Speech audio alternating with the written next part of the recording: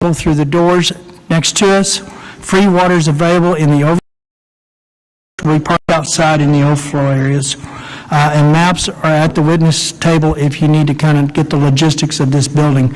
I want to thank the county and Tatum and all those state employees that were able to set up this hearing today and all of the things it takes to get it ready to go for the media and the connects and all the technologies available.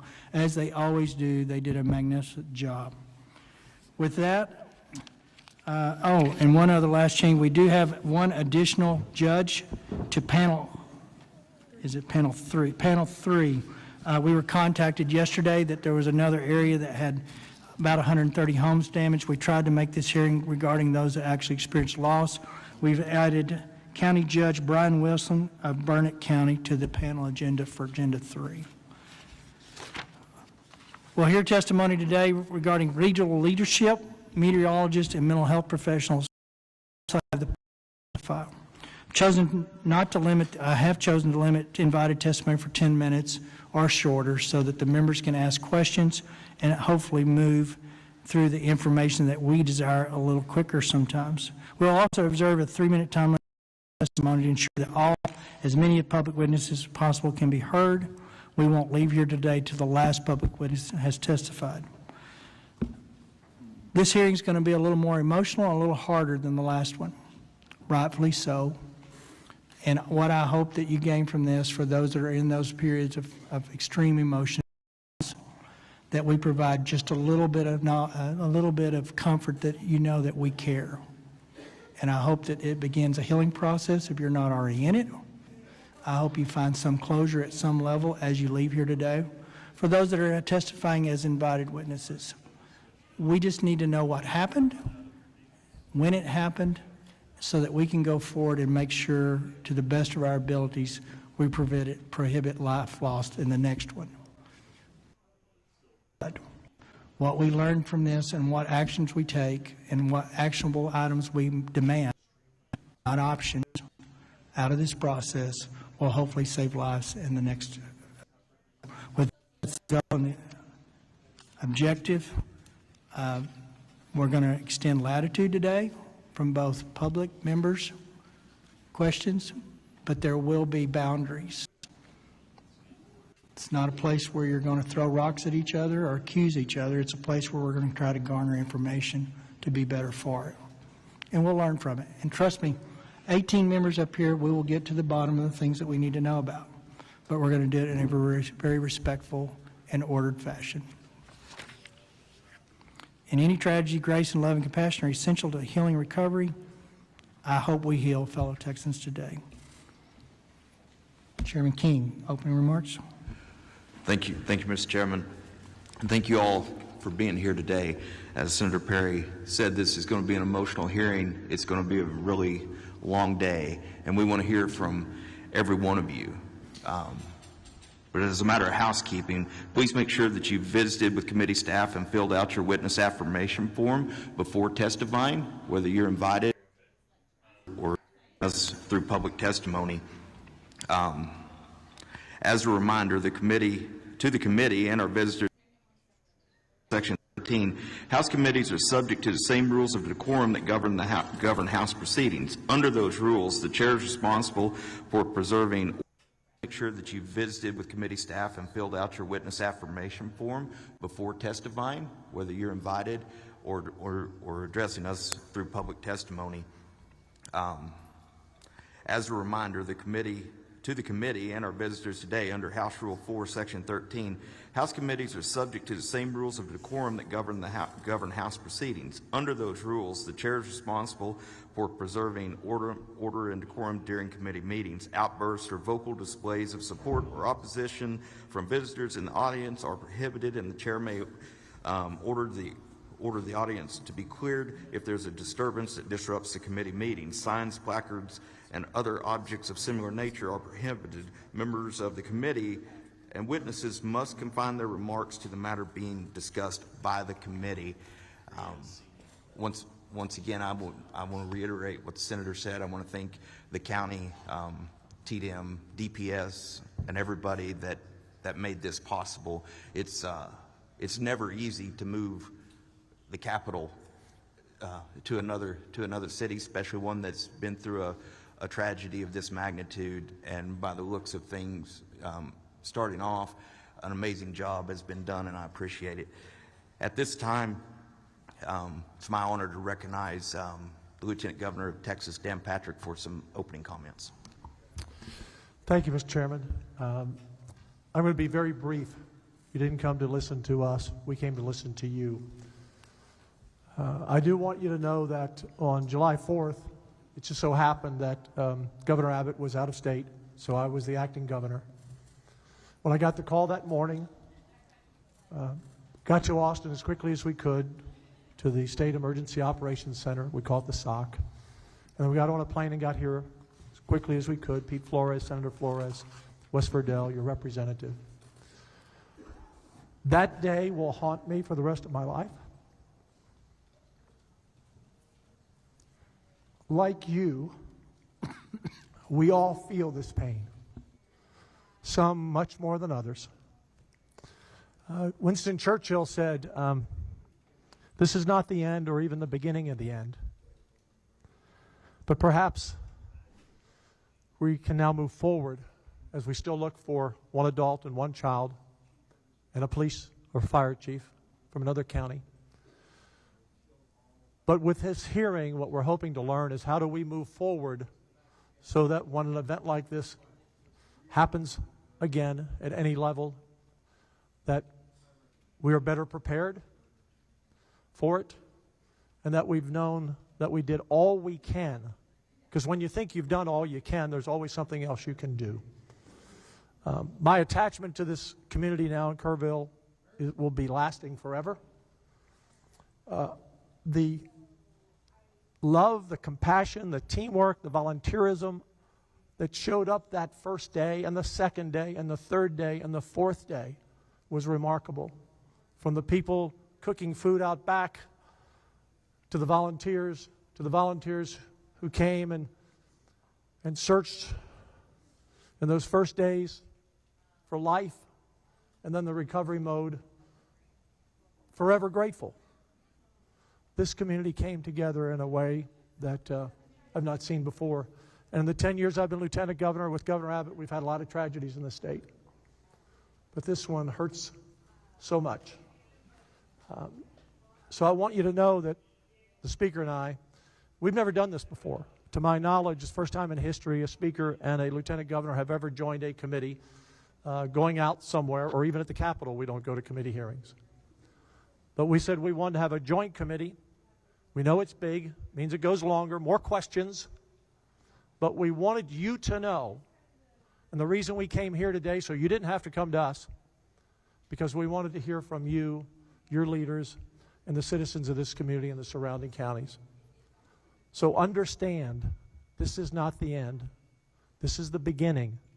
We will pass bills dealing with the immediacy of things that we can address now, but we will be doing this in the next session and the session after that.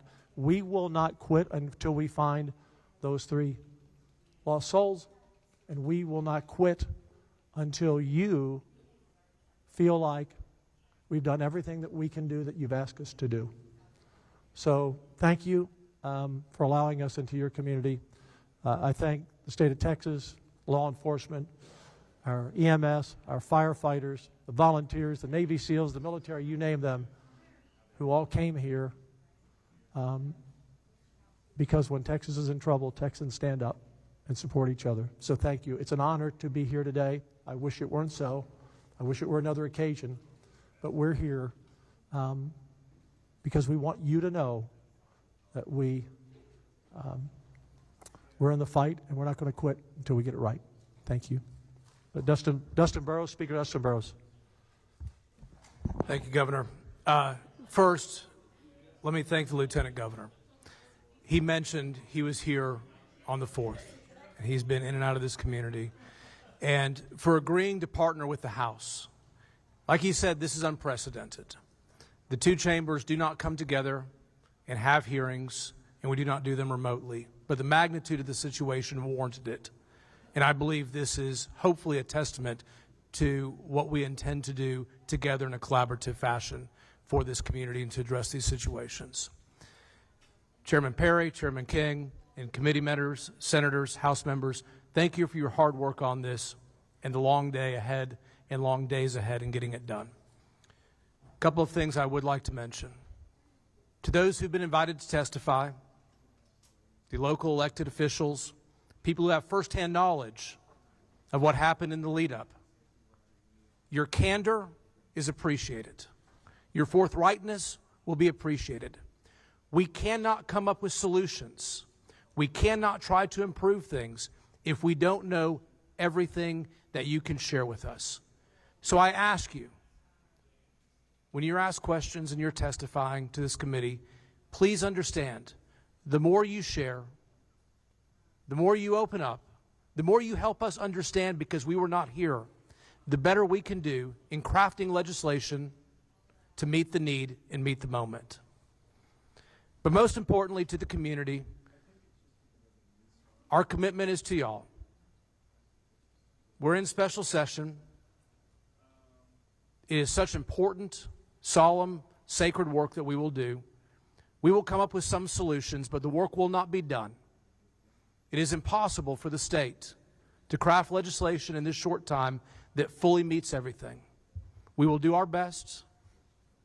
We will do some things, but our commitment is to continue beyond this session and these hearings into the next session and the session after that and continue to improve and do better. With that, I thank you for being here and your participation. Thank you. Thank you, Mr. Speaker. Members, I'm going to call up the first panel. Each one of them has up to 10 minutes. If they don't need it, they can move to the next one. We're going to try to get through the panel, and then we'll have member questions. The chairs reserve the right to violate that rule a little bit. If it helps kind of moving it along, we will try to set the stage. But with that, I call Judge Rob Kelly of Kerr County, Sheriff Larry Letha of Kerr County, William B. Dub Thomas of Kerr County.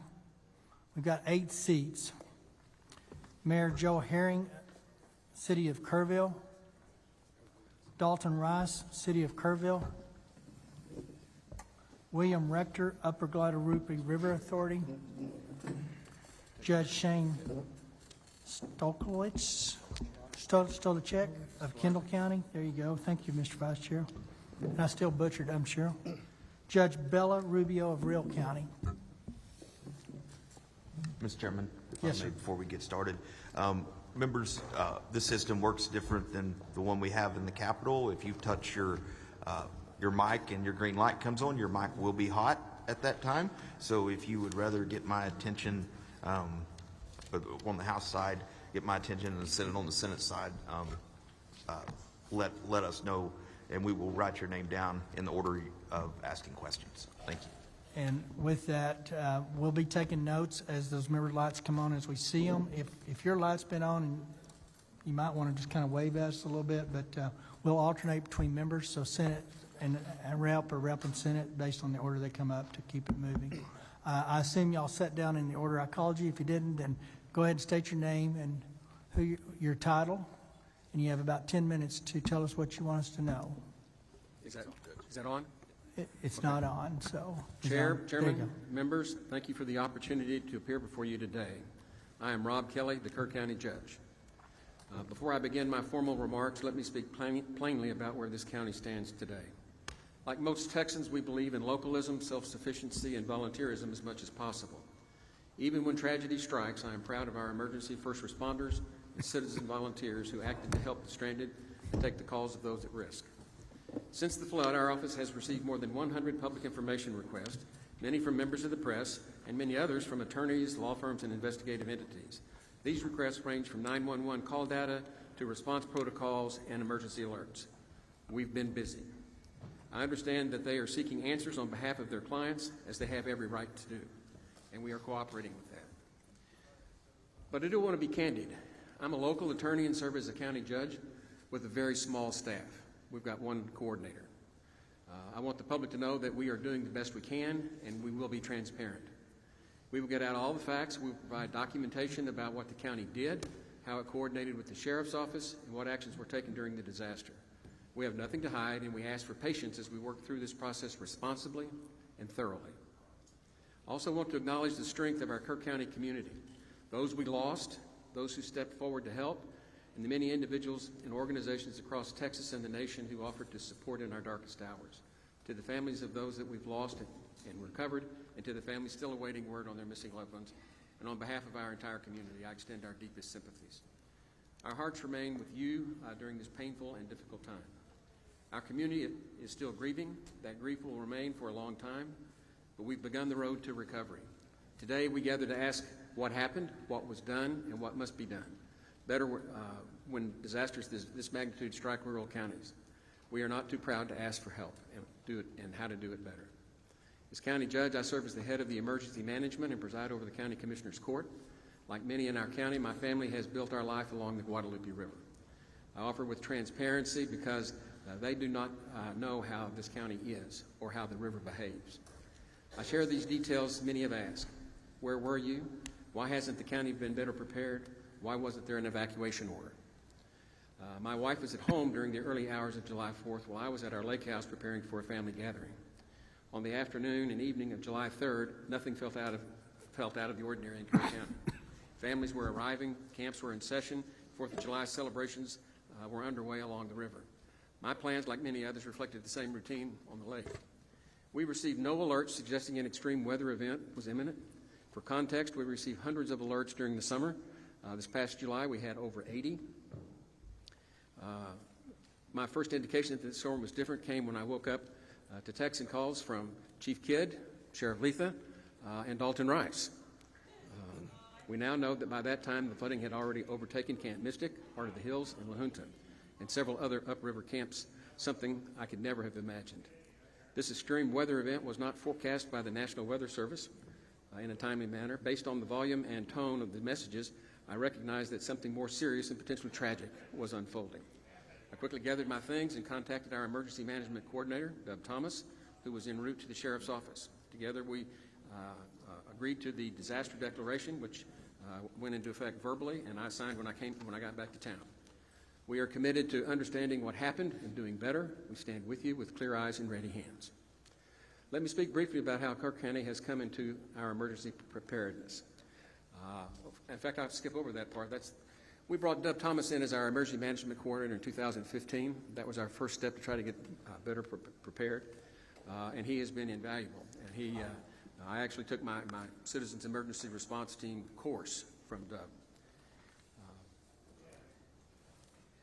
When the call comes, we respond. That is how our system works, through coordination and shared responsibility and a team approach among my office, the sheriff, and the emergency coordinators in the county. To better understand what happened, Kerr County commissioned an independent hydrology study from Waterway Engineering. It confirmed that this was a 1,000-year flood, and I've attached a copy of that hydrology assessment to my remarks. They're at the back, and very much worth studying. This was a storm unlike anything seen in our county before. It stalled over the South Fork watershed in Hunt and Moe Ranch, far from the population centers and in the location with very few rain monitors or flood gauges. The storm dumped more than 12 inches of rain in under 6 hours. That is not a typical for our weather patterns, which tend to move in and out quickly. This storm sat, it did not pass through, it overwhelmed the watershed. River flows at Hunt exceeded 220,000 cubic feet per second. Water rose more than 20 feet per hour. And by the time flooding became visible downstream, upstream communities, including multiple youth camps, were already underwater. This study confirmed what we saw on the ground. This was not foreseeable using today's detection systems. It was not forecasted by the National Weather Service or TDM. It was not expected by our emergency response team. And it is exactly the kind of scenario that reveals the urgent need for stronger tools, better detection, and modernized infrastructure, especially in rural communities like ours. The first 911 call to Kerr County Dispatch came from the River Inn Resort at 2:53 a.m. I don't know how many of you know where the River Inn is. It's way out there. And in that call, they were not concerned. They said the water was up on their little dam that they have for the swimming hole. Judge, can I stop you 1 second? I was notified that the witness mics are not going through the feed. Is someone watching the feed? So Senate committee is working on it, so thank you. Okay. Go ahead. Okay, better? Shortly after that call at 2:53, Deputy Green checked in and shared that he would survey the river and check low water crossings. The Hunt Volunteer Fire Department started door-to-door evacuations. One deputy became landlocked. Another rushed to Highway 39 to check and begin closing that road. By approximately 3:30 a.m., floodwaters had overtaken multiple crossings. We understood that we were facing a historic event. State and federal partners soon arrived, including the U.S. Coast Guard, Texas Game Wardens, TDM, and DPS, helped us coordinate a multi-agency rescue and recovery effort. Our local responder deputies, EMS, Texas DPS, and volunteer fire departments from Hunt, Centerpoint, Ingram, and Mountain Home acted with urgency and courage, putting their lives at risk. Hundreds of rescues were carried out by boat, by air, from rooftops, trees. At the time, we had only 6 deputies on shift and limited swiftwater resources, but we acted with everything we had. Lessons and recommendations. This flood took 108 lives, including 37 children. 2 remain missing. This is the most devastating event in Kerr County history. I say the first thing we need to do is get better real-time flood detection warning systems. Kerr County's applied for multiple grants to support these expensive systems, and we would like for those to be reconsidered. Secondly, we need stronger support for the rural emergency management, including staffing, swift water rescue equipment, and more training for our first responders. Rural counties face the same expectations as urban centers, but with far fewer resources. Finally, we need stronger communications and better broadband so that we can communicate better. There is very poor cell service out in West Kerr County and virtually no broadband, and even if people wanted to call downriver and warn folks, they didn't have the ability to do it. Plus, the 911 tapped out, and when they get too many calls, it just rotates to another county, to another county. It ended up in Seguin, of all places. And so, in conclusion, Kerr is a better place, is a place of beauty and resilience, is a place we want everyone to have the opportunity to experience and enjoy. What we experienced on July 4th was sudden, violent, and overwhelming, but we responded, we grieved, and we are building. Kerr County is ready to do the work, learn from this tragedy, and with your support, be better prepared for the next time the river rises. Thank you, and I look forward to answering the committee's questions.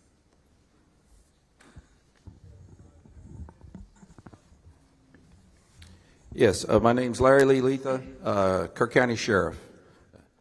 Chair members of the committee, thank you for the opportunity to speak to you today on behalf of the men and women of Kerr County Sheriff's Office, our dispatchers, our deputies, and our entire emergency response team. I appear today not only as sheriff, but as a voice for those who put themselves in harm's way without hesitation and for a community still recovering from an unprecedented natural disaster. Our deputies and dispatchers perform their jobs with courage, discipline, and determination.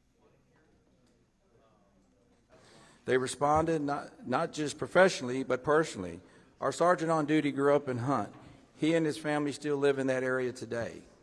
He assessed the low water crossings. He almost lost his vehicle within minutes because he was facing high water like nothing he'd ever seen before. Now, this is the same road that this deputy drives in and day out to come to work. And they did so while the ground underneath them was shifting. Since the flood, people have been asking for fair questions, and I welcome the opportunity to address them today.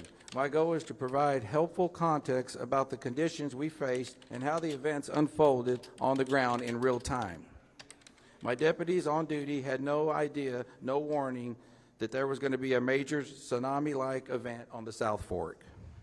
I went to bed that evening on July 3rd with zero worries. We had several weather reports that shared good news. We were finally going to get some rain. We had no idea to elevate the preparedness posture with the information we had at the time. That said, one dispatcher began receiving calls from a location upriver. The deputies on duty mobilized, as we always do, to address high-risk flood zones, starting along Highway 39 and heading further west toward Schumacher Crossing. What they encountered were roads already beginning to be overtaken by water in low-lying neighborhoods. They needed immediate evacuation. In those first few hours, one two-man team of dispatchers handled 615 radio transitions and more than 100 emergency calls, while mobilizing our fire department and rescue team. They never faltered. They stayed calm under immense pressure. One dispatcher remained on the line for 24 minutes with two young children whose cabin was filling up with water. She stayed with them till the end. The other responding deputies didn't wait for orders. They deployed immediately. One was nearly overtaken at Shoemaker Crossing, escaping on foot before turning around to help evacuate homes downstream. Another went door to door through the water to wake residents who were still asleep.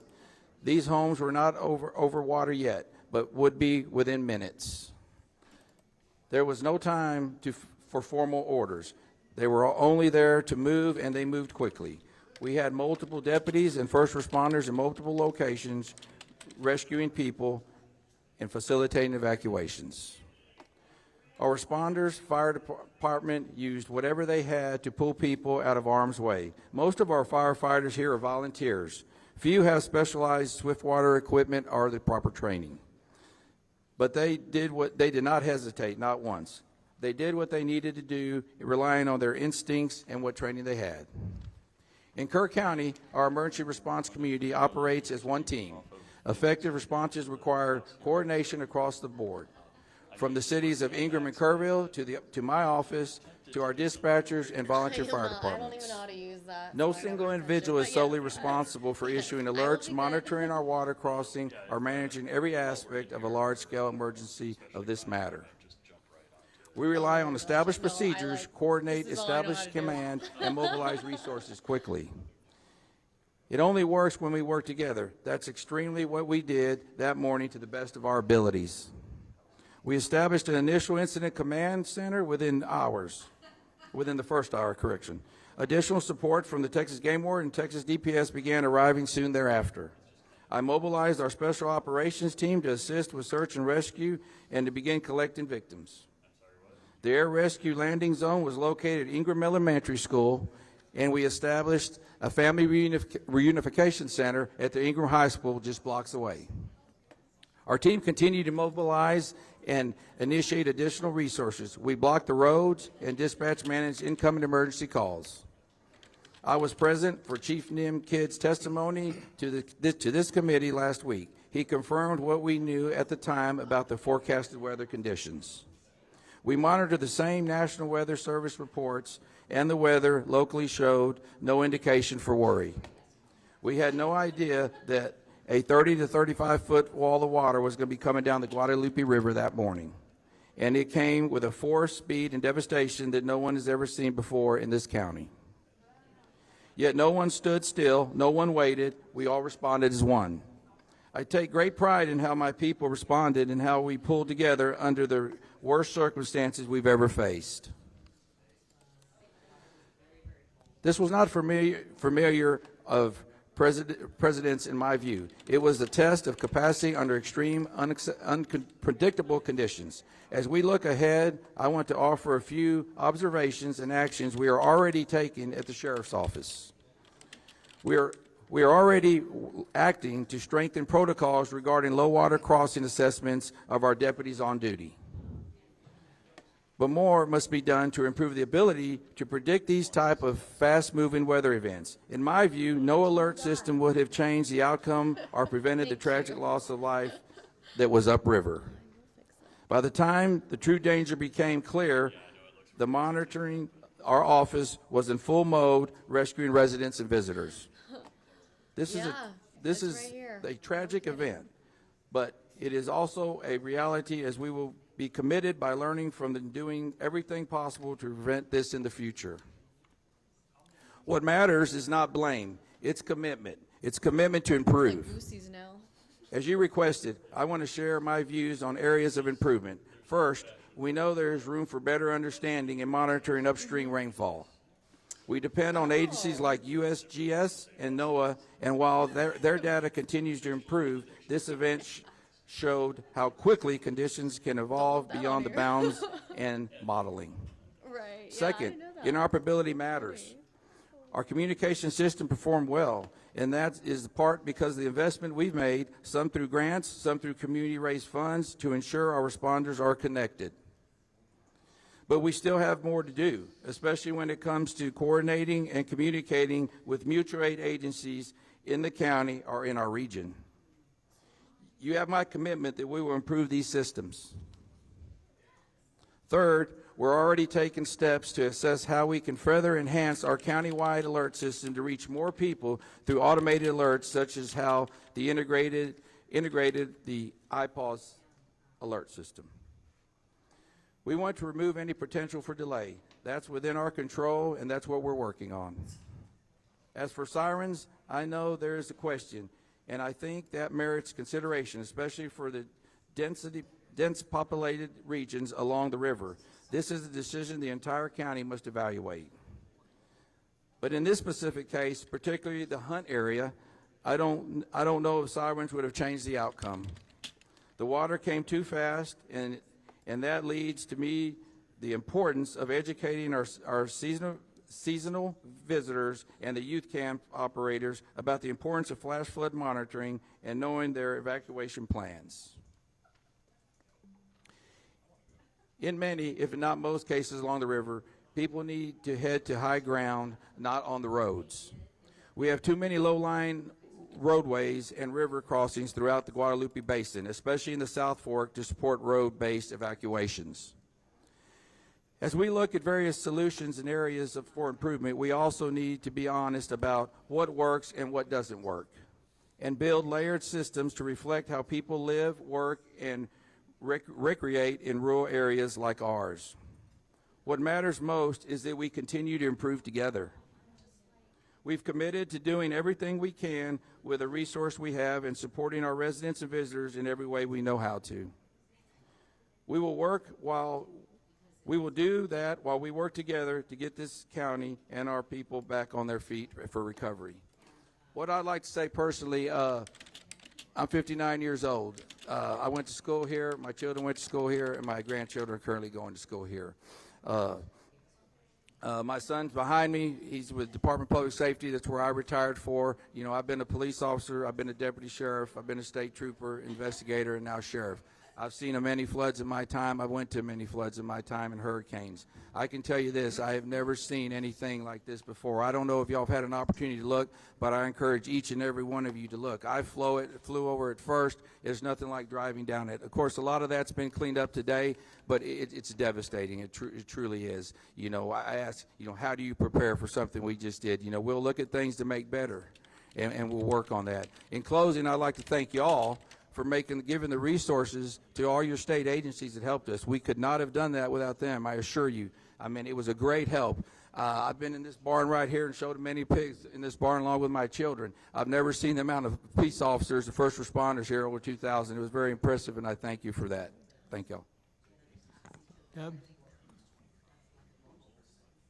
Chair, oops. Is it working? Yeah, pull it up there close. There you go. Chair, members of the committee, thank you for the opportunity to appear before you today. My name is William B. Thomas IV. I have served as the Emergency Management Coordinator for Kerr County in the City of Ingram since 2015, and I report directly to the Sheriff and the County Judge while operating out of the Sheriff's Office. I am a certified Master Police Officer with over 34 years of law enforcement and emergency response experience, including nearly 10 years with the Kerr County Sheriff's Office and prior service with the Texas Department of Public Safety. I previously served as a Highway Patrol Lieutenant and held the role of District Disaster Chairman for the El Paso Subdistrict and the role of Assistant District Disaster Chairman for the Waco District. Since moving to this region in 2010, I have focused on strengthening emergency response across Kerr County's 1,100 square miles. As EMC, I coordinate emergency response and all hazards response planning across unincorporated Kerr County and its 2 cities. I work closely with our dispatch, volunteer fire departments, first responders, and emergency medical services. I helped with the integration of the IPAWS system into our Code Red public warning system. IPAWS enables automated alerts from the National Weather Service to be broadcast directly to all cell phones. This system has proven essential for a rural county with the highest seasonal population and no 24/7 staffed operations center. Before I speak to what occurred during the July 4th flood, I want to directly address the questions about my whereabouts that night. On July the 2nd, I worked a full day despite not feeling well.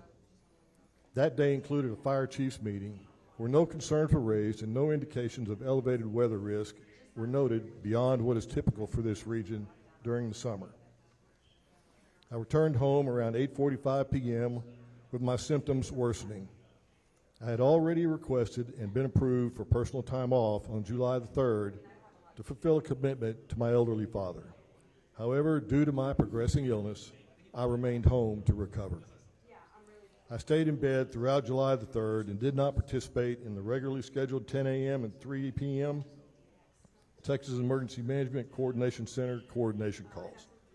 These calls are routinely followed by detailed written summaries, which were distributed to me and other county leadership, ensuring that the flow of situational updates remained uninterrupted in my absence. My supervisors and Sheriff's Office leadership were aware that I was off duty. I briefly woke around 2 p.m. when there was no local rainfall or indication of elevated risk and returned to rest. I was awakened around 5:30 a.m. on July the 4th by my wife following a call from the City of Kerrville EMC, Jeremy Hughes, requesting that I mobilize. I reported immediately to the Sheriff's Office. There was no visible flooding on my drive into the office, but it quickly became clear that the situation was escalating. By approximately 6 a.m., I was actively coordinating our county's response in close contact with the Sheriff, the Emergency Operations Center, and Mr. Hughes, working together under rapidly changing and difficult conditions. Our first responders mobilized without hesitation. The majority of them are volunteers, neighbors, business owners, and community members who serve without pay. Many had no formal swiftwater rescue training, yet they entered dangerous conditions to save lives. Their actions were nothing short of extraordinary, and I want to take this opportunity to publicly recognize their bravery, skill, and selflessness during one of our county's most challenging emergencies. I also want to specifically address the county's alert systems. The first line of notifications we rely on is the National Weather Service's ability to send geo-targeted alerts through NOAA, television, and regular radio frequencies. The complementary WEA message system, which is also activated by the National Weather Service, alerts all wireless devices in that targeted area regardless of subscription. The county took the additional step to implement the Code Red notification system, which is an opt-in subscription-based program that can be used to augment the National Weather Service for those residents opting to receive additional notifications and alerts. However, Code Red provides for limited coverage.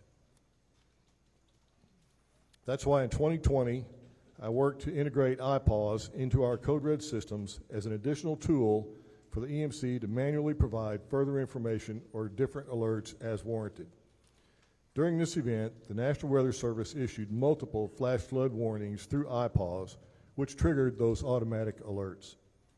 As EMC, I also have the authority to issue iPause alerts manually, and I have done so in other incidents, including one the day before the July 23rd hearing for first responders in the riverbeds. However, during this incident, I did not issue an additional iPause alert because the National Weather Service had already triggered more than a dozen alerts, which all provided a similar forecast. Be aware of the potential for isolated flash flooding. Anticipate rain in the range of between 1 and 3 inches, possibly as much as 7 inches. You may ask, what does a flash flood warning by the National Weather Service prompt me as the Emergency Management Coordinator to do? In our county, we take a coordinated approach to severe weather. Each summer, we receive hundreds of alerts and warnings from the National Weather Service. Our standard protocol begins with assessing low water crossings, which serve as key indicators of rising water levels and flood risk. Those crossings are also critical routes for emergency response, making them a top priority when flash flooding occurs. The National Weather Service forecast for Kerr County did not change until after 4:03 a.m. It is also important to understand those alerts went directly to the phones of residents and visitors alike. If your phone was on and had not disabled government's alerts, you would have received them. We believe this is the best system available for a county with high tourist turnover and no constant weather monitoring equipment or staff. To those who ask, what would you have done differently? The honest answer is that, based on the data we had at the time, there was no clear indicator that a catastrophic flood was imminent. The rain fell in remote areas with limited gauge data. Forecasts were not materially different from past events that did not result in flooding. The situation evolved faster than anyone could have predicted. Still, I've spent a lot of time reflecting not just on what we can do better here in Kerr County, but what can be improved across Texas in rural, river-adjacent communities like ours. First, we must recognize and support the value of volunteer fire departments and rural responders. These are the people that show up first. They serve wide areas with little funding and limited equipment. We need to invest in their training and their tools. Secondly, we need better data. We need real-time monitoring of rainfall and river gauges, especially in upstream headwaters and watershed zones. We cannot rely solely on radar or traditional forecasting from the National Weather Service. We need systems that detect what's happening on the ground minute by minute. We've discussed these upgrades locally, but Kerr County alone cannot afford them. This isn't just about our county. The Guadalupe River and Hill Country draw thousands from across the state and beyond each year. Our safety infrastructure should reflect that shared responsibility. Since this tragedy, many have asked whether a siren alert system could have helped us respond more effectively or even saved lives. That's not an easy question to answer with certainty. It's something our county has evaluated in the past. Concerns have been raised about their effectiveness in our unique topography, especially in areas with high canyon walls and rural terrain where sirens would be most needed. There are also limitations in reaching visitors who may not understand what the sirens mean or how to respond. Let's not fear the river, but let's respect it. We must understand the impact of extreme, fast-moving weather events and prepare accordingly.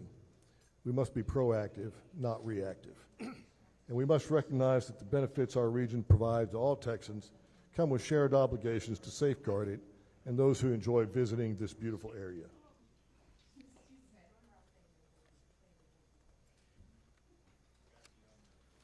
This was a tragedy not just for Kerr County, but for all of the communities downriver, and it must be seen as part of a larger trend with a statewide response. Inland flooding is increasing in both frequency and intensity. Our policies, funding models, and planning tools must evolve to meet this reality. I want to thank the committee for its attention to this issue. I look forward to working together on ways we can improve rural response capacity, increase predictive analytics, and bring equity to emergency resources for rural Texans. Thank you. I welcome your questions. Mayor?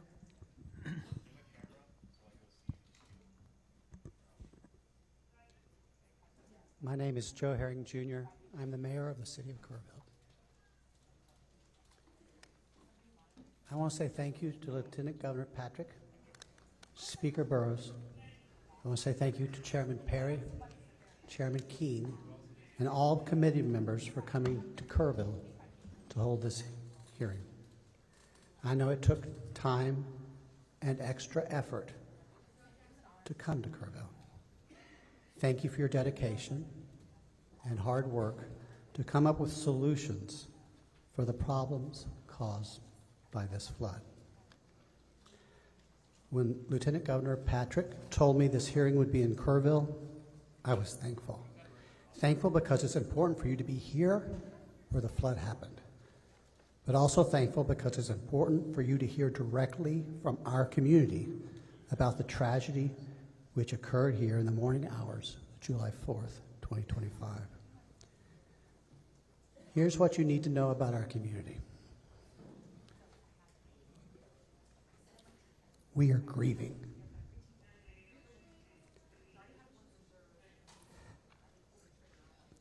We are shaken. But we are not broken. Dalton Rice, the city manager of the city of Kerrville, will share several important things with you in just a moment. He will share the timeline of the city's response to this disaster. He will share some of the actions we took which helped save lives. And he will share some of the lessons we've learned since July 4th, things we can do better to improve our city's response when the Guadalupe River floods again. And it will flood again. My main purpose today is to join Lieutenant Governor Patrick in calling for a flood warning system to be designed and installed in Kerr County before next summer. Whether it's a series of warning sirens or an automated, data-driven alerting system, or even a hybrid of both, we need solutions in place that protect the public and save lives. Frankly, we will need your help to achieve this goal. Here's one thing I learned from this tragedy. When Kerrville and Kerr County asked for help, help came. You are here today, and we're asking you for help. Help came from the state of Texas, help came from the United States, and help came from around the world. President Trump and Governor Abbott have been focused on sending help. I will be forever thankful to the brave men and women who showed up here to rescue those in peril and to search for those who are still lost. Thousands also came to feed the hungry, to give shelter to those who lost their homes, and to help our communities rebuild. Please know that Kerrville and Kerr County are grateful. Thanks again for being here today. I know we can find solutions together. Dalton. Lieutenant Governor Patrick, Speaker Burrows, Chairman Perry, and Chairman King, and honorable members of this committee, thank you for being here in Kerrville and Kerr County and for the opportunity to speak. I've had the privilege to serve in the military as a firefighter paramedic, in healthcare, and now in public administration. Sadly, I've seen the toll of both natural and man-made disasters far too often. What we experienced here over the July 4th weekend will stay with our community forever. But so will the strength, heart, and resilience shown by our people. Let me begin with a brief overview of Kerrville and our emergency planning efforts. Kerrville is a full-service city of about 25,000 people located in the heart of the Texas Hill Country in East Kerr County. Emergency management is a shared responsibility embedded in our culture from city council to our frontline responders.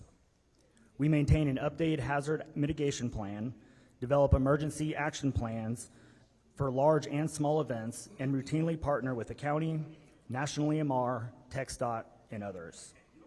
Just last year, we used the total solar eclipse as a full-scale disaster exercise. That preparation made a difference. We've also adopted strict floodplain regulations aligned with FEMA standards and recently implemented a 6-year building code update cycle to meet post-disaster resilience requirements. Those proactive measures minimize structural damage during the floods. I've included in your packet our floodplain and floodway development regulation summary, charts reflecting buildings in the floodway, the 100-year and 500-year chance for flood hazard zones, and a breakdown of how we allocated 98% ARPA funds to public safety. On July 3rd, weather forecasted indicated scattered storms with possible isolated flooding.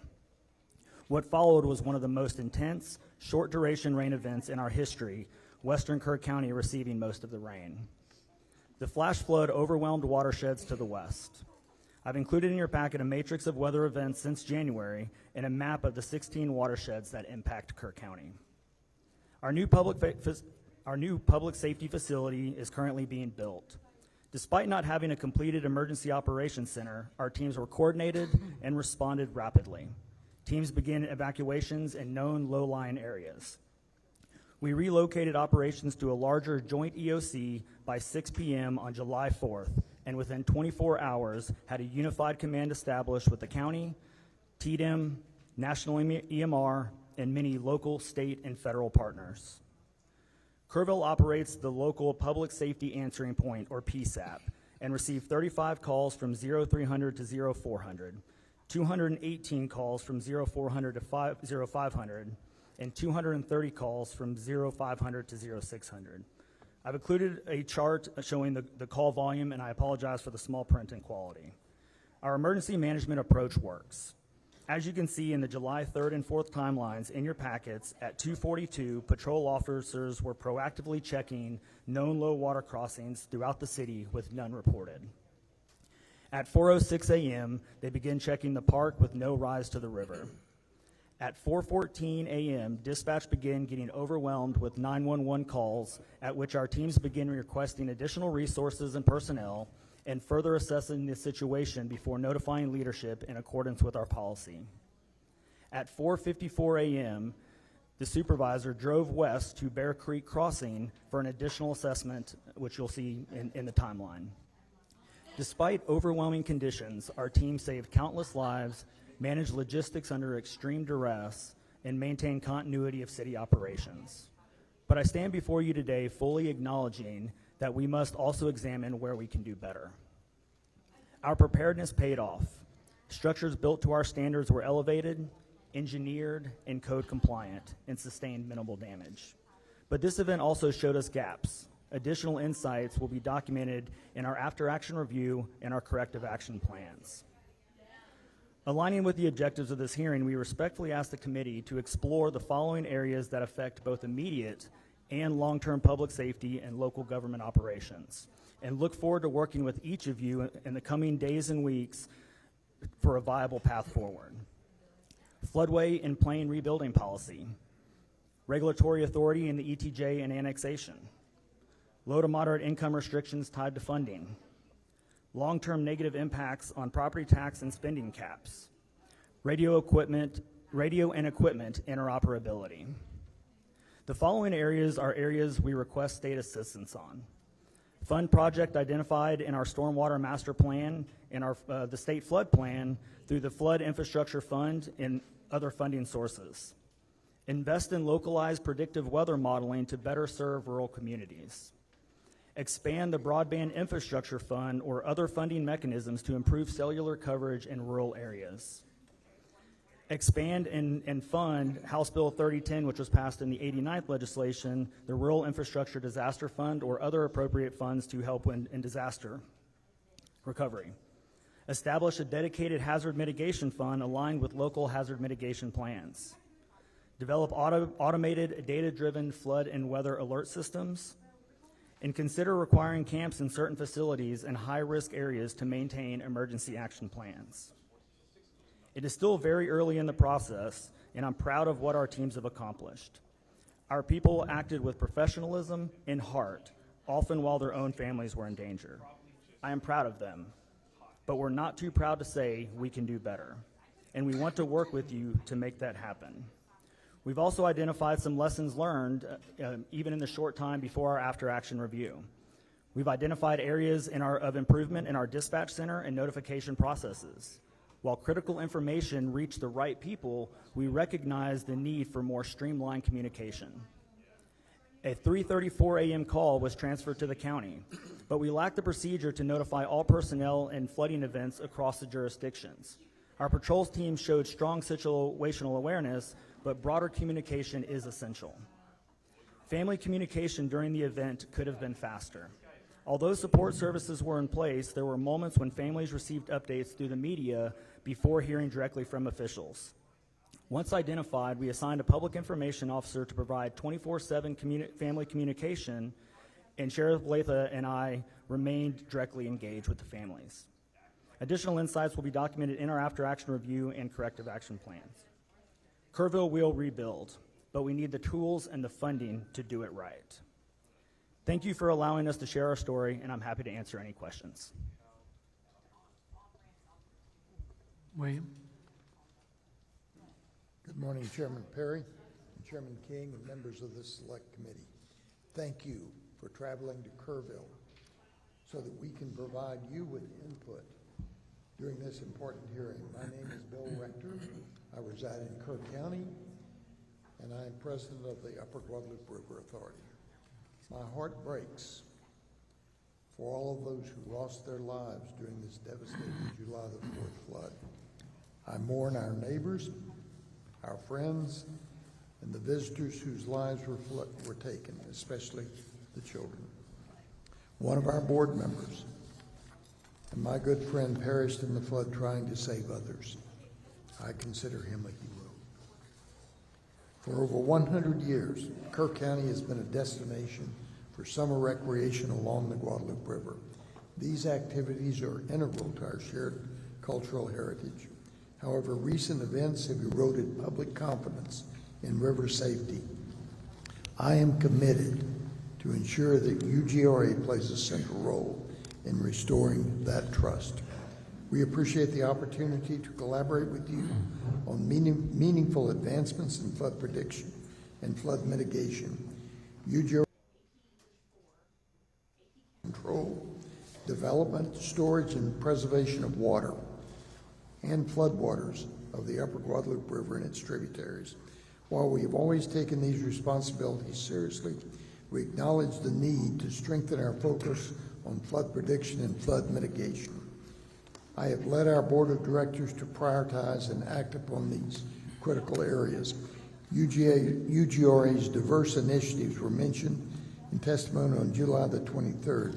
Today I will focus exclusively on what UGRA has done to support flood warning and flood mitigation projects. I see these as two pivotal, vital aspects of flood control. I would like to begin with first, flood warning. Historically, UGRA and other river authorities have partnered with agencies such as USGS to establish gauges recording stream flow rates and elevations. In fact, for the past 30 years, UGRA has contributed financially to maintaining USGS and GBRA gauges within Kerr County. Data from these gauges are transmitted to the National Weather Service, where it is analyzed and disseminated to emergency managers. It is the recognized responsibility of city, county, state, and federal emergency management agencies, not UGRA, to utilize the data we provide to inform life and property saving measures. Emergency response coordination has never been a legislative obligation assigned to UGRA. For the past 10 years, UGRA has taken numerous actions to improve flood prediction and warning. In 2016, UGRA jointly funded a preliminary study for a flood warning system. The study was used to support applications to the Texas Department of Emergency Management Hazard Mitigation Grant Program in 2017 and 2018. These grant applications were denied. In 2020, 2 years later, when the first regional flood planning groups were being assembled, the UGRA general manager was appointed to a position on the planning group and actively participated in development of the plan. This, however, never materialized into flood funding for UGRA. In 2023, we knew the clock was ticking. UGRA renewed focus on flood warning by again prioritizing in a strategic plan. In September of 2024, our board invited a hydrologist to present technology for streamlining data access for end users. Based on this presentation, we resolved further to develop a software solution to improve flood prediction and procuring additional rain and stream gauges to enhance local awareness during flood events. This concept was presented at the November 2024 board meeting, and the consensus was to proceed. At the next board meeting in January of 2025, we approved release of a request for proposals to start the project. During this time, our board decided not to accept the 5% grant from the Texas Water Development Board. I would like to clarify the rationale behind this decision. When we applied for the grant in April of 2024, we had hoped for approval for at least 50% of the $1 million requested as a cash grant. intending to match it with our reserve funds. The actual offer was only 5% as a cash grant. Furthermore, we were not eligible for a 95% loan without voter approval. Since repayment would have been from tax dollars, we also learned that the timeline to submit the full application, which would require professional engineering assistance, was only 6 weeks. That timeline was not feasible for us due to state procurement guidelines.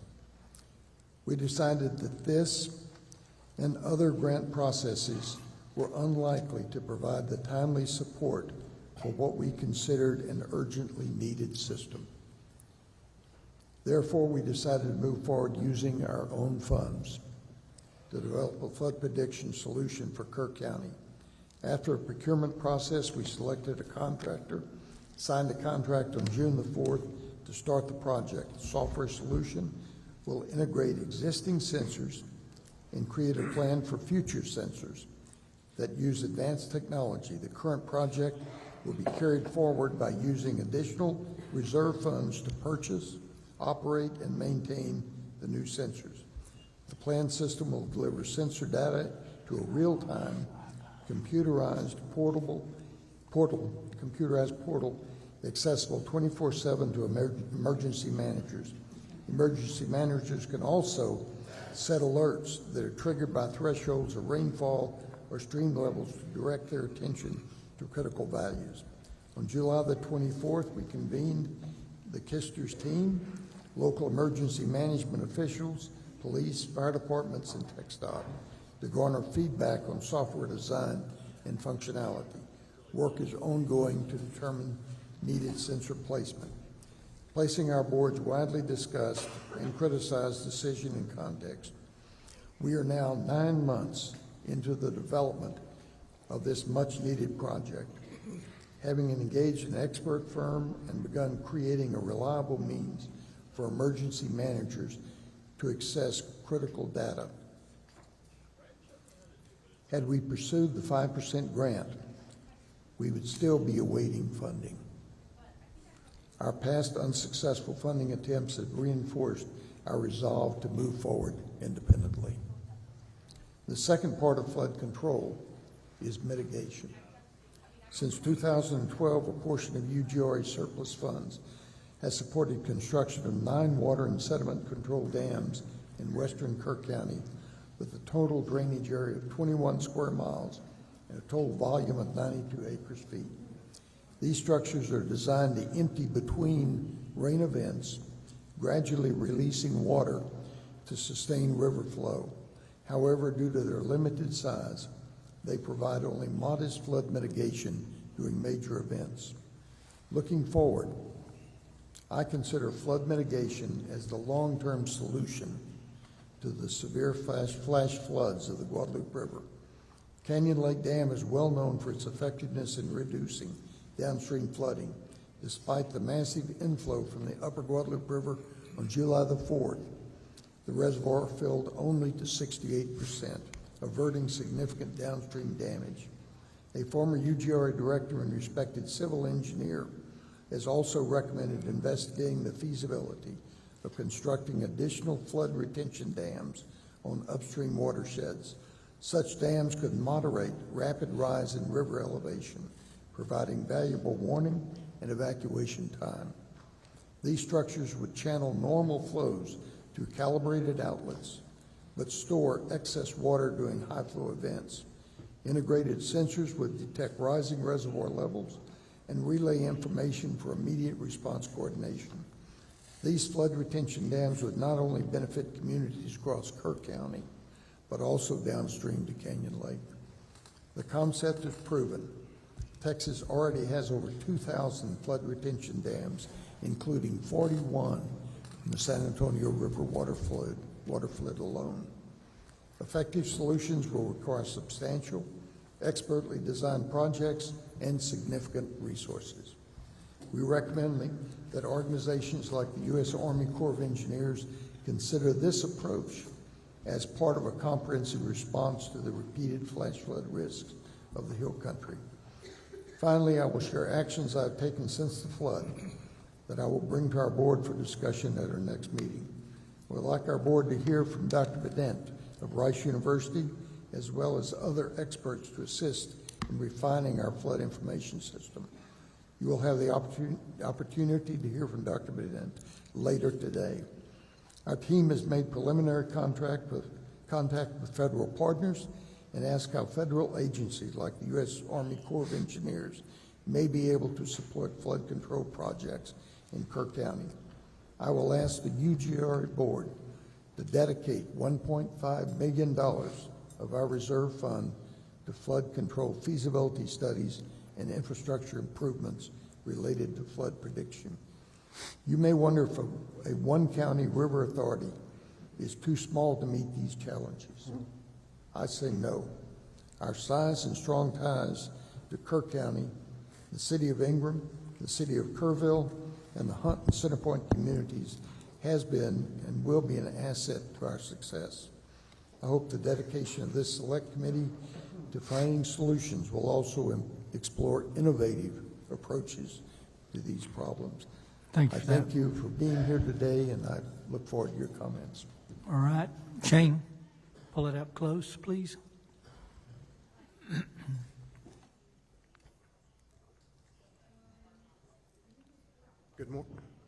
Good morning, Lieutenant Governor Patrick, Chair, members of this committee. My name is Shane Stolarczyk, and I'm proud to serve as the Kendall County Judge. I've also served 10 years as a major in the United States Air Force, including an active duty tour during the COVID-19 pandemic, stationed at Joint Base San Antonio. Outside my judicial role, I'm a 24-year practicing appellate attorney and small business owner. Before I begin, I want to recognize and thank TDM, especially Chief Nimkid, Chief Darren Brinkader, and our CLO, Scott Haynes, for their crucial support during our recent flood disaster. Their ongoing communication, guidance, were key to our emergency management team's ability to respond effectively and safely. Let me pose a simple but powerful question to this committee. Proper planning or dumb luck? If your life depended on it, which would you choose? Disasters always carry an element of unpredictability. We were fortunate this time. The USGS flood gauge data reflected a 50-year flood event for the Comfort community, not a 100-year, not a 500-year event. Even more luckily, Sir, can you pull that right up there? The stream requires you almost to eat that mic. Sorry, sir. You can't get too close. How's that better? There, Okay. Even more luckily, Cypress Creek and Comfort did not flood. But make no mistake, it was proper planning, not luck, that formed the backbone of our response. Our philosophy in Kendall County is simple: prepare for the worst every time. That philosophy guided the creation and implementation of our Emergency Action Plan, our EAP. This is not just a binder gathering dust, it's a living document, tested, updated, and actively used by our coordinated emergency team. Our EAP was recently used in response to the Texas eclipse events last year and proved vital again during this flood. Our success depended on trusted collaboration between our emergency personnel, engineers, volunteers, and regional partners. From shelter coordination and road closures to public alerts, we operated as one team with one mission: protect lives and property. I share this today not to say we have all the answers, but to stress that the importance of investing in emergency preparedness before the disaster strikes. The timeline of our flood response shows our proactiveness prior to the floodwaters reaching our community. Our vigilance of the weather began on July 3rd, 2025. At 8:37 a.m., CLO Scott Haynes contacted our emergency management coordinator, Brady Constantine, and advised him to be vigilant and stay alert for heavy rain over the area in the late evening and early morning hours. Haynes specifically advised Constantine to take note of RV parks and campgrounds along the river. At 10 a.m. on July 3rd, EMC Brady Constantine attended a State Operations Center weather call advisory of the potential weather. At 10:25 a.m., EMC Constantine responded by emailing all our volunteer fire chiefs, our EMS administrator, the Kendall County Sheriff Patrol Sergeant on call, and our Precinct 4 Commissioner, reminding them to be vigilant and on alert for potential flooding in the Comfort area. At 1:18 p.m. on July 3rd, the National Weather Service issued a flood watch advising of potential local heavy rainfall and flooding. At 6 p.m., we started sharing Facebook weather updates and currently monitoring the incoming storms. At 11:41 p.m., the National Weather Service escalated the situation to a flash flood warning. By midnight, EMC Constantine continued to actively monitor weather reports and river gauges in Comfort, coordinating closely with our sheriff's deputies. This continued throughout the night and into the early hours of July 4th because EMC Constantine, I quote, had an uneasy feeling that night about the pending weather conditions. At 1:14 a.m., flash flood warning with a considerable tag was issued for Bandera and Kerr counties. EMC Constantine initiated the activation of our Emergency Operations Center for Kendall County at 4 a.m. and started making phone calls to the pertinent EOC team members. At 4:03 a.m., flash flood warning was upgraded to a flash flood emergency for south central Kerr County, including Hunt. At 4:32 a.m., the National Weather Service reported 5 to 10 inches of rainfall had fallen across south central Kerr County over the past 3 to 6 hours. A particularly dangerous situation was declared and a flash flood emergency issued. At 5:29 a.m., our phone alert system, known as WENS, Wireless Emergency Notification System, issued our first flood warning for Kendall County. At 6:21 a.m., Kendall County began notifying river residents that the situation along the Guadalupe River was a concern.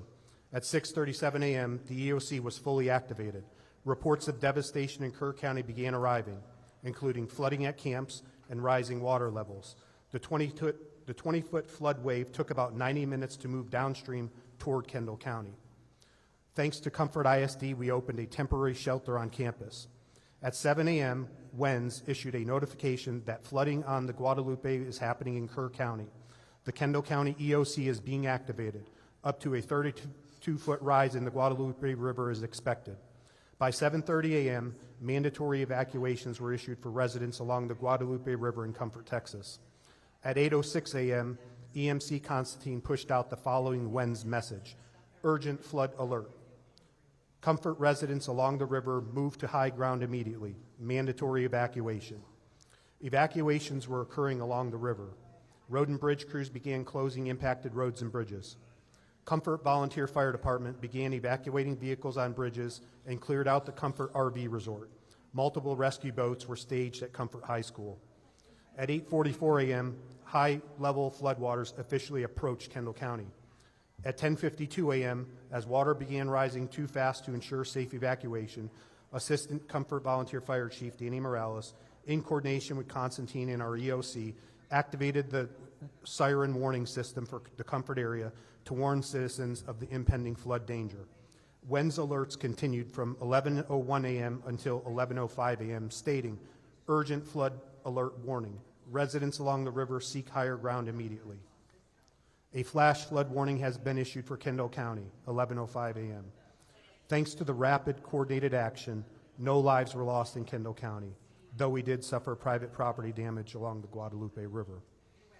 What has Kendall County done to plan, mitigate, and respond? First, we've strengthened our floodplain rules. For example, no RV or manufactured home communities are allowed in the floodplain areas. New construction must be elevated 1 foot above base flood elevation and anchored per hydraulic standards. 2, we invested into a feasibility study for Cypress Creek, investing over $175,000. This is located upstream in Kerr County to help protect our downstream Comfort community. We pursued a countywide drainage master plan to proactively address flood risks across the region. We created a full-time grant coordinator position in the county to identify and apply for grants, including flood mitigation funding. We expanded our ICS and FEMA-based training, focusing more on tabletop exercises and preparation efforts. We implemented the WENS emergency alert system, which is an affordable, highly effective emergency communication tool used to notify citizens. We allocated $1.5 million in ARPA funds for culvert improvements throughout the city of Bernie. We also partnered with the soil and water conservation districts in our community to improve flood control structures in the county. And lastly, we passed a bond proposition for $20 million. This bond is known as Prop A. It's to purchase conservation easements and green space protecting waterways, and limiting certain harmful types of development in those areas. Recommendations to improve the state and local response capabilities. Let me first emphasize, TDM performed admirably from Kendall County's perspective. Our CLO, Scott Haynes, was embedded within our EOC from day one. His leadership maintained consistent contact and support with us. We are deeply grateful. That said, here are a few recommendations based on our experience. Improve access to the IPAWS system, the Integrated Public Alert and Warning System. It's currently too limited in access and not user-friendly. WENS and IPAWS can work together, but local officials need better access to both tools. Develop a river-wide emergency alert system, one that tracks the entire Guadalupe River and its tributaries, offering early downstream warnings across jurisdictions. 3, simplify the grant application process for small counties. Avoid requiring costly engineering studies just to apply. These costs deter small counties from even seeking funding. 4, create a COG-wide emergency operations plan to streamline regional coordination and improve response across the Council of Government areas. In closing, our experience in Kendall County is a testament to what preparation, communication, and teamwork can achieve. We didn't have it perfect, but we had a plan, practiced it, and execute it with urgency and coordination. I urge the committee to continue investing in local preparedness, strengthen interagency tools, and ensure small counties have equitable access to resources.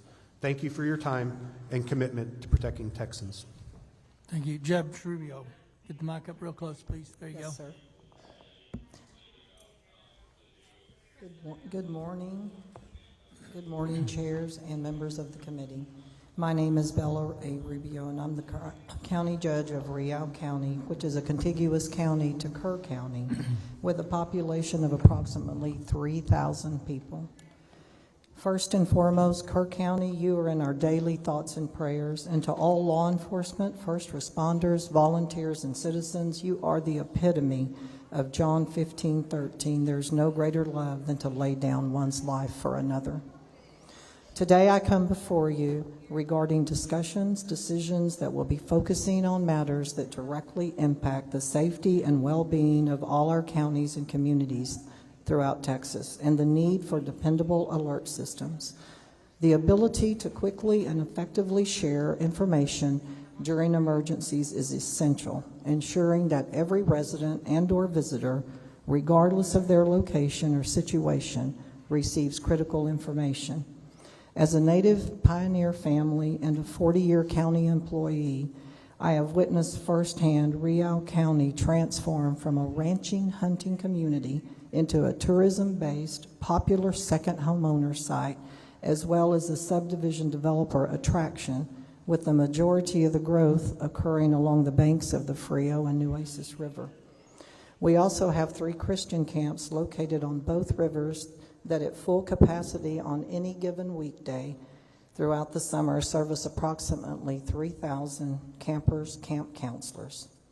Growing up a quarter of a mile from the Frio River and currently residing on the Frio River for the past 42 years, I have experienced river creek rises in all different sizes, some that have come just like a thief in the night.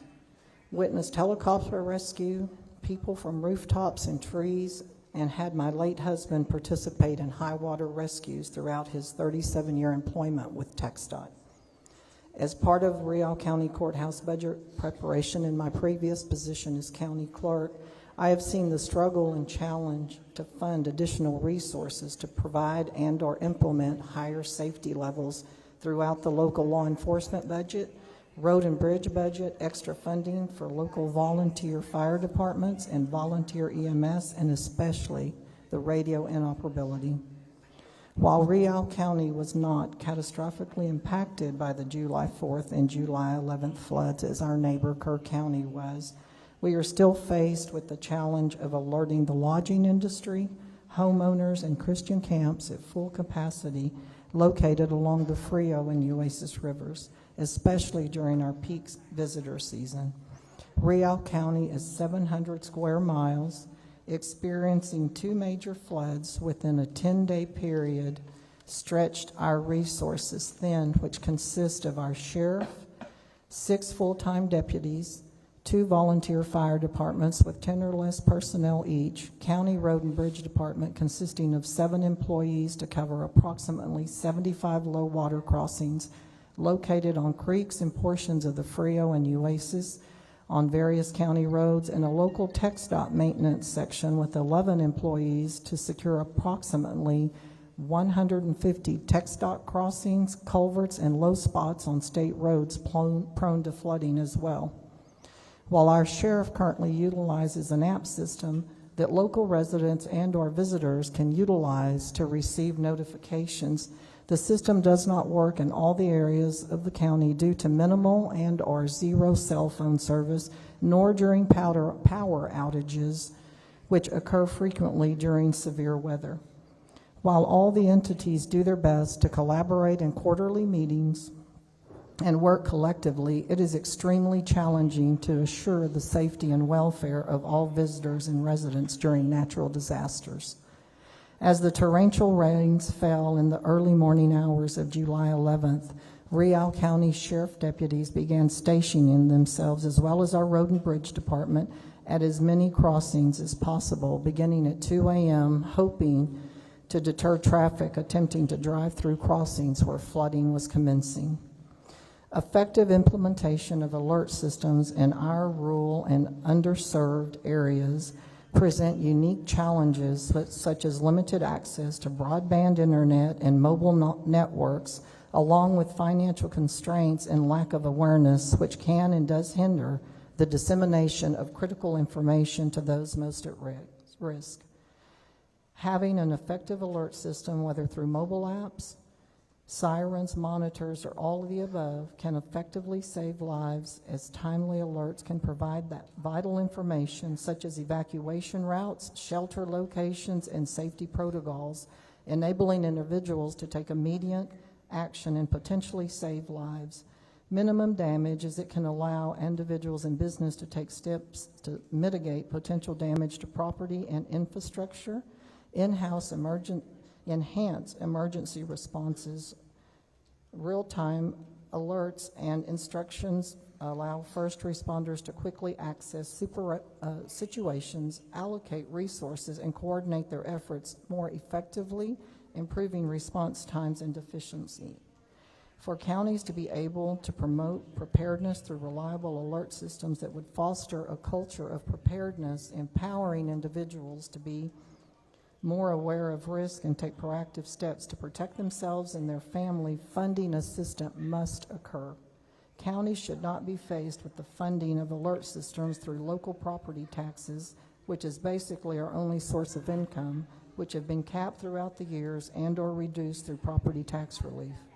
While there may be possible grants geared towards purchase of alert systems, there are none that I am aware of for the maintenance and operation of these systems, much less the replacement when destroyed either by natural disasters or types of accidents and/or vandalism. In closing, I would add that I understand there's never a perfect solution nor a fail-proof system.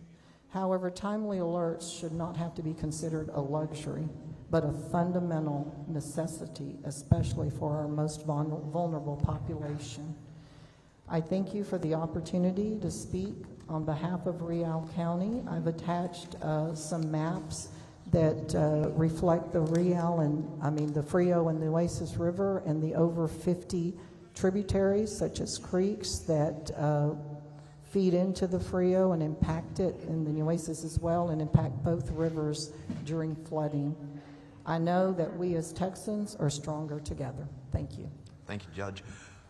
Members, as a reminder before we start questioning, if you have a question, just raise your hand so we can write you down. I got you. And to our panel, since there's 8 of you, some of you may be better prepared to answer a question. Just for record keeping and for those watching on the live feed, please state your name and who you represent before speaking into the mic, and pull the mic up as close as you can as well. Chair recognizes Representative Louderback. Thank the panel for their service. Sheriff Letha, could you take a minute and give us a timeline on the events of that morning?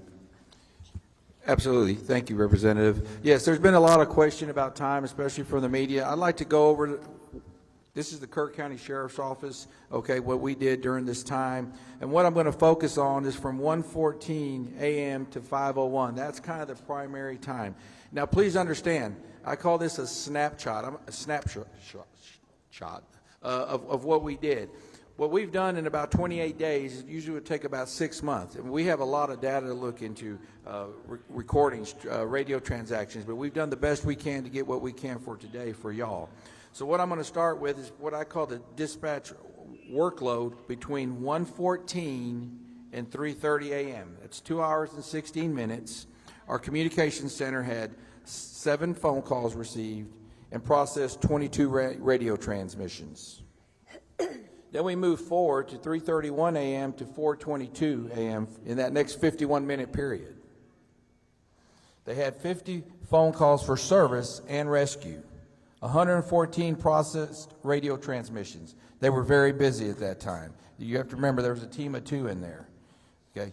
In that time, starting at 1:14 a.m., NWS issues flash flood warning to Kerr County, released on code red. 1 to 2 inches of rain has fallen, anticipating 1 to 2 inches per hour, an additional 2 to 3 inches possible. 2:08, a caller calls in inquiring about road conditions and if they're clear. 2:53, 911 call from River End. Water coming over the river break, they advised the visitors of flooding, no evacuation. So that's not normal for us, okay? A lot of times when rain comes, it goes up. That's normal for our area. 3:27 a.m., Mountain Home Volunteer Fire Department reports Shoemaker Crossing is not passable. That's a little bit more of an alert, but not abnormal. Okay, we move to 3:30 a.m., it's different. Dispatch receives a call from a family on a roof requesting air evacuation. Now that's what I consider it's all hands on deck starting at 3:30 a.m. 3:35, dispatch tones out Hunt Volunteer Fire Department to swift water rescue. 3:39, Mountain Home Volunteer Fire Department asks KCSO to tone out Ingram Volunteer Fire Department for evacuation at River RV Park. 3:41, KCSO Deputy Green confirms Shoemaker Crossing is not passable. 3:43 a.m., KCSO tones out Kerr County Special Ops for swift water rescue.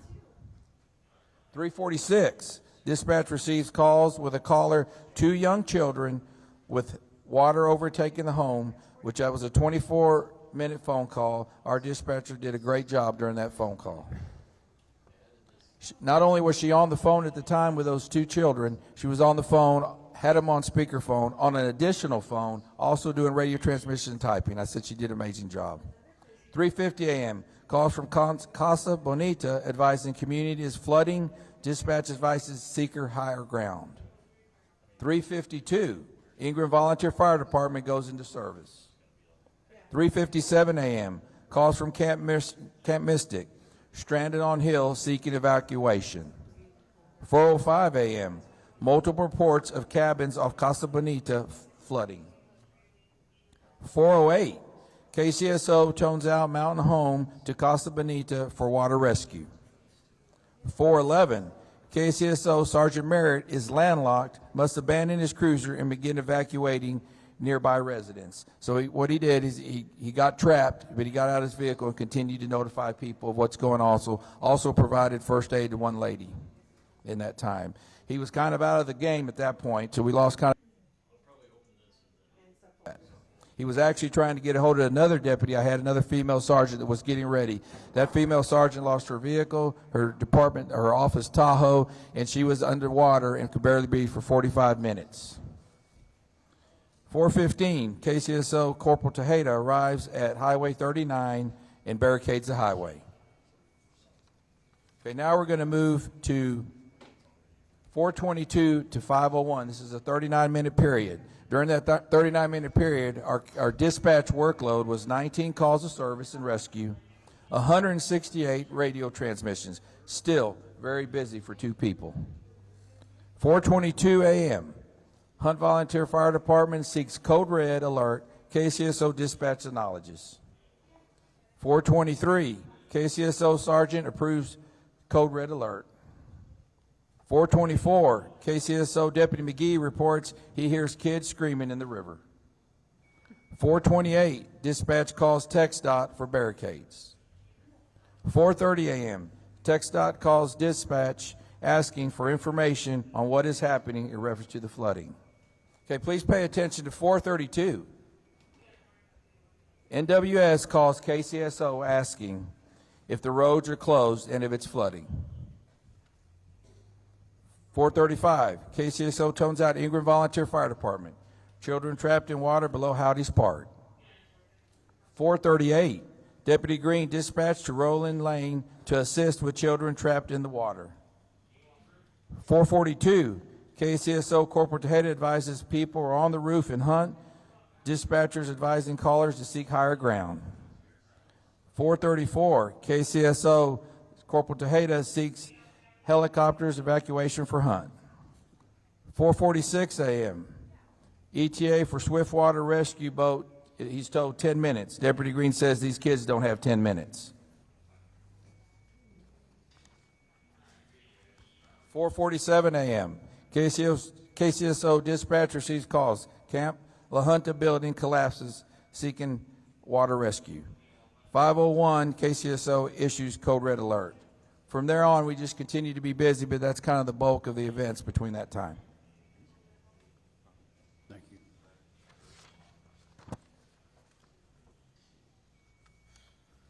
Senator Flores. Thank you, Mr. Chairman. Well, I don't know that words can describe what I witnessed when Lieutenant Governor and I first came on that day. But I think it's incumbent for people to know, those that are listening locally, statewide, nationally, just what type of calamity you experienced in a short period of time that was unprecedented, a monster in the middle of the night that we've never seen before, and how this community, you all that I personally witnessed, responded with the resources you had to that calamitous event. And I want people to know what I saw. You, Sheriff, Judge, Mayor. You guys didn't sleep. I saw that. You're totally committed. And not only that, I witnessed the local first responders, like they, in a true Texas fashion, that were the first ones there, not knowing what monster they were facing either, just knowing that their fellow Texans in Kerr County were in trouble. Then I got to witness your cooperation and work as you started to organize quickly with TDEM, state resources. We're blessed with Chief Nim Kidd and the preparation that he has in his department. And working together in emergency management with our troopers and our game wardens and Task Force 1, which were close by, but always ready and prepared, working with their local communities. So I wanted to take this moment to thank you all and let people know you saw things that you'll never unsee, and you have experiences you wish you never had. But we'll take this opportunity in this hearing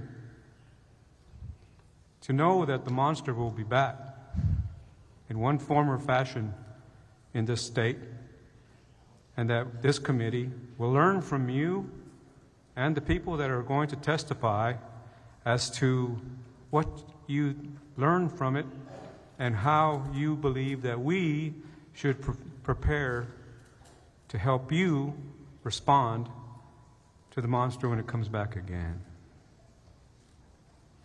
So thank you very much for that, for your input, your knowledge, your preparedness, would you say that the top three things I'm hearing so far, that communications is extremely important and something that we can improve on? Sheriff, would you say that was the truth? 100%, I do. Like I said, we had a lot of support came here. We are in the middle or towards the end of a $7.2 million radio infrastructural upgrade, which the radio did work. One of the issues was it did take a few days to get everybody on that. I kind of call that a software issue. You have to get everybody programmed. But we know we did get it done. But also, I still have concerns to the west part of our county about having some radio reception in that area. Yes, so yes, sir. Conversely, that also ties, would you agree that also ties into communications would be our ability and technology and cell phone availability, especially in the upper Guadalupe and in other remote areas of the state?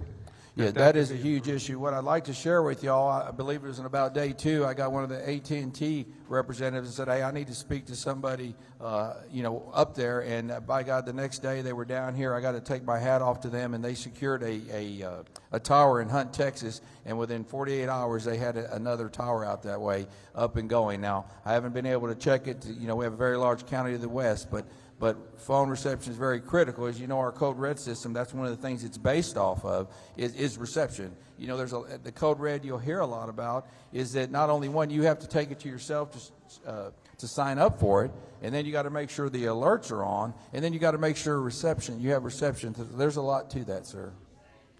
And would you agree also that what I'm hearing is that emergency management coordination, while Texas is some of the best in the world, we can continue to improve that from the local, state, and national level to make it more seamless. Would you say that's another thing that came out of this? Yes, sir, 100%.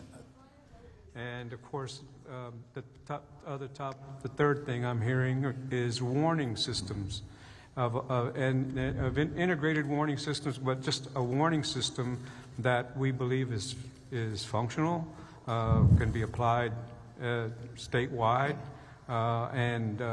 So warning systems, whether that be sirens, whether that be improvements on how the message gets out to the community for that there's an impending flood, an attack, whatever, tornado, that warning systems is another prong that we need to work on and improve. Yes, sir. I think that's very important. I've already had some talks with the courts. I think we really need to look in that and take it serious. And I wish we could have something by next year, but I know this is a very slow and expensive process. But yes, sir. And while you mentioned expensive, of course, there's the other component that it goes with all of this, and that's the funding of it. Exactly. It is very expensive. We work together to be able to do it. Thank you all for what you did. I'll always be indebted to you and be honored working with all of you and for this community and for our state, and we look forward to some positive results. Thank you, Mr. Chairman. Chair recognizes Representative Verdell. Thank you, Chairman King. A couple questions. First, I just want to start off with Kerr County, and Judge Rubio, it's good to see you this morning too. For the Kerr County officials, I wanted to commend y'all on July 4th, how quickly y'all came together as a unified entity to work, especially with TDM and all the other agencies that came in. That was just, I know it was a tragedy, but it was impressive to watch how quickly y'all responded and worked together. Also, I know that they're not on the invited testimony list, but I wanted to give some credit to the others that also helped in that, which was your county commissioners. I know you had Commissioner Jeff Holt and Commissioner Rich Paces on the river actively that morning looking for those that were hopefully still alive on the river, and they did manage to find some. And then you had both your two other commissioners, County Commissioner Don Harris and County Commissioner Tom Jones, that were here actively at the EOC helping with communication. I also want to mention, y'all mentioned this, your volunteer fire departments, they were extremely critical in the rescue and information gathering and everything. So we're incredibly grateful for what those fire departments did with y'all. I hope that they publicly get the credit that they deserve also.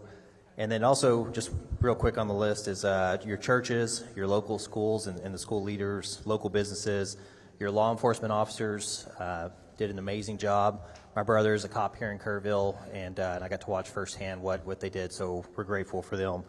I do have a couple questions, and Dr. Rector, if you don't mind me, Dr. Wright, did I get that right? So you had mentioned diversion dams. I think you also possibly mentioned Charlie Hastings. I'm assuming you might have been talking about him a while ago and the diversion dam.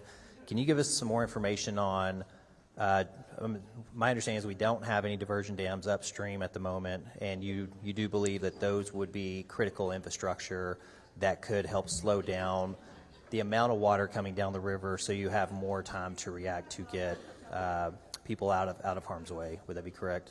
Yes, sir. That is absolutely correct. That's the other part of flood warning, and that's mitigation. And that would, I've read several white papers recently that I'm sure you've also read, that a flood warning system probably would not have saved Camp Mystic, Heart of the Hills camp. The water was just moving too fast. It was moving 17 miles an hour. It started only 7 miles from Camp Mystic. There was just no time for a warning system. Flood mitigation is the answer to flash floods that we've experienced over and over and over again in Kerr County. Yes, sir. How many, I know this is hard to even calculate, y'all have, how many tributaries and feeder creeks do you think that y'all would have to interact with upstream of that? Bring the microphone up. Is this better? You got to get it right on top. Okay, thank you very much. Can't talk loud enough. I believe we have 3 main areas. Of course, the South Fork, which was terribly impacted this time, the North Fork of the Guadalupe, and Johnson Creek. Those 3 tributaries are important to consider. Yes, sir. One of the things I want to mention, I watched an interview with Mark Armstrong. Many of y'all know Mark Armstrong, who owns the Lake Store. And anyways, he had mentioned that he's been staring at that river every day for 34, 37 years, I think it was, and that there are 3 kind of stage levels that everybody is aware of. And he said that on this one, it was unprecedented how quickly it rose and how quickly it got above even the highest stage that they had ever expected. And I think that it's important to point out that people upstream that have lived on the river have seen this for, decades, and not. I think it's safe to say there's no way we could have predicted the amount of flooding that was going to happen in that time. And I know outside of Kerr County, a lot of people have been trying to point fingers and blame and everything else. But I think it's important to note that the locals here who know this area better than anyone else in Texas aren't pointing fingers, and they know that this was an unprecedented flood of a magnitude that nobody had expected before. So I just want to make sure that was pointed out to you. But thank you all for being here. Appreciate Thank you, it. sir. Senator Campbell. Thank you, Mr. Chairman. Well, I think we are all committed, everybody on this committee, our Lieutenant Governor and our Speaker, are committed to fully understand why the loss of life associated with this flood and how we can set plans in place to hopefully prevent such a tragedy. Thank you for your testimony. When Vice Chair Flores and I came down and flew over and looked at the devastation, it's just almost indescribable how something that wasn't really dangerous when we were looking at it caused such destruction just a day or so earlier. Sheriff, I wanted to ask you, the judge talked about one of the deputies became landlocked. Why was that? He was trapped almost on a low crossing in front of him, and there was no way out. Okay, let me give you a good explanation on that. So that deputy's the one I said happens to live out there in Hunt, Texas. Okay, he was headed out there to check on the road. So he got to what they call Schumacher Crossing. It's flooded. Him and Deputy Green were there. Deputy Green turns around and leaves a little before him. So he's about a mile ahead of Sergeant Merritt. Sergeant Merritt turns around to come back, and what happened is a low-lying area about 2 miles that they'd already crossed had already came up, and he couldn't get out. Deputy Green made it through. His vehicle stalled, but he made it. So Sergeant Merritt stopped, and he knew he couldn't make it, so that's when he turned up, and he went up 1132 Highway 1132 Highway 39, went up there. And as he got up there, his truck got stuck, and that's when he abandoned his vehicle and just started notifying people. So he actually got trapped in between the low water crossings. Our deputies, especially our veteran deputies, kind of know those low-lying areas really well, and you got to be careful. Once you're shut down at Schumacher Crossing, we're done. We can't get to hunt unless it's in some type of aircraft. Thank you. To that point, those areas have flooded before, or there were low river crossings, low water crossings. Yes, ma'am. So would a bridge over some low water crossings be good to have so that people aren't, one, that they're not landlocked, that they're not locked in anywhere? Yes, it would be, yes. But we don't have that. But that would be something when you're looking at what we can do in the future, provide a bridge over low water crossings. Yes. Thank you for that. Okay. You, let's see, communications. Senator Flores and I came down. It seemed as though you were having to bat down rumors all the time. Correct. I'm not sure how that can be stopped in the future, but we appreciated your accurate reporting, and I just really don't know how to stop the rumor mill, but that causes so much trauma on families. Do you have any suggestions for that? Well, I think today is a big help. I've been kind of waiting for this to get it out here, and get the word out. And I know we talked about, I believe one of you all about the valley and the channel. I worked down a lot when I was there with DPS. I truly think we need some kind of system someday where we can go to, say, Channel 14 and it works everywhere. I think that would really help. But I think today is a really big part to get the message out there, what exactly happened to the public, especially the media, and maybe we can clean it up. All right. Thank you very much for that. And we've talked a lot about communication, not just this hearing today, heard from you, but the previous hearing that we had. Problems with interoperability, communication. What about reception for the towers, or is there anything, is there fiber that is run to different places that normally, or you found in this flood, did not have reception? People couldn't use their cell phones. Oh yeah, on the phone side, yes. We have a lot of problem out to the west. We have a lot of what would areas. remedy that? Additional towers, and that's what AT&T went in there and did. They put us additional tower in Hunt. I don't know how that far that's going to go to the west towards Mountain Home, but that's a fix, is additional towers, which is very expensive, but that's what would be the fix. But fiber hasn't been run to all the areas, right? Correct. Because that's hard to do Very hard in the hill in that country. terrain. And I'm not sure if anybody on the panel has the answer for this, but is there something we can do proactive? Hill country is beautiful and it's on rock, a lot of rock. So water will hit and run off. There's not as much ground for absorption of water. Is there anything that, the ag department or anybody can recommend that we do proactive in our land management to help prevent such, downstream, just so much water at one time? I wish I had that answer. I can tell you, being out there a lot, it's just a limestone. You know what I mean? Solid. So we could task that to our ag agency to take a look and see what we could do for flood management regarding the water runoff. Yes, ma'am, Senator. Thank you for that. Judge Kelly, I want to ask, what is the emergency service that you have? Is it, I've heard volunteer, do you have an ESD or county paid facility? We do have ESDs. I think we have 4. Isn't that right, Doug? Yes, 4. And they basically sponsor a VFD, volunteer I'm fire. sorry, they what? They support a volunteer fire department. Okay. So the ESD, is it primarily medical, or do they have additional fire? We do not have medical. You do not have what? We do not have medical. The county doesn't have medical service? Not at Did the I hear VFDs, that no. right? Not at VFDs, no. But you have an ambulance service?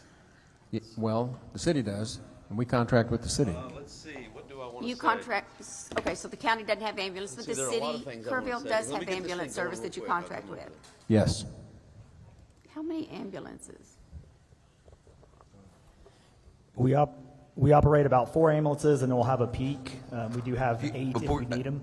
1 second. Before you jump into a question, please just say your name yes, sir. and who you represent. Dalton Rice, City Manager of Kerrville. Now we go. have 4 ambulances that we operate around the clock, and then we'll have peak ambulances as needed, and then when we need additional staff to come in, we have 2 or 3 reserves that we could use. Got it. Thank you very much. Yes, ma'am. Dr. Rector. Upper Guadalupe River Authority was established when? 1939? Yes, ma'am.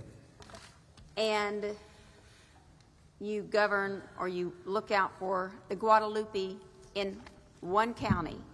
That's correct. So you have one job, and that's to manage the river for one county. That's correct. No warning systems except one down on Cypress Creek. We are not involved with warning systems. We are data collection. Okay. Why should you continue to operate independently? Why not put the Upper Guadalupe River Authority with the Guadalupe Blanco River Authority? We have a different river than is downstream. It's not the same Guadalupe River. We are providing the water for downstream. We are funded strictly by ad valorem taxes, whereas Guadalupe Blanco has water production, sewer services that they are able to sell as production. We do not have that income. So if we were merged with them, you would be asking people downstream to support us in Kerr County. Obviously, I haven't looked in detail at that at all, but I would think that the River Authority, Guadalupe Blanco, is pretty big, and I would think that they could work with Kerr County to see how they could help Kerr County as one river authority. We work with them. We have some of our board members actually on some of their boards, so we are cooperating with them. Thank you, Dr. Rector. In my mind, I'm thinking that it's a county river it's a river authority that is managed for one county only. And I'm not sure that there weren't things that could have been done over the years since 1939 that possibly could have helped. I think we're committed on looking at that. And I think one thing that we don't take off the table is if the Upper Guadalupe River Authority could be absorbed by Guadalupe Blanco River Authority. I could be wrong, but I think it's something we need to look at. Thank you, Mr. Chairman. Chair recognizes Colonel Wilson. Thank you, Mr. Chairman. And also, Mr. Chairman, please be advised I'm hearing from constituents outside monitoring that out in the ether they can hear you and everybody else here loud and clear.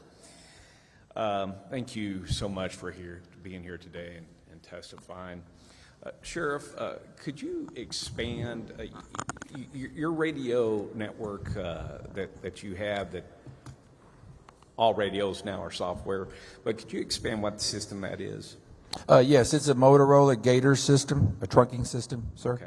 And you mentioned that y'all have invested significantly in communications and so forth. Did I hear that correctly? Yes, sir. It's $7.2 million for the system. Over what period of time? Over the last 2 years. Over the last 2 years. Yes, sir. And there was, what was the, when you were trying to determine what system to go with, what were the parameters that you were considering on which system to buy? Because I know there's a lot of systems out there. Yeah, basically it was down to the Motorola system or LCRA system. For my experience and knowledge, the LCR system is kind of built more for flat area, which, we have 1,100 square miles here of a lot of different terrain, and we have like 4 towers here that we use, and if we were to go to LCRA system, it'd be up to maybe needing 10 towers. I know those towers are very expensive. So what we did, we basically upgraded the system we had in place and bought new hardware, all new radios for all our units, handheld and portable radios. I appreciate that. About how many units of radios did you have? Oh, sir, we not only did we do us, and I took this project, it's not just a sheriff's office. One thing I want to make clear, this is a Kerr County project. We also brought in our volunteer fire departments too and bought in. I want to say that maybe the the radios was about $3.5 million, but don't hold me to that. It was very expensive. I got you. And did you have a pool of radios so that when you do accept other support from, be it federal or state or volunteers from a sister county or something like that, additional radios to expand those out if you needed to expand your network? We have some radios like we did. We handed out during the flood, but we only have so many of those. Right. And so at the end of the day, when on the communications line, when you were gaining all this additional help and support, would you say that you could have used a lot more radios? Oh, yes, sir, definitely. You can't ever have enough radios. Yeah, I appreciate that. And if we had to look at this holistically, is something that you feel that the state could have prepackaged, pre-softwared, if you will, for interoperability purpose to deliver if needed for a mass cow or a situation such as this? Oh, absolutely. Yes, sir. What do you think that would look like exactly? Well, because you don't have just floods, you got to worry about fires too, right? yes, sir. Yes, sir. That season will be coming up soon. But yes, I mean, to me, it would take additional towers here. I mean, right now, I feel very comfortable with what we have, but new towers, more radios would always help. From my understanding, there's really nothing that can tell you what system to get. You know what I mean? I have fellow sheriff's offices and counties next to me that are on different systems than I do, but we do have the capability to talk. But then there's Bandera County that's on a different system that we're not able to talk to. And so when you were looking to purchase that system, there wasn't anything out there that basically said, hey, to be interoperable, in order to be able to connect with others, if you had to go and support somewhere else in the state of Texas, which I know our counties do, especially in the rural, or vice versa, there wasn't anything there that basically provided some sort of, I wouldn't say guideline, but recommendations in terms of capability that's out there that you may need to consider when purchasing? No, there is. We did. It's called a dual band radio, and that's what we went to. We can use it on both our system and the LCRA system. Those radios are very expensive, between the tune of $11,000 to $12,000. So you just think, I want to say we bought a couple hundred of them, maybe between us and the fire department. So kind of do the math. It's very expensive to do. We were just very fortunate to have the funds to be able to do it, because had we not had those funds, we'd be on the same system we were before this. No, I appreciate that, and I just want to make sure I understood correctly, or I'm relaying the question correctly here, is that when you or other counties are going out there considering purchases, if you will, and you know that you want to be interoperable, because in the case of emergency, whether you're going to support somebody else or vice versa, that it would be helpful or would not be helpful if there was a larger document that helped articulate and made recommendation in terms of not necessarily brand but capability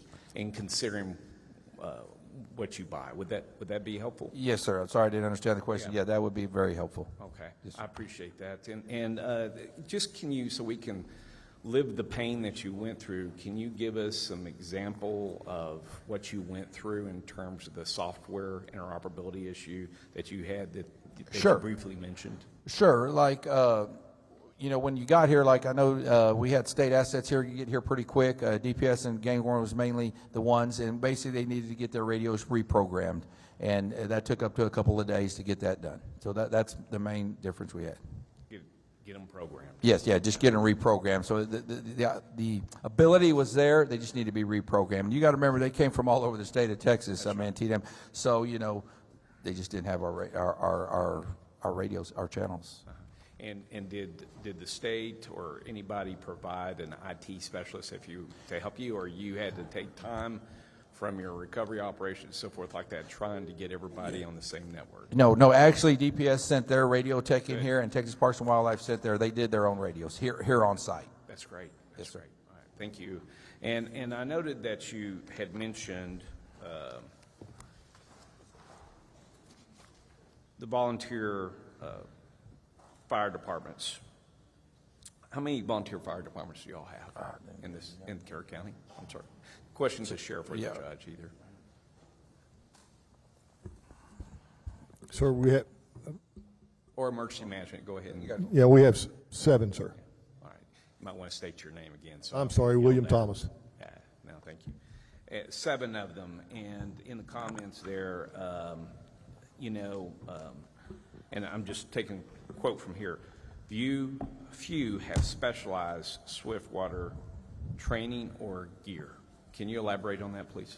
Yes, just like my deputies, I'd like to have them trained. They do so many different things, but, swiftwater rescue is just something, actually we were looking into that, and we don't have the area here to train. We've kind of made some calls to New Braunfels and visit with them, but, that's just not something we have here to train with. And we're going to look at that, just like we don't have the proper equipment for that. That's not something we do on a day-to-day basis, and not trying to make an excuse here. Those are things I need to look in. Maybe we need to have some additional assets in our vehicles to be able to help with.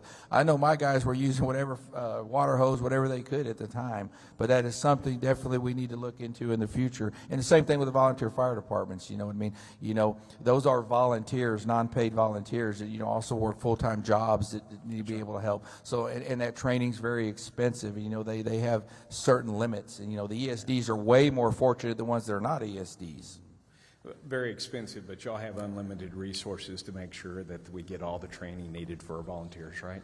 We'd be in great shape. This is a reoccurring thing that we hear when you look to the Panhandle fires. One of the pieces that they pointed out over and over and over again is our volunteer fire departments are very poorly resourced, and that the training is hard to get or be able to pay for that and so forth. Do you think that if we resourced both training and equipment, that your recruitment of volunteers, because I understand that there is a statewide decline in terms of the number of folks who are actually starting to volunteer out there? Yes. That's an accurate statement, probably here too, right? Absolutely. Okay. Do you think that would help Tremendously. recruitment and so forth if we were provided for that? Yeah, tremendously. On top of that, I always use, COVID ruined us. I mean, as a sheriff and oversee a budget, I mean, it's just a shame. Not that the trainings went up, but your equipment, some of my stuff's doubled and tripled. I mean, it's just horrible. But so, they don't have the resources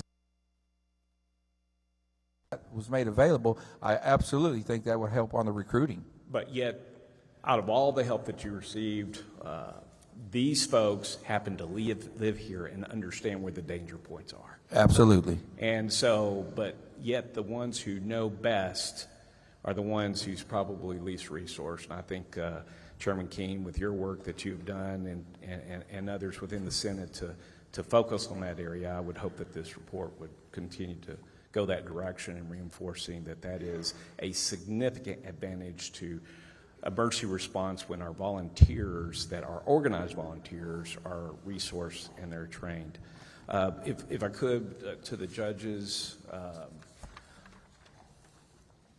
appreciate your service. I understand you major in the Air Force, and so you probably had an opportunity to plan in uniform and now plan as a judge in emergency management and so forth like that. And of course, you'd probably say plans are great, but unless they're rehearsed, well, the enemy has a vote, don't they? So, yes, sir. On your planning piece, and this is to both of our judges, please, and just a reminder, just state your name when you respond. How often do y'all get together in your counties to actually plan and rehearse? Shane Stolarczyk, Kendall County Judge. Well, I'm a fairly new judge. I took office in January 1st, 2023, and our emergency management coordinator started around that same time as well. So we've been in office a short time, and so we have begun to focus on emergency management together. And so we took advantage of the 2 eclipse events to start using those as rehearsals for more major events, because a lot of the same players are involved for whether it's a flood, fire, snow disaster. All those same players are involved with a flood as well. And so we use those to practice. We also did a tabletop.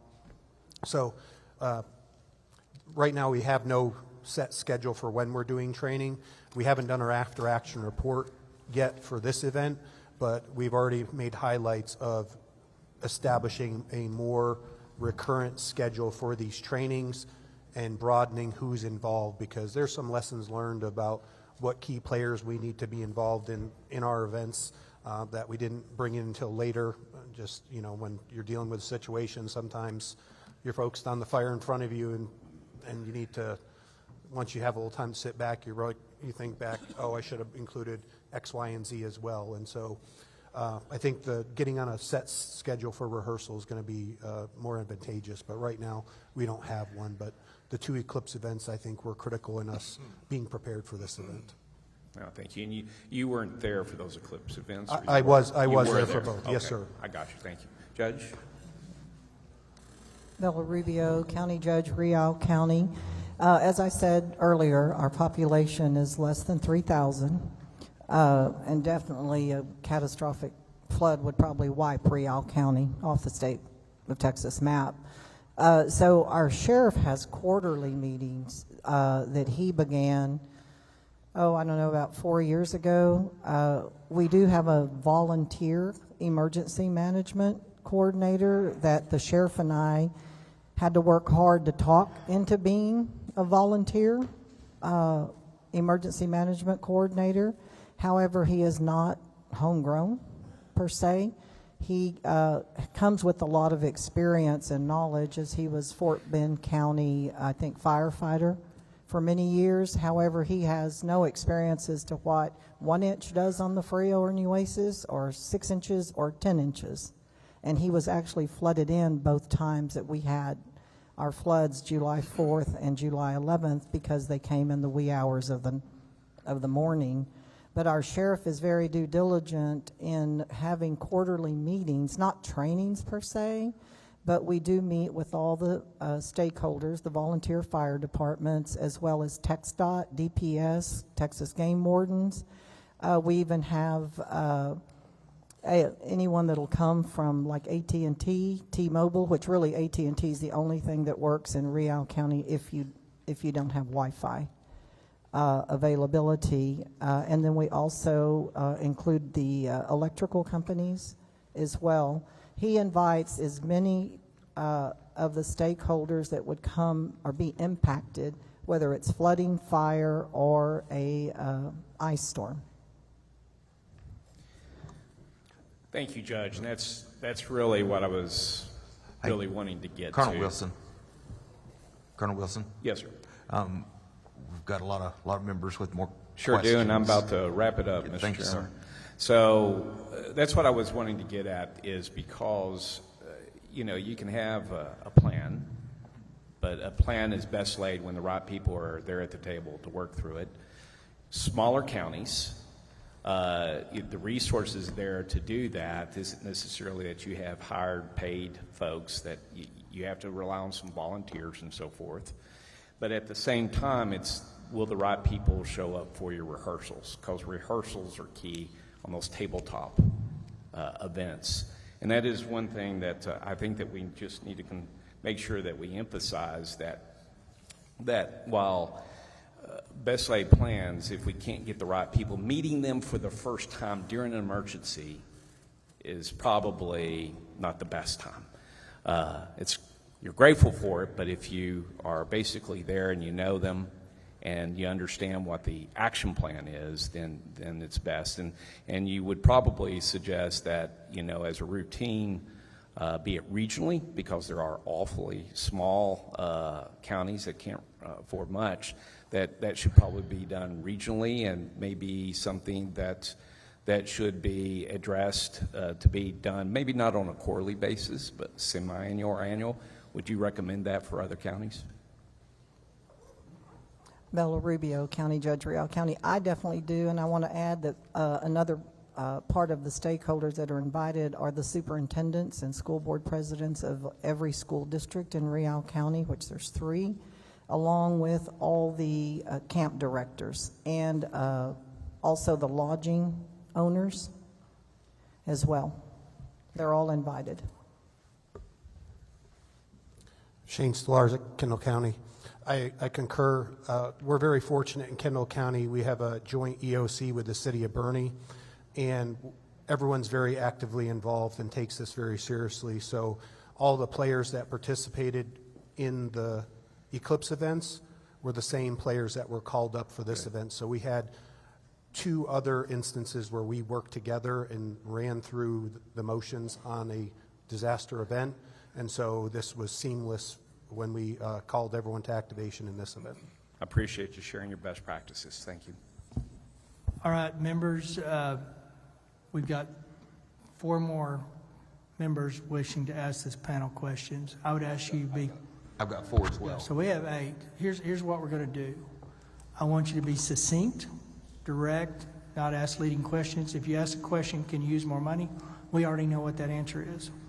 So let's move through that with a little bit more objective. If you're fishing, that's okay, but let's kind of pull that into rather out just leading open questions. Secondly, we're going to do something that most committees will not do. And it's not that the invited are not an important part of this process. You're instrumental in where we're going to land based on where you're at. We are going to start interfacing or integrating public testimony after this panel. So what you should see is this panel will finish with the members. We will ask 8 public, and we just ask another 8 public. So we're going to have 16 public and come back to invited. And that way, the folks that we really think want to speak aren't here till 12 o'clock. So we'll roll through that. But I'm not asking members not to ask questions. I'm just saying let's be a little bit succinct with the mission. I know what questions I've got, and I know where I'm going with them, and they really require pretty much yes and no answers. So try to line it up that way if you can. With that, Senator Mendez. Is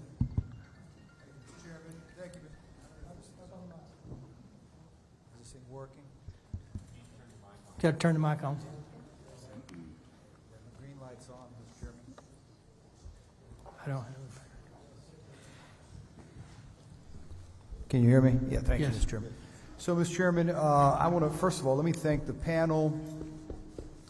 Particularly, I want to thank the gentleman who answered some tough questions. You know, your whereabouts were asked a lot about, and I appreciate you. I'm not even asking you to respond. I'm just saying thank you for giving us the. I hope you feel better, and I understand you. You know, we all get sick. Things happen. It's important. I think one of the things that was very important too, that I appreciated from just about everybody on the panel, was the copy of their remarks. So I'd like to ask Mr. Rice, Dr. Rector, and Judge Can't say it. Stolarczyk. Stolarczyk. Judge Stolarczyk, if you would provide us a copy of your remarks as well, please. Look, one of the things that we're going to rely on, we're here today. We're glad to hear you, glad to see you. We thank you for the incredibly difficult work you've been doing, but we're also here to hear from the community, and we want to hear from them because we know that they've suffered through so much. And so that's all I have. I want to get your remarks in writing. I'm going to read everything. I'm going to go through it because we're looking for ways that we can improve and we can mitigate this type of tragedy from ever happening again. So thank you, Mr. Chairman. Chair recognizes Representative Martinez. Thank you very much, Mr. Chairman. And first of all, I'm going to ask our sheriff just a quick question. And my ears perked up a little bit when we spoke about interoperability and the Rio Grande Valley and how I've responded to many of the calls down there, and we switched to all Valley. And in essence, not wanting to reinvent the wheel, so to speak, right? And the amount of money and the cost it would take for a full new complete system throughout the state of Texas. But in listening to Colonel Freeman's testimony, he had mentioned last week that they do have SIM cards that can be placed in these radios to where there would be interoperability across the state of Texas. When one agency, for example, I know I saw one of our ambulances from Weslaco that's here through EMTF, right, and they've responded to in support. But how would that work? Is that available? We understand that those systems are maybe $12,000 per radio, but is that an option that can be utilized with every department throughout the state of Texas without reinventing that wheel of infrastructure? Oh, absolutely, sir. The main problem is the purchase of that equipment, but yes, it is available. Okay, thank you very much. And then one last question, and this could be for anyone on the panel, and it's mainly, you know, in looking at the map, when you look at the South Fork of the Guadalupe and where it intersects with Cypress Creek, is there any way, or is there something that we could put in place, maybe gauges on those creeks as well, that could help us maybe model that, collect data to where we could understand, you know, those rise and falls of those the creeks as well, in that intersection to help us with warning systems? So Bill Rector, UGRA. Yes, sir. That's something that we are looking at. Also, floods don't just occur on the North and South Fork and the Johnson Creek. We've had significant floods on other creeks, Turtle Creek, Cypress Creek, and those need to be monitored also, and we're planning to do that. Thank you. Senator Betancourt. Thank you, Mr. Chairman. First off, to the judge and to the mayor, 108 plus people could have lost their lives here. The whole nation grieves with you. That's why you have a tremendous heartstrings now from just not in Texas, not from all our districts, but all across the nation. I wanted to start with Judge Rubio real fast. You mentioned in your testimony that you were worried if we had and we're calling it a flood emergency communications and warning system, that we would not have funding for that, for maintenance and operation. I want to make sure you know that Lieutenant Governor Patrick, Speaker Burrows, Governor Abbott have all said that the state's going to pay for it, and we're looking at ways to make sure you have that maintenance and operation money long term. Thank you. Okay. Dr. Rector, you mentioned something that I need to ask further questions about. You said you weren't really sure about a river alert system actually being able to save lives, and you mentioned that the wall of water was moving at 17 miles per hour. Yes, sir. Right? Is that correct? Yes, sir, that's And correct. you said the camps were 7 miles downstream. Now, by my simple Aggie math calculation, that's 24 minutes. Now, if we had an integrated system, and your organization was looking at one, I think it was 10 river crossings, if I remember from the engineering study I read. But if we had an integrated gauge system with an alert that was also tied in electronically downstream, we could be popping sirens off as we go. And 24 minutes is enough to get people to higher ground, because that's all you can do here. You don't want to put them into a river crossing. You want to get them to a higher ground. Yes. So with that fact and the fact that there's 24 minutes, you want to change your response on if you think a river alert system could have helped save lives? Bill Rector, UGRA. Yes, sir, Senator. There's no question that that could have saved lives. Okay. I just wanted to make sure we establish that. Mr. Wright, you had a lot of testimony. I first off want to say that the statistics are that we know Texans turn off their alerts about 29.5% of the time. That's 5 times more than Vermonters. Also, we got a problem with people turning phones off at night, about 18%. You combine that, you're already in the 40 percentile of people that are not going to be able to get this, and that's not counting the unique topography of the hill country and the Guadalupe River, of which I've been here for more years than I can remember. Now, we agree that this should be like the mayor. We want a data system that's ground, that's minute by minute and can respond. But in your written testimony, we asked about sirens and, whether siren alert system could have helped us respond more effectively or even save lives. And you said it wasn't an easy question to answer with certainty. It's something we've evaluated in the past. And I just want to make sure you made a comment about, visitors not understanding what the sirens mean. And that's because we're going to probably pass these bills and get these systems out. And I think it's incumbent that, and we understand the high walls. I mean, I've rafted this area. We've got 50 to 100-foot cliffs areas. But shouldn't we be more concerned about getting that siren into people's, auditory range so they can take action and get to higher ground? William Thomas, Kerr County. Yes, sir. What I was referring to is, I think, is we need the education piece. We need something on our websites, social media, those types of places where the public can go to and see what those sirens actually mean. But you're not saying that we shouldn't do this because the public won't understand what it means? No, sir, at all. Okay. I think we definitely need it. No, I just wanted to make sure that wasn't part of the record, because that's the way it reads. Okay? Yes, sir. And Sheriff, understand the points we've already covered. There was one thing that you said that we do have to visit. You said there was no time for formal orders.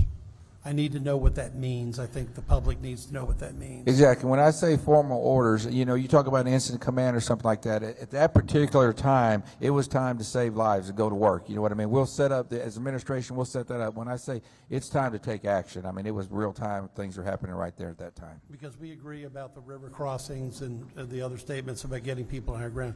Now, if there was an emergency alert system, okay, you're not saying by this testimony that you wouldn't have hit the button because the emergency management coordinator works for both you and the judge. Yes.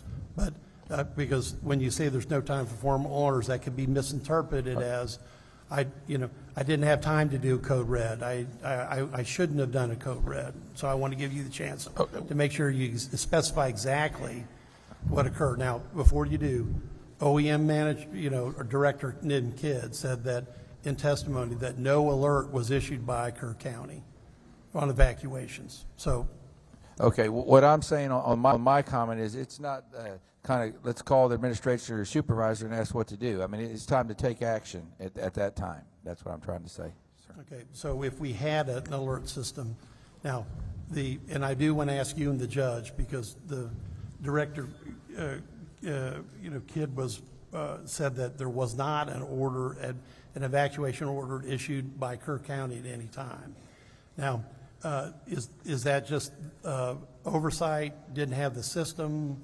What was the issue? Why that evacuation order wasn't issued? It was too late. It was too late.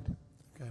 This was so massive and arrived so quickly that if you've driven that road, and you've been to the camps, we're talking about thousands of campers. And then we have the residents. And trying to move down Highway 39, which is 2-lane with no right-of-ways.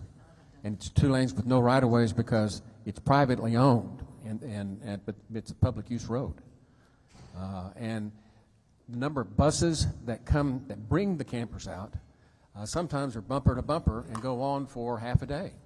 Those of you that have seen it know what I'm talking about. To try to get those people out of, and you got to remember the configuration. You've got the North Fork and the South Fork, and then they get to La Junta.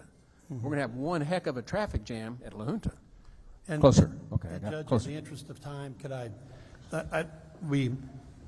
the cubic flow on the river Yes, sir. was 2.5 times the average flow over Niagara Falls. Absolutely. Which is an astonishing number. And I think in 1987, I'm going from memory, I think 10 people lost their lives because we tried to evacuate people across the river. Children in the school bus. Right. So no one would suggest that. Okay. The concept I'm trying to get to is this. The watches were in place till about 1:06. 1:14, the mayor, everyone said that it turns into a warning. And by 4:23 a.m., it's the highest level the Weather Service can get, which is a emergency alert. So at that point in time, would there not have been a recognition of the obvious that there needs to be an alert that says effectively get to higher ground? I agree. Okay. Thank you for your response. Chair recognizes Chairman Moody. Thank you very much. I'll try to be succinct and to the point. I just have a couple follow-ups for some folks. But before I say that, just to y'all here and to the folks that have been through this tragedy, in just a few days, the community I come from, El Paso, is going to recognize an anniversary that we don't like to think about. But during that time, as the mayor stated, we also saw the strength of our community, and we saw the love and care and compassion from people we'll never meet that wrapped our community in love and lifted us up. And I want you all to know that's certainly what we're all here to do, but there's people that are going to do that for you for years to come, and we're going to be walking with you side by side. So I had to say that before I start. A couple of questions. Sheriff, in the follow-up question that Sheriff Lauterbach asked, you went through a detailed timeline. I don't have that in your written testimony provided. Is that something you could please provide to the committee subsequent to the hearing? Absolutely. Thank you. I'd appreciate that. Let me switch over to Mr. Rice. Mr. Rice, you listed a number of legislative proposals, ideas, concepts. Obviously, we're time constrained in a 30-day session, but I think some of those things fit in that bucket. And some of these things, I know I've visited with Speaker Burrows about this. These are going to, and I imagine the Senate will do this, launch forward into the 2027 session, ideas going forward, right? There's immediate need, and then there's structural change that we need to get to. And those are two things that we need to do. We can start in earnest on them. I didn't see that list provided here either. Is that something you can provide to us if it hasn't been provided already? Dalton Rice, City Manager. Yes, sir. We can provide any documentation you need. Okay, and if you wouldn't mind segregating, like put it in those two columns, so it'd be helpful to us. Because Yes, I do think also you did mention in your testimony, property tax relief legislation. That's something that's going to be considered. I'd like to know, from your all's perspective, how emergency preparation, mitigation, all of those things that our locals are tasked with doing, how that sits side by side in setting your budgets, because y'all are in budgets right now. You're launching into budgets right now. And I think that needs to be a part of that conversation. Even though it's a separate conversation, it certainly is connected to your ability to do what you need to do for your community. Yes, sir. So if you could please highlight that, that would be helpful to us. Absolutely. Thank you. I'm going to try my best. Judge Stolarczyk, is that how? Was that close? You got it, sir. That was actually correct. Judge, thank you very much for your testimony. I think specifically your testimony about your preparation and the work you've been doing, I think it's very instructive to folks to hear those stories. You mentioned that your emergency management coordinator, last name I caught was Constantine. What was the first name? Shane Stolarczyk, Kendall County. Brady Constantine. And is Brady Constantine here? Yes, sir, and he did fill out a form in case you'd like to hear from him. Okay, great. I would. Because there's something that's sticking in my mind here, and we're talking about, warnings versus watches versus emergencies. And we know that warnings start sometime on the 3rd, carry forward and escalate up. What actions are taken, those are, and to the sheriff's point, those are things that you're doing as the situation unfolds. But there's two very different things that I heard. One, that I think in the sheriff's written testimony, that he went to bed on the 3rd and didn't have anything to worry him as he went to bed that night. And you said that Brady Constantine's reaction in your testimony was he had an uneasy feeling that night. I'm not saying either one is right or wrong, so I'm not here to criticize. What I'm saying is all the same data was available to both those people, and you have two very different reactions. And again, this is not for me to say right, wrong, because there may be a reason why you get a number of warnings, and because of your experience, you go, okay, well, that's this or that's this, and maybe it was, things move a lot. There is a reason, sir. Okay. Would you like me to call him up right now? If we get to his testimony later, I'm happy to hear it. I do want to dig into that because it may be that those warning systems and how they ratchet up isn't effective for you all to be able to do what you need to do in a uniform fashion. And what's happening in Kendall County versus Kerr County, I know you all are nearby, but could be different issues. In a nutshell, I believe it's based on Brady's interactions with our TDM representatives and the conversations they had personally with him is what triggered his uneasiness. And plus, we also had a huge parade the next day in Comfort, which draws people from all over the state. And so I think the combination of those two things added to Brady's feelings that day. Okay, that's good. And when Mr. Constantine testifies, I'd like to hear more about that at that time. That would be very enlightening for us, because those types of communications we heard from TDM last week about those conversations, and I think we need to figure out how we can be, this is for all of us to look at what we can do better and how we can react better. And if the systems aren't set up to give us a uniform reaction when even catastrophic things are happening, then we need to look at those too. This is the opportunity for us to unpack those. Just because we've done something the same way for years doesn't mean we don't look at it again now. You also mentioned in your testimony that you wanted to simplify grant applications. You highlighted engineering studies that have to be provided as some of those grant applications. Can you highlight which grants you're talking about? I also have my county engineer here because I believe there was one application we went out for. We had to actually do an engineering study as part of the application process, and that costs funds.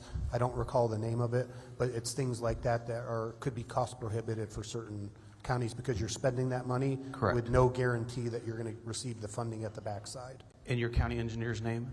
Mary Ellen Schuley. She also filled out a card, so we'll hear from her later. Yeah, if you'd like them in the 3-minute comments, they can come up. I don't know what the process is for them. I do want to hear that because part of the task that we've been given is to get rid of the red tape. Okay. It is not a system that anybody wants. When you are trying to figure out how to mitigate harm or how to recover from a disaster, if we are asking people to check boxes that are not necessary, that is the epitome of bureaucratic nonsense. And you highlighted it here. I'd like to drill down into, and I've talked to the Texas Water Development Board as well already at the last hearing to identify these things when we're talking. Now, I'm not saying that you still got to check. You're spending money, right? You want to make sure that we're not doing that in a wasteful manner. But if we're talking about emergency preparedness and recovery from disasters, I want to know where the red tape is because we need to figure out how to get rid of it so that you can do the job that you need to do, so the judges can do that, so the sheriff can do that, so that we can get the funding to people. We have great capacity in the state of Texas, great capacity. But if we tie it up with timelines and useless check boxes, then we are depriving the people that we represent from solutions that they know could help and could save lives.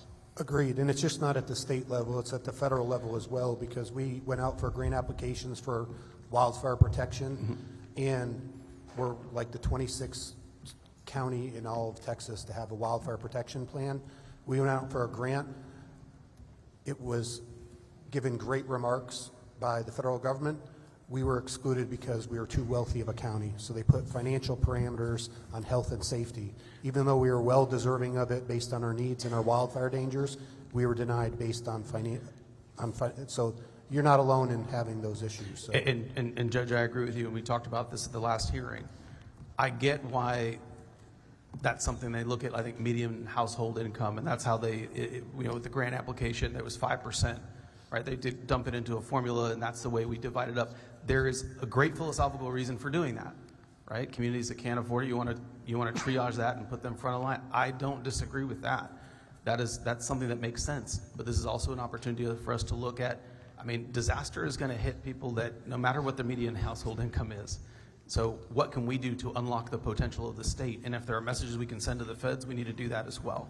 And so if you can help us identify, or any other witnesses that are listening, help us identify those barriers when you're talking about mitigation and emergency recovery, let us know what those are. And we are talking to these agencies because we need to get that stuff out of the way. That's part of the task that we have here. You shouldn't be put in you shouldn't be put in the position to make those decisions when you're talking about saving lives as you're setting budgets. I think we need to figure out how we unlock the potential of the state. And if we can highlight those concerns to the feds, we're going to do that too. But we certainly can control what we do at the state level, and some of that is money that flows down from the feds as well. And we're a very blessed community, and so we didn't take that we didn't just stop there. We didn't get it. We actually found a way to fund it internally and start a 501c3, and the county funded that 501c3 with the funds to carry out our plan. So where there's a will, there's a way, but it'd be so much nicer to not have that red tape. So I appreciate your comments and your support on this matter. Thank you very much. Thank you, Mr. Chair. Senator Swartner. A few direct questions to a number of the individuals on the panel here. Judge Kelly, I think some constituents and individuals, families of the tragic children that were lost, want to know some very direct answers to some questions I'm going to ask. And I'm going to ask them for those individuals. First, Judge, are there any sirens in Kerr County along the river regarding emergency warning?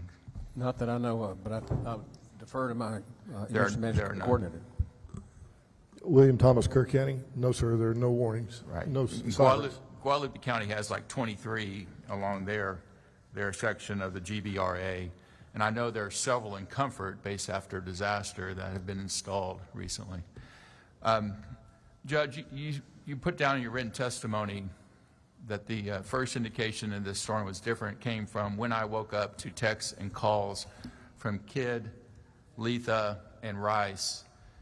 Were you awoken, or did you wake up from those texts and calls? And at what time did you wake up? It's going to be in the 5:36 range, something like that. And I don't remember if they woke me up or I woke up. You don't remember? No, I remember looking at my phone. Okay. That's what I did. And you were at the lake? I'm sorry, which lake was that? Travis? Travis Lake, okay. You are the emergency management director for the county, correct? With Mr. Kelly, I'm sorry, with Mr. Thomas being the emergency management coordinator? Yes. All right, and Mr. Thomas, you mentioned in your written testimony that you were sick and were awoken by your wife after a call from the city of Kerrville's EMC, which is your counterpart for the city of Kerrville. Is that correct? William Thomas, Kerr County. Yes, sir, that is correct. Okay. So between the two of y'all are in charge of the emergency management operations for the county of Kerr County. When was an EOC established for Kerr County? The EOC was set up in my absence. By who? I don't really know. Okay. I'm assuming. I think Chief Kidd had gotten here by then. Yeah, there was a combined one set up later that day, I think, right, about 6 they p.m. moved it. Yeah. But as far as an EOC, there was one in Kerrville, the city. But Kerr County set up an EOC or not? I don't know. No, the way I understand it is the county actually set up their EOC in the Youth Event Center, which is a county-owned building. It had been moved to that location.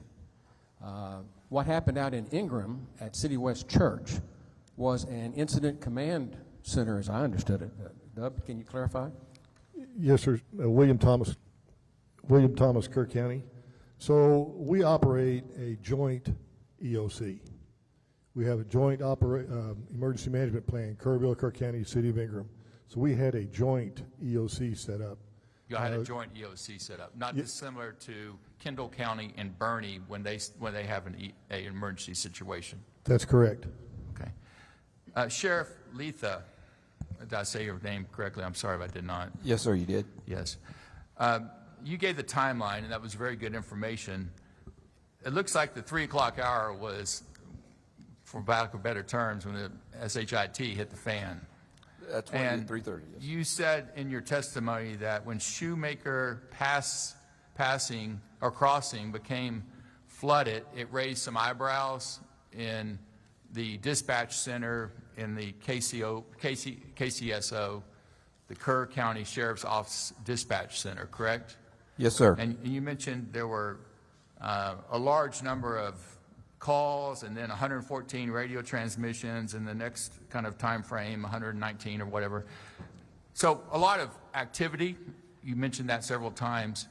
Was there any activity to call you? Because in your testimony, you don't, there's no, like, when you were awake or whenever you were around. So when was that? So the Okay, people- I got my first call at 4:20 is when I came, I say active. My chief deputy contacted me at that time. I had 2 phones going, turned the radio on. I kind of lived to the east part of the county, it's a little bit dry, but I came to the sheriff's office by around 5 a.m. But no, I was notified at 4:20. Okay. So you were notified, of course, because, sheriffs and 911 dispatch, they're awake and alert and someone's answering the phone.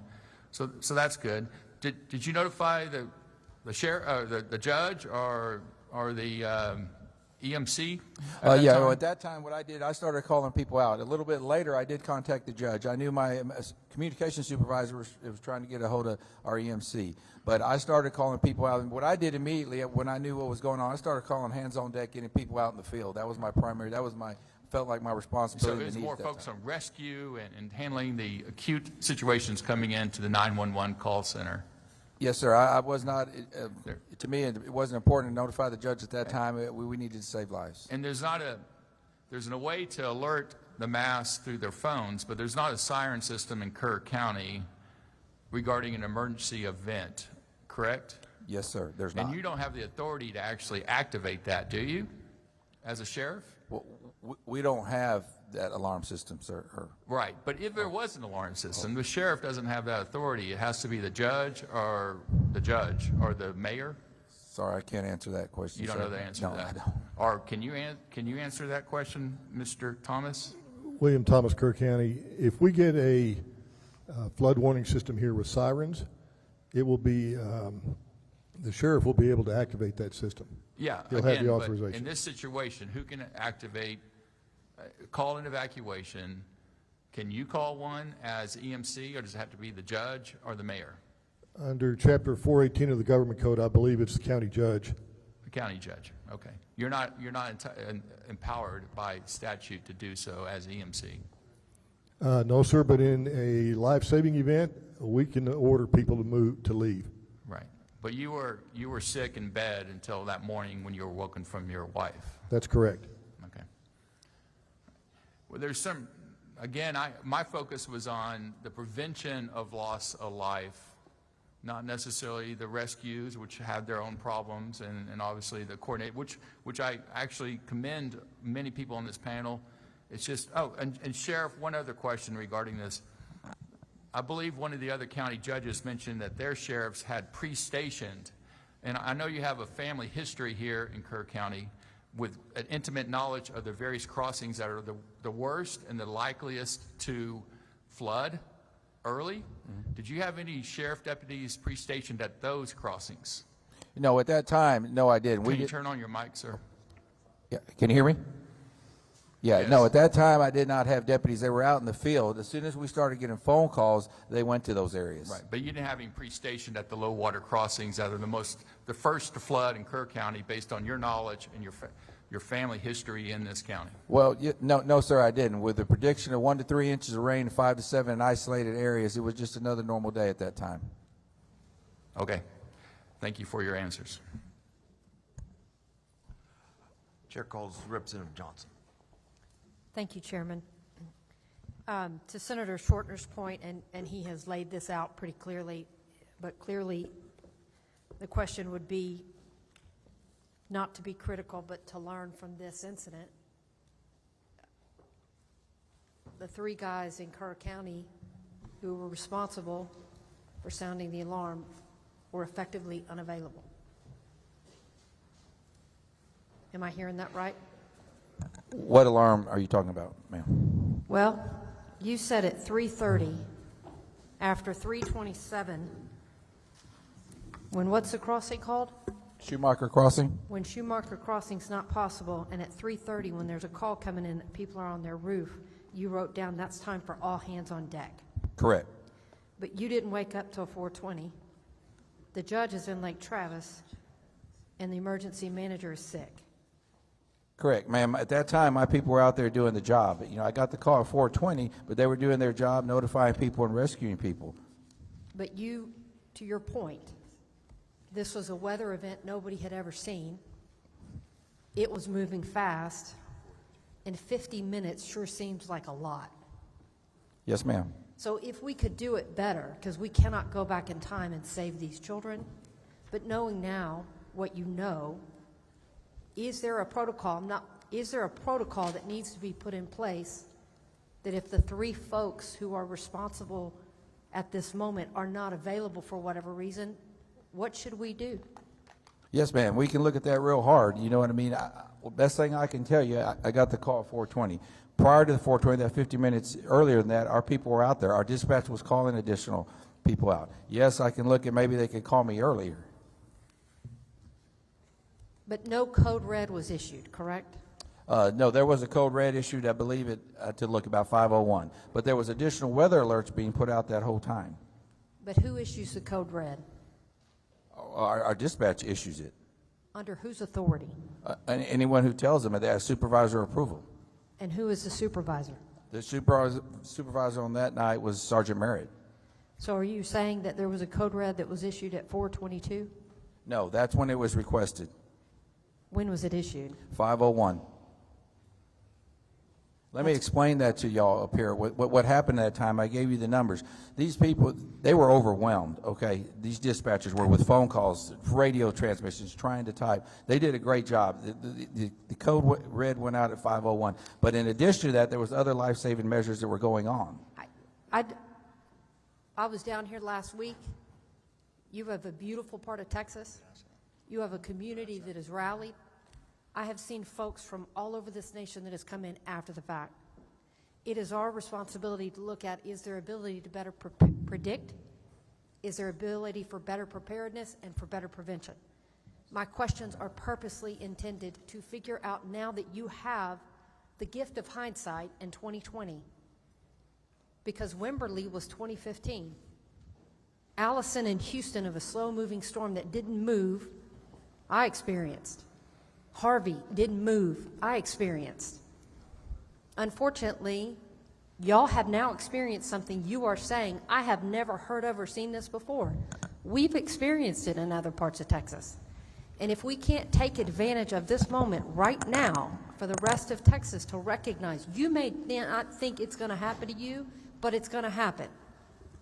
And if we're not prepared for the extreme weather, the system that stalls, then we're not taking advantage of this moment.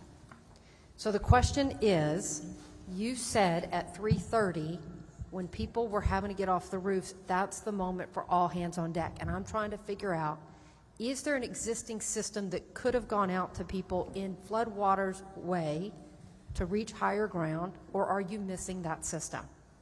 No, we do have a code red system that something can be put out. Yes, ma'am.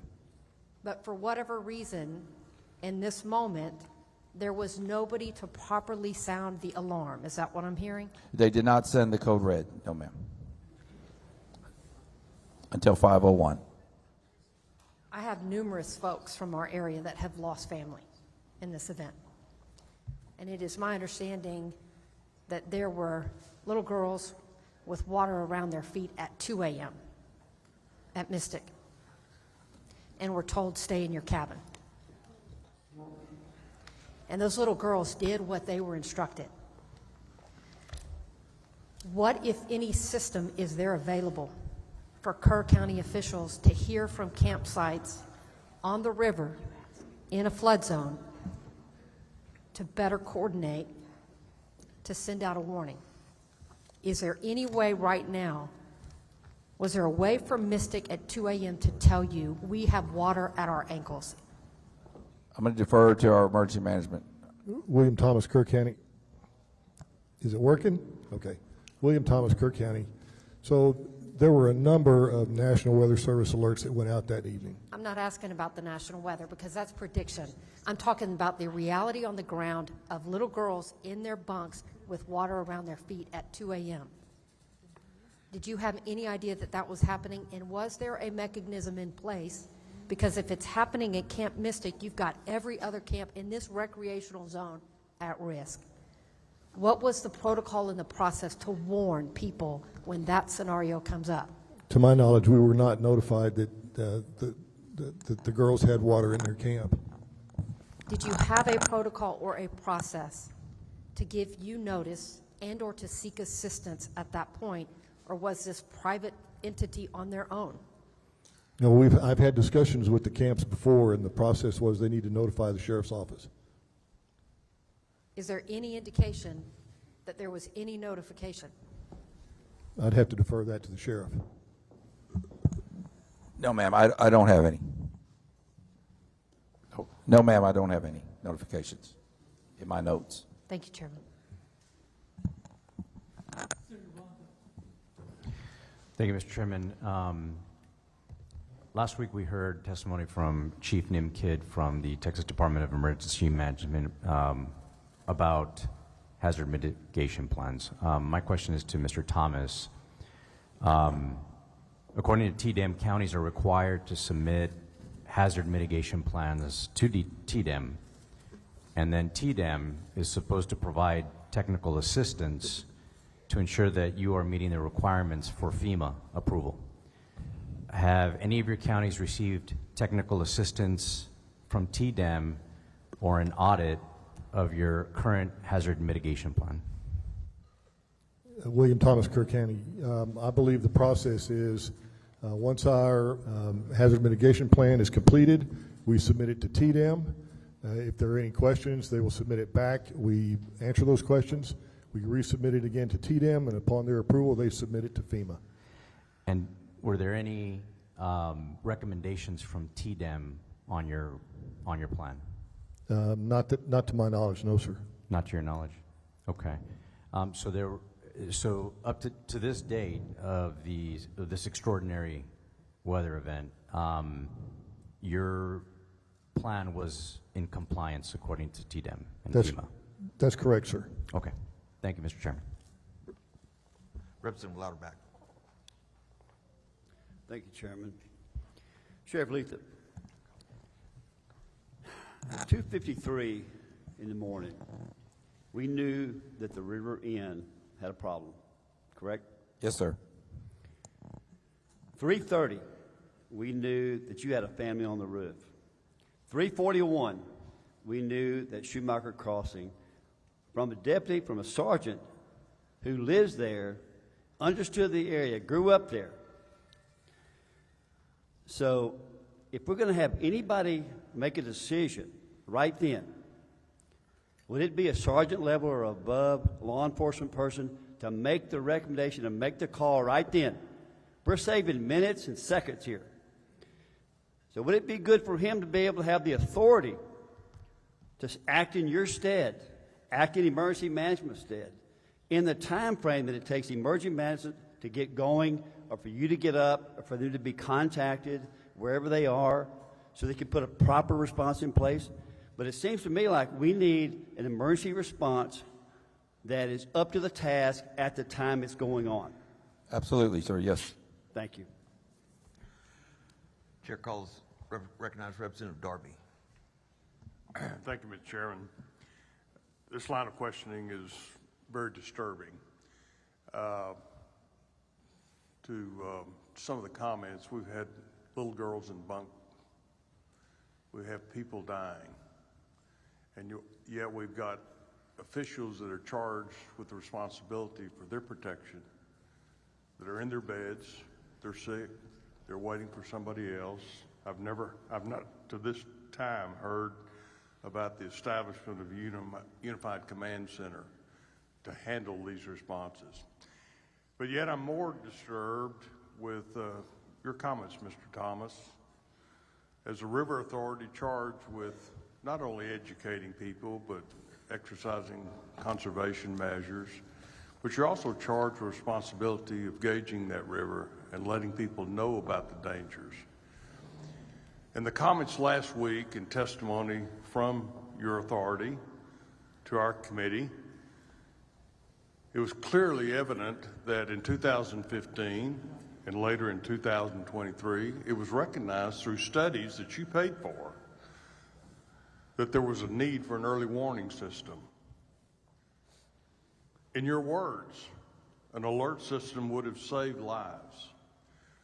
And yet, you didn't do anything about it. You waited to receive grant money from some third-party source when you had the funds available in your budget that you collect property taxes for to protect the citizens of Kerr County. You had money in your budget to fund an alert system, but yet you chose not to. Would you care to elaborate on that for the benefit of this committee, on your reasoning for that? And ultimately, the funds that were in your reserve account, did you return those through property tax reductions? You chose that path? Bill Rector, Speak into the microphone. Speak into the microphone. We need to hear your response. I think, is it working? I can hear you now. Thank you. Obviously, we have been frustrated over the years trying to institute flood control, trying to institute a system where that we can better inform our emergency managers of situations. We grew frustrated to the point where we said, we're going to do it ourselves. We're going to just take the bull by the horn. We're going to create our own system, and we're not going to ask for additional funds. That was out of frustration. We had tried since 2016, when I came on this board, to create a flood warning system in Kerr County repeatedly, year after year after year, working with various agencies, trying to work with them to obtain fundings, and finally we got to the point where we just need to do this. It is urgently needed, and we are going to do it, and that's what we did in 2023. What did you do in 23? Did you establish an early flood warning system? We began looking at putting this as a separate priority, dedicating funds to it, and we followed that with finding people to talk with us on what needed and what could be done, what was technically now available. We had a hydrologist talk to us in 2024 of September, and we heard him. We heard what he had to say, what could be offered to our county, and we moved immediately in our next board meeting to moving forward with that project. And we issued, at the next meeting, January of 2025, we issued proposals, or requested for proposals for this system. And then by June 4th, we had actually hired a contractor, signed a contract to begin creating a system with our own money that would support flood warning in Kerr County. I think your executive director last week had indicated that the board decided in 23 not to move forward because they could not achieve a grant request and have your money, the board's money, needed to have matching grants for outside money through a grant system from the state or somebody else. So I guess the concern I have is that you had the resources, you had the data, you had the studies that said this early warning system is a critical factor in the protection of lives, and yet you continued since 2016. I think you came on board in 16. Yes, sir. You continued to look down the road, if you will, and not really address the concern that your data showed. So that's particularly disturbing to me, to think about folks asleep in their cabins that could have been warned. I'm not saying that they might necessarily have saved their life, but certainly we have to ask the tough questions.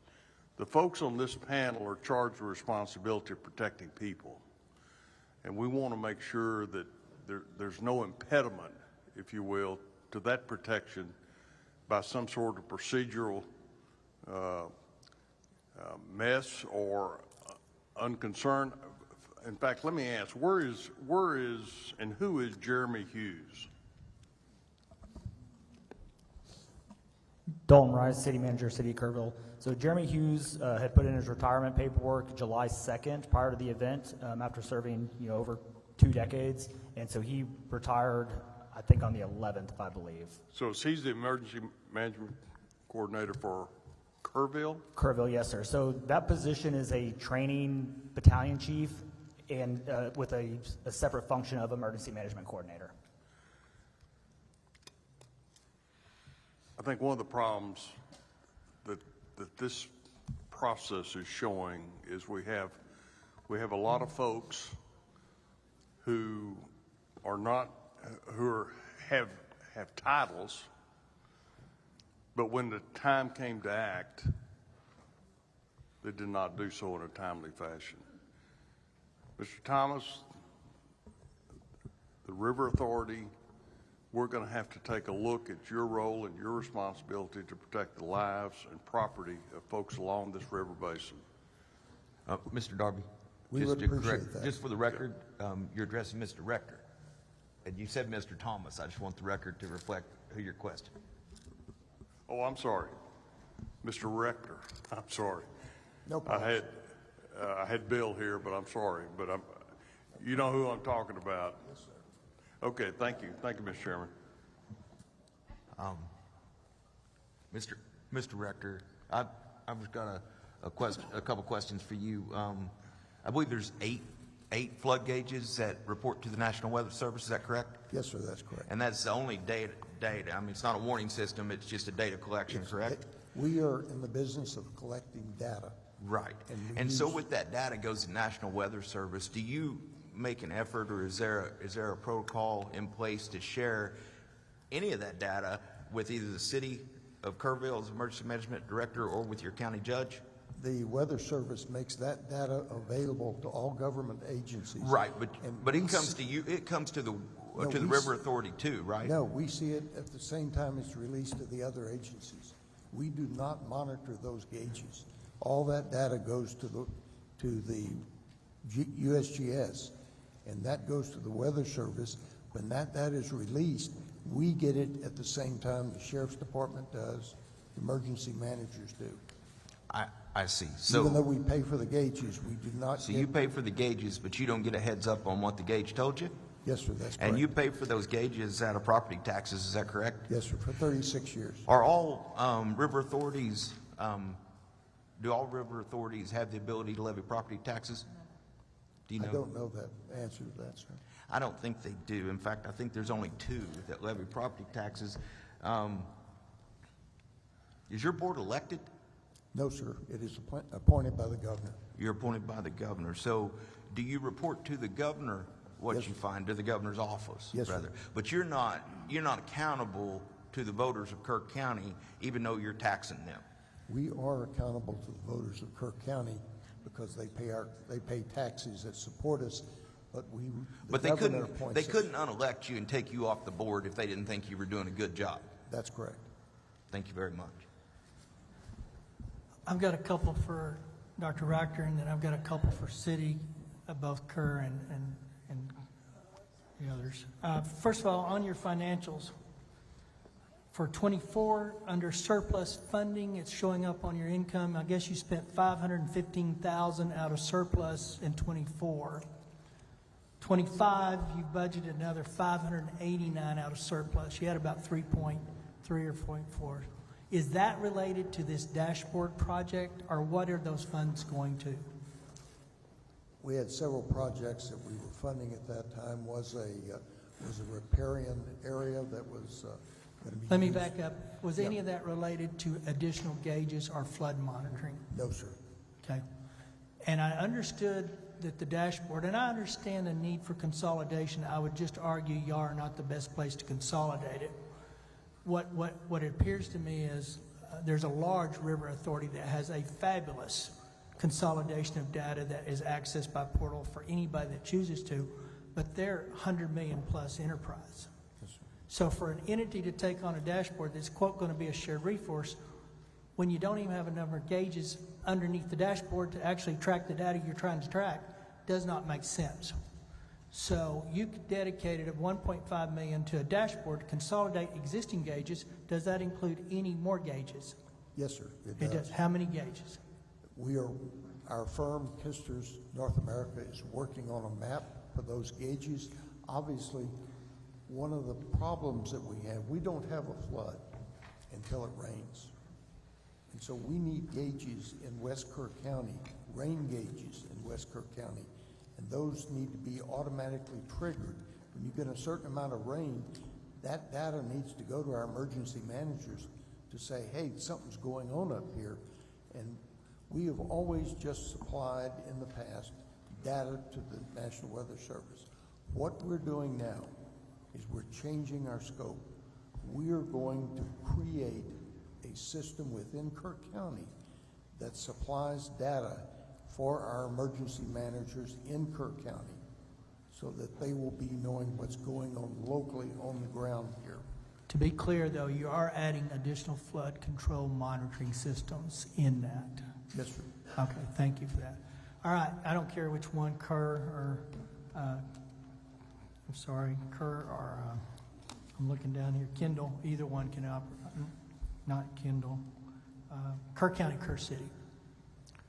Here's, I'm going to hit you with about 4 or 5 things. I hope they're pretty short answers. Sheriff, number one, I'm sorry, let me do Sheriff first. What is the acronym for the radio towers that you're deploying for new operability? Gators. No, that's the radio. What's the towers? You had an LTR or something? You had an acronym for the tower that y'all deploy to get better radio reception. Oh, LCRA? Yeah, that's right. So are they of a height, and are they permanent? When you put those in, are they permanent? Yes, sir. Are they of a height that could accommodate additional cell service vendors?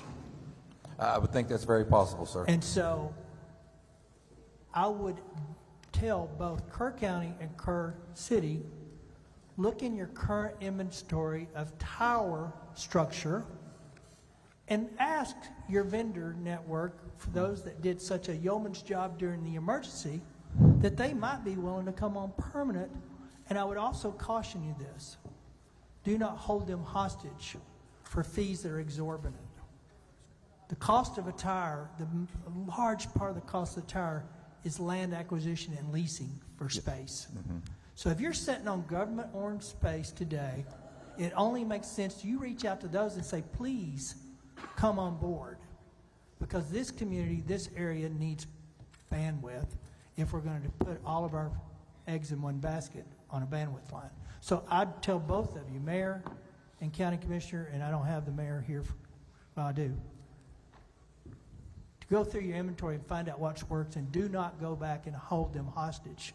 There's a fair market value to fees, but I would argue the safety of your community is worth gouging somebody that's trying to offer something that's essential service today. So that's the first thing.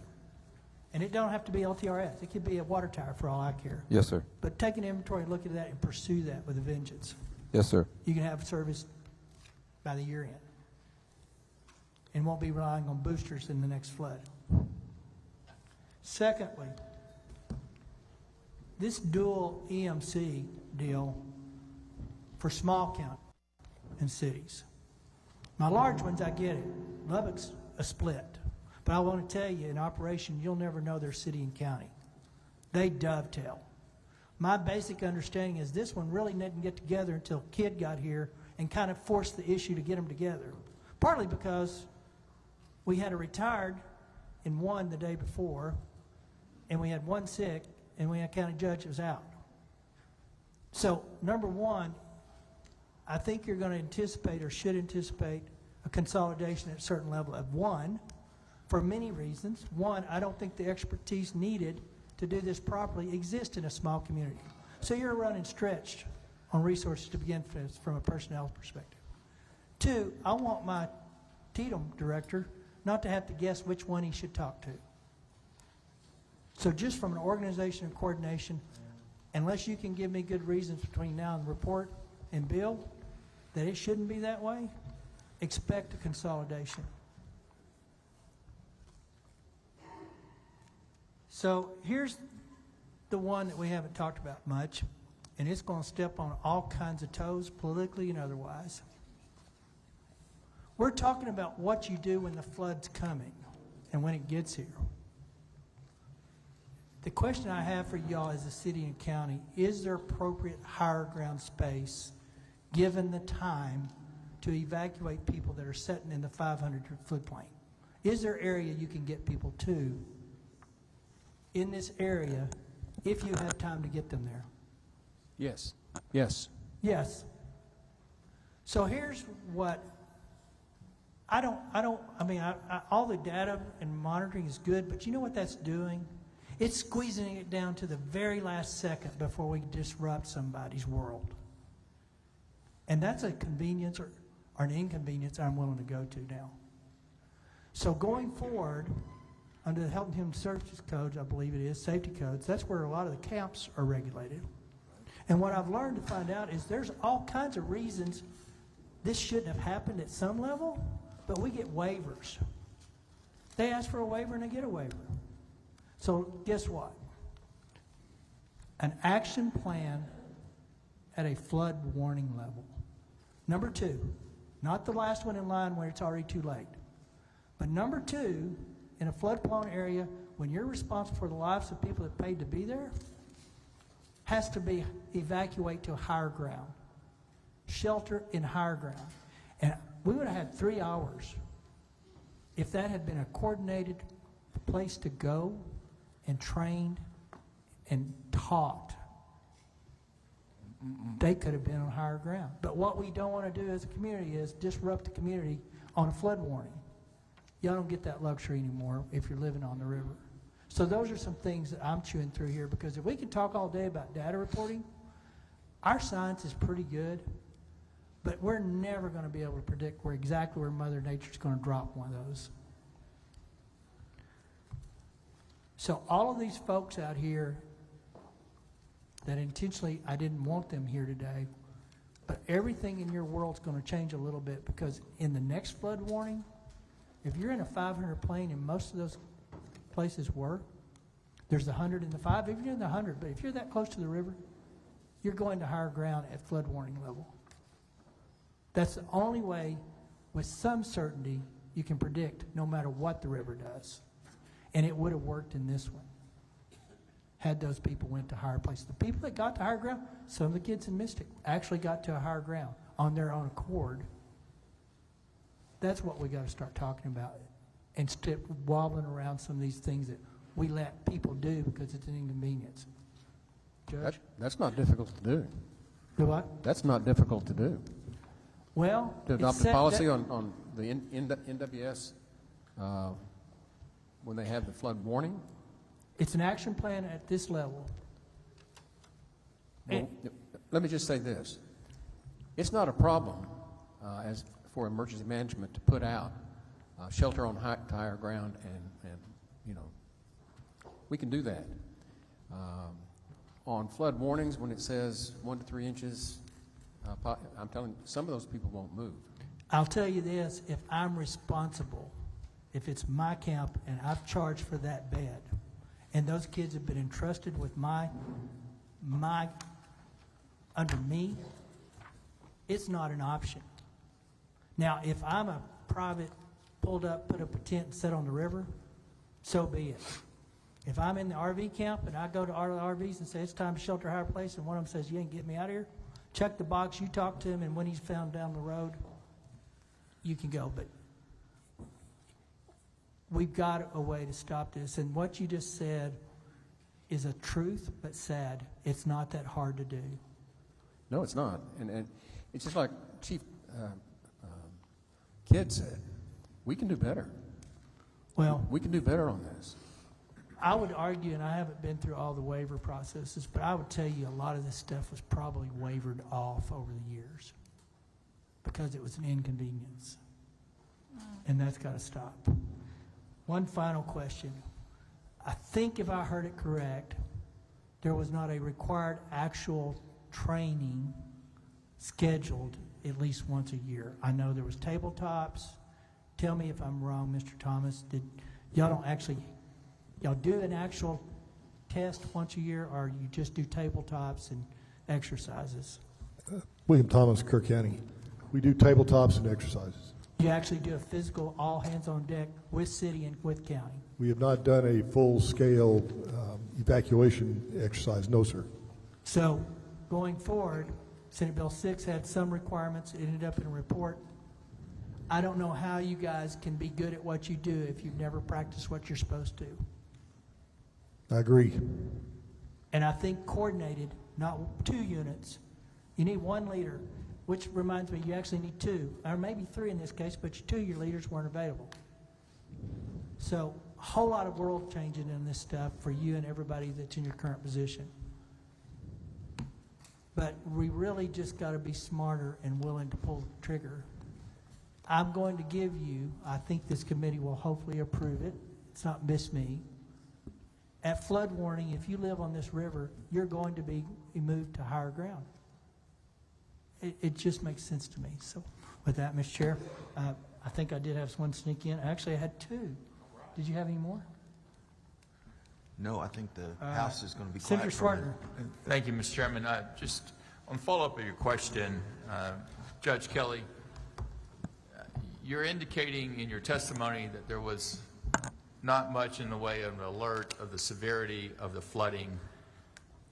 I understand, at least from prior testimony in Austin, that the National Weather Service issued not only a flash flood warning on top of the flash flood watch, but subsequently had an actual flash flood emergency Yes, sir. sent out. Yes, and sir. of course, you being the EDC or EMC or EMD, and then of course the EMC, Right. those are automatically sent by text and by email to the address of record that you supply to the state of Texas State Operations Center.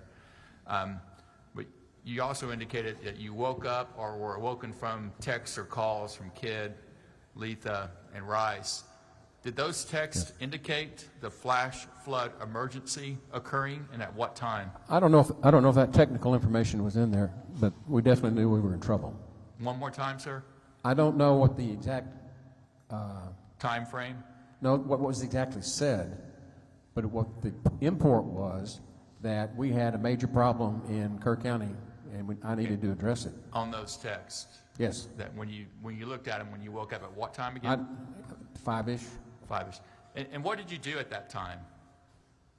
I got my dogs and packed up and called the emergency management coordinator. We went over protocols and drove back to town. You drove back here. Did you Drove come to the straight EOC that day of July 4th? After I signed the declaration, disaster declaration at the sheriff's office, we went over to the EOC. On the July 4th? Yes, sir. Okay. And were you at the press conference that night with the governor? Yes. You were at the press conference the night of July 4th with the governor of Texas here?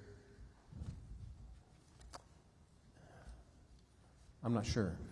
And again, were you in the the days bleed together. I have been in press conferences with the governor. You're asking me which day. This would be the day of the flood. Were you in the press conference with the governor? I do not know. I can find out. I'm going to ask you this one more time. Were you actually in the Emergency Operations Center the day of July 4th at all? Yes, sir. You were? Yes, sir. And what happened was, after we finished up the briefings and everything, I had still not seen my wife. And so I went to West Kerr County to make sure she was okay. And then I came back for the press conference with the governor, I believe. That can be verified. But I think I was back for that. Okay. Senator Campbell. Thank you, Mr. Chairman. Probably don't need an answer to this, but a comment. Dr. Richter. So residents of Kerr County are paying taxes for the Upper Guadalupe River Authority to be in the business of collecting data. You said we're in the business of collecting data. Is that right? That's correct. All right, that's correct was his answer. You might pull that mic up, sir. Yes, sir. And the Upper Guadalupe River Authority has been established since 1939. There have been some floods. That's 86 years. And the board, you representing the board, are just now deciding and acting on the need to have gauges? Those gauges were put in 36 years ago, I believe. Okay, so we have no alarms, though. It's just gauges to collect information for the National Weather Service? Yes, that's correct. Okay. So I would say that you should be in the business of protecting people from the things that are going on in the river. I don't see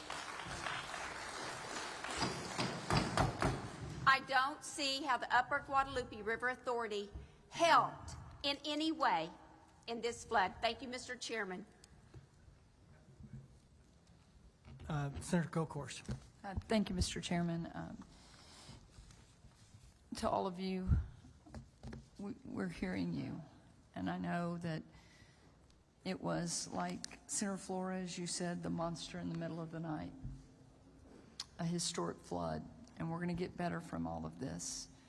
I drove down with Senators Blanco and Menendez this morning to Hunt and Ingram, and we saw the devastation. We saw some of the debris in the top of the trees, those huge cypress. This was something of a magnitude that, as Sheriff, you generationally having been here, we've never seen before.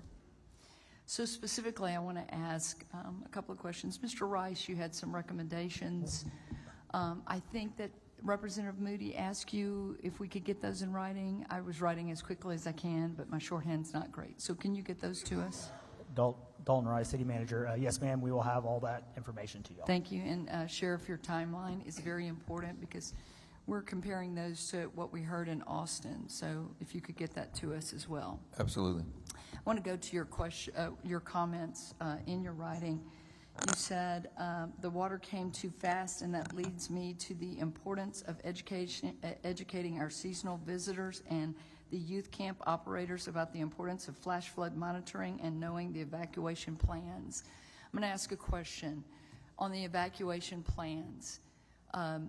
Did y'all know that the camps had those or the RV parks had those? Do those exist, and did anyone know that they existed? I'm going to refer that to our EMC who works with them on a regular basis with the camps, our emergency management coordinator. Thank you. Yes, ma'am. William Thomas, Kerr County. We have 19 camps, summer camps here in Kerr County. I think I have emergency management plans for, they've been submitted by the camps, probably 6 of the camps. Let me clarify that for myself. 6 of 19 camps had emergency plans that you had access to. That have been submitted to me, yes, ma'am. I'm going to ask this as a question, whether it is through statute, state statute, that we give you the ability. Do you think that every camp, especially those in a 100-year floodplain or a 500-year floodplain, should have evacuation plans, including those that are to shelter in place and get to higher ground? Yes, or, and I mean, I'm a long 6th-generation Texan. I've come to your beautiful county many times. It's been a while since I've driven out to Hunt. We see the low water crossing. With all of your timelines and comparing them, it was moved to higher ground. Should we have those plans? Should they know better? And should we require that? Yes, ma'am. I believe if we're going to make school safety rules and regulations for the schools to have safety plans, I think we need to do it for camps as well. Obviously, one camp suffered more than others, and we were able to get, there was something that went very wrong, and then there was an area that they were able to evacuate. And I know that there are a lot of parents with lots of questions. As we move forward, we'll hear from some of those. Representative Johnson, I too represent families that have lost their child or family members. I want to ask the county judge from Kendall County, Judge Stolarczyk. Did y'all lose any lives in Kendall County? Shane Stolarczyk, Kendall County. Pardon me? Shane Stolarczyk, Kendall County. No, ma'am, we lost 0 Kendall County residents. I went through your testimony, and you gave a pretty good timeline of how y'all reacted. It seems like y'all were reacting very expeditiously. In part, I know that the flood was your downriver. Did you think that you had more warnings from Kerr County that it was coming your way, or did y'all react just on the warnings from NOAA and from other warning systems? I would argue that we reacted on both based on our conversations and those warnings, but also based on history. We know there's generally about 6 to 8 hours of a lag between when floodwaters come from upstream by the time they hit Comfort. So we know there was a window built in, but it actually hit us a little faster than we anticipated. Then I want to ask this. You gave some recommendations. I'd like to get that in writing as well. But some of the things that you did, you have no manufacturing housing in the floodplain. Is that correct? You do that. Y'all have asked for that to happen? Correct. No permanent like rental properties, but I believe you can keep them there for up to 90 days, like for park or to park and camp. But I'd have to recheck our rules for the exact specifications for that. In your testimony, you had some bond issuance for $20 million of what y'all were doing with mitigation space, green space. If you could get that to us, I'd really appreciate that very much on the proactive things you did pre this disaster. Correct. Yeah, the bond initiative is a very unique one. We're a very conservative county, like 80% Republican, but that bond passed like by 66%. And so our residents willingly raised taxes to go out so we could purchase large tracts of land to, in areas where we know there's risk for floods, where we want to preserve waterways, and also prevent certain kinds of development that could be problematic down the road. So it's our community is very invested in the well-being and welfare of our residents. So that was one of the very big accomplishments that we've done in the past couple of years. Thank you. Thank you, Mr. Chairman. Lieutenant Governor. Yeah, I'll be brief. I say this with a heavy heart because none of us want to point fingers, but I was kind of in the middle of it on day one. And since day one, I've been to a number of the funerals. I went to the church and spoke to the families and gave the families my cell number a few days later and said, call me. I've gotten to know these people, and I think I have to make this point on behalf of them. Judge Kelly, I never saw you on day one. I came here from Austin. In this room, I talked to the sheriff multiple times, Sheriff. I talked to the mayor multiple times. We had a meeting when we got here. Governor Youngkin was here. I was here. The mayor was here. Everyone was here. Then I wasn't. Then I wasn't. And you were not. You were not. And I asked the question, where's the county judge? I have covered multiple emergencies in my 10 years as lieutenant governor. This is about as bad of a day as you can have, and I've had a lot of bad days because we didn't just lose people. We didn't know where people were. And you weren't here. I asked where you were for the press conference that night. You weren't here. Governor Youngkin and myself and the sheriff, you remember the sheriff, very laborious, I can't say the word, a lot of labor intensive, went down the list of every camp, of the 15 camps, to find out who was accountable and who was counted for. And the only camp, and you know this, Mayor, you were there with us, we went down that list and we found that every camp had accounted for everyone except Mystic. You weren't in that meeting. I don't know where you were on day one on July 4th, but you should have been here. You should have been here directing that response. That's your responsibility. And Charles Swartner asked you the question. I want to set the record straight. I'm not pointing a finger. I'm not blaming you. I just want to set the record straight. Everyone was here that day working their ass off, and you were nowhere to be found.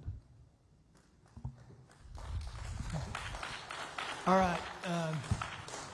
What? Representative Wilson. Thank you, Mr. Chairman.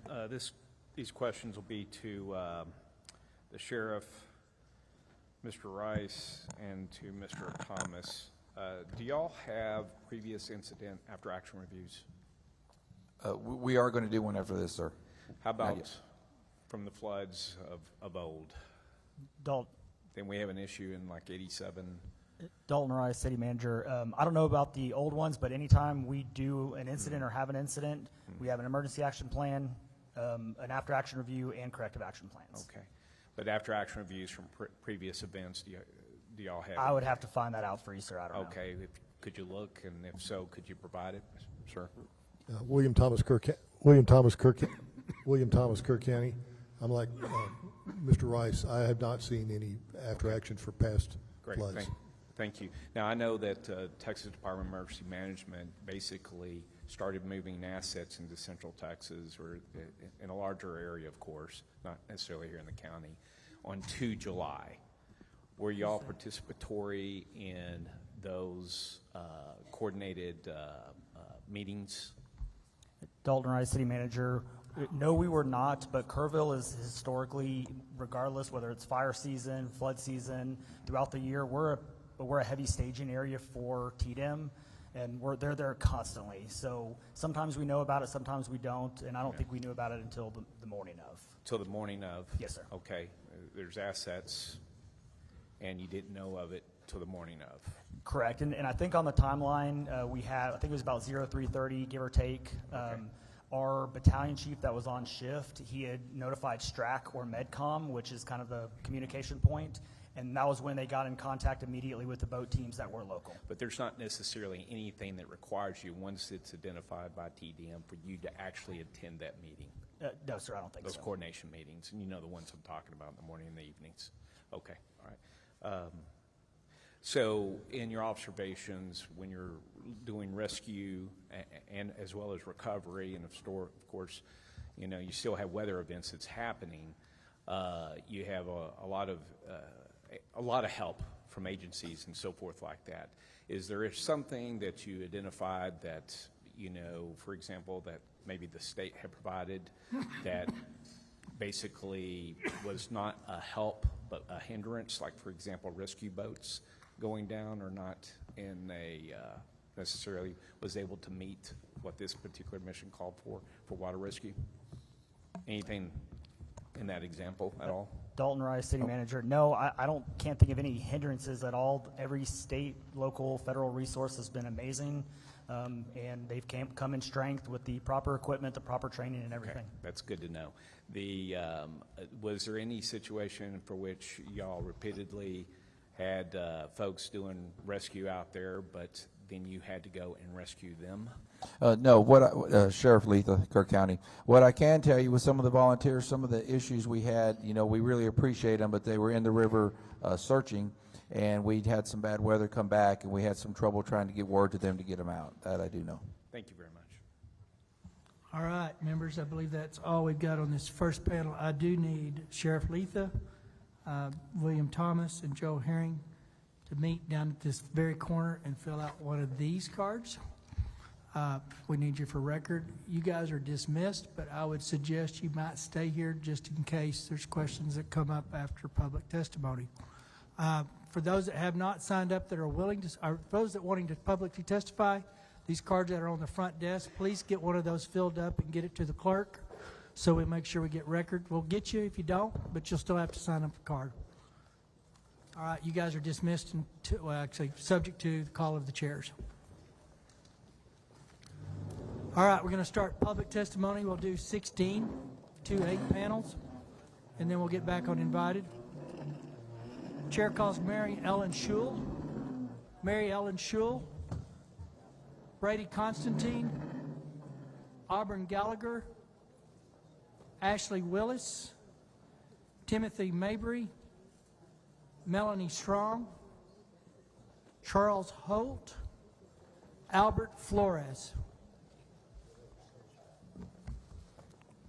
Albert Flores, Charles Holt, Melanie Strong, Timothy Mabry, Ashley Willis, Auburn Gallagher, Brady Constantine, and Mary Ellen Schul. All right.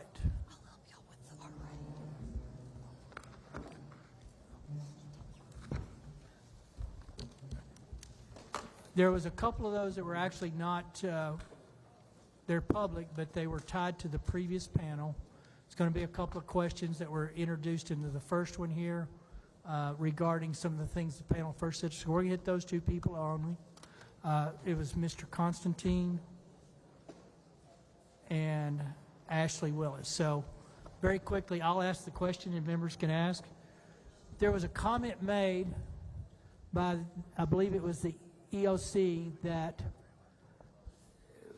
somebody had an easy feeling about that night. I think it was you. Can you give us a background of, and here's the deal. We all can have easy feelings, right? I mean, we're just kind of human nature, especially in hindsight. You might kind of start thinking, well, I should have. What was the background for that conversation with Tatum is what it was said. Can you give us the background on that conversation? And say your name and your title, who you're with. Yes, sir. Brady Constantine, Kendall County Emergency Management Coordinator. In context to that, so I'll start with saying I have a lot less years of experience as opposed to many. I'm the second one, I believe, in history for Kendall County to hold this title. Jeffrey Fink held this position for 40 years before me, and he was somebody that I learned and transitioned into his position as he retired in May of 24. So I will say that I'm a lot more on edge for any type of situation that could happen within the county. Sometimes I'm a little too eager or more proactive, but that's me learning more of what my role is now. I grew up in the fire service as a fireman and paramedic the last 20 years. So to be clear, I just want to kind of land the plane. It wasn't anything Tatum said, or hey, by the way, this is going to be a big one. You need. It was just kind of your experience level, inexperience, and kind of looking at some of the stuff and talking to people. You were believing that maybe this is quite. We may not know what we got. Yes, sir. We did have we had a weather call with the SOC at 10 o'clock on the morning of July 3rd. We had our planned parade in the Comfort community that runs down High Street that was planned for that next morning of July 4th that brings a lot of people.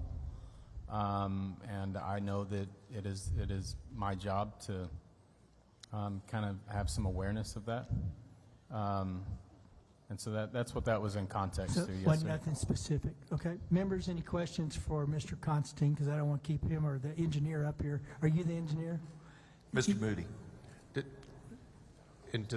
Just to follow up on the chair's questions, Mr. Constantine, you said you participated in a 10 a.m. weather call with on July 3rd, and that was the beginning of the conversation. Obviously, things evolved from there, but that was kind of the inception of that of your action.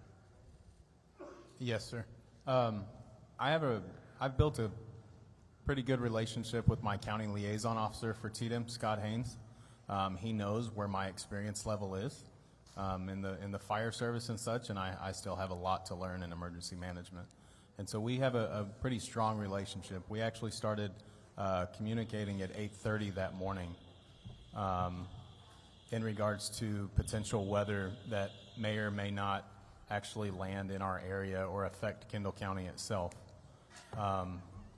So that's how my day started on July 3rd, followed by the SOC weather call, not knowing how much or if we were going to get any at all at that point. Okay, and the SOC weather call, that invitation goes out to you and who else?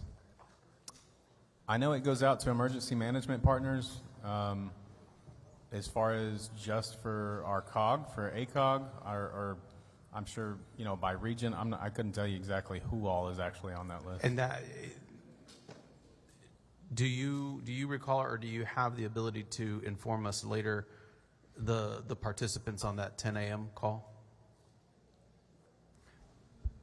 Representative, that's a global call. There's probably 500 people on there. No, I know that the invitation's going out. I'm just asking if he participated in it, and if he has these are some of the folks that he works with, if he has recollection of other folks that participated in the call.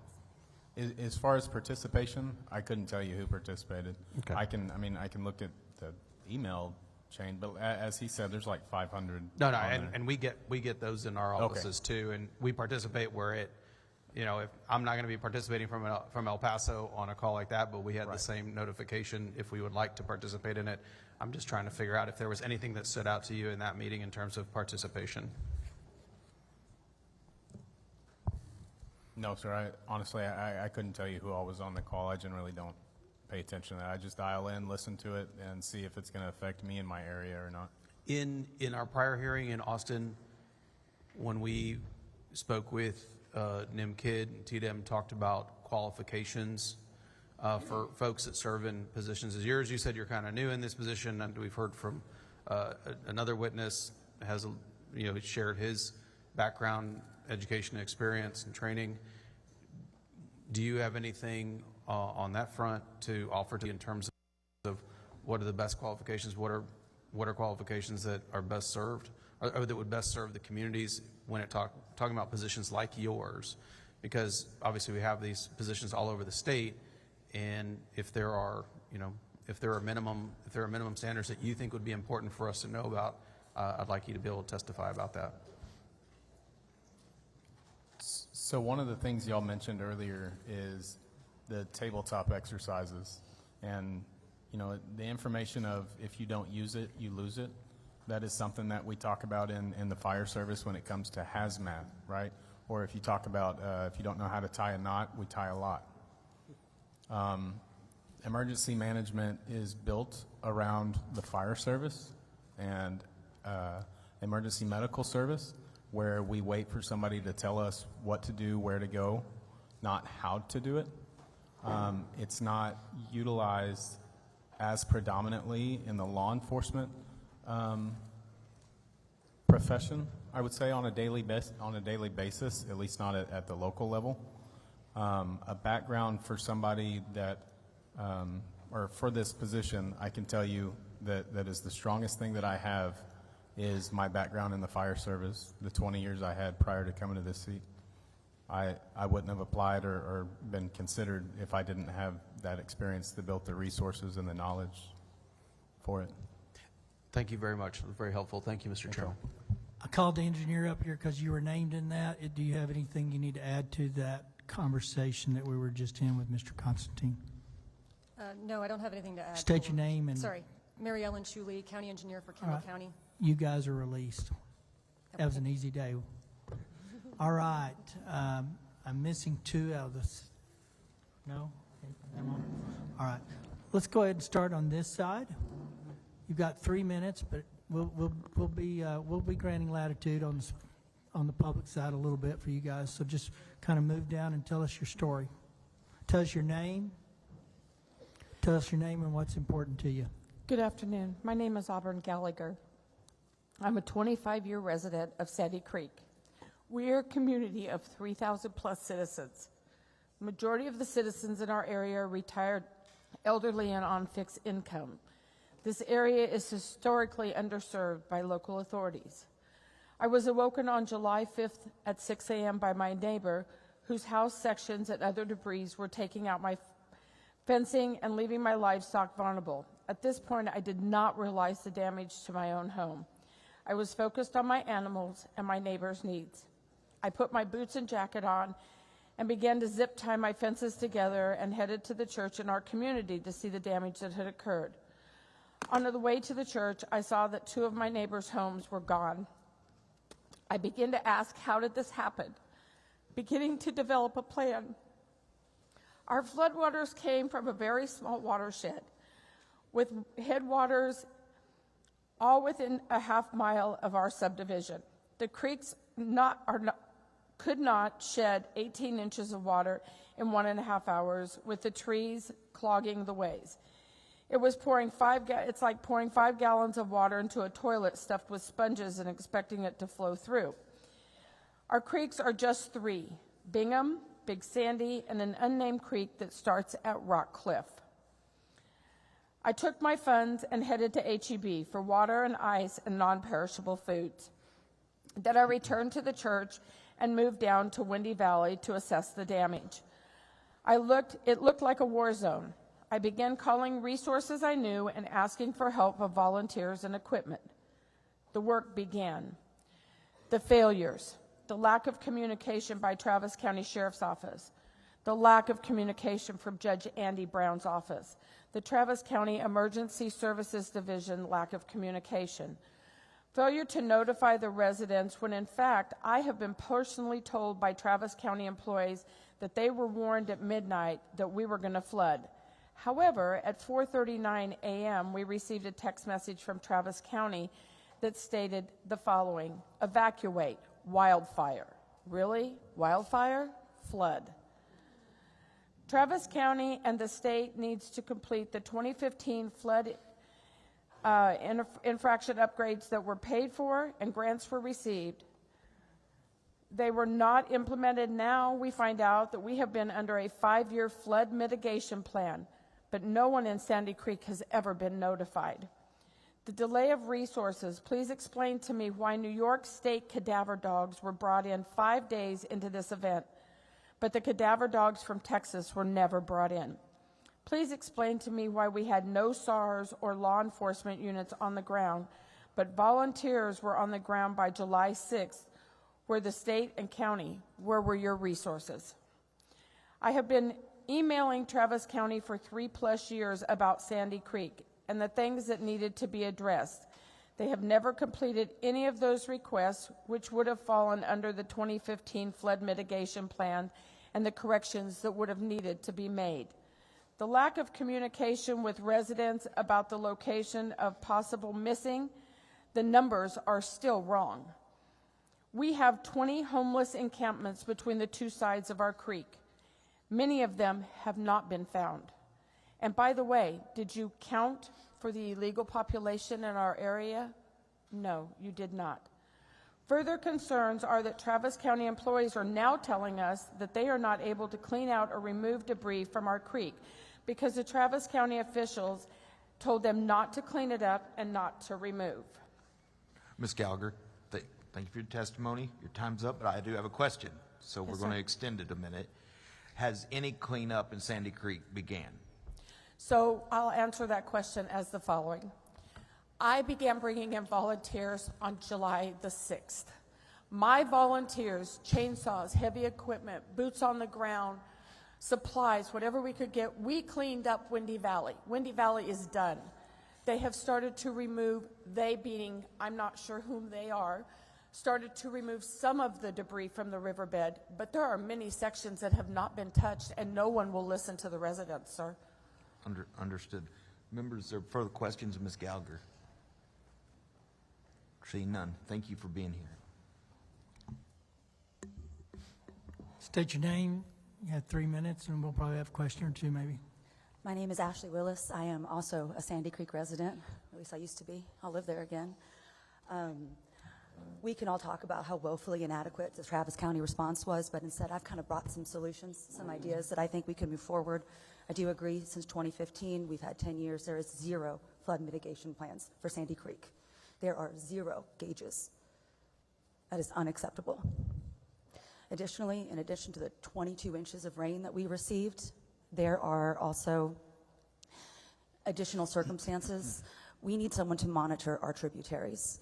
We have land with private dams that are very old. I'm not coming here with pitchforks, but they all broke. In addition to the rain, the level of damage was catastrophic. Whose job is it to monitor that? Whose job is it to fix that? Our emergency management coordinator, there is not a single standardized set of requirements across the state. There needs to be. As a real estate agent, I have hours of coursework I have to take yearly and tests that I have to take just to be a licensed fiduciary. It's not my job to save lives. Things that we need immediately: temporary housing, transportation, and yes, large equipment, because there is still debris. And I understand that rivers are traditionally what's covered by the county or the state, and tributaries are not, but it's the size of a river now. Additionally, aside from just debris, they are marking people found when they find their body parts. And they match DNA. and then they are not coming back to find the rest of these people. I found a hip and a leg on my property. And we did that, volunteers in the community, not Travis County. Lastly, I do think that there's going to need to be some water testing. There's a lot of contaminants. Actually, second to lastly, red tape in a disaster is ridiculous. The fact that the city of Leander could not come in because they don't have a previous interagency agreement with Travis County in a state of emergency, that makes no sense. Why would they be turned away? If you could please take these into consideration. I know you guys only have 30 days to pass legislation. I don't know how much of this can be done, but we have definitely, just want to thank every volunteer that came out the first week, as well as the weeks after. We're going to have the world's biggest cookout.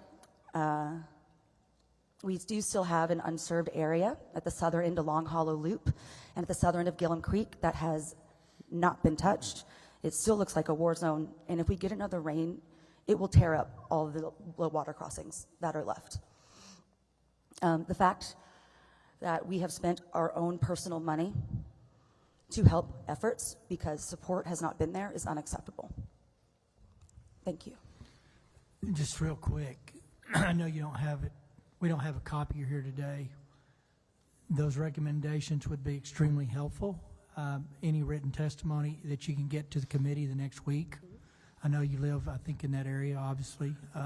Maybe homeless right this minute, but you're somewhere in that area. If you can get them to the Capitol, get them to my office or Chairman King's office, either way, we'll make sure the members get them. Appreciate that. Yes, sir. Yeah. Go ahead. Chairman Perry, Yes. on that note, for all witnesses, whether you're testifying or just want to submit public comment, if you go to the posting where this hearing is posted on the House website, there's a link to the public comment portal, and it's going to be open for another week. So you have a full week to submit your comments in writing on that posting, and that will be shared. Whether you send it to the Senate side or the House side, we will share all comments and put them together. Thank you for that, Chairman King. The Senate doesn't have that facility, so go through the House, it gets to the committee. So,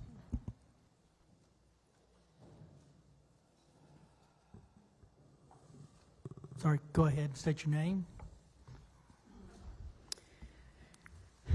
My name is Melanie Strong, and I'm a resident of Travis County.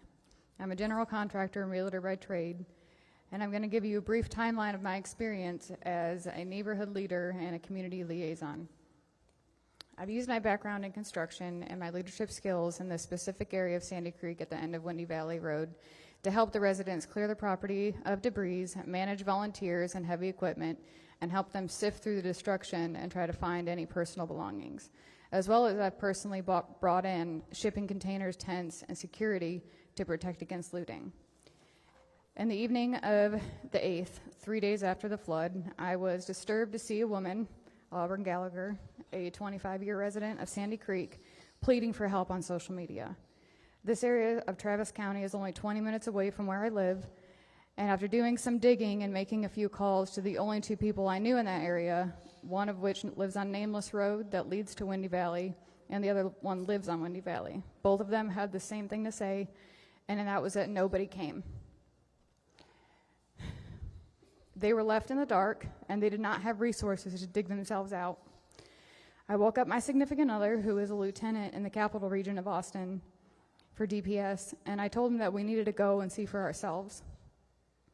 I asked him if he had gotten any emails or phone calls requesting assistance, as he would have been one of the first ones to receive that request, and his answer was no. He refreshed his email again, and there was nothing requested from Travis County. We drove out to Nameless Road and came to a bridge that was out. We watched several vehicles drive over it, even though it was coned off. Once we backtracked and drove through Treviso, and we came upon a single sheriff's deputy who was posted near the other side of the bridge. He was the only deputy stationed for that entire area. We pulled in and asked him what happened the night of the flood because we had been told that no one came. He confirmed that he was working on the night of the flood and had over 50 calls directly to him that he was unable to get to as he was caught between Cow Creek and the low water crossing for the Balcones Nature Preserve. That's a 20-minute drive on a clear night. He was on the other side of the county. And there were no other deputies available for the Sandy Creek area. Sorry, I lost my spot. He was stuck there for from approximately 3 a.m. until 10:30 in the morning when he was able to get out. He was landlocked along with other deputies, some of which had to evacuate from their own vehicles to escape the floodwaters on foot. We finished our conversation and went back home. On Wednesday morning, I went to my friend's house that lives on Windy Valley. His property extends both sides of the road. One portion of his property extends into the creek, and the other adjacent property is where his home is. The water came across both properties and into his home over 2 feet high. He took me to the creek that was previously an overgrown dry creek bed, and where we found his neighbors trying to dig out an elderly neighbor who is unable to get out of her home. And this is 4 days later. I spent the next few hours walking down the creek and witnessing the neighbors and volunteers with chainsaws and bobcats and small excavators digging each other out. I spoke to many of them, and their testimony was all the same. Nobody came. No emergency services came to them. In the hours after the floodwaters receded, their 911 calls went unanswered. Ms. Stalling, thanks for your testimony. My question is, we've heard from 3 of you now. You're not saying that there was no resources just from the sheriff. Your testimony is that there was no Travis County resources from any first responding discipline. Nobody. Before you speak, please restate your name. My name is Auburn Gallagher. Nobody came. No resources. Nobody came. No fire, no EMS, Nobody came. no sheriff. Nobody came for us. Nobody. That's unacceptable. Thank you for your testimony. While we're there real quick, in the DPS testimony last week, I met you ladies in a hallway there at the Capitol. The DPS said they had put resources there, couldn't remember exactly when they showed up, but from an actual cleanup or mitigation or help perspective, but this was regarding looting and stuff. So do you know when the DPS were there? Yes. Yes, they came only after my many requests because, like I said, I brought in my own shipping containers and tents to protect from the looting because that area was receiving a lot of donations. And we had an entire pallet of chainsaws that were donated disappear overnight.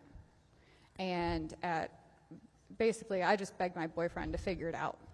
I'm like, you have to get people down here. They need help. And he made the captain that is over that area, made TDEM, whoever was in charge at TDEM over there, very aware that although there were a lot of DPS resources that had been allocated to Kerrville and Williamson County, that to let them know that there were still plenty of troopers ready and willing to come assist. And the request was, or the offer was declined. All right, thank you. All right, sir, state your name. Howdy, y'all. My name's Timothy Mabry, and I'm representing all the volunteers who showed up to help. So my story started out on July 4th in Canyon Lake, where I assisted in setting up a donation center for here in Kerrville. We ended up sending, on July 6th, 11 trucks and 7 trailers of supplies to here in the Kerrville area.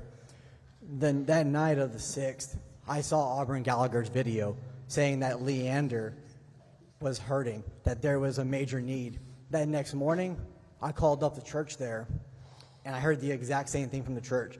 The church told me we were almost out of food, we're almost out of water, and we're out of supplies for children, like diapers and wipes and formula. This is what we're out of. And we happened to have some extra supplies that got dropped off right after our last truck went out to this collection point. So I loaded up a U-Haul, and I drove it and I had my wife driving my truck, and a few other volunteers. We drove it up to Leander, and what I saw was horrendous. HEB had just shown up, and there was a Travis County emergency manager on site. And I asked him, what is going on? Do you need assistance? Because I started to see how crazy this was. My background, I spent over 10 years in the fire department. Before that, I was Navy.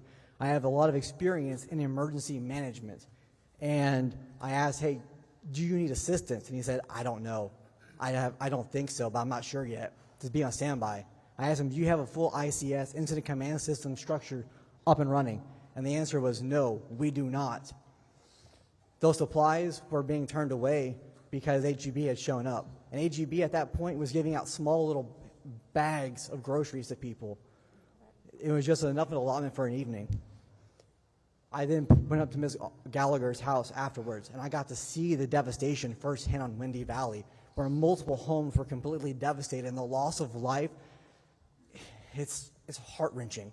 Out of 2 properties, 6 people did not make it, 1 did. And to hear their stories is heart-wrenching, what happened on that street, and then getting turned away.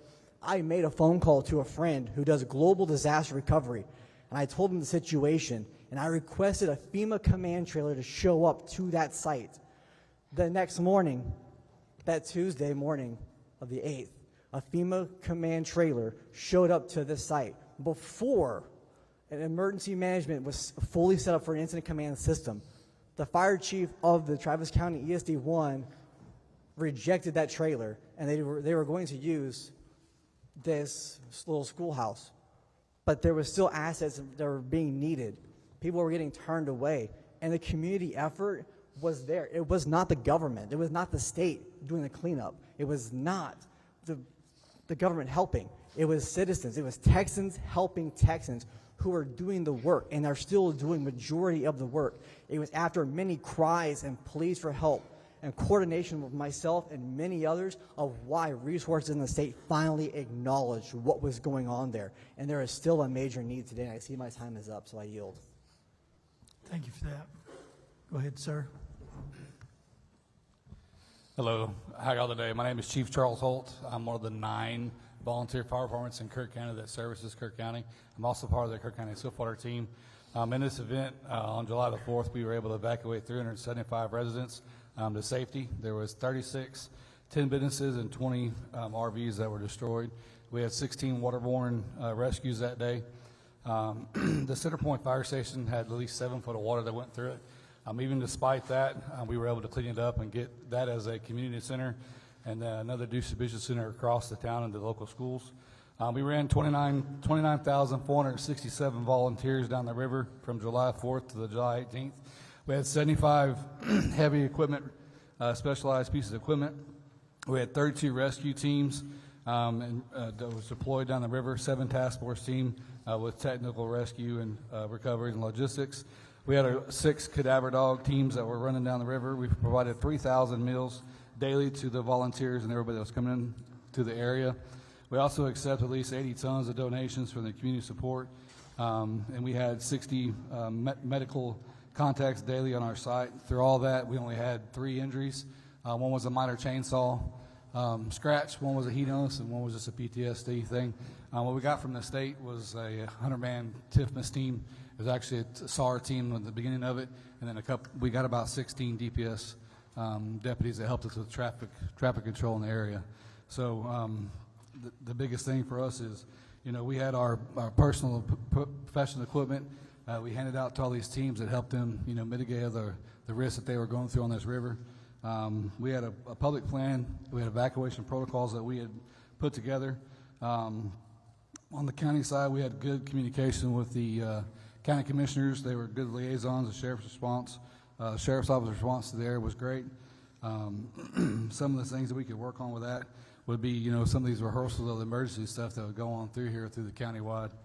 Other than that, through the state of Texas, the TDM support was good. We had stuff that we needed.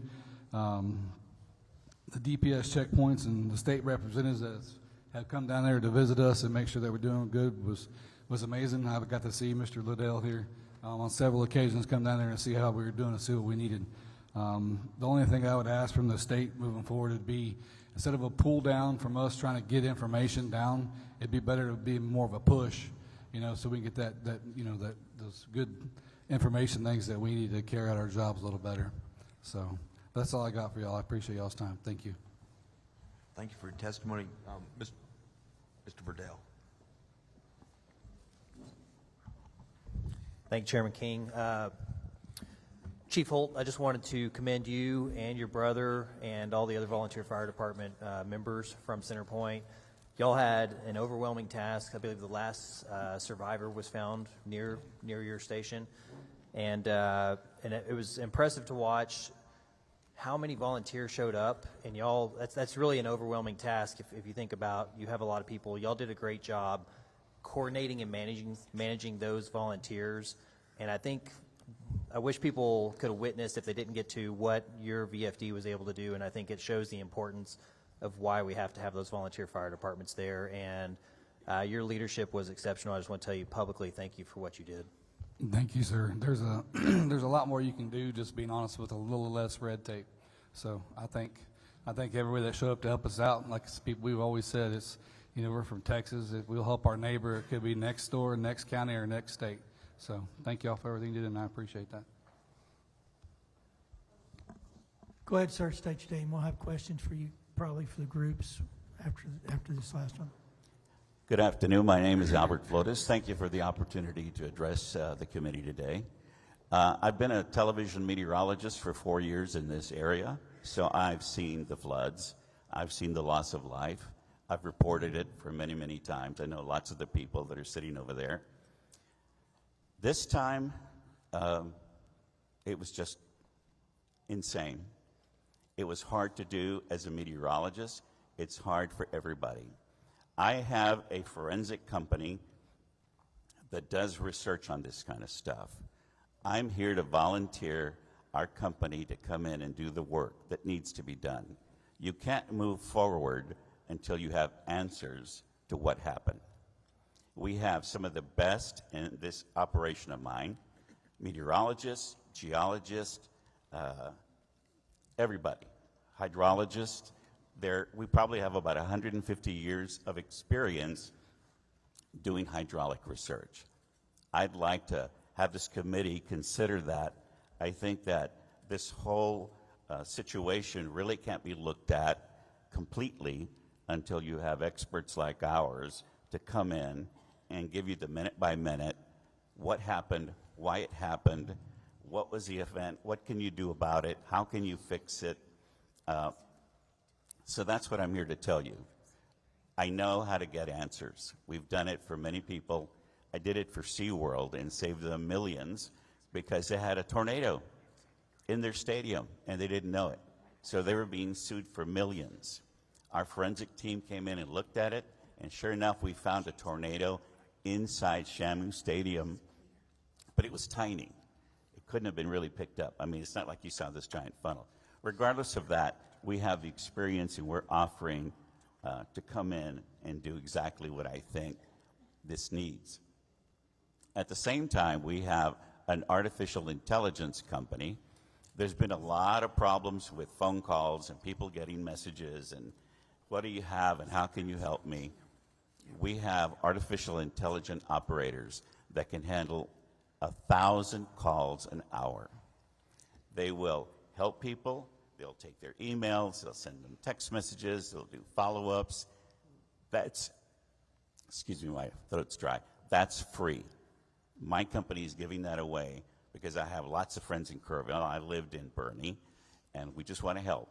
So our certified company will come in and give you the best report on this storm, and my artificial intelligence company will answer calls 1,000 an hour until this gets done for free. Thank you for that.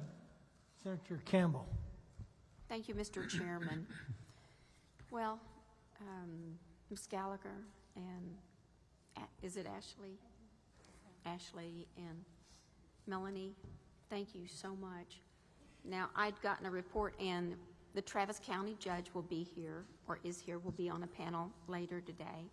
Hopefully you can stay and hear that, and we can talk. Because I was under the understanding that ESDs, more than one, and more than one responded.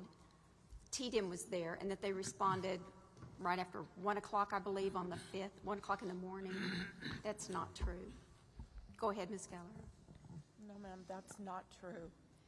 When is the first time you saw somebody from emergency services or an ESD? Hold on.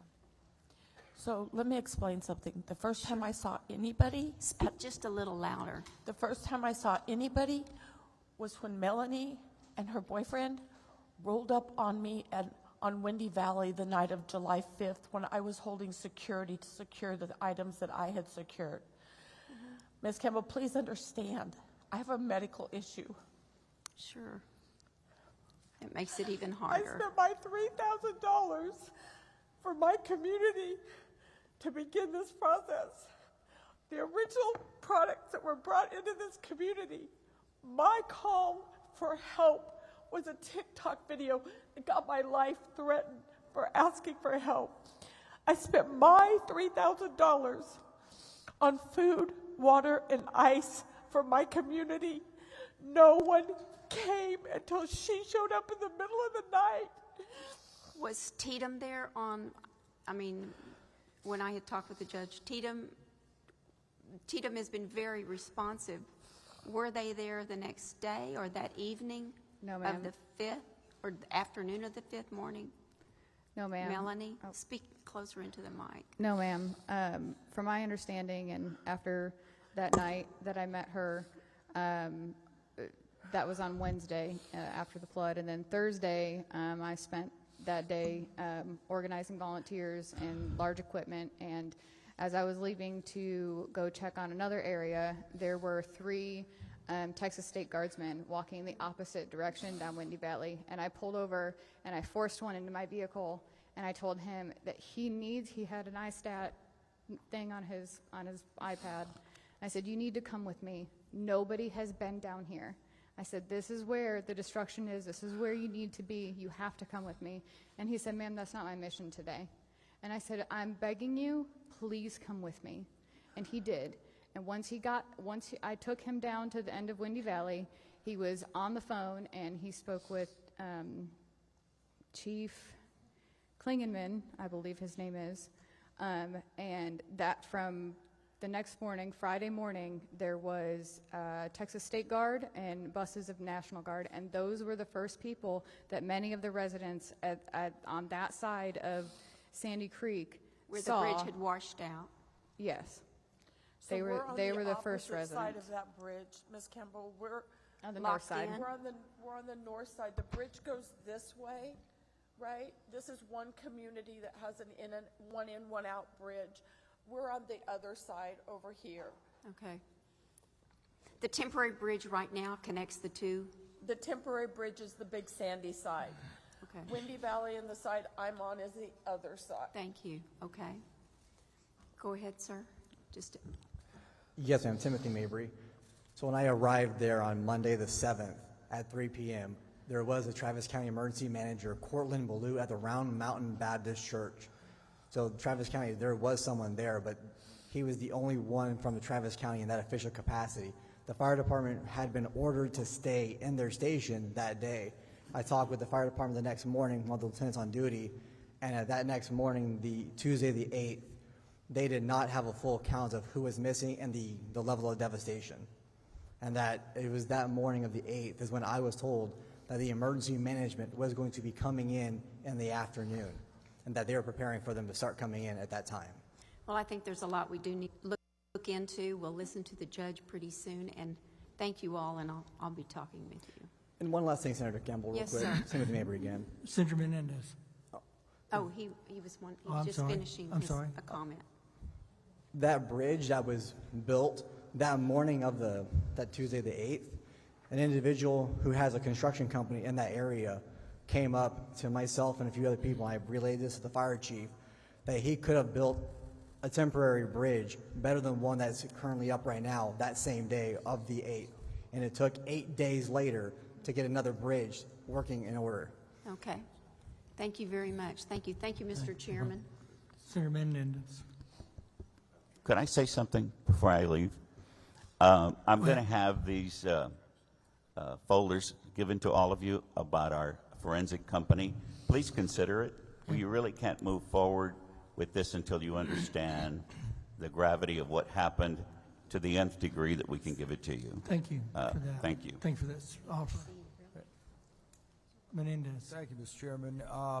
First of all, to the residents of Sandy Creek, I'm very sorry for what you've gone through. The fact is that cadaver dogs need to be brought out. Residents shouldn't be finding body parts on their They property. brought the New York cadaver dogs out, I heard that, and and they were turned away. Well, we're going to find out later today from County Judge of Travis County what the heck's going on and see what we can get you some relief. To you, sir, thank you for what you've done. Chief Holt, my understanding is that in Center Point and Comfort, there's a siren system. Is that correct? There's one in Comfort, but there's not one in Center Point. Not one in Center Point, but there is one in Comfort. Correct. How do you, if let's say if you were to evaluate what you heard earlier this morning, because I mean, to me, there was a concern that we have low water crossings that can trap people in place. We need a methodology by which that's not dependent on cell phone service, but that will give people the notice, move to higher ground. They should have never allowed or let or permitted for these children to stay in their bunks when the water was rising. They should have been moving to higher ground. And it's evident that not all the camps had as devastating a loss of life. Correct. And so, your thoughts on that? Anything moving forward to help, mitigate these problems that we have is going to be a step in the right direction. If it's a siren or if it's a better way to notify people, I mean, anything is best. All right, thank you, sir. And Mr. Flores, I appreciate your offer. I think it's a very generous offer, very kind offer. I think one of the things that's most important for us moving forward is we need more precise ability to determine where this rainfall is going to fall, because my understanding is that 5 miles in either direction the rainfall changes, we don't have this tragic loss, and we need to get more precision. I'm not sure if your service can help with that. I can, sir. Having done weather for 40 years, I have a pretty good idea of what kind of rain can occur, how fast it changes when it moves. And so it's a complicated situation. You really need experts to look at it. So we've got, as I said, meteorologists, hydrologists, geologists. They're going to give you the best look at what it was, sir. And so for you to plan what you're going to do in the future, you got to first understand the hydrology and the meteorology that hit you. And just a personal thing to say, our government has cut back the National Weather Service, if you remember. They were shorthanded in San Antonio during this storm. Sir, and we've got to move on. So I thank you for your offer, and we'll welcome the pamphlet. I'm going to have some If you'll get stuff them handed delivered, out to you. that's Thank perfect. you. Thank you. All right. Any other, Senator Betancourt? Ladies and gentlemen, we will be asking very pointed questions to the county judge when he comes. Please. No, no, you can stay, or we'll tell you what the answers were. Oh, I'm going to stay. So thank you for your testimony. Chief Holt, I want to go back over there was a siren in Comfort that went off. Is that one of your volunteers? Because I heard it was volunteer fire department siren that was triggered by the mayor, I assume, or the other. So the Comfort Volunteer Fire Department does service an area in Kerr County, but their station is in Kendall County. Right. So, and they have their siren that's there that they control and they set off for these events that are coming up. No, I figured you had a piece of it, so I was just trying to make sure we heard the fact of it. Right. And there's obviously sirens are still the same sirens that we all grew up with.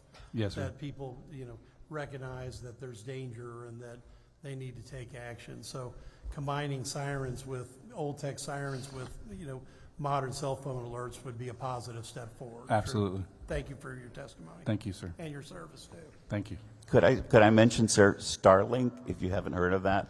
Sir, That's how you get you got everybody's your 3 minutes. connected. I appreciate it. Thank you. Yes. There you go. Thank you for your offering, and we appreciate it. Please get the information to the committee. All right, you guys are dismissed. We will have the Travis judge up on another panel.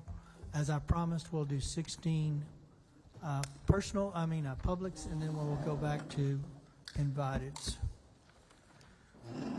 Lori Lowe, Bubba Walters, Sherry Reynolds,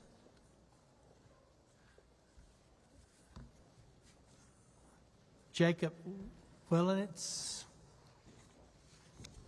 Terry Hall, Ann Carr, Nancy Zedunkwitz, Zdunkewicz, Roland Smith.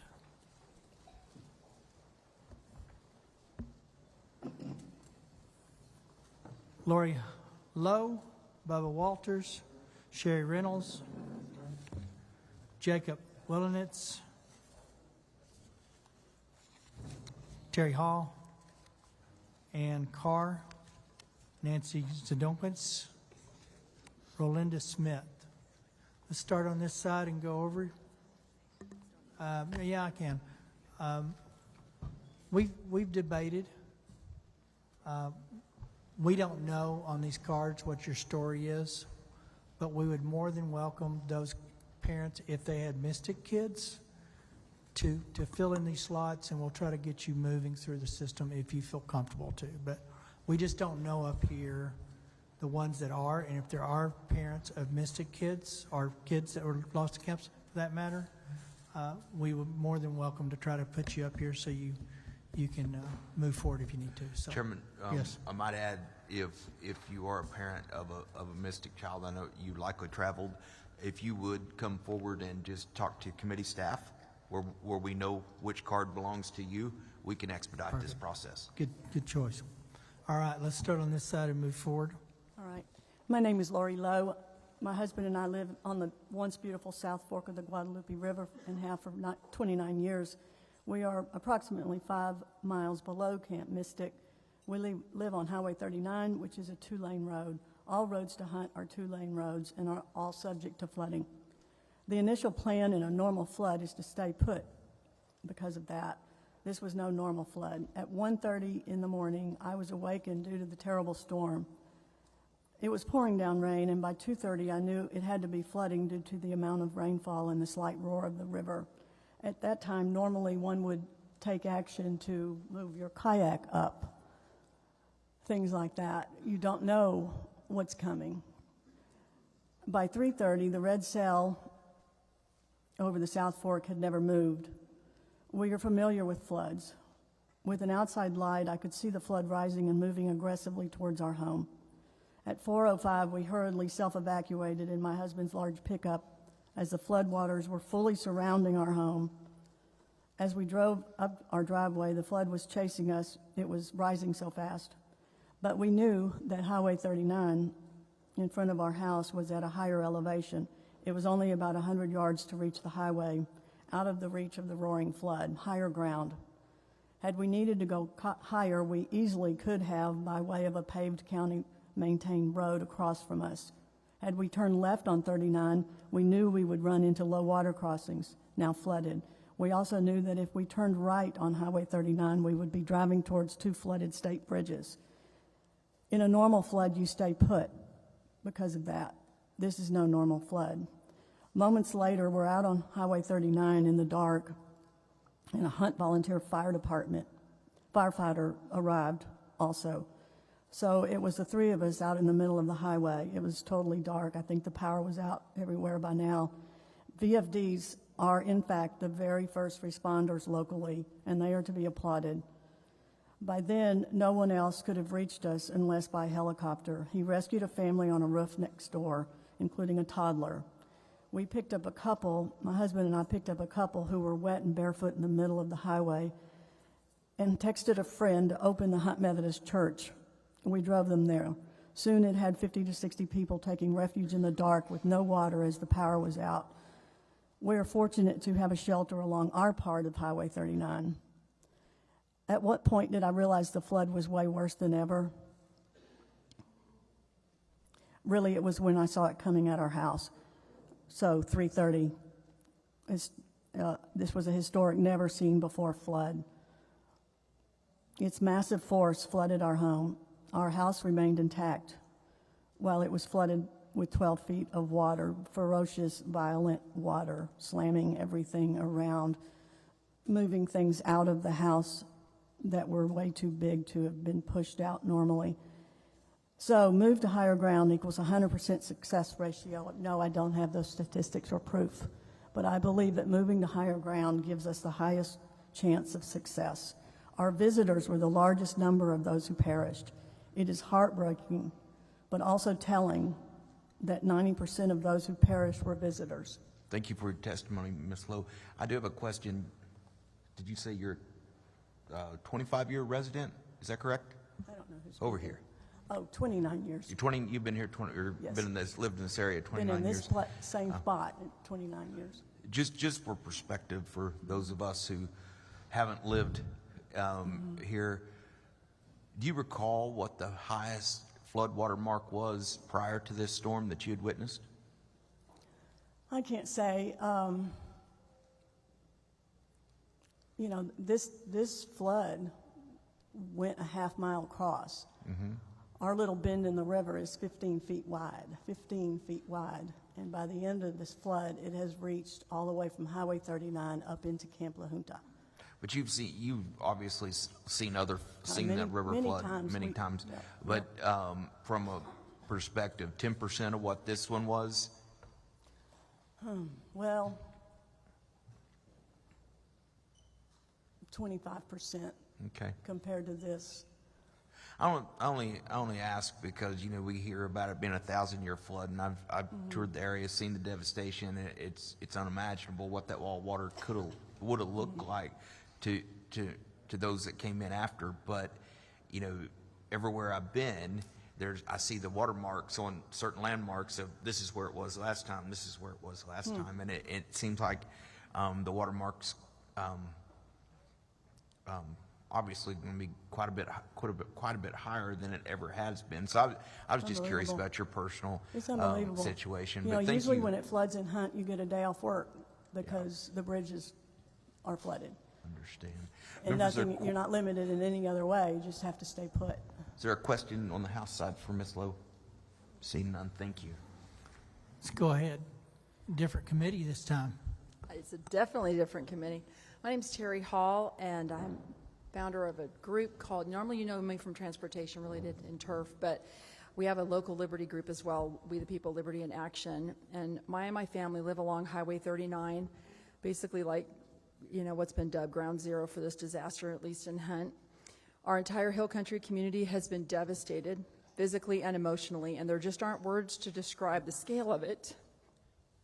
Every person's been touched in one way or the other, and we're very, very grateful for the state for your help in so many ways.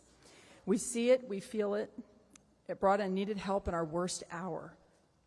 Our local resources were and still are stretched beyond their limits. We will continue to need state support, and the state picking up the cost of the debris removal alone will save our county from bankruptcy. We cannot thank you enough for that. But I want to talk about what's going on with some post-flood actions by our government. In spite of the biggest cost already being borne by the state, both Kerr County Commissioners and the City of Kerrville raced to start the process to raise property taxes potentially up to the 8% max, exploiting the disaster loophole that the legislature allows them to do without coming to the voters. Our little town is no different than most in Texas. Affordability is already at a crisis point. The very workers we're going to need the most over the next few years to rebuild our community are the very same ones being priced out of our housing market. We have an out-of-control property tax burden, and I know I don't need to say that to you all because that's why it's on the governor's call for the special. And though you passed HB 30 during the 89th regular to limit this sort of exploitation of a disaster loophole by local governments, it doesn't take effect till January. Many landowners are at high risk of losing their land due to being underinsured or simply not able to meet their deductibles. Many lost fencing and structures that cannot be replaced by any insurance or FEMA. Businesses that were paid for now have no option to rebuild other than SBA loans to pay it back, that they have to pay back. Many of them are too close to retirement age to make that even worth it.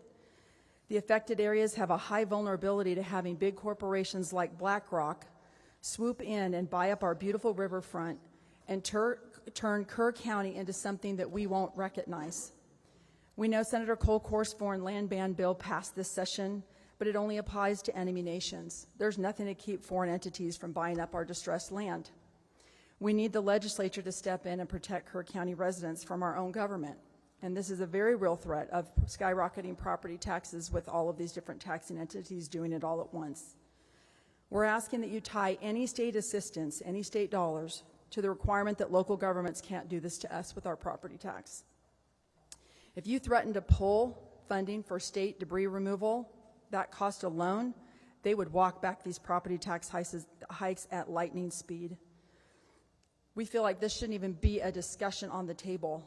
Literally, the president and the governor sat here in this building promising that we would have every resource that we need to rebuild.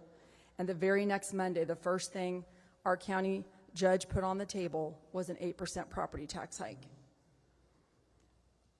On top of that, the county commissioners are seriously considering across-the-board pay raises for all county employees, including for Hey, Terry, you themselves, need to wrap it up. for the 4th year in a Terry, row when your our time's families up. are hurting. Close her up. All right, appreciate it. Go ahead, sir. My name is Jacob Wellens. I live here in Kerr County. I work in cybersecurity incident response, so I deal with emergencies, some of which can be life-threatening, like with hospitals, but I don't usually deal with natural disasters. Most of the time when there is a disaster like this, it's not actually lack of technology. It's more a lack of planning, training, or preparing for the worst. I grew up in Austin but spent summers here in Kerrville. I remember past storms intruding on Camp Chrysalis on Turtle Creek here in Kerrville. I was at home, safe and dry, while neighbors like Sherry Shine, two roads away, lost everything. The only reason why that family is still with us today is because they were out of town. The story isn't rare here. That grief is real. There are serious questions that need to be answered. I'm not asking for more government. I found that increasing government generally makes problems worse. I do believe, however, the state does have a role in equipping local communities to protect themselves. First, modernizing flood alerts makes sense. Sirens may not in some areas. We may need a layered approach, gauges, NOAA, weather stations, mobile alerts, radio systems, and sirens, if they make sense. Camps need to drill for floods. It needs to be a requirement. We drill for cyber attacks. Why not other situations and disasters? A $30 NOAA radio in cabins where cell phones were not allowed could have made a huge difference. I urge the legislature to support county-led tabletop exercises that include camps, emergency management, local responders, and businesses. We already know our worst-case scenario now. We can plan for it going forward. Texas doesn't control the National Weather Service. However, we can lead the effort to improve the quality of the alerts we receive. Texas are tuning out repetitive, vague flood warnings. Let's work with our federal partners to make alerts specific, actionable, and worthy of attention. A good example of an excellent alert was the one that was sent a few days after the flood that warned of several-foot rise on the river. That is specific, it's actionable, and directed well at those that were near the water. I support requiring camps to have real emergency plans. We must talk honestly about land use. I'm not asking necessarily for zoning mandates, but people should be informed when they build in flood-prone areas. We can encourage better decisions through education and incentive. We need to bring back signing up for emergency alerts via driver's license renewals. That was a bill that was considered a few sessions ago, I believe it was. We should allow that, and this legislature can make that happen. We also can't ignore the emotional toll on the communities that are impacted. We have a little girl in our church that lost her best friend as a result of this flood. Her friend was at Camp Mystic. Had her parents sent her to camp this year, she would be gone as well. Lastly, I wanted to thank Representative Verdell. He was here getting his hands dirty in the mud and the muck, not observing, but actively helping. He spoke with survivors, worked alongside responders, and truly witnessed the scale of all the loss. That kind of firsthand experience is rare in policymaking. I urge you to listen closely to his insights as you consider how best to help Kerr County and other counties that were impacted by this. So we don't need more state bureaucracy. Big government mandates don't solve this. The state still has a critical role to play, though. We need it to help equip the local people, the ones that know the land, the roads, the risks, to plan, train, and prepare. This is a moment to focus on what works: coordinated drills, clear alerts, informed land use, and yes, we need some mental health support in this community. Thank you for your testimony. Let's back local solutions with the resources they need. We're going to come back to questions shortly. Go ahead, ma'am. Hello, am I on? My Very name is close. Ann Carr, and I didn't want to be here today. I thought that I had done my job by going to Commissioner's Court on July 14th. I went as a resident of Ingram that lives on Ingram Lake, and we have some real concerns about our lake. Senator Flores and Campbell, I believe y'all flew over Ingram Lake, most likely when you went out to hunt. What we have noticed since the flood is our lake has become a toxic pit. We've talked to divers that have been out there. They have found vehicles. We have asked them direct questions. Are there bodies in the water? Their answers are yes. We have an RV in front of our lakefront. Our lakefront is unique in that it's very long. It's about 35 yards long. A lot of the lot owners that surround the lake have deeds that go back 100 years. So we own 50 feet into the lake. We can't get access to our lake to clean in front of our lake. I was told by Judge Rob Kelly that the lake was going to be drained. And I thought, okay, this is great. Our job is done. A week later, I think I read in the Kerrville Daily Times that there is no money from the state to drain the lakes. And that's why I'm here. I did a little bit of homework. It looks like we have about $27 billion in our rainy day fund. And that lake in Ingram is the heart of our city. It brings money into our city. We have people that come in and boat, fish. They spend money at the restaurants. We're a poor community, and we need that lake drained. We need to recover the bodies. Lieutenant Governor Patrick, you said something earlier today about we got to do all we can to make this we got to protect the public, and this is going to require something that's local, that people like me can come out and tell y'all what we're seeing. We have an oil slick that continues to bubble up right in front of our property. There's a vehicle down there, and we're being told now that they're not going to drain the lake. You need to allow the lot owners, homeowners, to get out there. If the state's not going to pay for the cleanup, then let us go clean it up. We're willing to get our hands dirty, but we need y'all's help.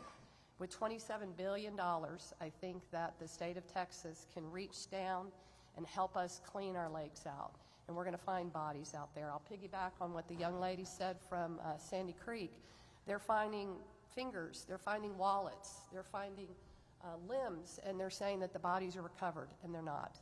We have six feet of rubble that has invaded our lake, and it's become a graveyard. So that's why I'm here. And Senator Flores says that y'all needed to hear from me, so that's why I'm here. Thank you very much. Thank you. Next.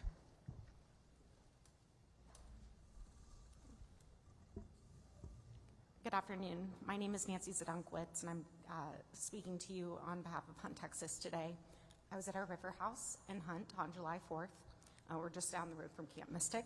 My family has had property on the South Fork for nearly a century. My mother went to Camp Mystic, so did I. We've weathered many storms, but July 4th was completely different.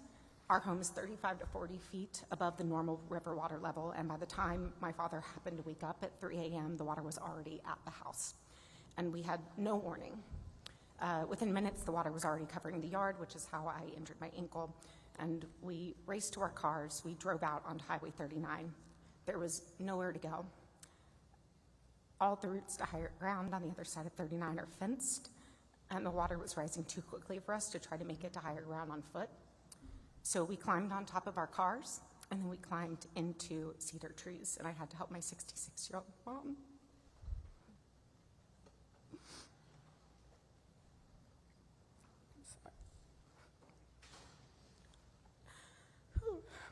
Our cars floated away soon after that. We ended up staying in the trees for several hours. We watched other cars shoot down the river and massive trees, and we just prayed and planned for what we would do if our tree was the next one to fall down. Several of our dear friends and neighbors lost their lives that night, people we've known for a lifetime, so we're actually very, very lucky. But our house was swallowed by the river. The community that we love has been devastated. Our house is now, stripped down to the studs. And so today I'm asking for your help because this community really needs help with recovery, and we need preparation for the next flood. Had there been early detection of the rising waters and sirens, we may have been able to leave in time to get to higher ground safely. I heard someone else say that they didn't think that that was necessary or would save lives in Hunt, and they are dead wrong. And frankly, that's offensive. There need to be more evacuation routes. There was no place to drive to on 39 that would have taken us down before it didn't take us up. So we need places to be able to drive that aren't private and fenced if we had that warning. More lives also could have been saved if people were able to warn their neighbors, but we have no self-service in Hunt. And when it comes to recovery, I specifically want to ensure that efforts focus on Hunt, which was the epicenter of the devastation, followed by Ingram. This is where the most lives were lost. This is where the most homes were lost. By the time we got to Kerrville, we were like, oh, we're finally safe. And so I really want to ensure you that, or want to plead for this city not to cannibalize the recovery funds and efforts just because there are more people who live in Kerrville. And I also do appreciate that people in Kerrville were affected, but I just want to emphasize the need to focus on Hunt and then Ingram. The permanent residents of Hunt obviously come first. They need housing assistance and mental health resources and help to rebuild their homes and businesses and lives. But you should also know that almost all of the riverfront homes on the South Fork are generational family vacation homes. These are the homes where people come to stay when they drop their kids off at local camps, and their families support the local businesses here, like Kreider's and the Hunt store, year after year for generations. We pay property taxes. We are part of this economy, and we are part of this community. And so these homes suffered the most damage, and families like mine don't know how we'll ever be able to afford to rebuild. And so because we're not eligible for FEMA funds, because many don't have insurance, it's a real question whether or not Hunt comes back if these homes also don't come back. So, thank you for listening today. I know that the state has the power to act right now, and so my ask of you is that you please prioritize this over everything else this special session. Please, we need your help now. And I know that the governor has the power to use emergency funds today, and this is an emergency. And with that, I will turn it over to my friend. Thank you. Thank you. Go ahead. State your name, please. Sorry for your loss. Gotcha. Go ahead, ma'am. Thank you. Can you hear me? My name is Rolinda Schmidt. Good afternoon, Chairman Perry and King and members of the committee. I serve as president of the Texas Association of School Boards, and I've also been a trustee here in Kerrville ISD for 30 years. We're grateful you chose to hold this meeting in Kerrville. This hearing is important to all those present and to many across our state and nation. I'm here to offer feedback as you shape future disaster preparedness and response plans. While first responders rightfully come to mind in times like this, public schools often stand quietly alongside them, opening their doors, offering support, and helping communities recover. Our facilities, buses, communication systems, and dedicated staff serve Texans every day. And in moments of crisis, these assets are critical to the entire community. At TASB, we're always mindful of the burden mandates can place on districts. But we do believe there's an opportunity here not to regulate more, but to partner better. During the July 4th floods, coordination happened quickly. We're simply asking, how can we help make that kind of seamless collaboration the norm across all regions and emergencies? As you know, within 30 minutes of receiving a call for help, Kerrville ISD mobilized. Our district employees drove school buses into flood zones to evacuate campers and counselors. Folks across the world saw a heartwarming video that day of young campers singing a Christian hymn to comfort one another, filmed on one of our Kerrville ISD buses and driven by one of our own, Miss Jerry White. She had just received her CDL license a few weeks before, and this was her first opportunity to drive children. It was a moment of peace in the chaos. I give thanks to God for those children who were brought to safety and hold in prayer the families whose unimaginable loss is now carried in the heart of our community. We're incredibly proud of our teams, but these efforts are not unique. Our neighbors, Ingram, Hunt, Centerpoint, and Comfort ISDs all sprang into action and continue to provide support services. We've seen school districts across Texas rise to the occasion in times of crisis. from Houston ISD and Katy ISD during Hurricane Harvey, to Canadian ISD and the Panhandle wildfires during Winter Storm Uri. Austin ISD and San Antonio served as warming centers and meal sites. And following the Uvalde tragedy, neighboring districts stepped in to provide counselors and additional support. These examples reflect a shared truth. Texas public schools are built to serve, and they show up when their communities need them most.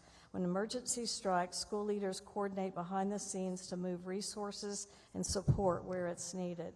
We believe there's an opportunity to strengthen the front end of emergency planning by formally incorporating schools' capabilities into statewide and local response frameworks. Thank you, We know Ms. this Smith, would for that require testimony.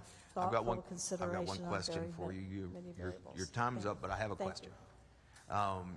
Because you got to the point that I think many of us are very interested in, the mental health aspect of this and the grief counselors that our public schools can help provide.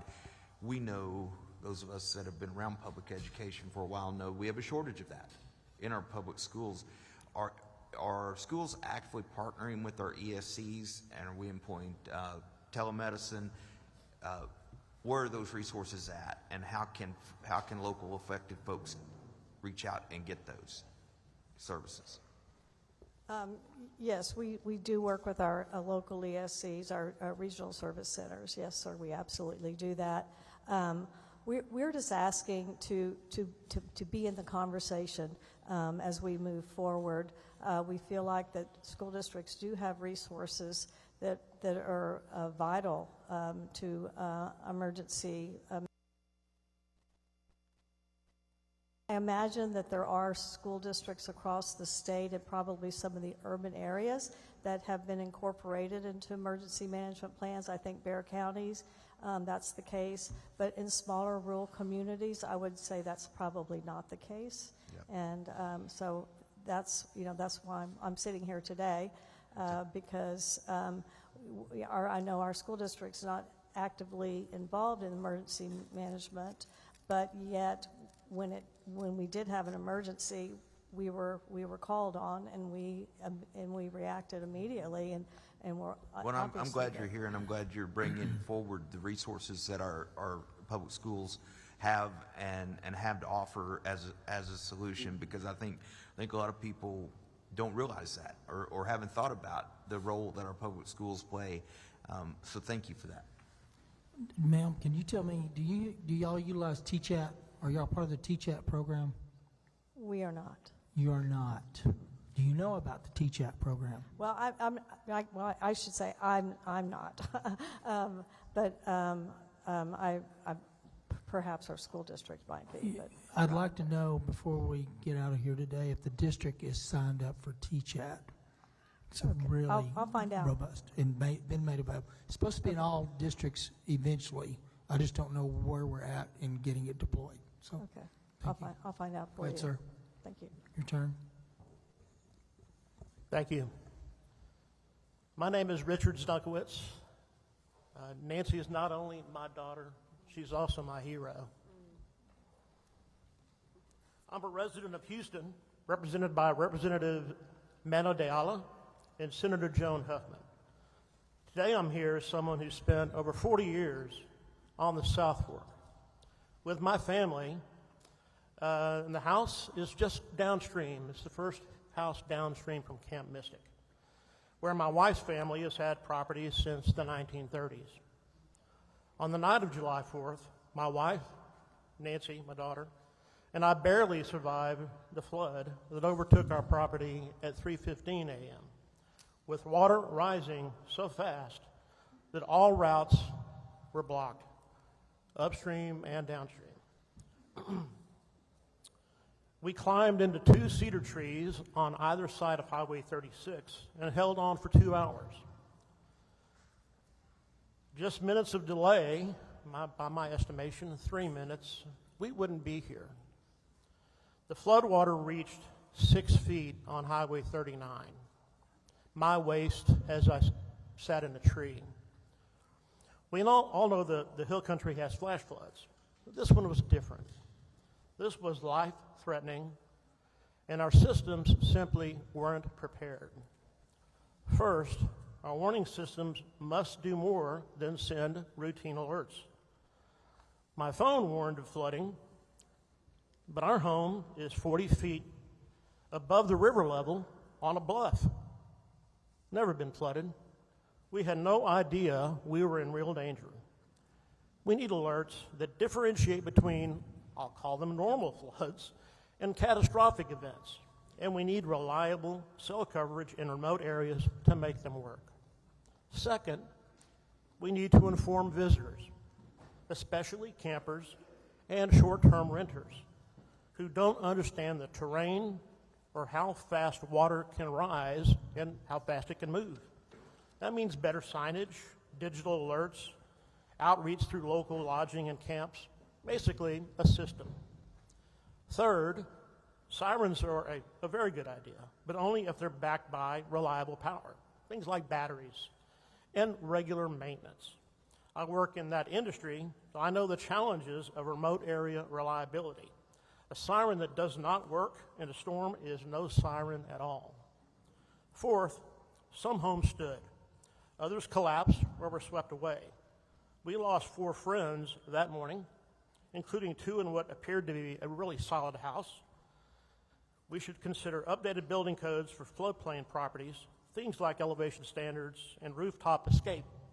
And finally, we need evacuation options. Our property was trapped on both sides. The only escape we had was up into private land.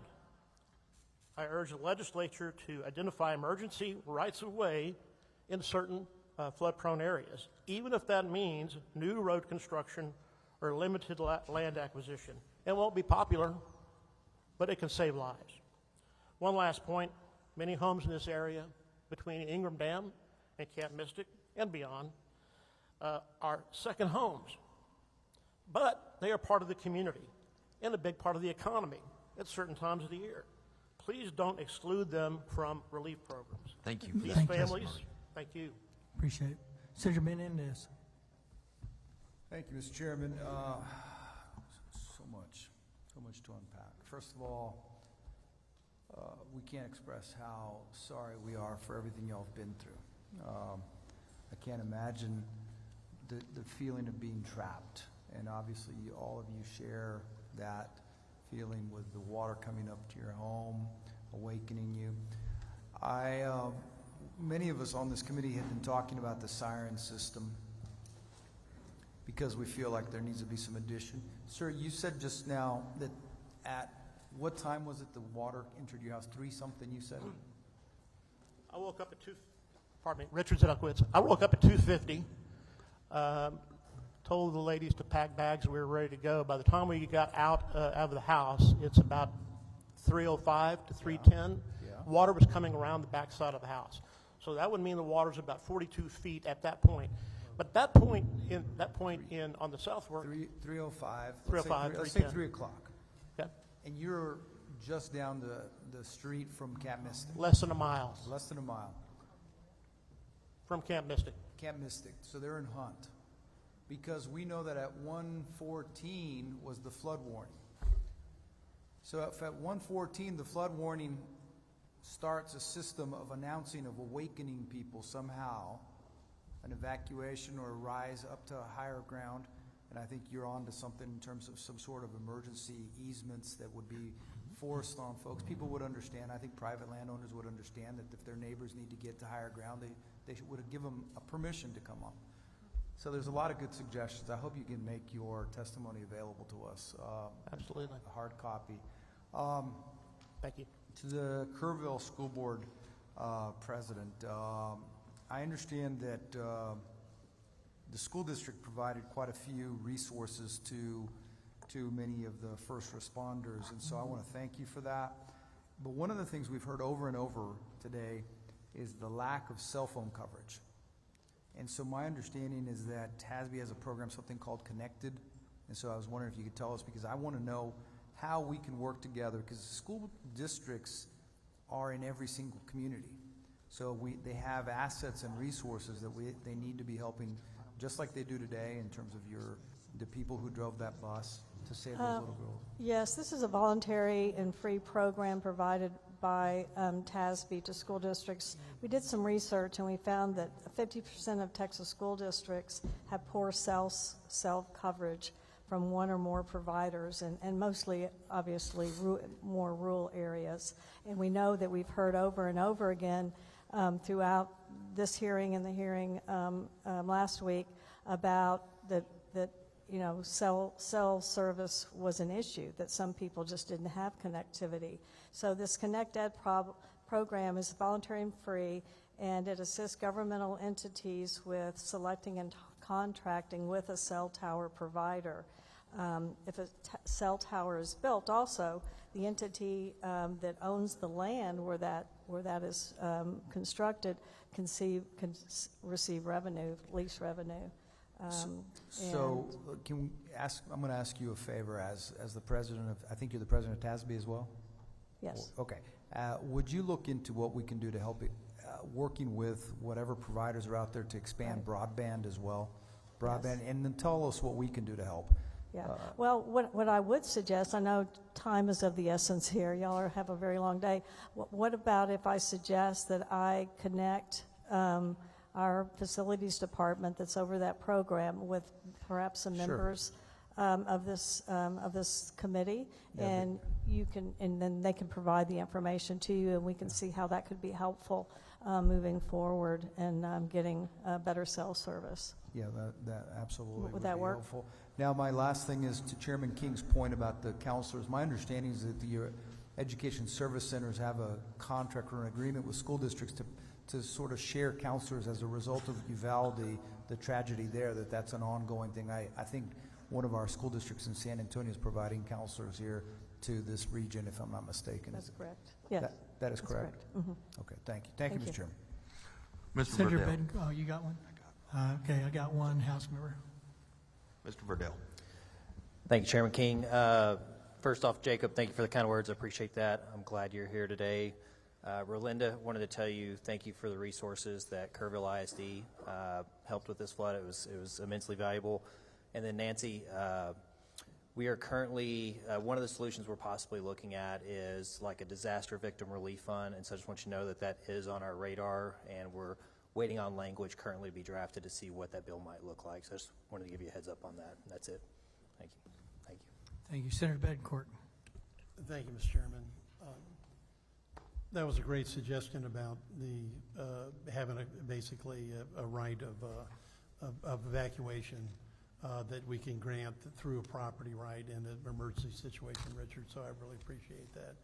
Nancy, your comment about why the responses you saw on the main panel offended you is perfectly correct, because I tracked this unfortunately to an engineering study about 10 years ago in this county that made the same comments about sirens not being useful tools. I don't understand why the River Authority would repeat that. Now, they did, under questioning, recant that immediately.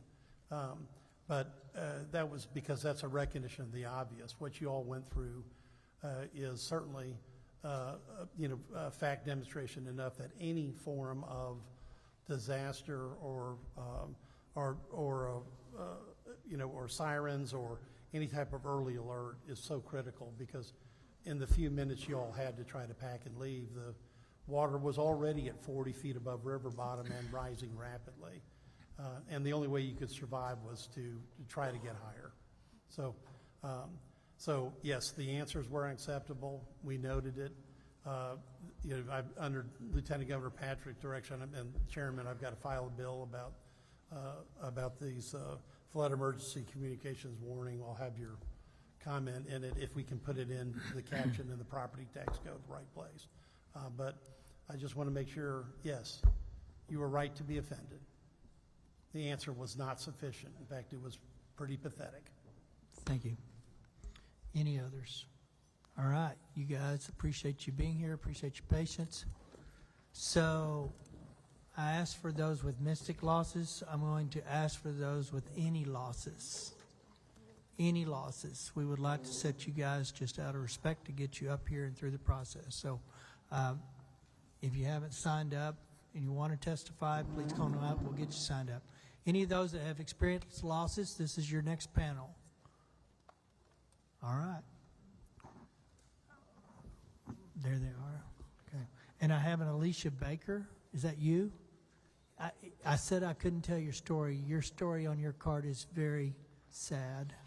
It was clearly there, but it's not. It's one of the few, but just a tremendous loss, actually. So, any others that have experienced a loss that wants to come to this panel, so that you don't have to wait the whole day, please come now. All right, Alicia Baker, and are you another witness? Yes. What's your name, ma'am? I'm a sister, Kristen Jeffrey You're just Jones. sister. Did you sign a card? No, You're sir, not just testifying. You're just supporting. moral support. Yes, sir. What's your name? Sir, what? Sir. Sir on the end. Hello? Oh, What's talking your to me? I'm name, sorry. sir? I thought you were looking over- Bud Bolt. My name is Bud Bolton. Okay. All right. We'll get your card and put those two. That's it. Those that have losses. Okay. All right. Hey, Alicia, Yes. talk to us. I'm Alicia Jeffrey Baker, and I'm here on behalf of my 11-year-old daughter who passed away and my parents. We were part of the Casa Bonita community, and there were 9 others that were swept away. We started doing our summers here back in 1990. This was not a new endeavor coming out here. My parents bought a cabin out here in 2008, so this was our regular happy place. The river that we've loved so much killed them. I'm sorry. All right. In our community, there were 19 cabins, and we were the only one up on stilts. So let's just say that we got cell service, which we didn't, but with Wi-Fi, you could. Let's just say they got an alert. The alert says, seek higher ground. They're on stilts. Thank you. Where are they supposed to go? My suggestion would be that instead of just sirens, we actually have sensors in the water that would then alert sirens to go off. Because if you just have sirens that go off, people stop paying attention to them. Like, if we have gauges in the water already, put a sensor on them. If it gets to a certain point, that's when the siren goes off. Not just because, oh, it might flood. Because to be honest, if I got an alert that said 6 to 7 inches, I'd been like, cool, that's the dock. It wouldn't have made that much of a difference. Now, when you're talking 30 feet, that's a whole nother story. Something that I was the first parent at Ingram Elementary on July the 4th. Ingram Elementary wasn't even actually aware that they were the spot. When I got there, there were volunteers there. They had no way of communicating anything, and no one was in charge. And I waited there for over 12 hours for news, and literally no one could tell you anything at all. Literally no one was in charge. It wasn't until Sunday morning that really things started happening. Our parents were found on Saturday, but not identified until Sunday. And by then they had already been taken to Kerr County, and autopsies had been performed, which we would not have asked for. It seems pretty obvious. My daughter was not identified until Thursday the 10th, and the only thing that identified her at all was her charm bracelet. When we know better, we do better. And so we need to do better for the people in this community, for the people that are suffering. And like I said, we need to give people a chance. This is a lovely community. Like, everything, people have been fantastic. But I don't think the sirens by themselves will be helpful. Like I said, people will stop listening to them. But the sensor, when it gets to a certain level, and then the sirens go off, and then people know it's time. Like, this is serious. It's not just a, oh, it's going to rain, yay, kind of thing. I think that's my suggestion as someone that's living through a nightmare. Thank you for your testimony. Sir, state your name. Yes, sir. Tell us your story. Yes, sir. My name is Bud Bolton. I'm a local independent contractor here with heavy equipment and put up steel frame buildings and things. We lost our home on the 4th that morning. On the 4th, me and my wife had no notification. I was watching the river till about 2:30 in the morning because I do a lot of this river conservation work on this river with my equipment, have for many years.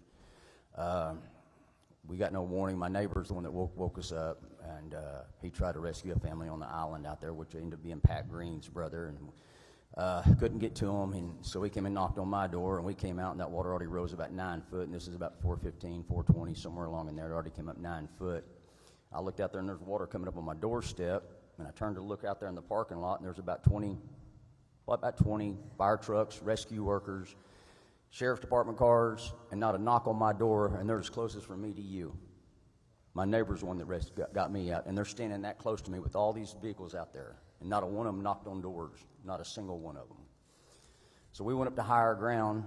I watched 108 RVs float right by me in them 3 RV parks, watching these screaming kids inside these RVs with the lights still powered on from the batteries after they pulled loose, and them screaming and hearing crashes and crashes, then tiny homes crashing and more crashing and get dead silent, then more crashes, then more screams, and that went on for 15, 20 minutes.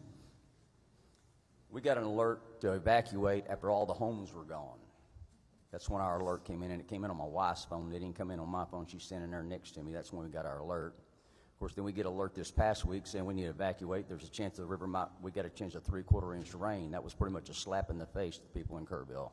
We didn't get one when it rose 28 foot, but we got one when it was going to rise an inch. So there's an issue there because these right here don't work. There's no service out in Hunt. I do a lot of work in Hunt. Done a lot of work for Mystic Camp with heavy equipment.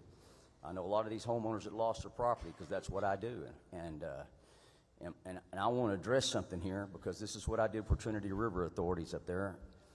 Is river conservation work is the name of the game. It's river conservation work is the name of the game. This river's full of islands, full of them, little islands. Where the river parts and comes back together, parts and comes back together. Lots of trees that are in the water, not on the river banks, they're actually in the water. Tens of thousands of them. All that's got to come out. That water's got to be able to flow without any resistance.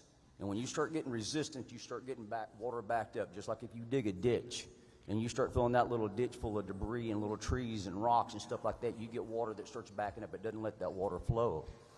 The spreader dams that were put on this place years ago, there's only one out of all the spreader dams, the 8 that go through this county right here, there's one that's in the correct location, and that's the one that backs up our city water. The other ones are not in the right locations. They were put in many, many years ago. This county's grown, population's grown, things have changed. Just like we did on the Trinity River Authority years ago in Dallas back in the 80s. Don't cost much to put in these monitors in, these river, like I'll keep talking about these sirens that need to go in. I can drill you a hole in the ground and stand you a 50-foot. Thank you, sir. I appreciate your testimony. All right. Is there questions, members? Senator Campbell. Well, I lost 27 people that I knew. I hear you. In them 3 RV parks. I know 27. Just me. Thank you for that, sir. Thank you, Mr. Chairman. So, Alicia and your beautiful daughter, Emmy. Yes. We're sorry for her loss. Thank you. I met you through your sister on the phone, Christine Jeffries Jones. Kristen. Glad you're here from Dallas. And your parents, Emlyn and Penny. Yes. Right? Yes. Emmy. Got it. And they had a cabin in Casa Bonita for years. You celebrated the 4th and other holidays there. Yes. We're sorry. But we're sorry for everybody's loss. Very personal. Your recommendation, were you referring to something like the buoys that are out in the ocean that monitor for tsunamis when there's an earthquake because there's such a high, rapid rise in water? Well, actually, it was, so the property that was right behind us. I'm sorry, speak into I'm this. so sorry. It actually came from the property right behind us. They woke up because they have a water softener where when the water got to a certain level, it started like alerting them, and that's actually how they woke up. Their water softener? Their water softener woke them up. I and see some that's how heads they got nodding. out. Okay. So I don't have honestly, the knowledge to know exactly what kinds of sensors, but like if we have water gauges, like I'm sure there's a little like something that can go, but it was actually because of their water softener that made me think they had a sensor and it went off because water was on the floor of their house. Well, again, thank you for coming, and who would have thought that perhaps a remedy can come from a water softener? Yeah, Thank you. I mean, All that's right. why that's how they got out. All right. Again, I'm sorry for the loss of little Emmy. Thank you, Mr. Chairman. Bye, Chris. All right. Mr. Verdell. Thank you, Chairman. To both of you, I think you were about to talk about a float switch is basically a real simple switch that goes up and down, has two wires, and I think that's what you'd be indicating with connected to something like a siren system would be a good idea. And is that what you're about to say too, sir, when you were talking about that? Well, I was just talking about those monitors. Y'all talking about those sirens to go up there. We've installed a lot of them up in Dallas and on the Trinity River when I was working for Trinity River Conservation Authorities. And just like I was telling some council members the other day, I was telling them, I said, I can put you a monitor up, I can drill you a hole and stand you a 50-foot column up and put you a 4-point megaphone up there, 180 degree, for $6,500. Yeah, I can do 2 a day, put them every mile. I don't see where the money problem is, and put you a river monitor up there on the headwaters north of Mystic Camp, about 7 miles is where that headwaters is. Put your river monitor up there. It works just like a toilet tank float. Yeah. Easy to monitor, simple to monitor. It monitors itself, does its own thing. It goes off.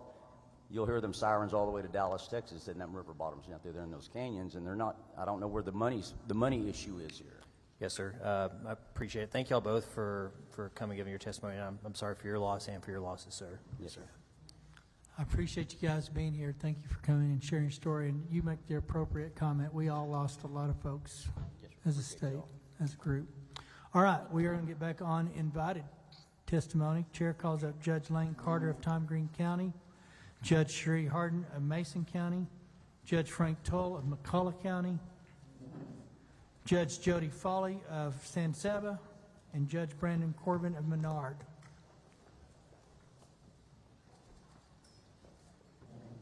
Carter, Harden, Truill, Foley, and Corbin.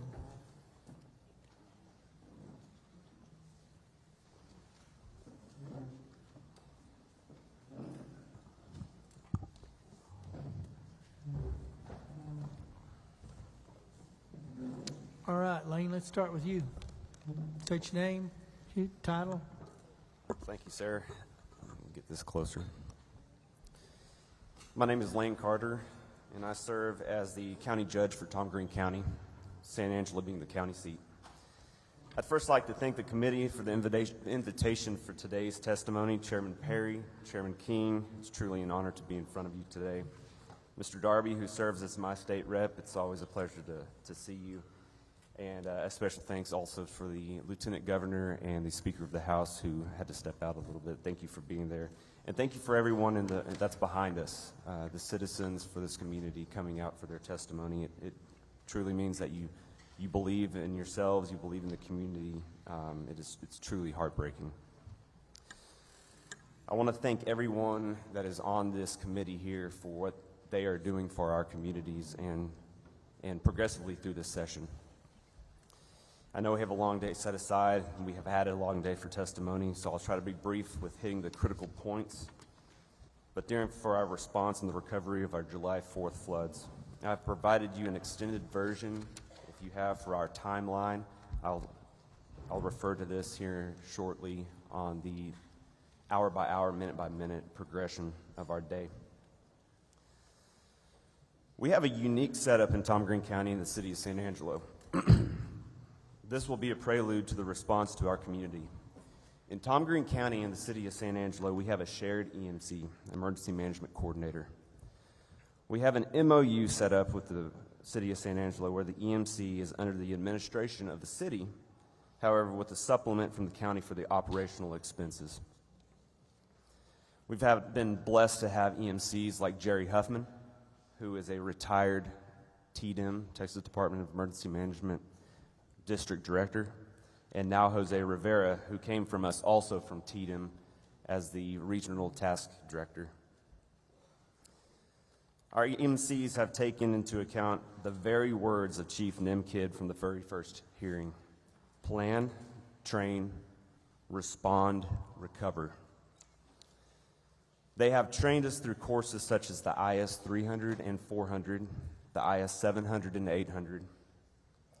What these courses are, if you're not familiar, it's for elected officials, department heads, municipalities, governments, counties, to come together into a room and have mock scenarios, whether it be a tornado like we plan for being out in West Texas, during the fairgrounds, stock show and rodeo, which is a heavy event, 7,500 to 10,000 people at a given time.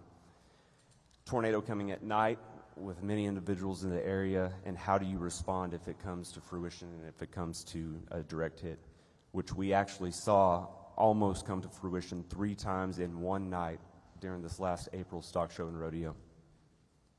We have a command center trailer that we had the weather service on site along with our EMC, the chief of police, myself, in there watching and making sure that those red cells and those J hooks were turning north as they did every time before we made the call. We have quarterly VFD meetings, if not semi-annual. What that is where we have our volunteer fire departments come into the room at the EOC, along with the chief of police, the San Angelo Fire Department, myself, the EMC, TDEM, and we discuss actions that need to be implemented, any necessary items that have taken place in the last quarter or the semi-annual part of the year. That way we can stay on top of it and make sure that everybody's on the same page.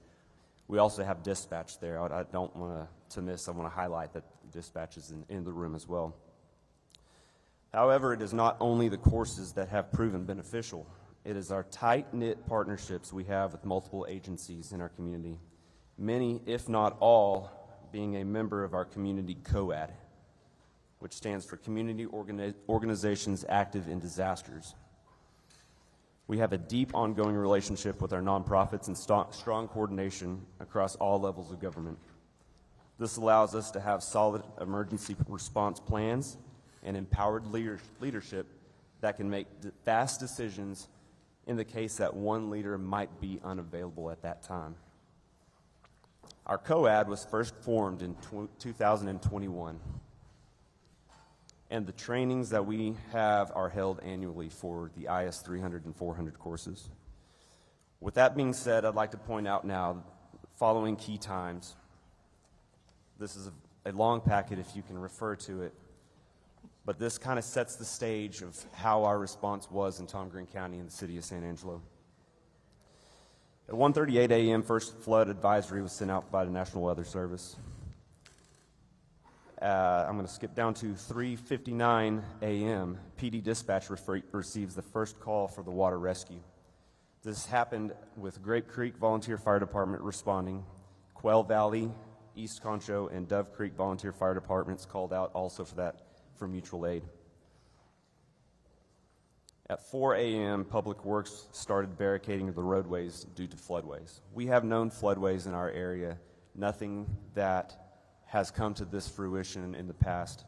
But like Mr. Darby said in the first hearing, we don't see 14 inches of rain annually in Tom Green County, let alone in a 12-hour period. Between 5 a.m. and 6 a.m., call volumes for water rescues and assist for motorists increased dramatically. At 5:24 a.m. is when TDEM DDC 10, which is Sean Baxter, Jerry Huffman's old position, called myself as Tom Green County Judge to inform of multiple water rescues currently underway north Tom Green County 2105 and Navajo Lane, and that I, as judge, was the point of contact given that our EMC was technically out of town at that moment.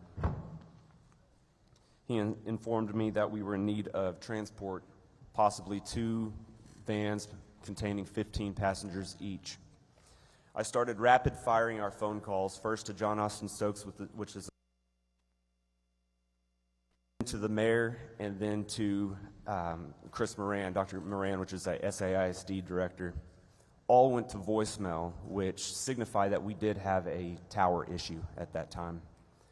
They started calling back later after a little while, which knows that it was either a tower issue or an overload at that point. I got a hold of, I also called the chief of police. It went through, but he was already responding. It went to voicemail. Once I got a hold of the Tom Green County Sheriff, I informed him that we were in need of a transport van, which he graciously offered up our jail transport bus. And if he didn't have a deputy to drive it, he was going to drive it himself. 6:10 a.m., the county and TDM established the EOC and DDEOC at the Texas A&M AgriLife Extension Building out North US 87. And at 6:58 a.m., San Angelo's COAD was notified by myself and TDM Sean Baxter for assistance. 7:05 a.m., first evacuees arrive at AgriLife EOC. And we also learned at 7:30 a.m. of the response that was happening within the city of San Angelo proper. What we found out during this flood event is we had rising water north of town, and we had swift water on the east side, northeast side, progressing south of town. This is where we saw the swift water rescues happening within the city limits, Bell Street, Cohenheim, Pulliam Streets. This is where we saw a majority of the houses that have been washed away off the slabs, or if pier and beam off their footer. 7:48 a.m., after sending a text out to the mayor, we made contact with Mayor Tom Thompson and the city manager, notifying that the EOC had been set up at Texas AgriLife. The mayor arrived at 8:23 a.m., where we discussed the communication strategies that we needed to inform the citizens of where to stay away from and what the next steps were going to be if you were in an affected area. 9:10 a.m., our DRC, the Disaster Relief Center, was set up with a unified command at Paul Ann Baptist Church, where we started assisting with sheltering assistance, volunteer management, donations management, and financial donations. The evacuees from the AgriLife Center were then consolidated with the unified command at Paul Ann Baptist Church. At 10:30 a.m., our first press conference was held, informing what has happened, what our steps were, what we've seen, and where we were going. And by 11:40 a.m., both myself and the city mayor, Tom Thompson, had signed and declared the city of San Angelo and Tom Green County as a disaster. 10:35 p.m., an aerial assessment of the affected area was performed in the DPS helicopter by myself and the mayor, and I am very gracious for the helicopter being stationed there at Mathis Field. This was a crucial part to allow for what you'll see at the last part of this day of establishing the map of the affected area. At 1 p.m., the first donations were arriving from the COAD, which helped with hotel vouchers and gift cards. Hey, Judge Carter, you're going to have to push it through. Well, I know you got it all day by the minutes, but the significance to these times presented is the fact that the recovery stage was initiated before the response stage was over within 3 hours. What our key point is that judgment doesn't come with the initial response, it comes with your recovery. In Tom Green County, we felt it crucial to our citizens to inform the actions, next steps necessary, and resources available. Unfortunately, we did have one loss of life. We continue to keep the family in their hopes and in our thoughts and prayers, but we commend the first responders for their swift actions, because without their skills and knowledge, we could have had more loss of life. And with that, I'll leave the rest for questions we'll have some later. questions probably. Thank you. All right, go ahead, Judge. Thank you. My name is Cherie Harden, and I'm the Mason County Judge. I do want to say thank you for the Lieutenant Governor and the Speaker for being here today, as well as the co-chairman and all of you members of the Joint Committee. Thank you for inviting us here to tell our stories. On behalf of Mason County, we do say that our hearts are broken for all of those who've lost loved ones and for all of those who have suffered incomprehensible devastation. Our thoughts and prayers continue for all. I did want to describe Mason County just a little bit. We are at the bottom of the lower Concho Valley area and the upper Hill Country area. Our county is about 400 square miles in size and roughly 4,000 in population. We do have the Llano River that runs through the southern part of the county, with an arm of being the James River, extending from the Llano River, and the San Saba River that flows across the northern part of our county. We are a small county as far as the budget goes as well, with about 700 in revenue, and 1.2 of that amount is dedicated to our road and bridge department, and that's pertinent for later on in my testimony. I also do want to state that the majority of our damage was incurred by flash flooding and not river flooding. Just to set up the emergency management situation in Mason County, the county judge serves as the emergency management coordinator, and I do have an assistant part-time EMC. I have taken all of the required ICS courses, and my assistant has completed the ICS courses up to the 300 and 400 level class, but is scheduled to take those the second week in August. We have a basic emergency management plan, and we are currently in process of converting our annexes to the ESFs, or the emergency support functions. Flash flooding and river flooding are identified in the plans as hazards for Mason County, with impact on public health and safety and property being identified as major. We assume that it is possible for a disaster to occur at any time, and we have put in place communication methods to warn the public, noting that some emergency situations occur with little or no warning. The communication platforms that Mason County currently use are the Sheriff's app, Facebook. We do have city sirens. We utilize our websites, and we do utilize Code Red, saved for imminent or level 1 threats. On July 3rd, I received a call from District Chief Baxter from Tatum Region 7, who wanted to make sure that I was aware of potential rain that could cause flash flooding due to already saturated grounds from the Memorial Day rains. Periodically throughout the evening, the Sheriff's app pushed out notifications of flash flood watches for Mason County, as National Weather Service alerts are automatically pushed out on the Sheriff's app. Around 3 a.m. on July 4th, the Sheriff's app pushed out a flash flood warning for Mason County. This immediately caught my attention, as throughout the evening leading up to 3 a.m., flash flood watches were being dispatched, but this turned into flash flood warnings. I immediately called dispatch and asked if anyone had reported any flooding. One driver had called in and stated that there was water running over Ranch Road 1222, which is north of the city of Mason. TxDOT had been notified, and they were already out starting to put barricades on roads that were impassable. The Mason County Sheriff was notified. I notified the sheriff, and a message was pushed out on the Sheriff's app to warn drivers of road closures and to not drive across water. Notices were also put out on the EMC Facebook page. Throughout the day, the sheriff and the assistant EMC monitored road conditions and low water crossings. Barricades and cones were put out in the city and county where roads were impassable. The assistant EMC constantly monitored river and creek stages, and the sheriff kept in contact with the RV park owners.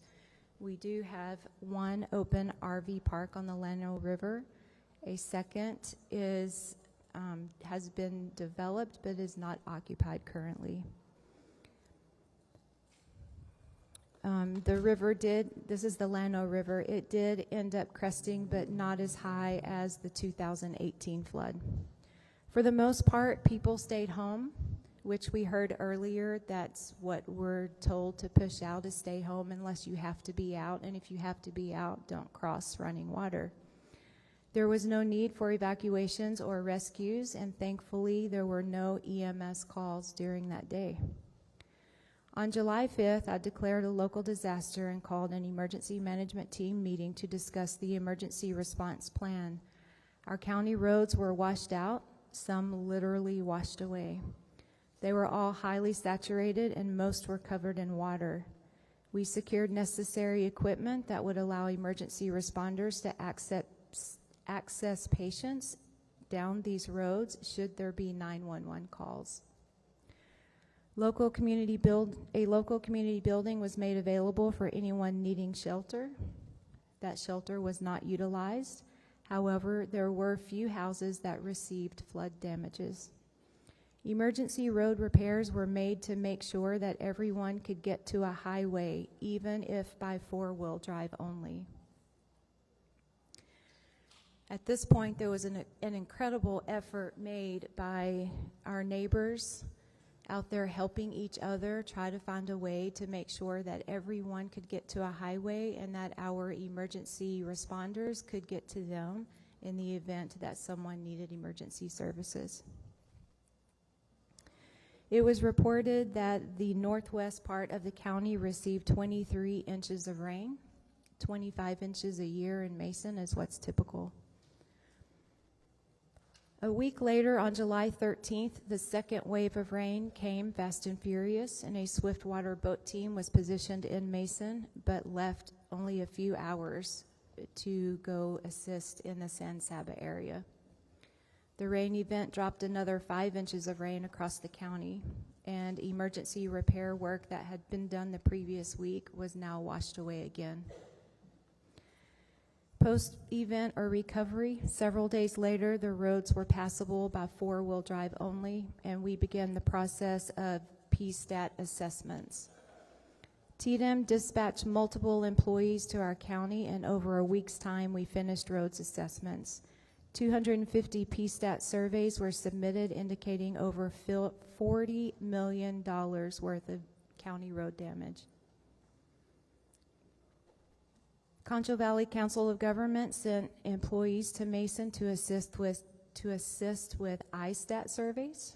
Today, 30 surveys have been submitted, and though individual assistance has not been granted to Mason County, citizens have sustained substantial damage to property, and many have sustained agricultural losses, causing extreme economic loss.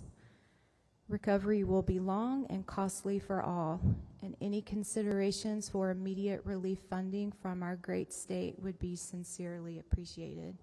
I'm here to ask you to please help us, as county officials, help our people. I'll be happy to take any questions, and I will too provide a copy of my testimony. Thank you. Go ahead, sir.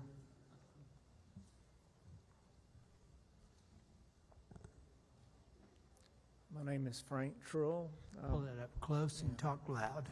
I talk pretty softly, so it might be a pull it little up bit of really close then. little bit of a challenge. But my name is Frank Trull. I'm the McCulloch County Judge. I have been since 2021. We have a little bit different situation compared to most as far as the flooding went. Thank goodness it wasn't on the higher level of things. It was on the lower level. We still had quite a bit of damage, both to individual properties and to our county roads, some of our county buildings as well, such as our courthouse. The roof suffered damage, a lot of water leaks and so forth. That's kind of been undetermined yet as far as what insurance will or won't cover. I'll give a brief description of some of the actions taken in response to the flood. The morning of July 3rd, I received calls from Sean Baxter, who's the Texas Division of Emergency Management District 10 Chief, and Guy Duncan, who is the Tatum Section Chief. Baxter and Duncan advised me that forecasted weather in our area could result in up to 12 inches of rainfall throughout July the 4th. Truly thankful for those two gentlemen's briefing and feel like their attention provided several hours of prior notice before the inclement weather arrived. After speaking with Chief Baxter, I received a flood watch warning from the National Weather Service that indicated flooding could be possible in McCullough County from 1:30 that day on the 3rd through July the 4th. I sent out an emergency notice through TextMyGov. That's what we use. It's probably similar to Code Red. It's not a reverse 911, but it's a system that I can send out notices. And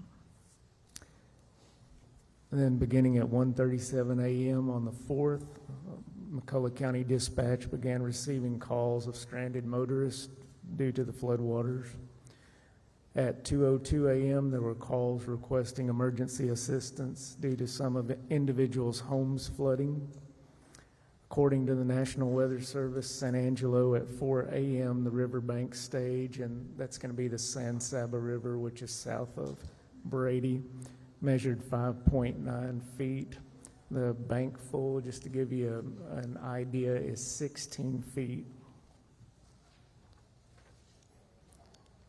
About 5:30 a.m., the radar indicated thunderstorms producing heavy rainfall. Across that warned area, between 1.5 and 2.5 inches of rainfall had fallen. Additional rainfall was expected of 1 to 2 inches more, and that's when the indicator for flash floodings were imminent. About an hour later, the National Weather Service San Angelo changed the forecast from minor flooding to major flooding, and the riverbank stage measured 17.6 feet. It took 2.5 hours, and the river rose 11.7 feet. About 7 a.m., I spoke with dispatch to see what the call volume was. They advised that there had only been a few calls and that 2 families or individuals had been displaced from their homes. Some of the other calls were related to the stranded motorists that I spoke about previously. I arrived at the courthouse about 8 a.m., and that's where I observed all of the water leaks throughout the courthouse. Shortly after that, there was a bulletin from the National Weather Service that the EIA's activation was requested for flash flood warnings.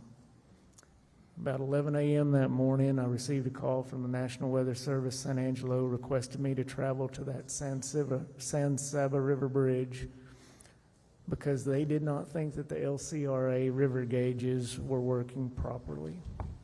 Upon arrival at the bridge, I observed the river to be several yards out of its banks, and the lower park area was submerged. The river was about 6 feet from the bottom of the bridge, and I'd estimate that the bottom of the bridge being about 30 feet in height. Advised the LCRA staff was there, and they had advised me that the water had swept away the monitoring equipment, and they were making those repairs. A couple hours later, the river stage was 29.7 feet, and the flood stage, activation stage, is actually at 18 feet.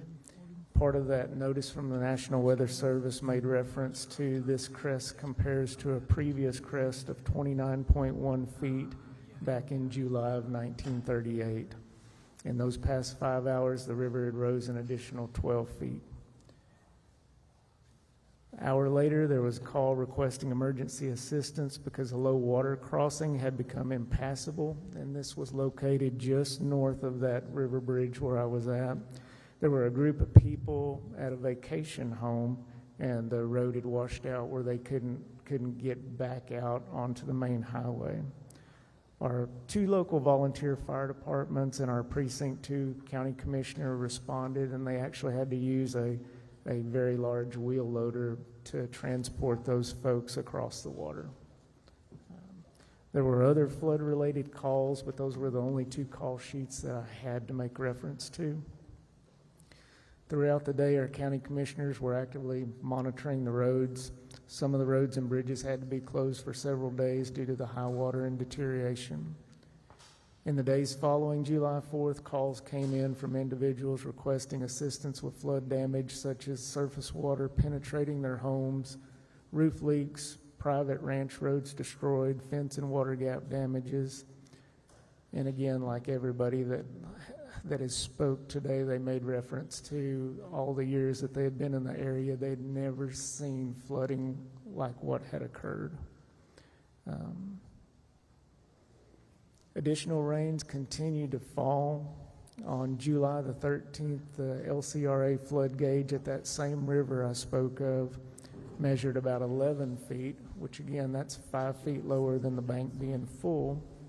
But however, there's a secondary bridge in the community of Voca, and that bridge had water lapping over the top of it. The reason why that's significant is it's about a 2-mile stretch between those two bridges. So all the tributaries between the main bridge and that secondary bridge were flowing so much water, we had no knowledge. There's no gauges in those areas. So I usually look at that gauge at the San Saba River Bridge crossing on 87, and I'm thinking it's fine because it hadn't even met the bank full yet. So it's really important we go back to as many gauges as we can get to monitor these rivers where we can make determinations such as evacuations downstream.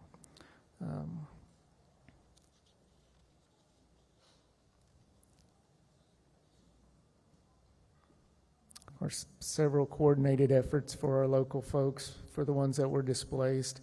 Salvation Army, American Red Cross, our local McCulloch County Resource Center. Our city manager coordinated a flood victim assistance event and helped those folks get their ISTATs done with the help of the Concho Valley Council of Governments as well. We had a nice group of people there helping those victims. As of to date, there have been 155 individuals in McCulloch County who've completed those surveys, including 3 properties that are probably total losses, 27 properties with major damage, 95 properties with minor, and 30 properties described as affected. In close, just listening to everything, I've been here with y'all the whole time. One thing that I would like you to think about is possibly in a state position for an emergency management coordinator in our counties, or maybe a combination in our smaller counties, like the 3 of us here, where we don't have a huge population. I think, like you talk about, like you spoke of, all the training, it's so important that you have similar people that are making a lot of these decisions. And I think if TDM was to train our emergency management coordinators, or actually the state have that position, I think it may make a huge difference in how everything plays out from the beginning of the incident all the way through the end. We know TDM steps in when we ask them to, and we're very thankful for that. But if they're on the front end of it, then they would know all of our, I hate to say it, but our lacks, our lack of resources in certain areas, maybe lack of equipment and so forth. They would already know on the front end where we could make those plans, I think, way more efficiently and better.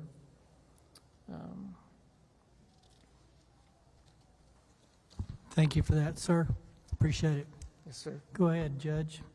I've talked to you and texted you, and you taught me something. We can have a question about it, but you very strategically did evacs. You picked very clear sectors, and I thought that was, maybe it's normal, but that was very unique in my world. So anyway, you did a good job that night.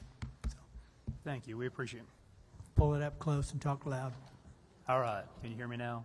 Yes, sir. I'm Jody Foley. I am the county judge in San Saba County.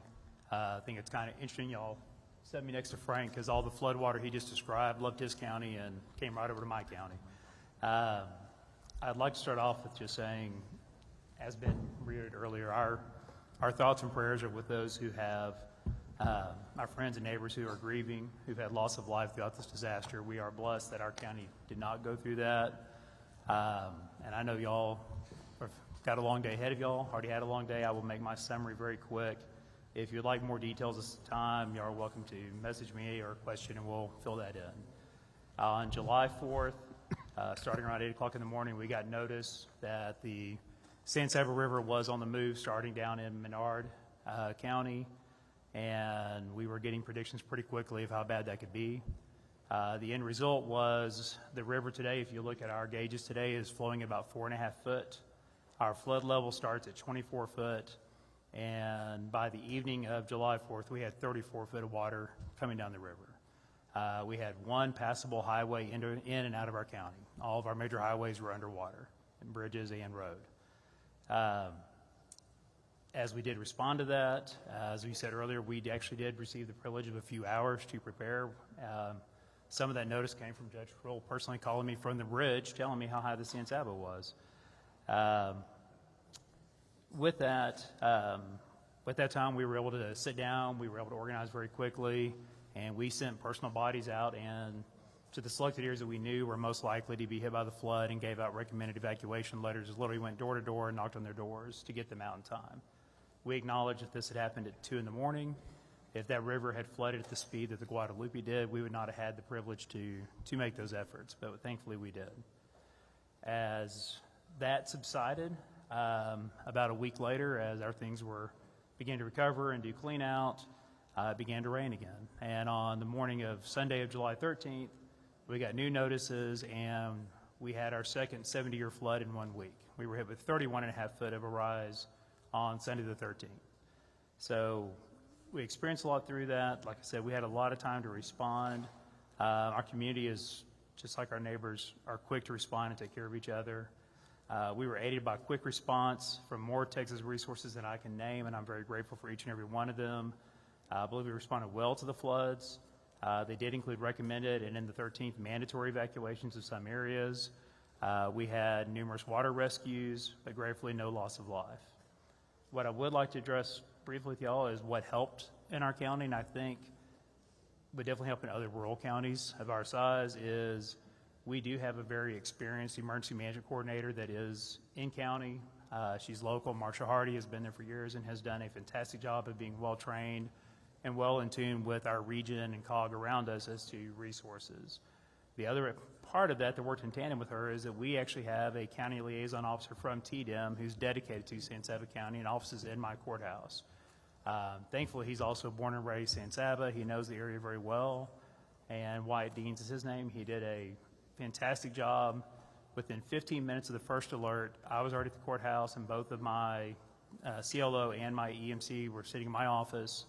We had an EOC set up in our commissioner's courtroom within the hour, and before lunch, we already had an evacuation center ready, and we had the notices going out to the public.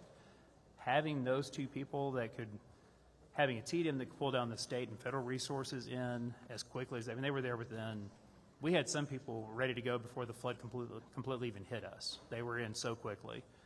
And combine that with a local EMC who understood our community and our local resources, like our volunteer fire department, who does have some swift water rescue capabilities and were involved in those in our community, was invaluable to us. A second thing I'd like to point out, a lot of talk has been about gauges and measuring and sensing where the water's at, water flow, all those type of issues. I'm no expert on that, but what I can tell you is where the San Saba fits, we're in the Lower Colorado River Authority. LCRA has something called the Hydromet set up. They have gauges that run. I can tell you right now what the river flow in San Saba is when it starts the headwaters in McCavitt all the way to the time that it flows into the Colorado River, and then what happens in the Colorado going on down. It's a fantastic system, and I guarantee you that. And they have a combination where it'll forecast with the National Weather Service to forecast prediction of where everything's going to crest and approximately the time frame it's going to do it in. I didn't believe in them. I was very, very cynical going into them, but I can tell you, after 2 floods in a week, they were very reliable. They're not dead perfect. They were off by minutes. They were off by a foot or two, but they were very reliable, and they made our planning and our preparation so much easier. If you could combine those gauges with some type of sensors for alarms at the same time. I will express a concern that I believe the panel before us expressed is all these alarms are great, whether it's by phone or it's by siren. I don't care how you do it. Those are all great things. But I get, and all of you get, I probably get 4 messages a day telling me, oh, guess what's going on in the weather now, weather now, weather now. We get alerts all day long from different things throughout the community. If the emergency alert system is used and set up in that manner, it will be ignored when the time comes it's needed.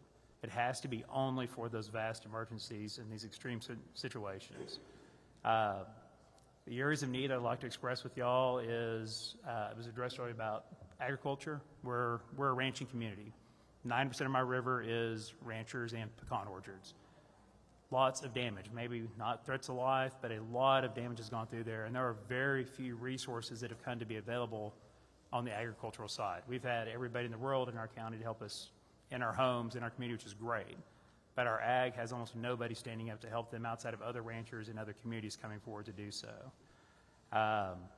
Another thing I'd like to address as far as the recovery that we're dealing with, and I believe it was Representative Moody mentioned earlier about all the red tape kind of getting in the way, is we received notice yesterday that through the National Flood Insurance Program tied with FEMA, that of all these homes in our area that were hit, which in San Saba County, 90% of the homes hit are impoverished homes. This was not a wealthy area. These aren't second homes. These are people that have lived in granddad's home for the last 3 generations. They don't have money to pay for flood insurance. And now we had volunteers come in. They've already cleaned all those homes. They've gutted them. They sprayed them for mold. They're ready for rebuilding. And since they started, we're being told, oh, you can't rebuild. Wait another week. We're going to send assessors down, and we're going to value if the cost of repairs of your home is 50% more than the value of your home, which these aren't expensive homes, then you have to meet all new flood standards. You're talking about putting these homes on stilts, destroying them, building new homes, and that's going to be required or you're not allowed to continue to rebuild or live in that home. These people can't afford flood insurance. They can't afford to go through this. They don't have the ability. There's nobody to fund them to do this. We have the ability to help them recover. We have the volunteers. We have the material right now. We could have homes built in the next couple months and have these people back to their life. But we can't do that because the red tape's standing in the way of helping these people. I know that's not state policy. I know that's federal, but we really need help to realize that every one of these situations is unique. What happened in San Angelo and the way they flooded, the way my river is much slower rising and Cumming River compared to what the Guadalupe did. The system has to be unique to the type of rivers they're on. You can't just say we're going to do one piece of legislation and everything's going to be fixed for everybody. It needs to be well thought out. I know you only get 30 days, but this needs to go on for a much longer time frame and really look throughout our state of the different areas and the different needs by county and by river. Thank you all. Hey, Judge. All right. Judge Last and certainly least, I'm Brandon Corbin from Menard County. Menard County is also a disadvantaged community. We are 1,962 souls that live in Menard County, and we are in the bottom 10 in the state in valuation. So we have a tax rate that's too high that doesn't generate enough money. So nice combination of that. But in respect for this committee and the job ahead of you today, I'm going to move very quickly through my outline. I did want to thank Senator Perry and your office for reaching out to me personally, and to Representative Verdell for calling me personally during all this to make sure we had everything that we need and that we were doing all right in Menard County. This has been said previously, but I think it's very important that on July 3rd, our section chief called all of us and said, this is different, pay attention. To Judge Foley's point, we get a lot of what I call alert fatigue. We are constantly getting emails and texts of, and we might get a flash flood, we might get, and it's just so much that you sometimes lose the narrative and you can miss things like this. And Section Chief Sean Baxter's name needs to be recognized for the work he did on July 3rd to make sure that we didn't miss this and got the word out. In the afternoon of July 3rd, I put a Facebook post out. That's the most effective way for me to communicate with my community. We do also have Code Red, which is another one of these reverse 911 systems that came into play later. But we did that, and we called at-risk citizens. We let our RV park know. We let our Baptist camp know, hey, we're worried about this. Please be vigilant. The next morning on the 4th, it started a little later for us. Our first call out for swift water rescue wasn't until 7 a.m. It was in the southeast part of our county, and that one was like most of the ones that we responded to that day. A volunteer fire department crew dispatched, and they were stopped before they could get anywhere close to these people by flood waters crossing FM roads and county roads. I wrote down a quote from one of them. I asked, hey, do we need swift water boats? What do we need? And they said, well, if we had a boat, we could have gone 20 yards across this draw, but then we would still been 5 miles away from the people that we needed to try to help. All in all, we had 11 citizens go into the water that day and into life-threatening peril. That included 4 cars swept off roads and 6 citizens leaving their homes to try to get to safety on foot, or in one case in a canoe. And by the grace of God, they all survived. We didn't have any fatalities or major injuries. Several of those, like I said, we just could not physically get to them. We have a constable that has a helicopter, and in several cases, they tried to drop life vests to people. There's a draw in the city of Menard. There's a draw called Harris Hollow. I'm sure most of you have driven through it. There's a big bridge on the south side. That draw is usually empty. It swelled to the size of 4 city blocks. So all of the south side of Menard basically became part of Harris Hollow that runs to the river there. It wasn't like my peers to where the river came up in this case. It was coming down straight on top of us. So we had over 8 inches in about 2.5 hours. So that alluvial flooding really is what did us in the city, damaged most of the streets in the city, and most of the towns on that half of our community got between 2 and 6 inches of water into them. The San Saba River crusted that day at 17 feet. Normal is 3 feet. But again, 18 feet is flood stage, and that's when it spills out into town and creates a much bigger problem. So we were blessed that it stopped just short of that.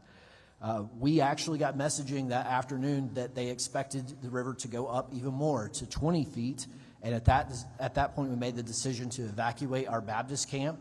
It's in an odd little spot that's higher than the Morales Creek that runs behind it and the river, so they were safe at that point. But if it had come up 3 more feet, it would have been dangerous for them. So we got 104 campers out driving 5-ton fire trucks and a Menard ISD school bus to get them through the flooded roadways and to safety. We established a community shelter operated by our CERT team, Citizen Emergency Response Team, that's less than 6 months old. Thank God we got that organized when we did. And that afternoon, the water receded. So fast forward again, I'm trying to just hit the highlights for you. On July 6th, the following Monday, we had a secondary event as we're starting to organize resources and try to get people aid that came down enough to flood our community a second time. In that case, it came in under the courthouse into the basement, took out the elevator, damaged antique wood structures and everything in the doors, and added a whole new layer to this. I'm not going to talk much about roads, but virtually every road in Menard County has major damage, and we've had great mutual aid from TxDOT. They've sent crews out to help us blade those roads. We can't fully repair them yet, but we can make it to where emergency responders are able to get to our citizens if something did come up. By July 7th, we started to get regional support. You've heard the Concho Valley Council of Governments.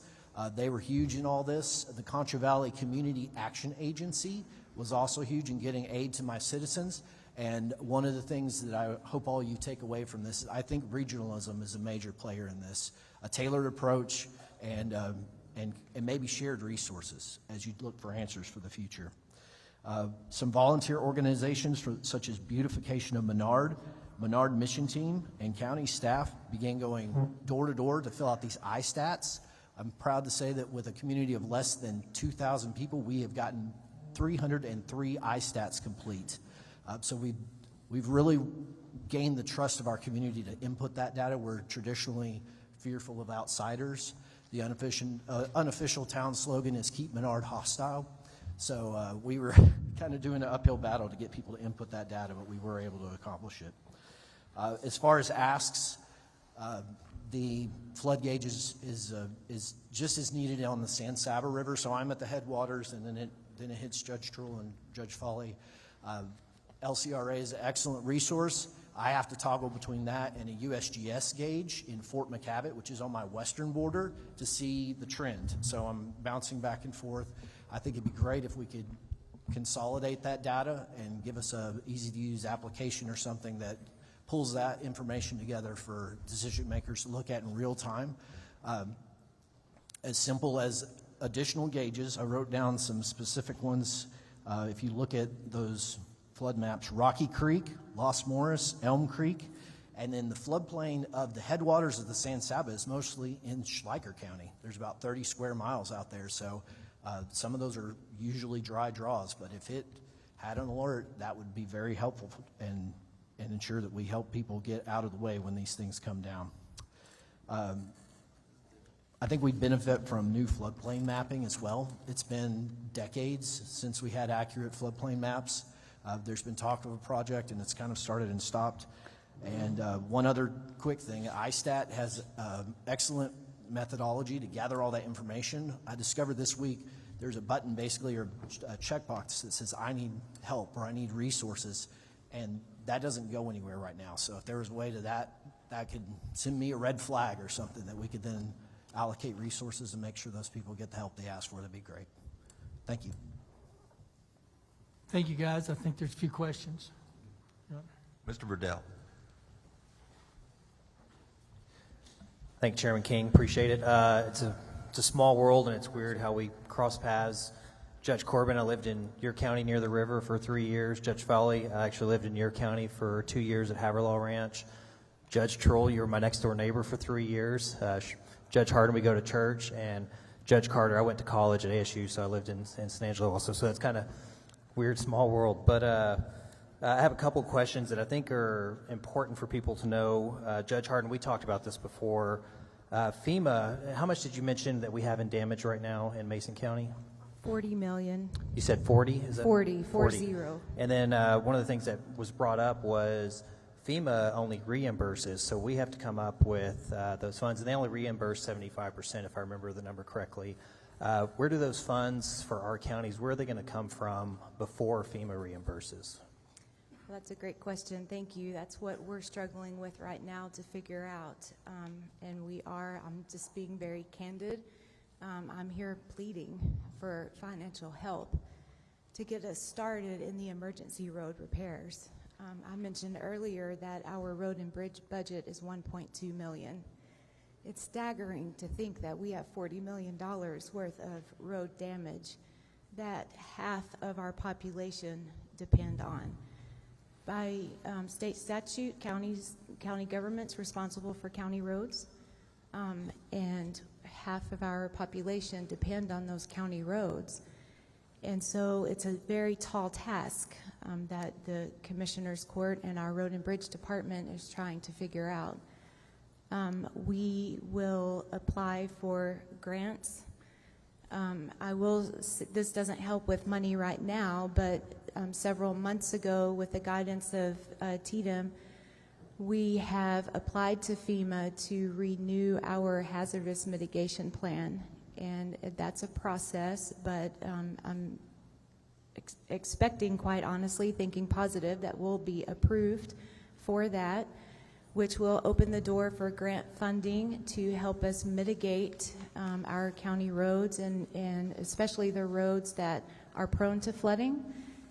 Several of our roads sustained flooding in 2018, and I'm not trying to throw anyone under the bus or anything, but we did qualify for FEMA reimbursement public assistance back in 2018, and we are still waiting for some of that funding. So when we do figure out how to start repairing and rebuilding these roads, we will submit for reimbursement so that we can just keep that money going. We will obviously have to apply for extensions. We went through our debriefing yesterday, the applicant debriefing, and we're expected to have these repairs done within 18 months. It's 300 miles of granite gravel road. I don't have the answers, but I am here asking for help in finding those answers and for some relief funding to get us started in the project. Thank you, appreciate that. Just for not comparison, but an idea of how much rainfall y'all received in your counties. I know Kerr, I think they said 14 inches during that first day or so. How many inches of rain did y'all get in each of your counties? I'm at 32 inches year to date. Our average is 22 per year. Thank you. Yeah, we're in the same ballpark. I think we had reports of anywhere from 8 inches of one side of the county to over 20 inches just on the night of the 4th, and then repeated on the 13th. Yes, sir. If I could remind the panel, we're kind of jumping back and forth, just say your name before you talk for the live feed. Thank you. Frank Trull, and I believe it was about 19 to 20 inches, some more, some less throughout the county. The northwest part of our county sustained the most, right at between 30 and 33 inches in that part of the county. Our yearly average is 25 inches. Lane Carter, we had our annual allocation that night of 14. Comment, thank you. Just got two more questions left. One is for Judge Trull, and it may apply to y'all also. We have some U.S. Army Corps of Engineering dams in Brady, and would you say that those were incredibly valuable, that we had those there to protect the courthouse as much as possible from the creek that flooded right next to it?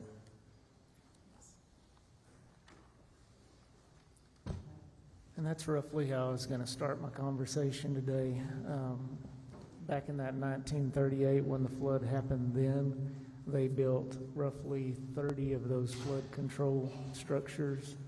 The USDA and soil water conservation districts were the ones that were in charge of doing that, in combination with the Brady Lake, the dam across there, and that's what prevents a lot of that water from coming down throughout the town as well. It's safe to say that we could have other areas that could benefit from those also in Texas, especially in this region. Last question, which applies to all of y'all. I know that y'all have had to deal with this, and we've talked about this. On ISTAT, was it hard to get participation in ISTAT, and do you believe that there's still people that haven't participated, that there may still be more expenses we don't know about? Frank Trull, we assisted a lot of the folks, and like I say, we had 155 out of a total population of 7,500 people. But when you look on the map, you can tell exactly where those waters, the flood waters, had gone. So it kind of makes sense when you look at the map. There could be more out there that just, for whatever reason, they didn't want to answer the survey questions and so forth. But I thought it was well received. I thought it was easy enough. I only had a few people come to my office that just wanted somebody that they knew to help them fill it out.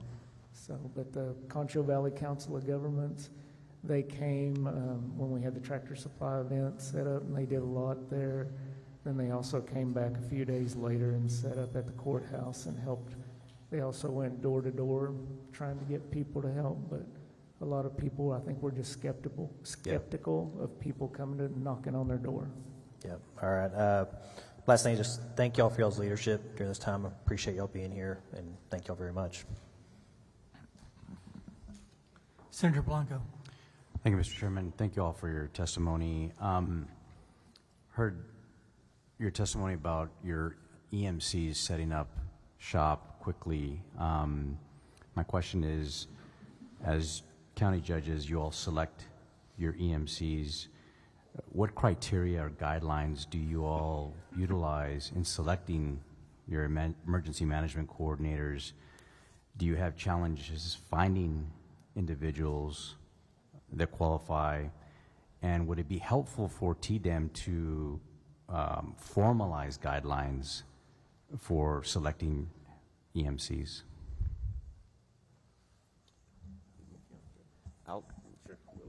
Starts off. You want to start off? Go ahead, Jody.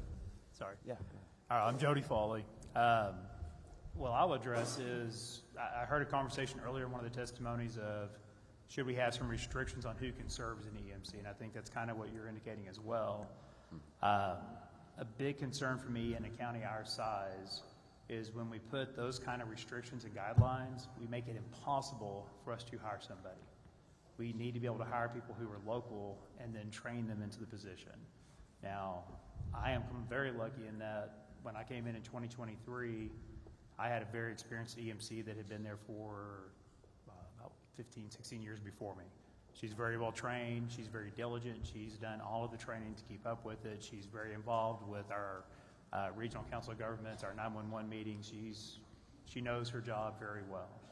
But in our small county, that's not her only job. She's also our indigent healthcare provider. She does a lot of other hats because we don't have the budget to have a full-time EMC. So some of my neighbors don't even have the ability to have what I have. So I don't think the restrictions are there. I think the ability to train somebody up and allow them to have the training available to them to get into the position and develop would be beneficial to counties our size. Opinions of others? Brandon Corbin, Menard County. I'd echo Judge Foley. That would make it difficult for us to staff. My position was created after Winter Storm Uri, and I'm again blessed to have an outstanding lifetime emergency responder in that position. But he's only a half EMC. His other half is facilities maintenance. So when he's not doing this, he literally mows the courthouse lawn. If I'm not doing it, that's Judge Foley reminded me the first time he met me. I was on a lawnmower in the courtyard. So I guess if the underlying root issue is competence of these EMCs, and honestly, I think that falls back on the local elected official to make sure that that person is doing the job more so than something I would ask you to do from a legislative standpoint, to put a lot of extra requirements. Yeah. My last question, currently the hazard mitigation maps, the plans rather, are required to be updated every 5 years. In your estimation, given the more frequent weather events that we're having, do you believe that we need to consider decreasing the number of, lowering that threshold maybe to 2 to 3 years for updates for your plans? That's a hard question to answer. Probably the reality is yes, but the other reality is it does require funds to update those, even if it's a grant match. And I feel pretty confident that the message has resounded that in counties of our size, we just don't have extra money in the budget. If I may go back to the previous question just for a second, Sure. because it's been said and it's so very important. I'm blessed that my assistant EMC did grow up in Mason, knows the land like the back of his hand. That goes so far in preparations and also in response. He also has a military background.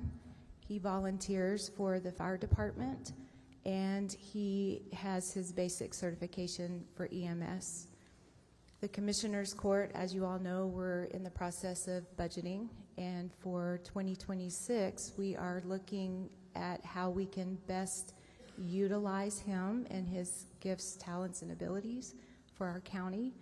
We've been struggling with a second out call for our EMS. We only have funds right now. We have 2 ambulances, but we only have enough money in our budget to have 1 call out at a time. So on the second call out, we have to rely on mutual aid, a neighboring county. So we're trying to figure out a way how we could better utilize him in moving him into a full-time EMC position and also help out with second out calls. Okay. Thank you. Representative Darby.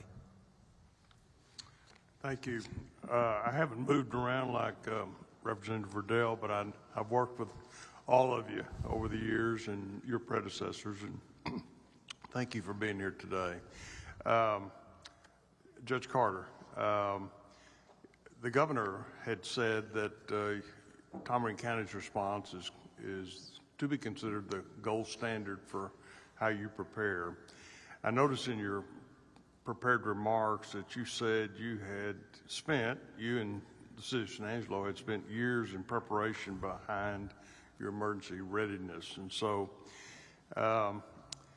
including the establishment of the COAD network, and I don't think we've given enough attention to that. It's called the Community Organization Active in Disaster, Yes, sir. and I've not heard that mentioned in other discussions about how we prepare for these disasters. So would you elaborate a little bit on that and how that was organized and what it does?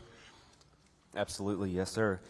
So our COAD is formed by a vast array of nonprofits, including CVCAA, United Way, Red Cross, and there's an oversight board, a committee that shows that response. So the crucial portion of this was enacting that as fast as possible. And I think that is what has been the key to our success in the recovery stage, staging that in the first initial response stage to make sure that the recovery stage is initiated in a timely manner and we can get back to normal. So it's putting those agencies into one spot that all communicate together in the time of need. And with that board being the oversight of those agencies, there's one point of communication, and that was with Ms. Cameron Cummings. She's the one that we initiated the call with at first, and she showed up, I believe, before the first evacuees arrived at our EOC. And she was on the ball on making the calls with all the other agencies, with the San Angelo Area Foundation, and arranging the volunteer efforts, the donation efforts, and those such. Part of your comments said that part of your success could be attributed to emergency equipment already being secured. And as we learned in San Angelo, you had already contracted for disaster debris removal. Talk a little bit about that. I mean, I think the key to all this is preparation, having a plan in place, preparation for that plan, and then the execution of the plan. We've seen a lot of this break down in this recent disaster, but talk a little bit about your efforts to pre-position your county in response to a potential disaster. Yes, sir. Once again, Lane Carter, Judge of Tom Green County. Having those agreements in place really expedited that process to where we could get in contact with those agencies and those the disaster cleanup agencies, the companies that come in to make sure that the debris is not just sitting on the side of the road for weeks on end. We initiated that with the county and the city of San Angelo the day of.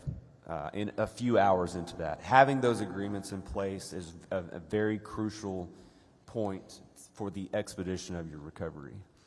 The communication between those and making sure everything's up to date, having it, whether it's being ran through the city council or run through the commissioner's court,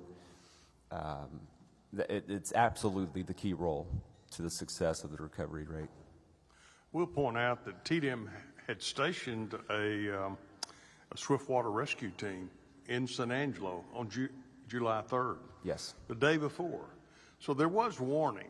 There was warning. Events were coming. Yes. I mean, communities were warned. And so the idea that this totally came out of the blue and was completely unexpected is just doesn't wash with me. Our swiftwater rescue boat team from TDM was placed initially as a response that they were going to be dispatched and deployed to our southern counties. And then I believe that boat team was then dispatched, we found out later, to Kerr County in those relief efforts. That's when I have to give a huge shout out thanks to the Texas Parks and Wildlife and their boat teams. They came in, filled the gaps along with DPS, working with San Angelo Police Department, our Sheriff's Office, our volunteer fire departments, our San Angelo Fire Department, and making sure that those boat teams were in the areas needed to recover those individuals that were standing on roofs, hanging in trees, getting them to rescue. For the benefit of the committee and the people gathered, I would just use your words. Proactive investment in disaster readiness saves lives and speeds recovery, and I think that should be a marching order for all of us. But with regard to the other committee members, what are some of the barriers residents and first responders are facing in your communities regarding assessing medical and mental health care services in your county? I'd like to hear. We've got a panel later on talking about mental health, but while I got you here, let's talk about that. I can start that. I'm Brandon Corbin again, Menard County Judge. Mental health is top of mind right now, especially as a lot of these first responders come home. A lot of the people that have been here dealing with this tragedy in Kerrville. And I was very proud of our Rural Health Network. They set up a first responder support event last week and had counselors on hand, had just kind of a event there to coordinate all the options that are available to help these people. You have to have trust in someone in order to share your trauma and to begin your recovery process. And that's a big part of it. So having someone there that can advocate for them and say, hey, this doctor is legit, and they're not somebody that you go to church with and that you're going to then share your darkest secret. But we're also dealing with what I would call survivor guilt.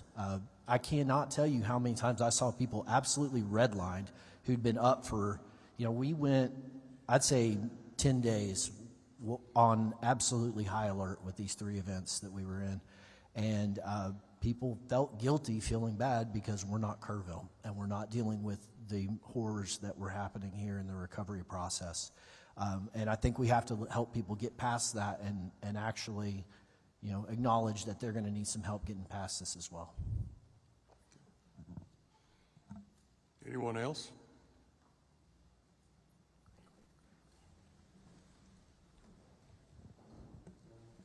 Frank Trill, I just kind of echo what Judge Corbin just said. We've had, staff from Frontera Health reach out to us, as well as Texas A&M University, trying to figure out the best way to handle the mental health side of things. So we have those 2 resources available.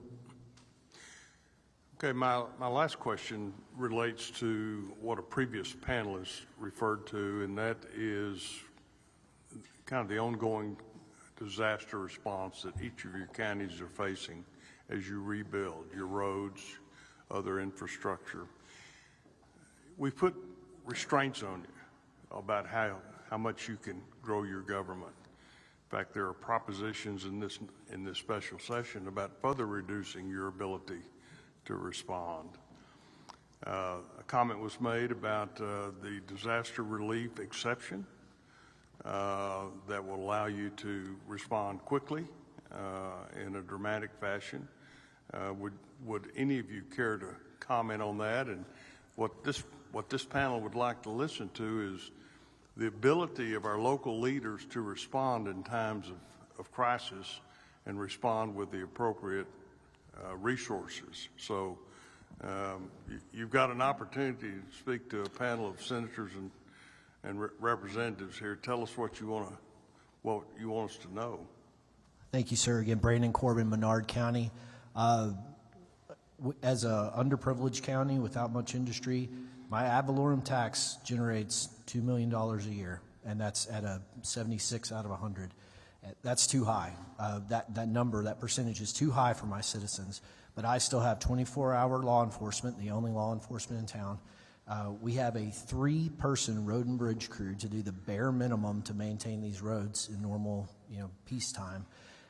Veteran services, the normal clerk services, tax assessor, the 3 courts, and it is extremely difficult to scrape together enough funding to just execute our base level operations. So to your question about the emergency rate, I don't ever want to have to do that to my citizens, but if forced into a corner, that's our only option. That's the only thing we control. And with the size of the state surplus, it is concerning that we would be forced to that option without getting some kind of state aid or some kind of exception to help us out of this. And Jody Foley, San Saba County. I'm going to echo that. We're slightly more fortunate than our neighbors as far as our budget, but not drastically. Our budget's full. We don't have a large reserve. We don't have the ability to build that because we do our best to keep lowering our taxes for our community. The idea of dropping an extra 8% on them this year and ask them to repay for all the damage that have happened is a little painful. They really can't afford that right now. We're not a wealthy community by any stretch. So yes, and I think the reality is where we spend a lot of our money is stuff that it's not the focus here, but if we're into budgets is how much money times do we spend of our county budget to keep people in jail in our counties at our expenses that should be sitting in state jail? How many people do we sit in based on certain regulations? Some of even the new ICE legislation that went into place is going to involve us holding people in our county while we wait for ICE determinations. That costs our budget money that could be going towards roads. It could go towards assistance with our families or at least reducing our taxes. Those are things we think are really state services that we're providing at our dollar. And the reality is we don't have a lot of dollars to go around.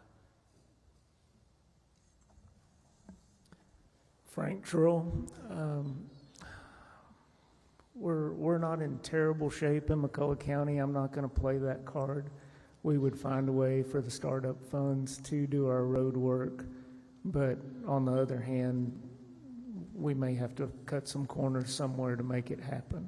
So if there was state assistance available just for the startup portion of it, and that would be that 25% that we'd have to cover that FEMA wouldn't, that's what would be appreciated if we had some help with that 25% of all the road work that needs to be done. Then if we look at the courthouse and it takes a new roof, back in 2009 when we did the renovation, $350,000 just for the roof back then. So again, the dollars just keep adding up the more you look at it. Thank you. Judge Hardin, Mason County. I also echo what my fellow judges have said. We actually just took out certificate of obligations to help us purchase road and bridge equipment that was 40 years old and continued to break down. So we were in that cycle of, spending 80% of our money, helping to make repairs on equipment that just continued to break down, and road materials that continue to wash away. And so the fact that we've had to take out those certificate of obligations is a very clear indicator that our road and bridge department is suffering financially.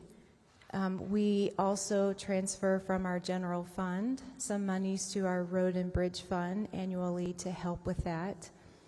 But I do want to say that as far as the iStats go, the information that is requested is damages to primary residents and then also agricultural losses. And probably the majority of the phone calls that my office gets is, can I report driveway damage, private road damage? How do I report those types of damages to my property?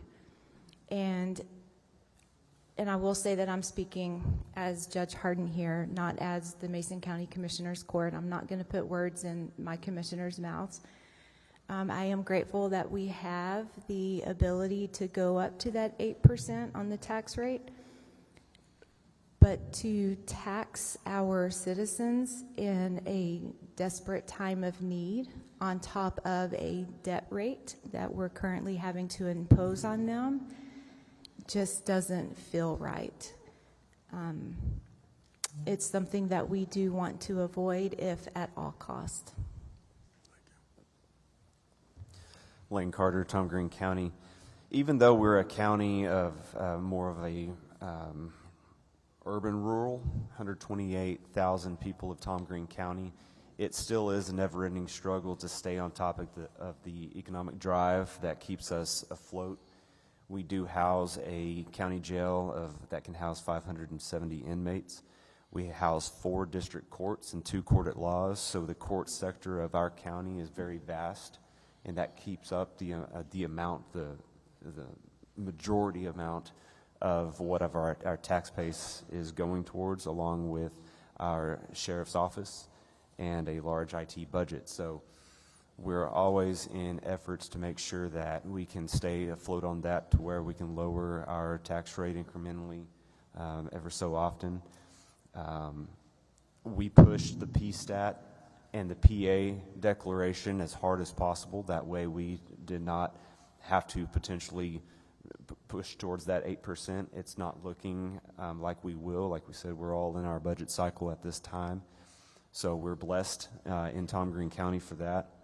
But one thing I wanted to tap on that I believe Judge Corbin mentioned earlier was the regionalization. Judge Foley is the only one not in our Council of Governments, but borders us. our council of governments, it's such a tight-knit, what do you need group of county judges and commissioners that our director and the assistant director are always talking with us of what's the next step for the region, not specifically what's the next step for your individual counties. So we look out for each other out there in rural West Texas. I'm proud to serve with everybody here, and we'll continue to look out for it. But yes, to answer that question, we push the PA declaration, the PSTAT entries through TDM. That way, Tom Green County specifically would not have to potentially increase over the voter approval rate.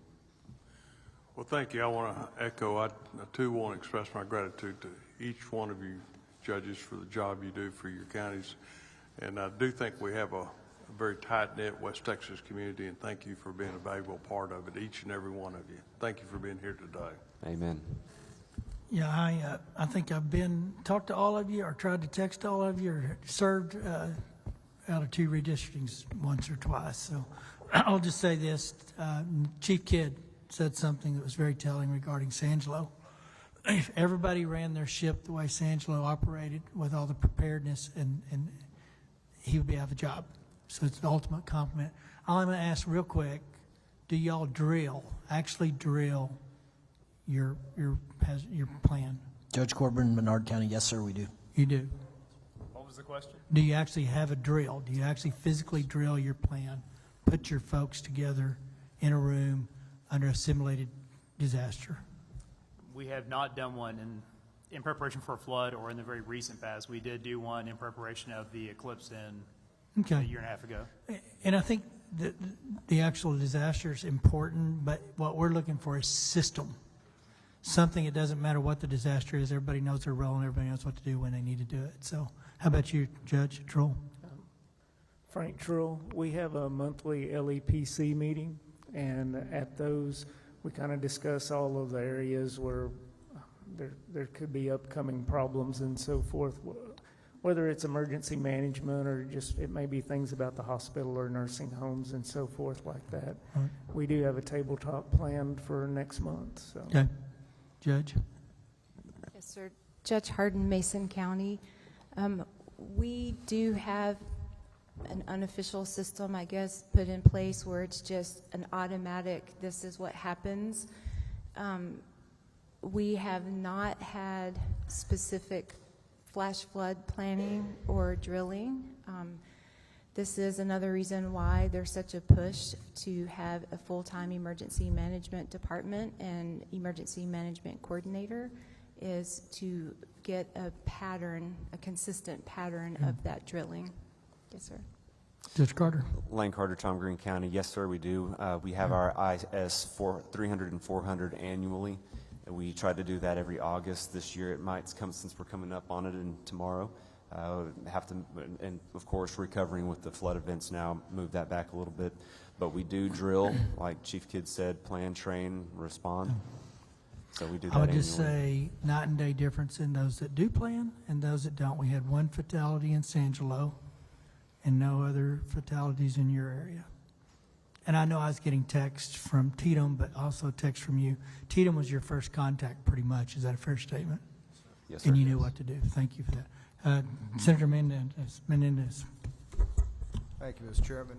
First of all, let me tell you, be very frank with you, I wasn't quite sure what I was going to expect to hear from y'all, but what I have heard is I've been very impressed.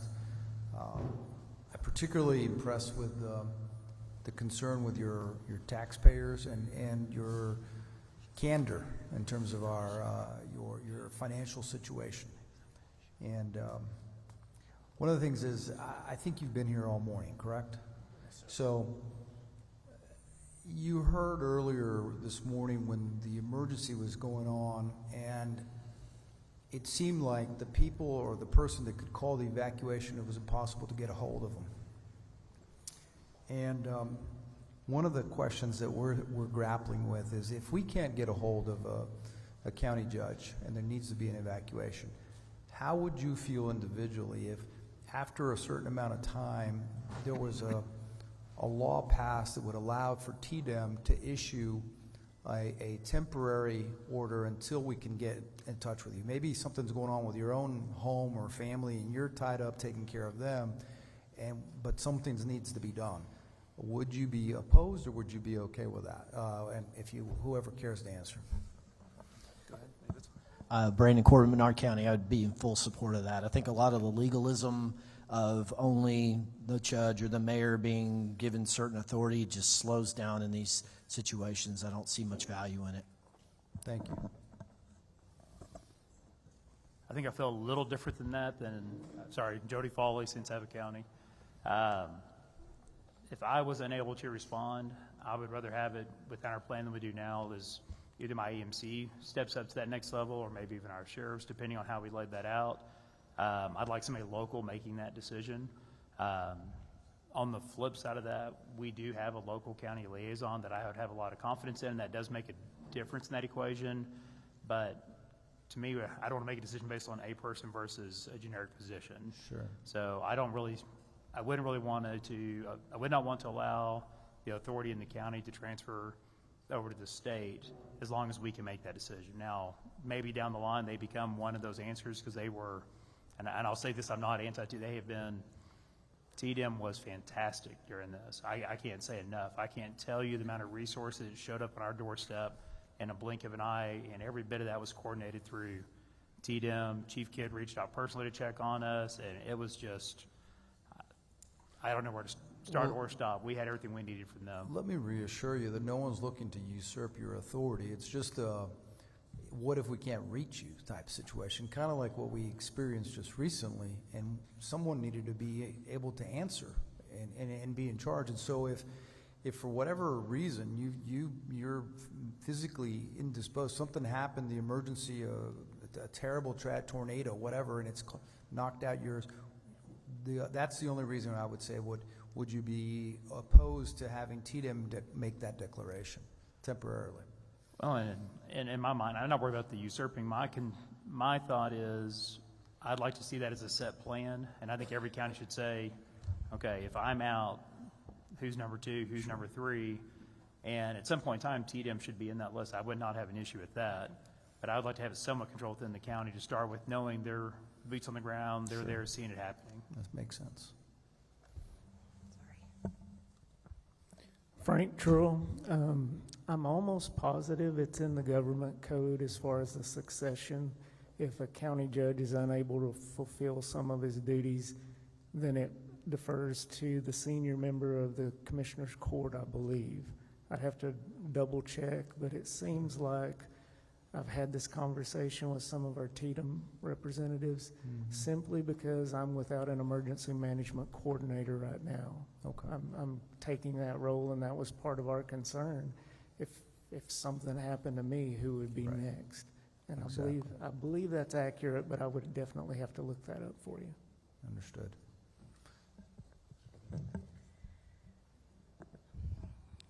I have to be honest here. When I received a call from Senator Perry and Representative Verdell, both, I was not in Mason County as the emergency management coordinator. I was actually in San Angelo for what used to be called the Pops Concert for the July 4th celebration that happens on the evening of July 3rd. Sure. Understandable. Mm-hmm.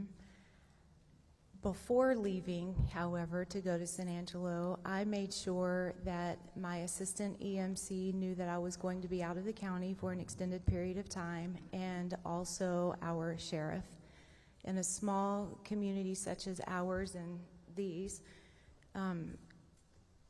you just form those tight-knit relationships and you work so well together. It's almost second nature. You read each other, you know each other. And so I had full confidence in my assistant EMC and obviously the Mason County Sheriff's Department that should the flood watch turn into a warning, they would be completely capable of executing our plan. We do make sure that we keep the Form 147 updated, which is the tool that TDM uses to know how to contact the EMC, the assistant EMC, the mayor, the succession that has been mentioned here. And we work so incredibly closely with TDM as well that it's almost as if they're automatically part of our team. Chief Baxter could have called out my assistant EMC and they could have worked flawlessly together in this incident. So I think it's that building of the relationship and knowing how each member of the emergency management team operates and having confidence in one another. I agree, and I appreciate that, but I think legally, only the county judge can call for an evacuation. That is correct, yes. And that's where the question that I'm asking. I'm sorry, I did not That's okay. comprehend that you were asking that, but Yeah, yes, sir. That's the sort of the point that when some folks have said, you know, well, what if that evacuation was necessary or some order given that it can only be done by the judge? And that's where I was asking. So Yes, sir. I appreciate your answer, though. Mm-hmm. Yes, sir. Lane Carter, Tom Green County. You're absolutely right. The judge or the mayor, I believe. Yeah, correct. In a Or municipality. the mayor, the judge can step in if the mayor is absent or failing to for the prevention of loss of life. Right. You can come in and order an evacuation. Right. I think the conversations may need to happen if there is an absence of both. Who does step in? I have a full trust of what my Judge Pro Tem at the Commissioner's Court would be able to handle. Whether we initiate the conversations is the sheriff involved? Absolutely. These are conversations that can definitely be had through legislation. Yeah. And at what point does it get last resort to Sure. the TDM director? Last question. I think on both ends, I've heard you talked about regionalism, and all of you have expressed how well you work closely together and how you help each other, and especially because of the great need. Recently, I've been hearing that it's very easy for you guys, elected officials, to come down to the Capitol and spend time to talk to us. I was just curious, are you guys members of an association that helps you sort of get your word out, represent you at the Capitol? Absolutely. Texas Association of Counties. Is that a valuable representation? 100%. I appreciate that. Thank you. It would be detrimental if we did not It have would be them. detrimental not to have it. Tomorrow, we'll be voting on that tomorrow. Thank you. I hope Thank you, guys. consider Thank you for keeping- being here. I don't think we have anybody. I've got Do you? one. I'm sorry, Chairman. I've got one for Judge Harden. Just a point of clarification. I think I heard you say when it came to emergency management, you had taken all the required training. What are you Sir. required to do? Because it's my understanding you're really not required to do anything, even though statutorily you're in charge of emergency management.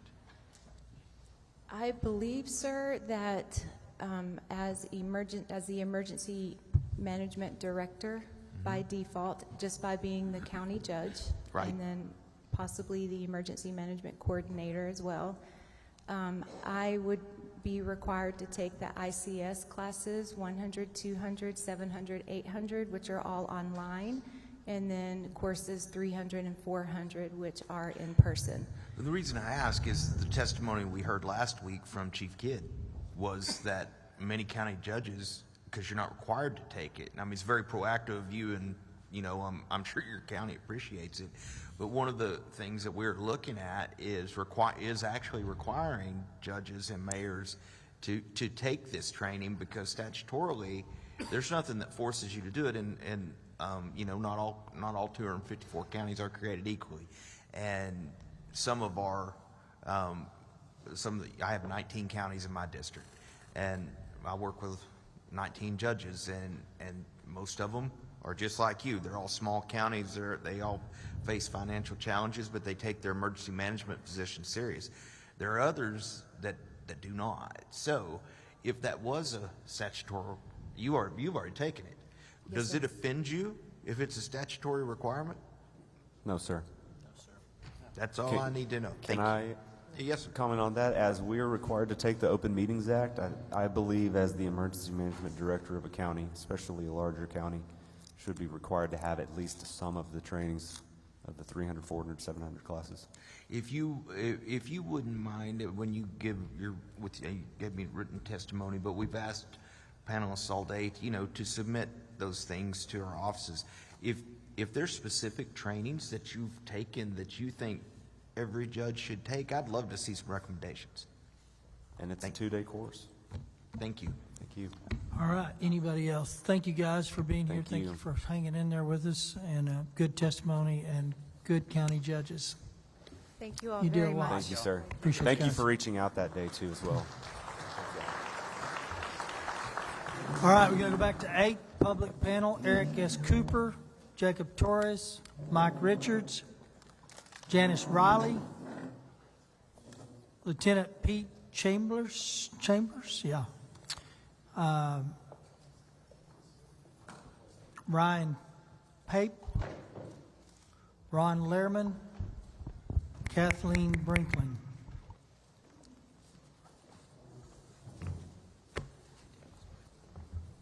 I'm going to.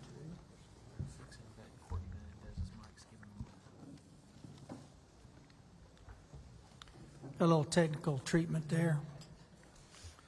I got Kathleen Brinkman. Is that you? Nope. Ron Lehrman? Nope. Ryan Pape? Pape? Nope. Pete Chambers. Okay, got Pete Chambers. Janice Riley. Got Janice Riley. Mike Richards. Jacob Torres. Last call. Eric Cooper. Yes. That's you. Okay, give me 2 more. I need 4 too. Okay. Chair calls Mike Hughes. Tom. I believe it's Joser, but it might be in yes, sir. Moser. Your M and your N and your J, but there is no J. So Barbara Ferguson and Betty Murphy. Betty Murphy. You there? All right, that's got a full 8, doesn't it? Does it not? Give me another one. Kelly Rabone. Kelly Rabone.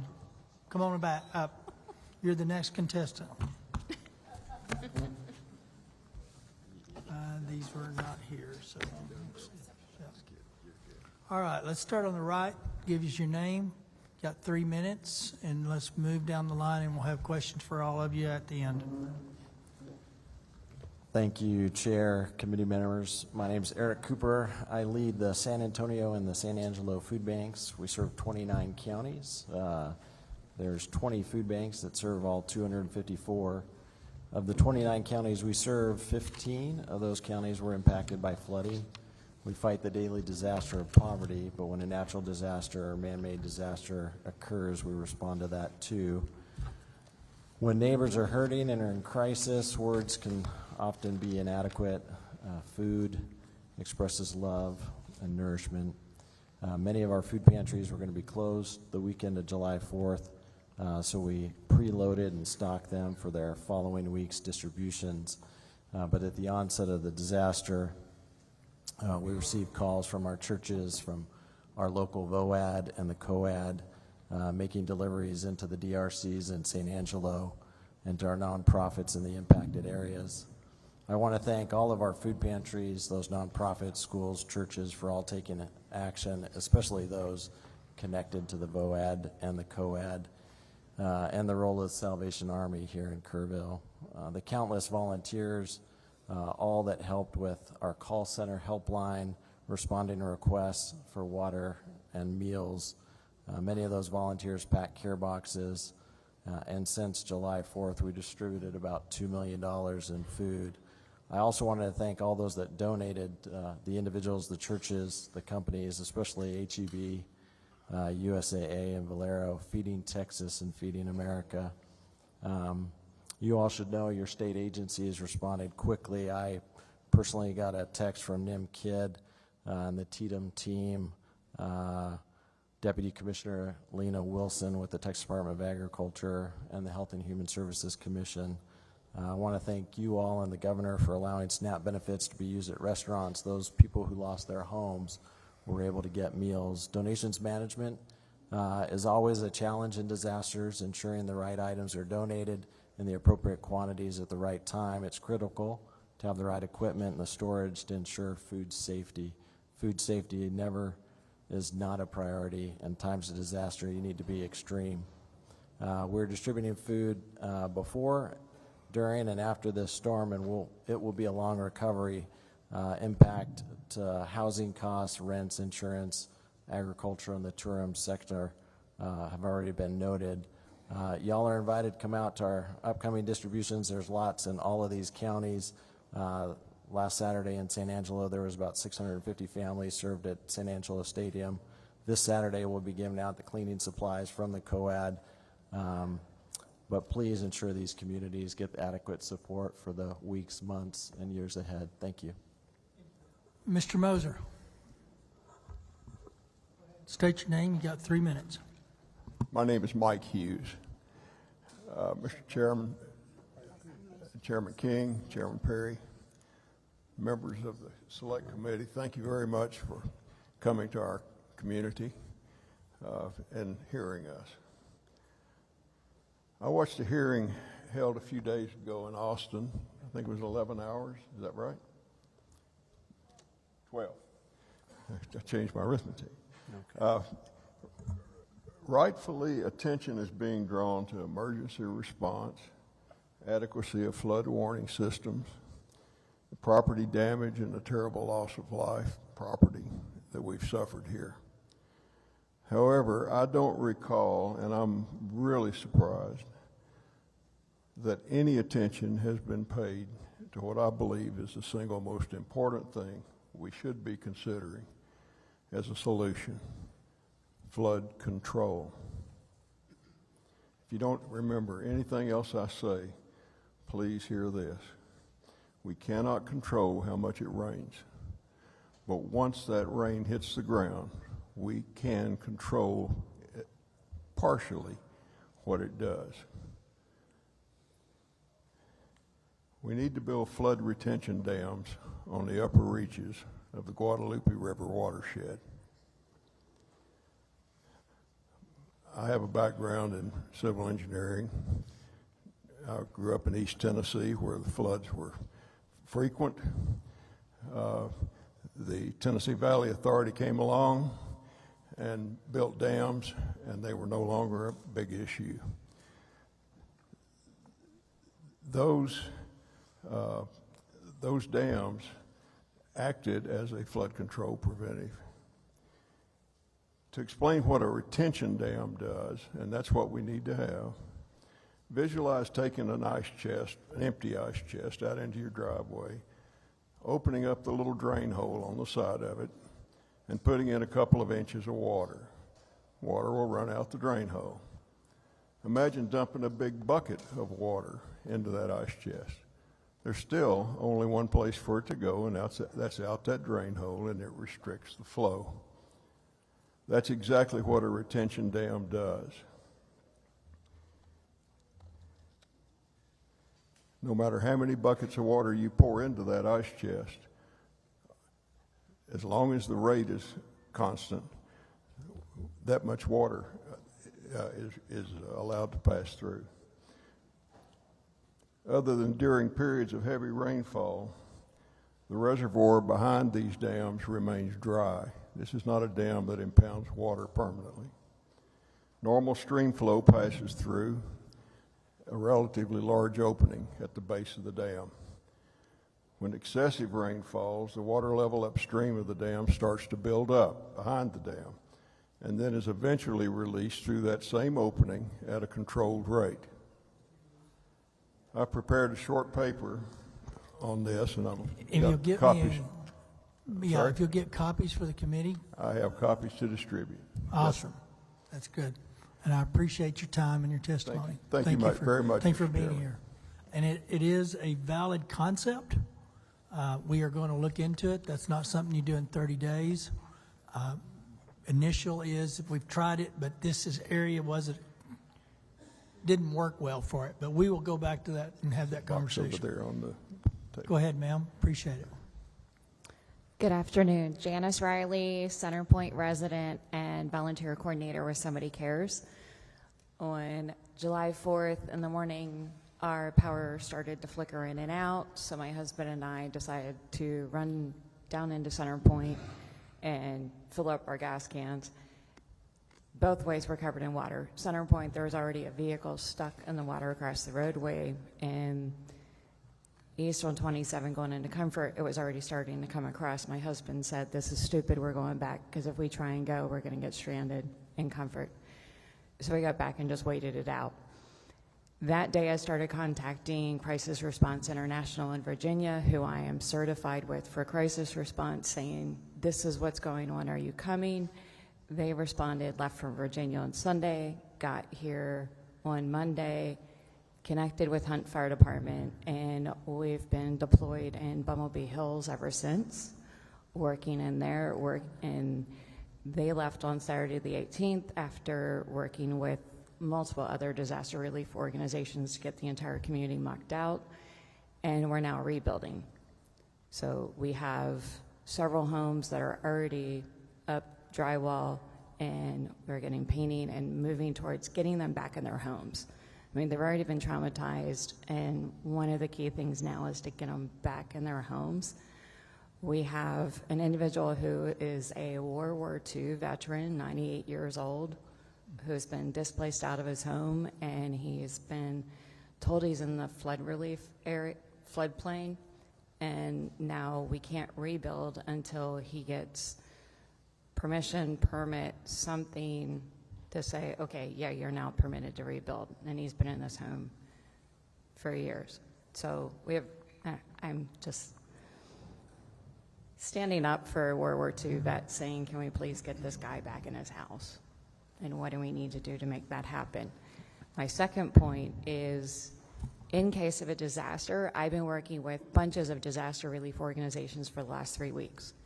It's managed chaos. If we could have a Texas website that activates upon a disaster, I don't care if it's Houston, El Paso, or the Panhandle, that activates and then says, hey, if you want to come help us, all the information you need to know is here, because we still have people showing up wanting to do search and rescue and wanting to do new muck out, and that's done. We now need to do other things. So if we could get that information out to these volunteers that want to help,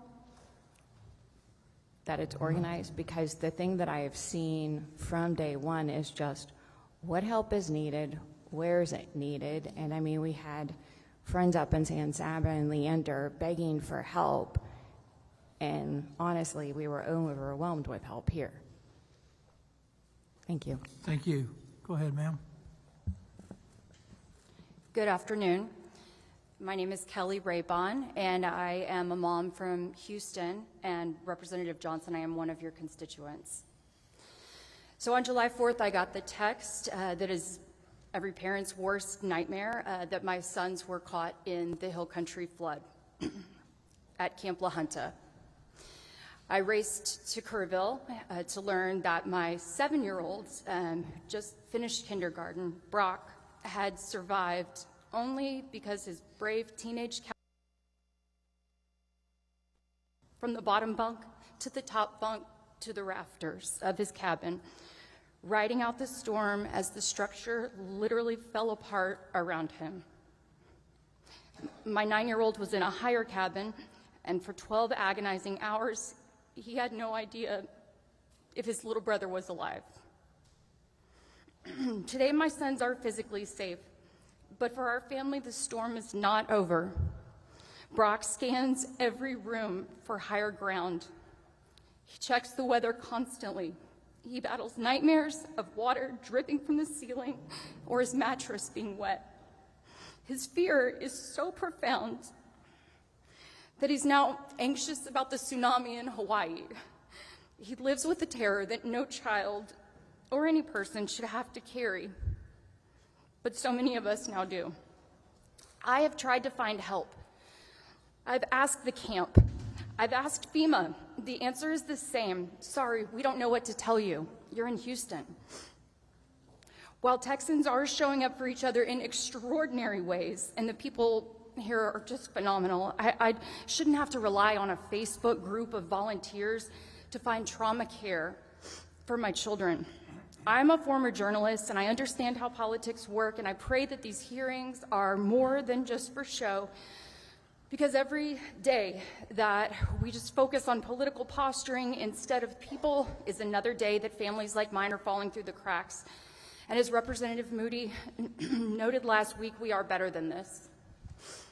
Please remember that this disaster impacted families from every corner of Texas. I pray that this beautiful community gets every resource it needs to rebuild, but do not forget the thousands of us who were just visiting, who are now weathering the storm alone from outside the disaster zone.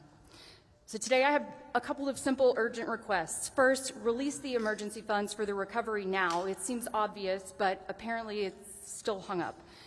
Second, make mental health care a central funded part of the state's official disaster response.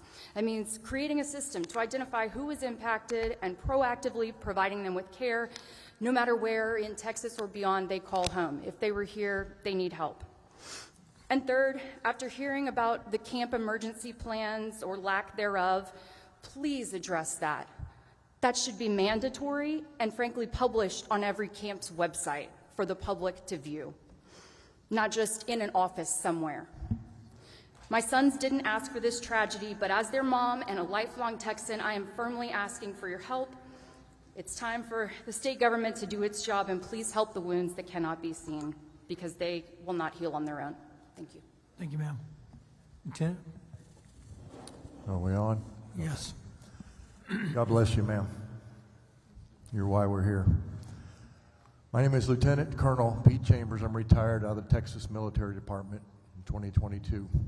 I served 39 years in my nation, for my nation, the last 8 blessed to serve Texas in the Texas National Guard. I've served on 2 governor task forces. I've served in Operation Lone Star. Since leaving the Texas National Guard, I started a non-for-profit, the Texas version of the Remnant Ministry, TX. We've responded to disasters around the nation. This one was in our backyard.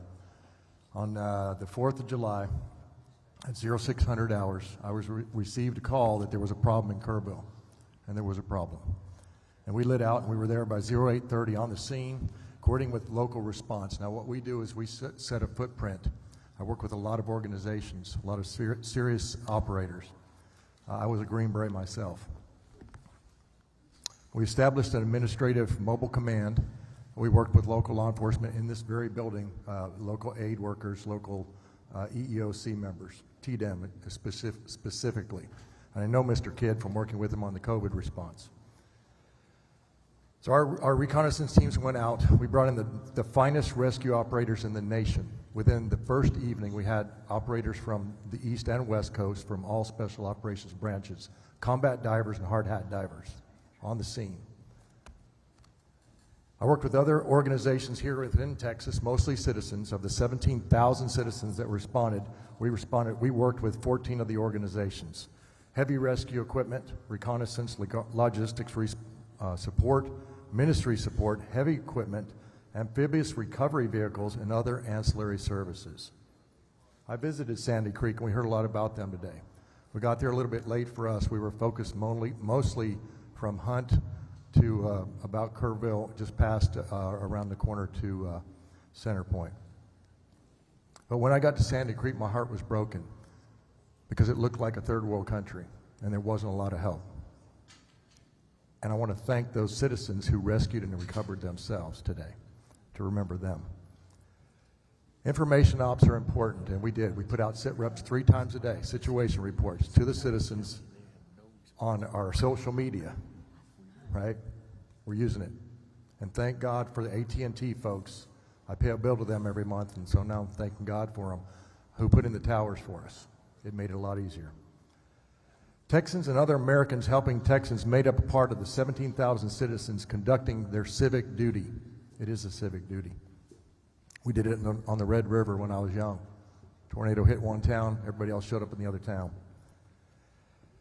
I ask you to look at House Bill 4914, designed to fundamentally reconstitute and modernize the State Guard, the Texas State Guard, to a professional and mission-driven focused state-controlled homeland defense and premier disaster response force.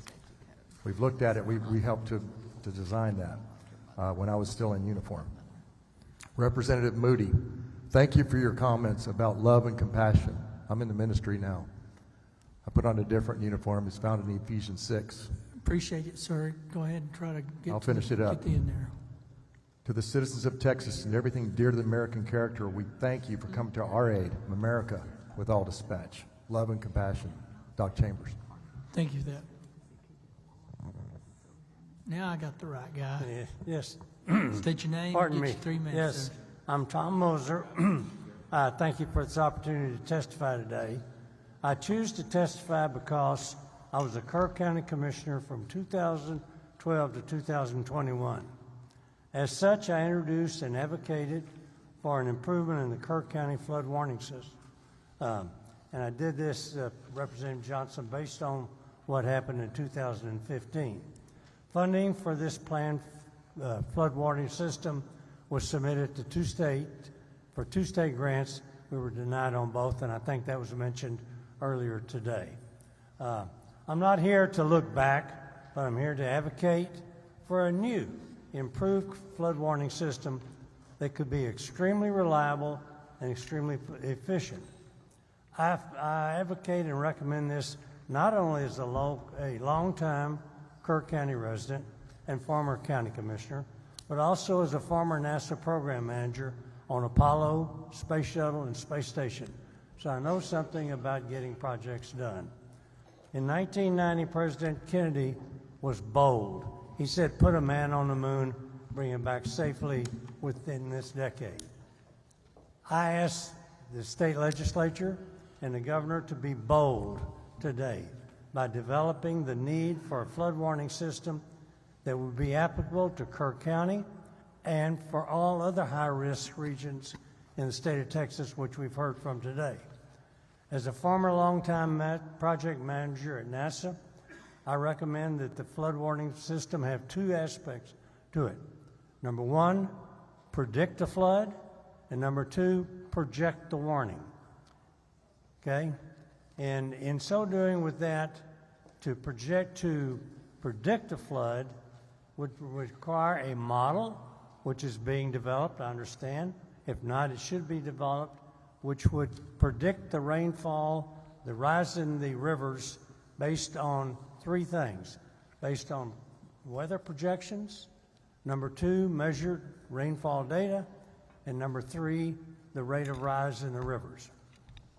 Projecting the warning is also equally and as important, and that is employ techniques that are state-of-the-art today on telecommunications, sirens, also cell phones, social media, television, radio, blah, blah, blah, all of those things. So what we need to do is to be bold and say, let's project the flood warning system early so people can get to safe grounds. Predict it with 75% confidence that the flood is going to happen based on early predictions. Then upgrade that with the more data that's available. So do that, have these requirements. We've had a lot of people say, here's what I recommend we do. Take 6 months to determine what the requirements should be for a flood warning system. Don't just go carte blanche and check on one. Then implement and have this system fully operational within 2 years. It's good information, sir. Okay. I have the experience and would do pro bono to help do this any way that I can. We've gotten Thank a lot you. of help today. We may take you up on it. We got Thank your you. name and number. Go ahead, ma'am. Hello, hello. My name's Barbara Ferguson. I'm a Kerr County resident, and one of the things that occurred to me is we've listened to testimony from Austin and here today as well. Our cell phone coverage across the state in rural areas is sadly lacking. I also spend time on a ranch in Kerr County. We have no cell service there, and I'm just one of the many across this state that are in a location where there is no one to call because there's no way to call. And that happened up in the Hunt area. Until we improve that, we can't institute a kind of warning system that Mr. Moser just talked about. We've got to improve our cell service. The FCC, it seems like, was charged the cell phone companies decades ago to implement coverage in rural areas, and that those promises they made have never come to fruition. We have to do something to force cell phone companies to provide to rural areas. I also think a better opt-in and out choices on cell phones. I turn my cell phone alerts off because they go off constantly. I turn my phone off at night and I sleep. Now, if I lived in a flood-prone area, I'd probably leave it on. But we've got to do better in not having the cry wolf syndrome. So we've got to come up with some options for people. One additional thing is the loss of electricity in rural areas is common during storms. The implication this would have on sirens needs to be considered. What are our options there? How effective would they be in a storm given the loss of electricity? And Hunt lost electricity. Finally, to perhaps clarify what appeared to be a misunderstanding in your first committee hearing in Austin, earlier today, UGRA is not tasked with emergency operations. It protects the headwaters and some 30 miles of our river, not only for the benefit of Kerr County, but for all the counties in the beautiful Guadalupe River flow.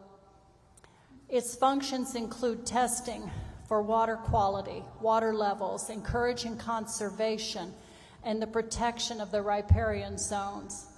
It protects our river that all of Texas benefits from. The number of, most importantly for this committee, the number of water gauges UGRA oversees, some of which the federal government recently informed them they would no longer fund, need to be increased, not decreased. We're facing a possible reduction in the number of gauges that feed information to the National Weather Service. That cannot be allowed to happen. In fact, having additional gauges higher up the river and on tributaries may help the National Weather Service issue earlier and more accurate warnings. Thank you for your testimony. Sir, just please state your name, and you've got 3 minutes. Yeah, my name's Mike Richards, and I've got a ranch in Bandera, and I've got land in Center Point. And I received a call from my daughter that lives on the land in Center Point on the next morning after the flood. She said there was a dead guy, by her house. And so I went over there, and we recovered a total of 10 people on my property. And there's so many different things that are wrong. For instance, FEMA sucks, FEMA needs to be abolished, period. Kerrville and Kerr County, all through this, we just quit searching Saturday. All through this whole thing, people would call them from different cities and say, hey man, y'all need to be up. No, we're full, we don't need it. Well, they should have said we're full, but call Hunt or call Center Point, but don't just turn people away, because like I say, we just quit searching Saturday. And as far as the state goes, well, let me tell you about the state. I think the state involvement, as far as I'm concerned, is pathetic, and I'll tell you why. After we found that one body, I went down to a part of my property and I started looking at the drifts, the debris, and it was 30 and 40 foot high, and 50 and 100 foot long, all of them down the river.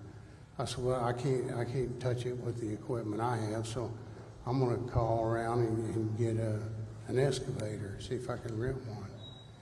And I started calling around, nothing. About 10 minutes later, some guy calls me on the phone. He says, is this Mike Richards? Yeah, and I don't know who it was, but But he says, I got these excavators, I got dozers, I got anything you need. We're setting up here in a parking lot near Kerrville. I said, well, dude, bring it on, you know, I need it, you know. And he called me back in 5 minutes, he says, no, the state's not gonna let me do it. I said, what the hell, you know, come on, well, why is the state not want?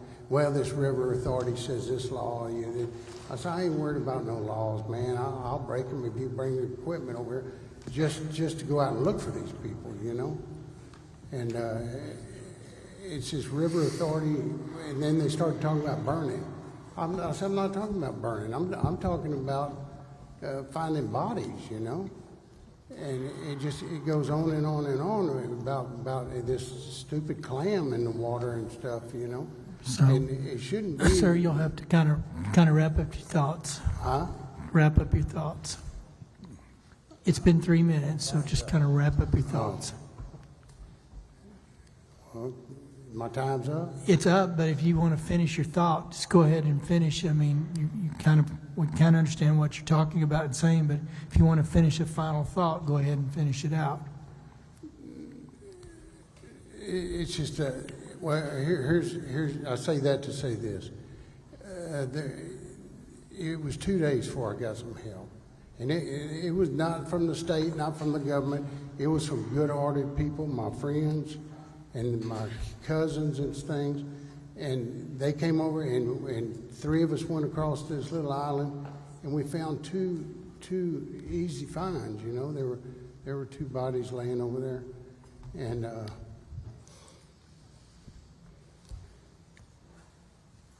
You know, one of them had been bleeding, and that indicates that, you know, he was alive when he got there. But I wish I'd had the opportunity to find him. But all these bullshit laws and stuff, everybody's got, and do this, do that, you can't do this, can't. No, whenever it comes to finding bodies out there, dude, all that crap needs to go to the wayside. Sir, I appreciate it. I understand there's bureaucracy that gets in the way of people trying to do good work, and that's one of our charges, to try to bring it back. So I appreciate you testifying and appreciate what you did. All right, members, questions? Senator Kokors. Thank you so much. If I could, the gentleman on the end, your synopsis is, let the volunteers keep working. Is that what you were saying? You know, those volunteers, my God, I mean, they are doing God's work. These volunteers and all this millions of dollars that come from all over the place getting donated, where in the hell's that going? It ain't going to the volunteers, you know. I mean, where?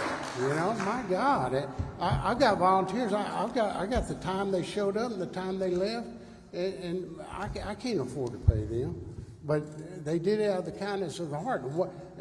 All that money is going to some politician's slush fund somewhere. I mean, we need to consider. I will correct you on that. Okay, it's not. Let's chill on the conversation. Let's keep it on the subject matter. That money is not going to politicians. Well, that money will I hope that there's going to be sir, I'm not going to argue with you. Huh? That money will not go to politicians. It will get to the help that it's seeking, because it's going to be I administered hope there's by an quality account NGOs. for it. I'm not going to argue with you. You can leave, or you can sit there and answer the questions directly. But that money. I answer them correctly. You just made an accusation that money is That's going my into the paid opinion. members. Well, your opinion is your opinion, but it's not factually exactly accurate, right. and it's my right to call it out.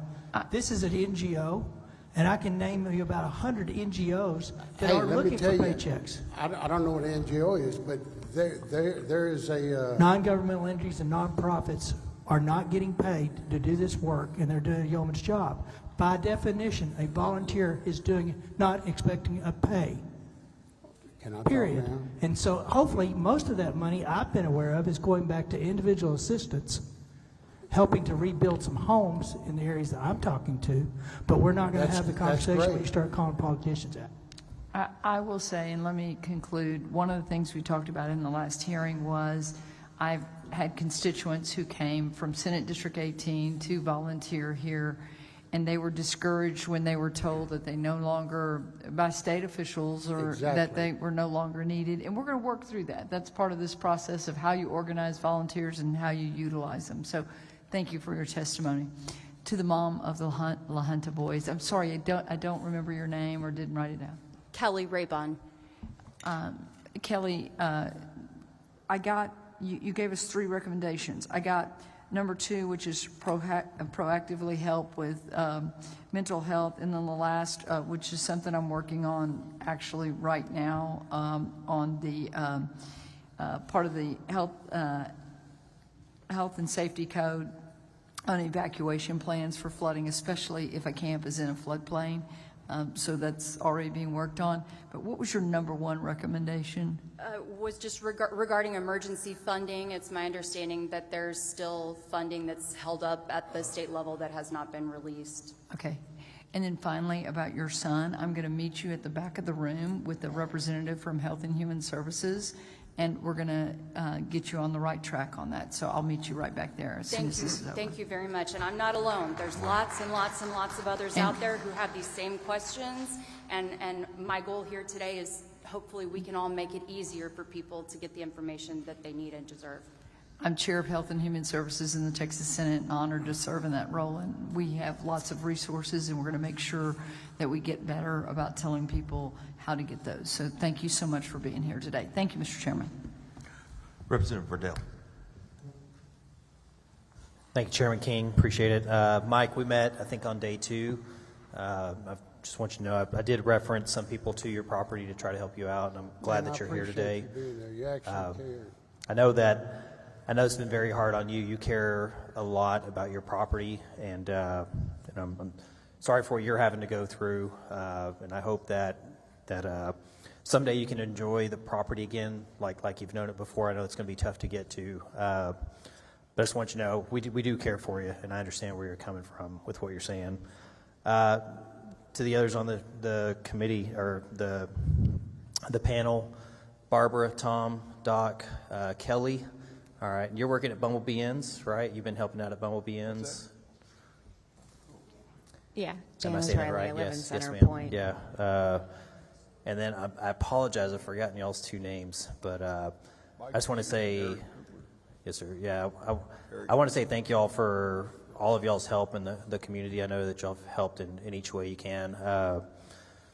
This is tough, and that's what we're here for, is to try to find if there's solutions going forward. And Mike, I feel for you. I promise you I do. And you know, I hope we can get back to some kind of normal at some point for you and for others. But I just want to tell y'all, thank y'all for being here, taking the time. Thank you for telling us about your child and what he's going through also, Kelly. Appreciate that. But that's all I had. I just wanted to make sure to let Mike know. Thanks. Senator Hinojosa. Thank you, Chairman, and thank you to the panelists. You know, this brought up another very important point that I don't think has had enough emphasis on it, but a lot of you, I understand the gentleman's frustration at the end there. I know as a young man, my family and I, whenever there were disasters like this, we try to volunteer and go respond wherever it was. I remember in particular Hurricane Katrina, and where we chartered a couple of buses and went out there because the need was just to try to get people, you know, as they were rescued, just out of there and get them to a shelter or something. And I'll never forget one of the moments where when we arrived, there was a gentleman who had spent basically his life savings to charter 20 buses. But because of governmental red tape and other things, they sidelined those buses. He was there crying on the steps because, you know, he'd spent all this money and it wasn't being utilized just because, hey, we're not letting you in. You know, Texas is a wonderful state, in my opinion, the best state in this nation. In the United States, we see the best in people when disasters tend to happen. So we respond in Texas, from Texas to other states, and we see that as well. But just in Texas itself, we have just so many people willing to and ready to help. Ma'am, to your point, the third from the left here on the panel, you were talking about potentially a website or something. I think we've been talking about something like that where we could organize maybe ahead of time where it's not a long-winded process. Now, rightfully so, there are concerns. You know, you don't want people who are going to loot and cause chaos to come rummaging through people's personal items. You don't want somebody who's had a history of sexual offenses to be out there watching over a kid's area. You know, those are important, legitimate concerns. But, you know, also to the gentleman's point, there's a lot of times where people want to give money, but they're not sure where. They haven't pre-registered. They haven't gone through all the certifications to be part of the Red Cross or any of these other organizations. But I think we as a state, we have so many wonderful people who are willing to come and help. And if there were a way for us to organize them in a way to say, hey, we need people out here with chainsaws right now. We need people out here with waiters who are willing to go out and do some searching. We need the gentleman here from the food bank, you know, what specifically do we need so that we're not bringing a whole bunch of stuff that isn't needed. You know, if there were a way to have this coordinated ahead of time, I think we could see so much more help from people that are willing to do it out of the generosity of their own hearts. And that would really help us as a state, would help the community in a more immediate fashion. So I just wanted to give you the opportunity to expand a little bit more on some of those ideas that you had when you had mentioned the website and some of the other things that you witnessed. Just wanted to see if you would be willing to elaborate a little bit more on that. Sure. Janice Riley with Centerpoint and Somebody Cares. I think it's a great question that there's so many thoughts to this. But it's figuring out a website that says, okay, what are all the areas impacted and, you know, the riverfront and who needs help? Because in the current situation in Kerr County, we were relying on the fire departments that were handling first responders and doing search and rescue to also handle all the volunteers coming in to help. And some of those volunteers came in for search and rescue, but they were also coming in to rebuild. And so that was a lot on them. So I think part of it, doing the data collection across in the moment, doing the data collection and finding out what's happening where. And, you know, obviously that's boots on the ground of people that have been background checked and can be trusted. Don't necessarily have to be state employees, but people we can trust that are going in. And like, I know the Republican Party precinct chair was going door to door along the riverfront in Centerpoint saying, how are you impacted? What have you dealt with? What help are you getting? And then was assigned to go up to Ingram and do the same thing. So is somebody like that assessing what's going on, assessing what the need is? And I know a lot of our churches have gotten funding, so now the churches are going around and the churches are saying, please complete my application to say what you need. And at the end of the day, the immediate need for each household is what sizes are the kids and what do they need to have replaced? They're getting ready to go back to school. I mean, I think I heard Kerr County schools are going to supply school supplies, but some of these kids still need shoes and still need clothes and hats and like baseball gloves or whatever they did. So somehow we have to figure that out and get it sourced, because one of the things I've said on Facebook is that I think we have half the country's bottled water within this county alone. See bottles of water, I'm just saying. So, you know, we don't need more clothes and we don't need more bottle of water right now. Or if we do need clothes, we need specific clothes that fit the people. So it's figuring that out and then having it on some kind of website that as soon as it happens, this goes live. And then there's committees and a task force activated to get the data. And then there's data outlet, sysadmin, and all the things that go into software development and website development. I used to work in that space of funneling that information and then saying it's like a gift registry on Amazon. When the need's met, it's taken off the list and said fulfilled. So we don't keep getting more of it. Or, you know, wait and it'll come back around and we'll need more. But, and then also as far as what volunteer hours are needed, I had somebody show up to work with Operation Blessing at Bumblebee Hills, and Operation Blessing pulled out last Saturday. She showed up Monday from Arizona, flew in for the entire week. to help with either search and rescue or muck out. All that work in Bumblebee Hills is already done, and SAR, like, they've canceled that. So she's like, okay, what do I do now? Because we don't have the central forum. So I know it's hurting cats.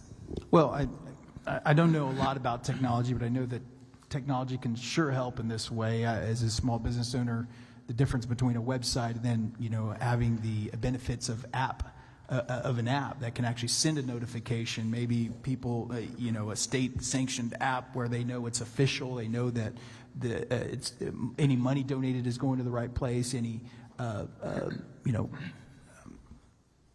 announcements of volunteer help or specific duties or specific supplies that are needed can be updated real time, and maybe notifications sent, have a pool of people already registered perhaps that we can even call and say, hey, mobilize, you know, we've got people in Corpus Christi ready to mobilize their group of, you know, bundle their network of people for funding.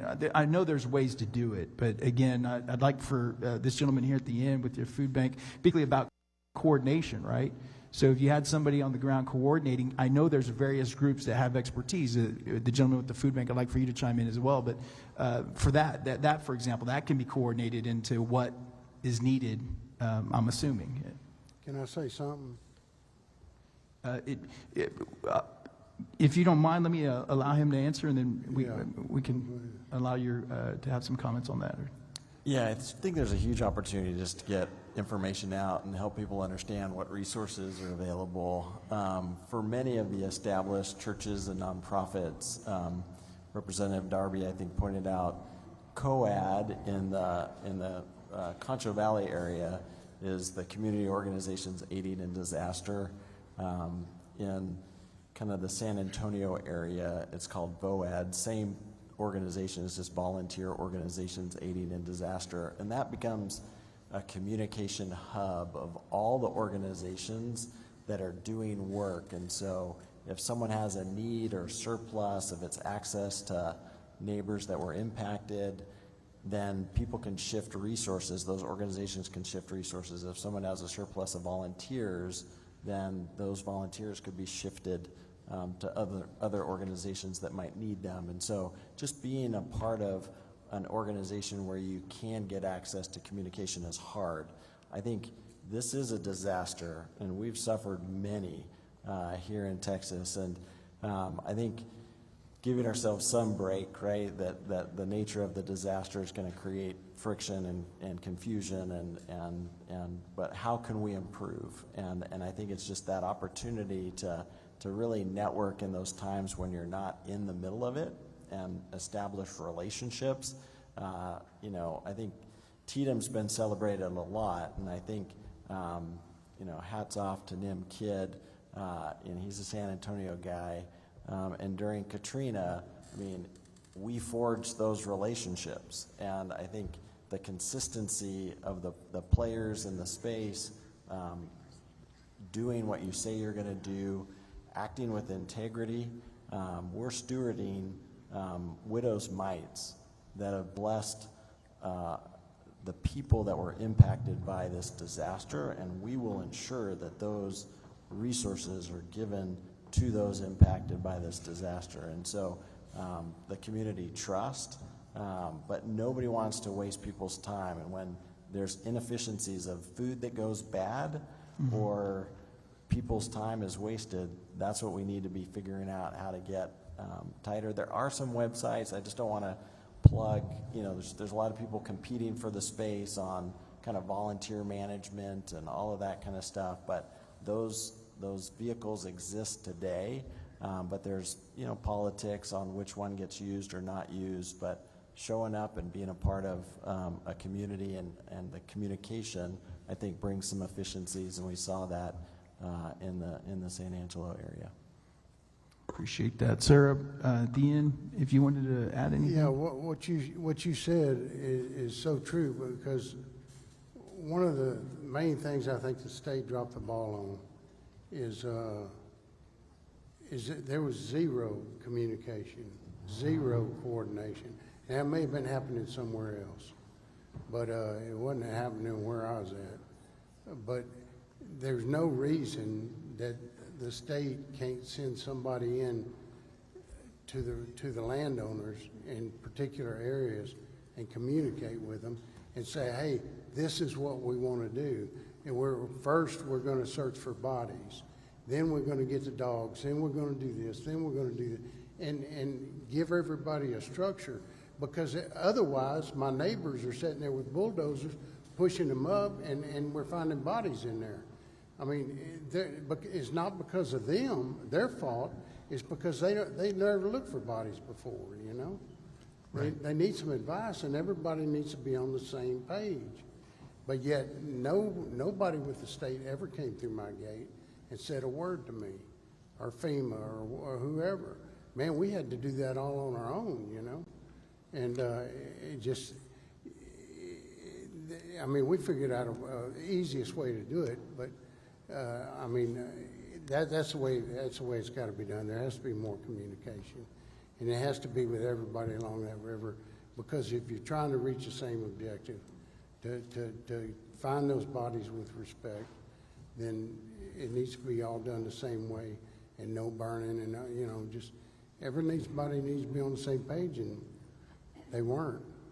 That's well said, and I believe that that's what we're trying to shoot for, is a more standardized process, like you said, in times where it's not, you know, other than the disaster moment itself. This is the time to try to figure out that structure and try to learn from what we can do a lot better. So that's the goal here, and I appreciate all of your feedback on that. Kelly, I just want to say, you know, we got 4 kids, our 2 youngest, right in that same age group, and you know, that just hits home. Our prayers are with you, all the people impacted.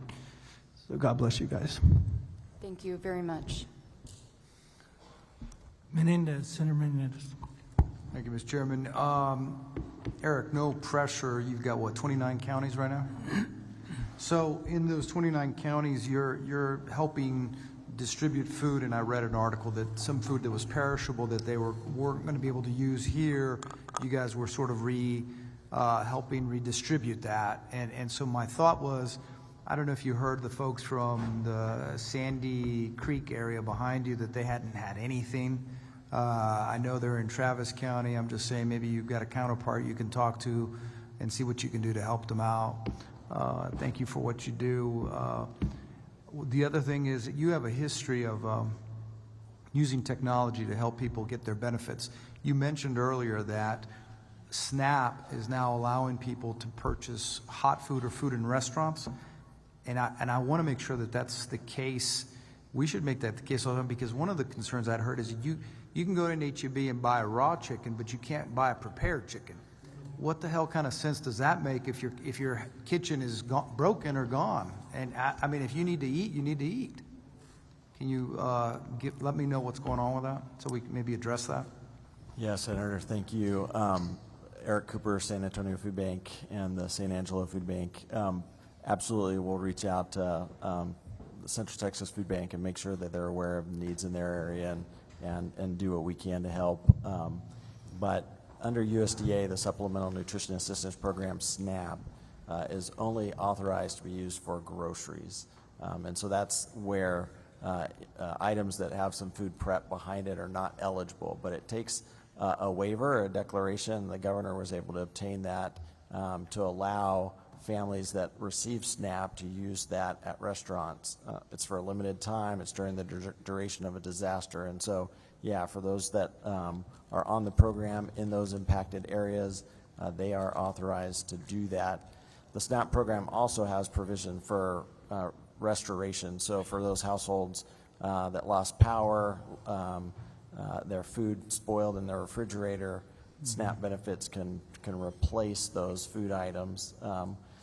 Many might now be eligible for SNAP because maybe employment was impacted. So our helpline, the main number, 210-431-8326, or you can go to San Angelo foodbank.org or to safoodbank.org for the San Antonio region. That's this area, Kerrville.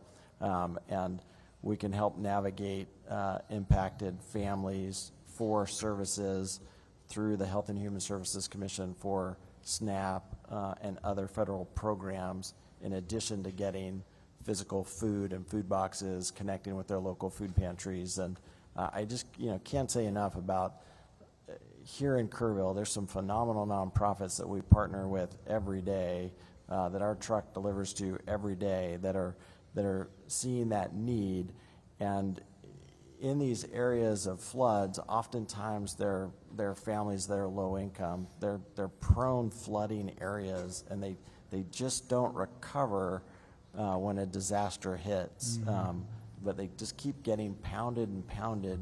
And so please, just everything you can do to help this community will go a long way. My last point that you can help us out with, because you have such a broad coverage, we've heard earlier that the focus is on Kerrville, because it's the focus is everyone knows about the floodings in Kerrville, but Hunt, Ingram, Center Point, I mean, it's a region that's impacted, and we need to make sure Sandy Creek, it's a region that's been impacted, that we need to make sure they get the things they need. And so the focus is great that we have one here, but we have to address the whole region.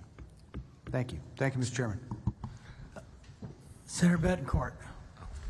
Thank you, Chairman Perry. For the guys my age, 2 quick questions. The TVA analogy is a good one. It's a little less, here in this watershed, maybe less macro, maybe more micro, but so I'm looking forward to the paper. Is there one key recommendation that you had? Do it soon, and do it, and think big. These structures need to be quite large to be effective. They need to have a lot of storage area. They're going to cost a lot of money. Yes. Typically, U.S. Army Corps of Engineers is the source for that, not only the funds, but the and the key structure on the river is the Canyon Dam right now. Yeah. That prevents flooding downstream. But I appreciate the analogy. Thank and you to very my much. Apollo manager over here. Yes, sir. Gene Kranz is supposedly has said that failure is not an option. Now, apparently he didn't say it, but the attitude pervaded the Apollo program. And so you've come up with 2 really good points, but I'm going to ask the tough question. I want to know, as a commissioner, you submitted 2 state of Texas grants in 16 and 17. What were they, and why did the state turn you down? They were for $1 million, okay, based on an engineering study that we performed. And the first one, I believe, was for Tatum, okay, and it was the grant purpose was primarily for flood mitigation, but we went in as a flood warning system, and it was not approved. And the second one, I don't know exactly, I don't remember which one it was, but it was part of the Hurricane Harvey. It was a Harvey. The Hurricane Harvey containment. funding that made some grants available, and Right. so we're not successful on both of those. And you don't know the reason why? Or what was Commissioner Roser, what was the stated reason? I don't remember that. GrantWorks was working with us to apply for those grants, and I could provide that to you, but I don't know it right now. I'll find that out. I think Kelly might be old enough to remember Harvey. But And my oldest son does, and my youngest was a baby, but he still hears about it all the time. I mean, and aftershocks from the derecho and Hurricane Beryl, too. right, well, that's exactly my world back in H-Town. So, but God bless you. Someday those stories will be told over and over again too. All right, and I hope they help people save lives in the future. Thank you all. To my food bank, do you know if the center here with all the local state resource hookups and the federal is still open? I believe it still is. Do you know? That's really more of a Kerrville. There is another facility here that's got the ability to tap into Medicaid, SNAPs, federal programming, and all of those other assets available. Yes, sir. So we do have staff in the area that are doing that and will continue to be in the area. It's actually a location where we consolidated all of those resources from the state and federal in one room, one building. I believe they're still operational, and I think they pretty much stay until nobody else is coming in. So I should know where that location is, but it's local. It's here somewhere if someone knows. I'm pretty sure it's still open, but it had all of those state resources and federal resources at the time. Something as I need to get my driver's license because it got lost in the flood. I needed to know how to get my passport renewed because it got lost in the flood, and all of those little things like that, birth certificates and stuff. So that was one resource stop shop. I believe it's still available today, but if I'm wrong, I'm wrong. But I think they told me they would be here a while, so that's good. I need to call back, and I apologize, sir, in that I kind of snapped at you there, but you were coming at it. But here's what I'm protecting. My local church out of Lubbock, Texas, gave $50,000 to, I imagine, the foundation or something down here. So the last thing I want to do is have a donor community believe that those monies are not going to be spent well. It's not fair to them, and it's not fair to the people that are going to get that money. So it's just one of those things we've got to protect because we've got good-hearted, kind-hearted people doing the right thing, and there are legitimate places to put that money so that it's not at risk of being scammed, and there's a process to distribute. In my history with disasters, it ends up going to small businesses to make their payrolls and keep their lights on for a while. It goes to individual assistance. I will give you one example. Samaritan's Purse is currently staying in San Angelo till the end of August, and they're rebuilding houses today because San Angelo had it organized where they had mudded out and debris was gone in less than a week. So they're literally putting up sheetrock today. So it's those organizations that have boots on the ground that can deliver services that should be paid those dollars, and ultimately they do. I will say this, for those local foundations and United Ways and the like that have received a lot of dollars, I think the donor intended that to be a pass-through and not administratively shaved off. So to your point, I appreciate where you were coming from, but we don't want to send a message that your money are going to go somewhere other than it was intended to. And that's really where I came from. So I didn't mean to jump, but when you made that blanket statement, it was kind of like everybody that's given $1 is now going to have a heartsick feeling today. No, it's not that, man. I'm just so burned out on these people that have given so much. The first responders, these volunteers, just nothing, you know. I mean, they're out a lot of money, you know. There ought to be some kind of pot or something, you know, that would go to reimburse them, if not make money, you know. I mean, and I'm not sure, I don't disagree with you, and maybe one of these local foundations can come up with an application for reimbursement and proof and stuff. So that's their call, but I think you make a valid point. A lot of people come down here and stay 3 or 4 weeks at, you know, gas, hotels, and oils, but a lot of them are working for these NGOs, the non-governmental authorities, like Texas Baptist Ministries. They pay for those hotels. So there's a lot of good stuff going on out there, but to your point, those guys that just showed up to try to help you, maybe somewhere in this mix of reimbursement process. To Senator Hanosa's project, part of our task was to come up with a volunteer coordinating system so that when we do get people standing in line wanting to help, we're not having them cause more harm. We are vetting them to make sure they don't have a criminal record that could cause harm if they're filtering through stuff. And so we're trying to get it all under one umbrella here and move forward. So, Mr. Chairman, before they go, Representative Verdell had a final comment. Yeah, thank you, Chairman. Just wanted to address this for you, Mike. I had the same concerns you did about the money that's being donated and where it's going, and social media has a lot of those same questions too. And so I've talked to some of the people associated with the foundation and another foundation, and it's my understanding that the volunteer fire departments have received a very generous donation from. So let's take Community Foundation, for example, where a lot of the money is going to. My understanding is that the VFDs, and I don't want to say the number publicly because I don't know if it's supposed to be public, but there's a lot of money that's come into the Community Foundation, and they've given, so far, a pretty good chunk of that out. And those VFDs came out, they received very good compensation donation. I don't know how to say that exactly, but it is there. And I talked to someone with a different foundation that's helping, and I appreciate you, Senator Perry, Chairman Perry, for mentioning Samaritan's Purse. That was something I had a reference to because some of the foundations are not able to give directly to people, but someone like Samaritan's Purse, which actually, Barbara, you mentioned to me before, I think, on Samaritan's Purse, they're able to help directly on the ground. So you may see some of the money not going directly to people from that foundation, but you'll see them going to another C3 nonprofit that can then get money to those people to help them. And so that's I'm with you. We want to make sure that there is ultimate accountability for what happens to those dollars. And the good news is those C3s are required to report publicly.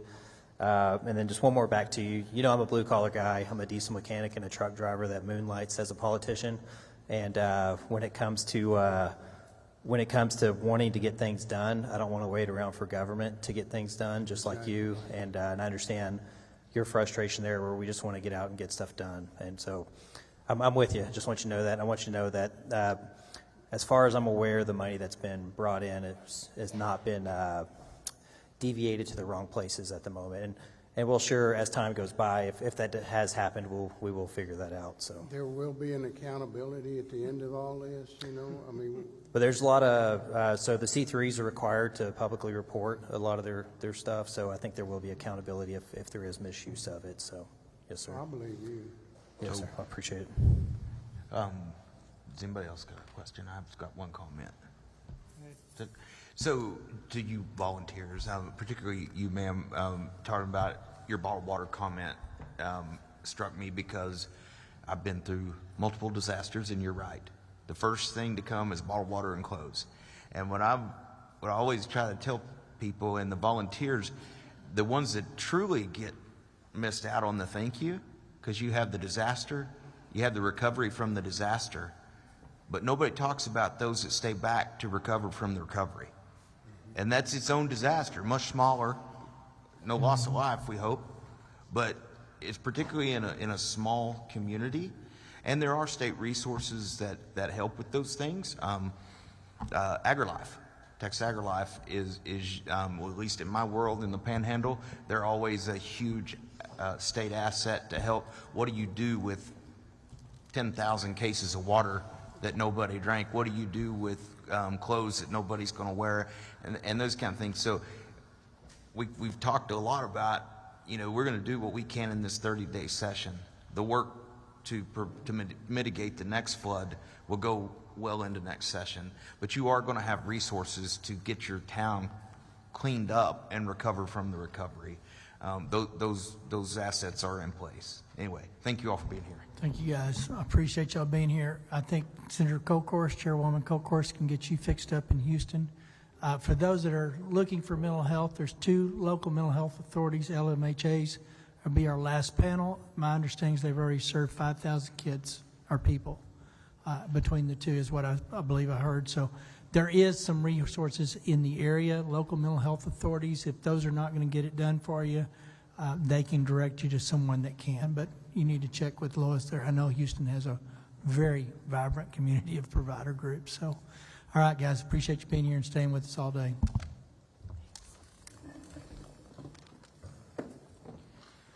All right, I'm going to go to the third panel. Judge Andy Brown of Travis County, Judge Stephen Snell of Williamson County, Chief Valerie Frustro of City of San Antonio, Brian Wilson of Burnett County.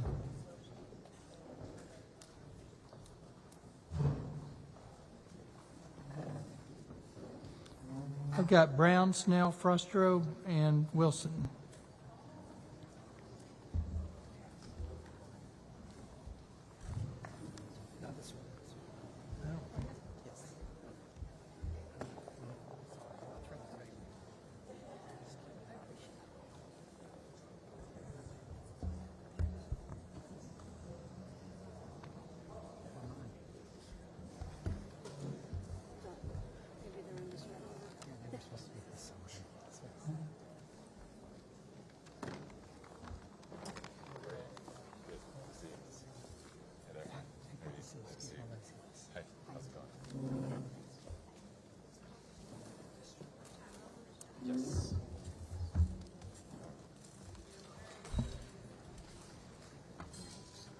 Want to go?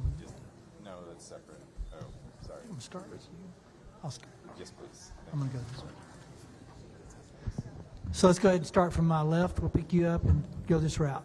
State your name, your position, your title, and tell us what you need us to hear. All right, thank you, joint chairs. My name is Steve Snell. I am the county judge of Williamson County. Just got the job on April 21st, so exactly 2 months and 2 weeks. We experienced the storm and the flood. I got a call from my sheriff that Kerr County had called and requested swift water rescue on the 4th, so he was letting me know we're sending 4 deputies to the swift water rescue in Kerrville to assist with Camp Mystic and the others, and that we would be sending more teams in the morning. While the world watched with great sadness as the campsites and others along the Guadalupe experienced the flooding, the rain continued in Williamson County. It had rained all day, so the ground was soaked, but the heavy rain started around 11:30, especially west of Liberty Hill, with rainfall totals as high as 21 inches, unconfirmed in a small concentrated area over that short period of time. I think the official rainfall total was 14.7 inches. About 2 in the morning, we experienced multiple lightning. Again, heavy rain, so I was glued to my phone. When I'd just taken over as judge, we'd had some thunderstorms, and it had caused over 10 houses to catch on fire from the lightning. So I was just glued to my phone because the lightning was on top of us. The rain was coming down hard. 911 calls started coming in around 2:30 in Williamson County. That's right about the same time that we got our first flood warning expectation from the NWS. One of those 911 callers was a lady named Sherry Richardson.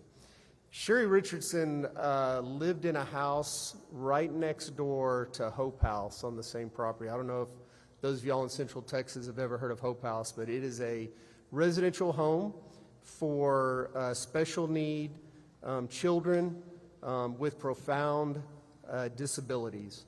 And her home was a little bit lower and closer to the river than Hope House. But her main concern is she called to tell about her house because she was trapped in her house. The water had come quick off a tributary, a dry creek, trapped her in her home. But all she was worried about is getting those children out of Hope House. A few minutes later, the house was swept away by the flood waters, and she perished in the flood, but not before we were able to mobilize. Teams organized quickly. Camp Mabry sent a Black Hawk helicopter with the Texas Military Department, Division of the State Guard, headed towards Liberty Hill, and we were able to evacuate and rescue all 13 children that were residents and 3 nighttime workers from the home, thanks to the pleading in the 911 call of Sherry Richardson. At that point, we mobilized pretty quickly because on the western side of our county, there are many low water crossings. So we not only had our sheriff and EMS, but we had road and bridge out, putting out barricades, blocking off where we know the low water crossings are. Simultaneously, we had the sheriff's office, and we had EMS, and we even had help from the Georgetown City Police going to the east side where we have known low water areas. So we have 2 RV parks that are always underwater every time it floods a little bit. We were actually able to go door to door and get everybody out, and a few RVs out in time before the floodwaters got too high. Those are just a few examples of the heroism that took place in the hours of that storm, the night and into the next day. Many lives were saved in Williamson County by the quick and decisive actions of the Williamson County Emergency Services Team, county fire departments, and city police. Unfortunately, Sherry would not be the only life lost in Williamson County, as we lost 2 more lives due to low water crossings and being swept away by the river. Overall, in Williamson County, EMS teams ran several rescue missions, saving 26 lives from the floodwaters, and ultimately recovered the 3 missing people deceased, and were able to return them to their families. The quick and decisive actions in Williamson County saved many lives. In addition to emergency services, Williamson County also had road and bridge department out in force identifying, closing low water crossings, and repairing damage. At one point, we had 29 roads that were closed due to washout and one major bridge.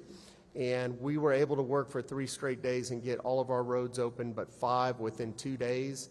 And now we're down to just one road or one bridge that is still out.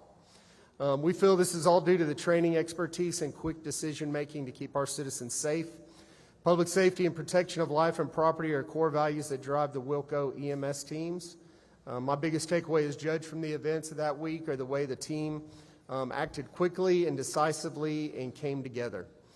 During the recovery operation, we were assisted by every fire department and EMS team in the county, and then from 7 divisions around the state, including as far away as Brownsville, Farr County, Bryan, Waco, and then we had one K-9 team actually from Mexico come to help.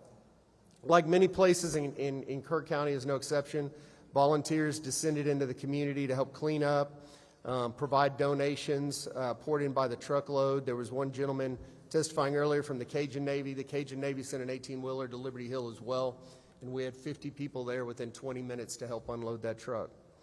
Community came together in amazing ways. As you've heard already today, several churches and ISDs teamed up to get the process started, to help people get their lives back together and to sort the many donations and sort out all the volunteers that we had. I think on any given day we had up to 1,000 volunteers in Liberty Hill and Georgetown helping. One of the challenges, and you've heard this today also, the generosity sometimes creates challenges. We had generous companies donating dumpsters so people could take all the debris from their homes and property, put it in dumpsters. They even offered free delivery back to the landfill, but the biggest challenge is the landfill wouldn't take it, and if they would take it, it was about $1,000. So we were able to hold a emergency commissioners court that week, and thanks to the support of the commissioners, we were able to get money released from the county to give citizens vouchers that have been vetted through our disaster services and also the cities of Liberty Hill, Georgetown, Hope House, and a woman's shelter, some dumpsters, so to help them in the recovery process. Wilco Communications team was excellent as well. We continually communicated with our citizens on the many things, the many services we had, especially as we set up the MARC and the Disaster Recovery Center. The values of Texas, especially as you've seen in Central Texas, we've really shined bright during this dark time as we've showed up to help each other. And many, many businesses have stepped up to help, of course, HEB being a great one as well. I feel Williamson County was very fortunate. Although we had severe flooding, we do not have the same challenges that Kerr County had with the amount of vacationers on our river. Our geography really doesn't allow for that. So although we did have 73 properties that were either heavily damaged or destroyed, our geography helped save a lot of lives as well. But one of the challenges of the geography is getting in the river to clean up the debris, and I'll talk about that in a minute. I want to thank the many first responders, volunteers, and those who donated. One thing I want to say about the first responders, and I know I saw that when I came to Kerr County, you always worry that as they're responding to the disaster that we're very fortunate that all of our first responders return to base each night. So want to thank my elected officials. They were very active, Colonel Wilson and Senator Schwartner, very active. I know Senator Flores as well. Haven't gotten to know you that well yet, but very active, very hands-on, wanted to know how you could help, so I appreciate that. And thank the governor for getting us, doing what he could to get us the federal declaration. Also want to thank NIMKID and Blair Walsh. Once life slowed down a little bit in Williamson County, Representative Wilson and I were able to come here to this site and get some hands-on training. I believe we spent 4 to 5 hours here seeing how a mass casualty event works. In the event we would never need it. Hopefully we never will, but if it does happen, Williamson County is much more prepared, and I am well prepared. So then again, you know, we're all connected. We all come out to help each other. So Just grateful for all the help that Williamson County has gotten, and the fact that we had 2 TDEM employees set up with us at the county from the get-go was very, very helpful to us as well. One of the things you asked us to do is talk about areas to help. Obviously, for the San Gabriel River, we need help from the state in cleaning up that river. I think our emergency total for the county is $25 million, but we really don't have the resources to clean up that river, so we would like some resources from the state. One thing that I think is important, Williamson County is about 700,000 people, and we have a lot of resources to do a lot of great things. We have an incredible team with a lot of experience and expertise. We also have some cities in Georgetown, Round Rock, that have the resources to handle emergencies as well. But half the county is still rural, and we still have small towns, and they have the same challenges that Kerrville and some of the areas around here have. So they don't have the resources. So looking at that, a way to pool resources, a way to help the rural areas, not only of our county, but all of Texas, no matter what the emergency is, I think could help us all. Judge, you need to kind of wrap it up. I will. I'll Yeah. wrap it up right now. Thank you very much. Yeah. The other thing I've heard is on sirens and alert systems. So in Central Texas and Williamson County, we have several sirens, Georgetown and Gerald in particular, for tornadoes. And they're designed for people who are outside, not necessarily inside. And when that alarm sounds, people are trained to go inside and seek shelter.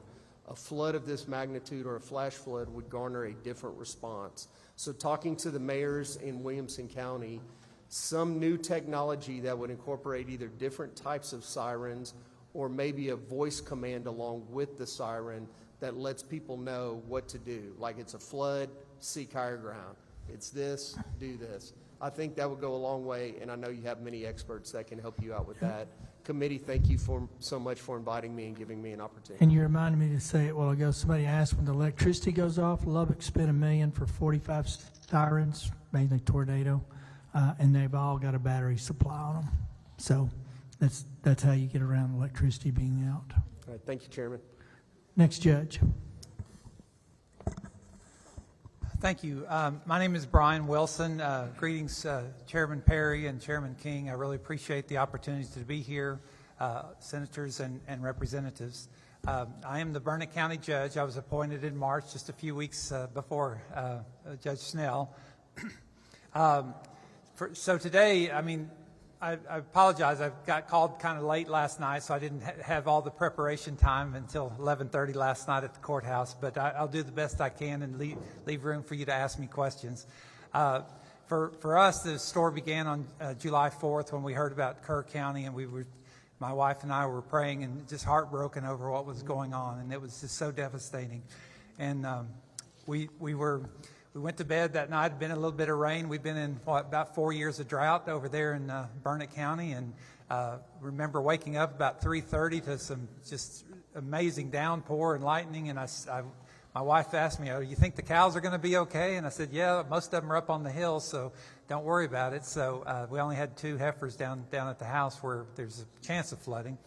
But by 5 o'clock, I got my first call. The emergency management coordinator said that it was really starting to cause problems, and that we were getting dispatch calls, and I should start to head in. And of course, I'm trapped between the 2 forks of the San Gabriel, the North Fork and the Russell Fork, which is just a couple hundred yards from my house. And sure enough, at first break of day, the water was already up to my driveway, which is more than 150 yards away from. So there was no way I was going anywhere for a few hours. So I stayed in contact with the Emergency Operations Center, and then got into town about 10 o'clock and went straight to the courthouse and did my disaster declaration. At 5:30, our fire chief, responding to one of the calls, was lost, Chief Michael Phillips at the Marble Falls VFD, the Volunteer Fire Department. And he was swept away, and by then we were missing about 12 people.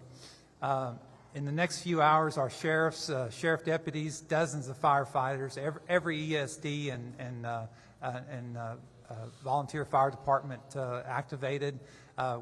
Because of the nature of the flood, hit in the north part of the county on the Gabriel rivers, but then it also hit on the eastern side of the county.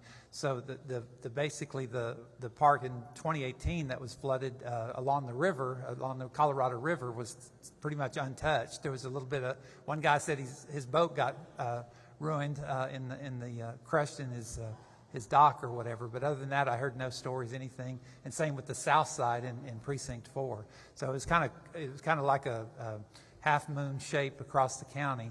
So some of it was river flooding, some of it was flash flooding. Anyway, but we had 63 rescues over the next several hours. They saved people from trees, from holes that were cut in the rooftops over in the north side of the county on the San Gabriel, and from floating houses there in town. Even in the city of Burnett received quite a bit of damage. It was truly amazing to witness the community so committed. Volunteers saved each other as well as the fire departments. We did have some on the resources in Granite Shoals and places along the lake deployed swiftwater rescue boats and things like that. So initially, Burnett County had about a dozen missing people, and over the next 2 days, local firefighters, sheriff deputies, police, and along with DPS, Parks and Wildlife, and the Texas Military Department recovered bodies of lost victims. The special districts sent out special units. The LCRA, Lower Colorado River Authority, sent out their police force to help us, as well as Texas Task Force 1 and Texas Task Force 2. We had a few volunteers that showed up along some of the creeks to help after the water subsided a little bit. The sheriff investigators began seeking more information about how the names were added. So we had so many missing people.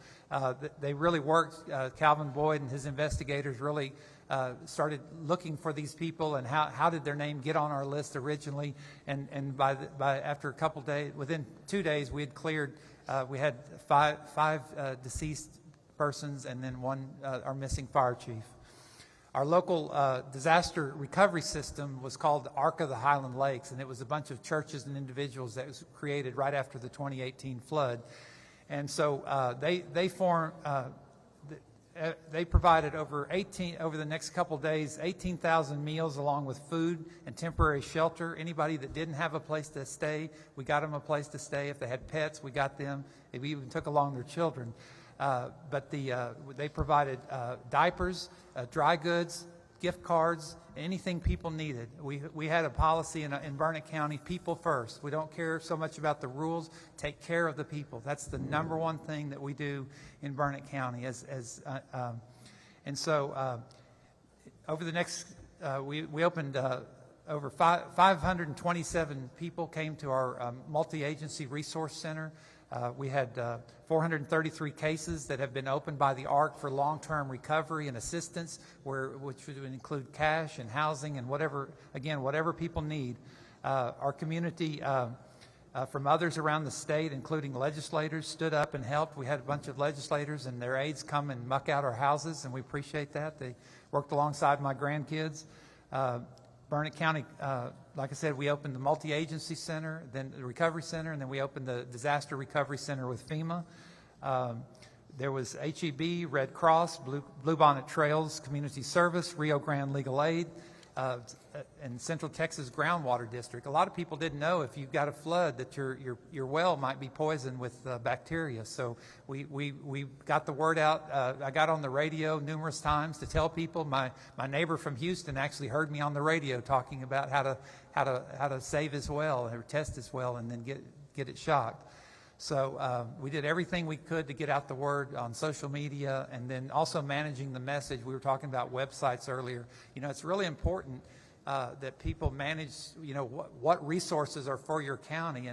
But still, even people called from Lampasas, they called from San Saba. We sent resources. Our Arc of Highland Lakes even sent resources and muck out teams outside the area to help. So finally, in talking about doing a good job, as I stood out on the parking lot in the sheriff's office that day, I realized the legislature had done a really good job, because I was looking at all those resources. I mean, all this, just amazing. The boats, how do you get stuff like that? How do you have 6 amazing swiftwater rafts out in your parking lot like that? the UTVs, the skid steers, the trucks of all sizes, fuel trucks, drones, dogs, helicopters, and myriad of other equipment that I couldn't even begin to describe. All this had to be paid for, and people had to be trained to use it. And that's where I think y'all came in, and we really appreciate what you did well before this flood hit us. It wasn't just y'all, it's a whole host of volunteers. But I thank you very much. If you have any questions, as far as one of the things we struggle with during the disaster, if I still have a green light, okay, good. I tried to keep it under 6 minutes, but our Western Towers, we're in Blanco, Llano, and Burnett, have a Western Towers interoperability radio system.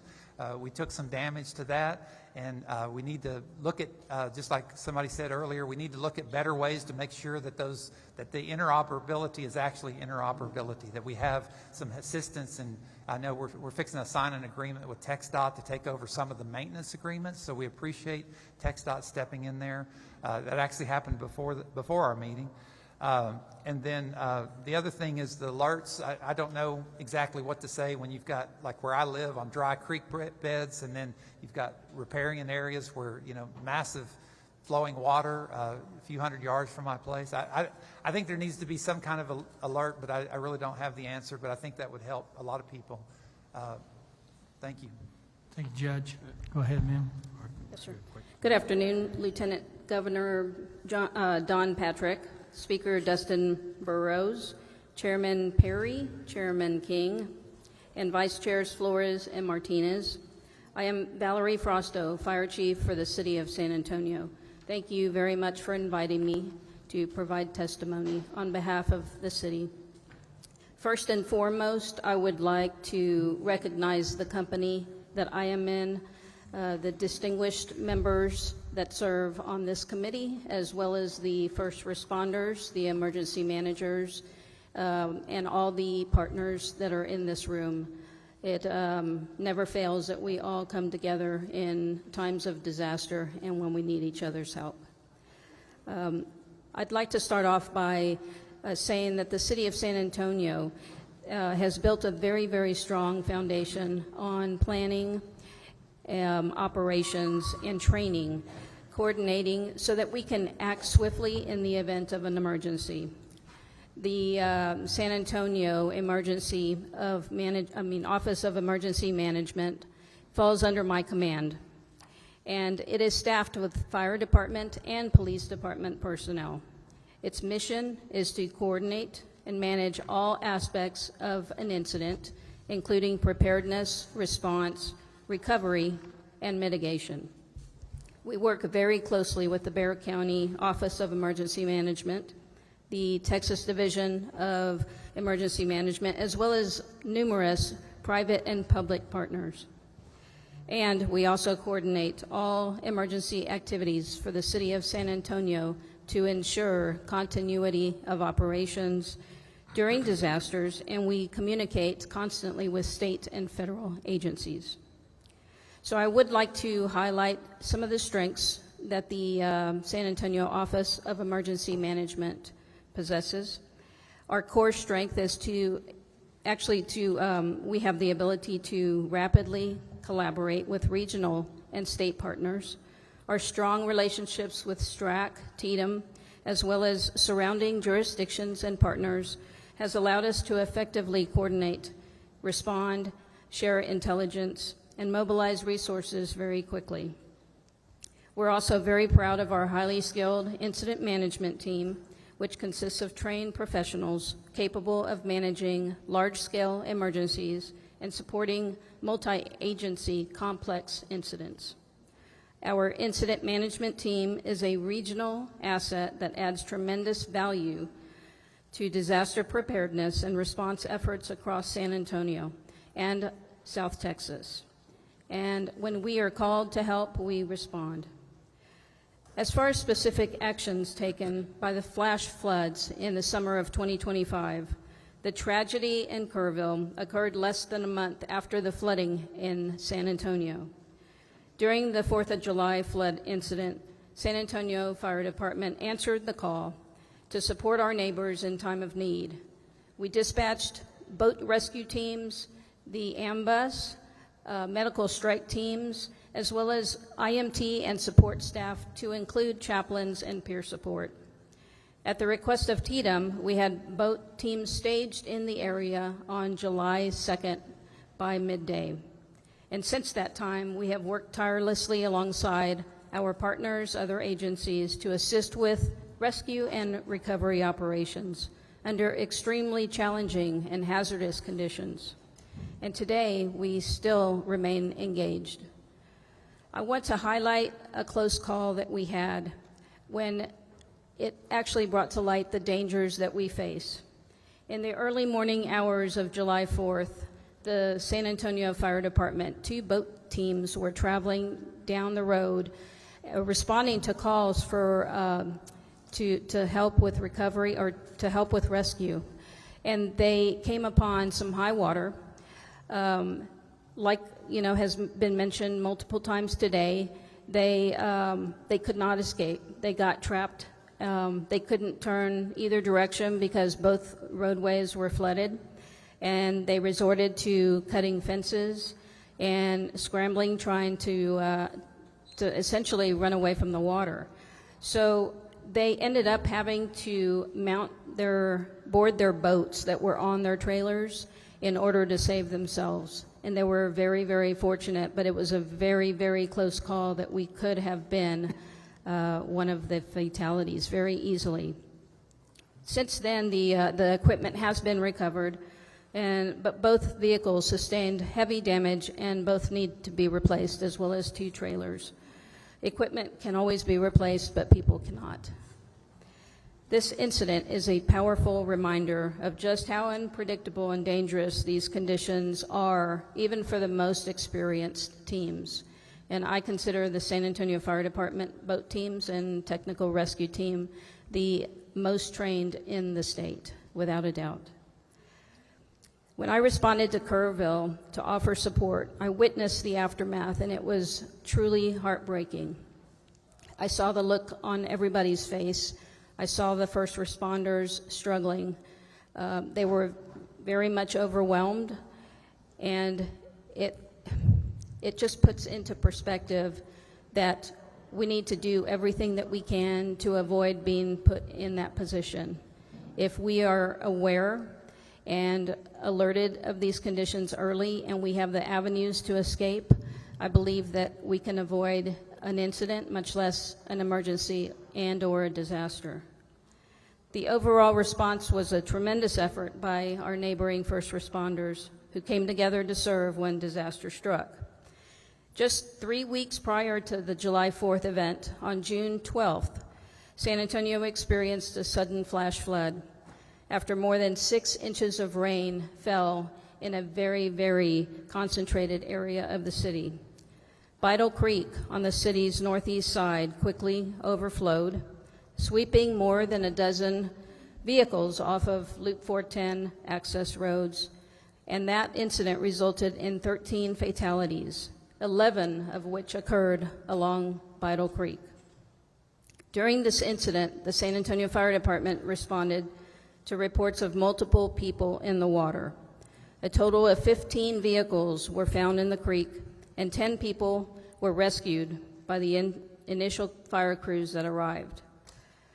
I was on scene the morning of, and the boat teams told their story, and they shared with me that they pulled off, the first road alongside the creek, and all they could hear were screams in the night. This is a much smaller scale incident than the one here that occurred here in Kerrville, but just the same, we lost many lives, and it was completely unexpected.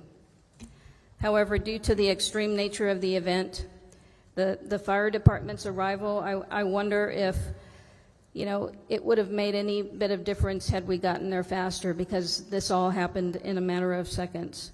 And that highlights the speed and the extreme nature of these type of events. As we continued our search efforts, I didn't hesitate to call the state for help. And as always, NIMKID came through. He answered the phone on the first ring and said, "What can I do for you? How can I help you?" And I can always depend on that. We asked for cadaver dogs and search and rescue teams because we had several people missing and we needed help. And we had a lot of ground to cover. There were vehicles and people that were rescued that were almost a mile downstream from where they got washed off the roadway. We're extremely grateful to the state for their assistance that they provided us for that incident. We experienced significant infrastructure damage totaling $22 million during this one event. Our challenge is the same that you have heard here today from the others. We're in what's known as Flash Flood Alley. San Antonio is considered one of the most flash flood prone regions in the country. We know that, and the city of San Antonio has invested close to $490 million in flood mitigation infrastructure over the last 10 years. However, much more needs to be done. When disaster strikes, there's often a gap between instances where local government can be self-sustainable and instances when we are able to receive federal relief. In the instances when neither are applicable, we need assistance from the state. I heard Chief Kidd mention the need for a strong relief fund, and I completely agree. The need for funds for infrastructure repair, mental health resources, temporary housing support, especially for vulnerable populations, are critical to help restore a community when a disaster strikes. We also see an improvement to data integration and information sharing across jurisdictions and systems. And again, I agree with Chief Kidd that better interoperability between local, regional, and state systems. Comments. Yes, sir. We know that the needs of every community are unique and the solutions we require. But I do appreciate the state's continued collaboration, your time investment, and we're going to do everything we can to enhance community safety. I would like to recap. In closing, I want to reiterate the key requests, and those are relief and recovery fund for when damages fall short of FEMA thresholds, as San Antonio just did. Funding for enhanced warning systems at low water crossings, and increased funding for the flood infrastructure. Thank you. Andy? Thank you very much. My name is Andy Brown. I'm the Travis County Judge. I want to thank you, Chair Perry and Chair King, this committee, and especially Senator Campbell for inviting me here today. I believe having an open and honest conversation about what occurred during the recent flooding events here in Kerr County and also my home of Travis County is going to lead to solutions that will help us keep our shared constituencies safe and better prepared for future events. Although what happened in Travis County on July 5th was deemed a once-in-a-200-year event, recent history's taught us that events like this are going to continue to happen, and we must continue to prepare to respond. Our constituents deserve local, state, and federal governments that work together to meet the needs of the constituents and is ready to respond when needed. I also want to take a moment to recognize the 10 lives lost in Travis County and the incredible work of our first responders, led by Emergency Services District 1, as well as community members and the wonderful volunteers who bravely stepped up when called to help. I also want to personally thank Chief Kidd and the TDEM staff who provided critical support to us throughout this, from before the event to today. I cannot count the number of times that I've spoken with Chief Kidd and with Cody, our local regional person, and with Cade Long, who was the incident commander, who came in at our request to help us out starting on the Monday after this event. As you know, we're still in full recovery mode today in Travis County, but I just do want to mention that because of the coordinated work across our community, lives were saved, a greater tragedy was prevented, but of course we always still can and must do better.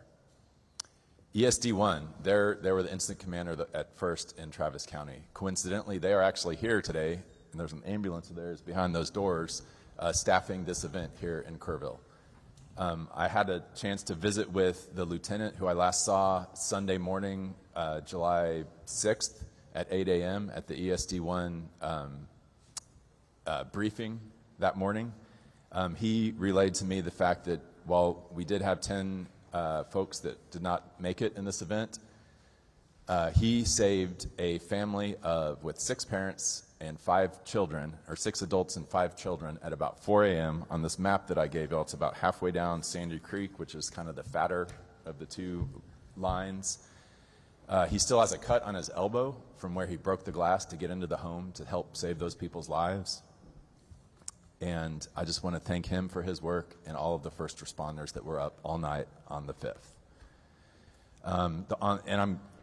Senator, at your request, I'm going to kind of go through the timeline. If that gets too cumbersome, happy to jump forward, but I wanted to give you all a little base of the timeline. So over the early morning hours of July 5th, the Sandy and Cow Creek areas in the northwestern part of Travis County, that's represented by this map that I handed out to y'all, it's 176 square miles that are in ESD 1. That area sustained fatal flooding that resulted in the loss of 10 lives.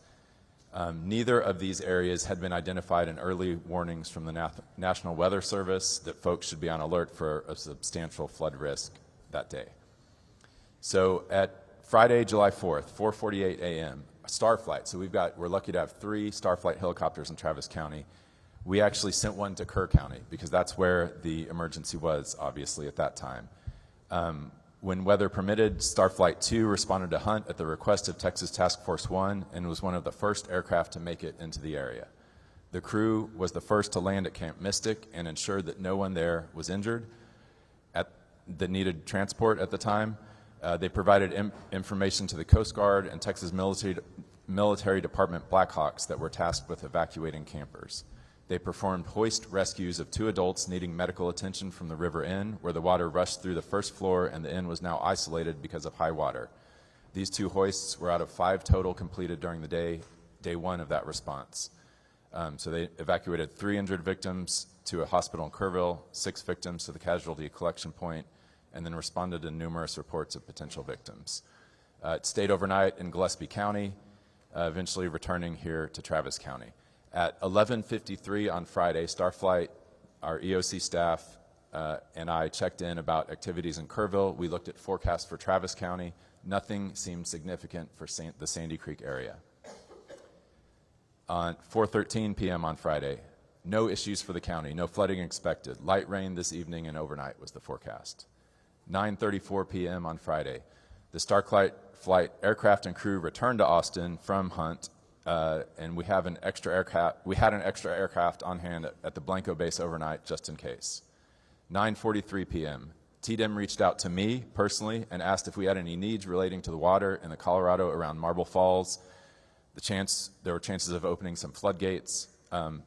Neither the TDEM folks that reached out or myself anticipated major flooding, and of course nothing was being forecast about the Sandy Creek area. At 10:43 p.m., this was kind of the first time we started getting some sign of things happening. Travis County Office of Emergency Management Duty Officer Blake Clamfer began tracking severe flood weather to the west, but anticipated still no impacts to Travis County. At that time, we expected no impact here outside of some much-needed rainfall. 10:52 p.m., the National Weather Service issues a flash flood warning, kind of the second level of warnings that y'all have heard about today, for areas south of Big Sandy Creek. Neighborhoods of Pecan Hollow, south of Pecan Hollow, south of Windy Valley, south of the places that you're hearing about today. The polygon drawn for the 10:52 p.m. warning that the IPOS system sent out was focused south and west of these neighborhoods, primarily around Lake Travis, indicating the initial underestimation of the event's scope. The National Weather Service warning was effective until 1:15 a.m.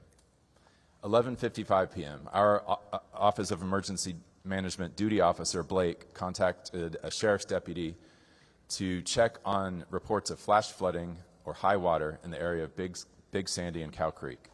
The sheriff's deputy advises that no 911 calls had come in about flooding, but we asked him to go check Cow Creek anyhow at FM 1431. 12:08 a.m., the deputy finds water over the roadway and a car washed off the road. Reports this to the EOC. Cow Creek near 1431 LCR rain gauges at that time at 12:08 showed 7 inches over the past 2 hours and rain slowing down slightly. Nevertheless, Blake requested that the National Weather Service upgrade their warning to a flash flood emergency. So that happened at 12:08 a.m. And this, again, the iPod system alerts all cell phones that are in the area, whether or not you've signed up for those alerts. 12:23 a.m. The situation escalates rapidly as the first water rescue call is received by 911, with Emergency Services District, ESD1, who's here today, dispatched to the 24408 block of FM 1431 Road. This marks the beginning of a series of emergency calls. 12:36 a.m. Emergency Management Coordinator is notified by the duty officer Blake of flash flooding in northwest Travis County. The Sheriff's Department reports a car washed off the road, possibly near Cow Creek. Turned out to be a family of 6 that was rescued. 12:41 a.m. Northwest National Weather Service escalates to a flash flood emergency at our request. That alert goes out. It says it's effective till 5 a.m. This alert's polygon does include Big Sandy, Windy Valley, Juniper Trail neighborhoods, the areas that we're talking about here today. 1:03 a.m. they issue a second, the National Weather Service issues a second flash flood warning effective till 3 a.m. Notably, it ticked back to a warning. I'm not sure why that happened, but that's what went out. It covered the Big Sandy, Windy Valley, Juniper Trail areas. 1:07 a.m. we had a sheriff's deputy that was washed off the road. So he, on his the camera that you can see as he was driving, he was coming down Nameless Road. You can see the double yellow lines as he's approaching what is a low water area. It's not even a crossing over a creek. It's a low water area at that time. He was going 25 miles an hour. Then you see the water over. He was fine. He got out just fine, but his car was destroyed and washed away. We lost a second vehicle as well a little bit later. 1 a.m., Big Sandy Creek rose from 6 feet at 1 a.m. to 21 feet by 4 a.m. 1:30 a.m.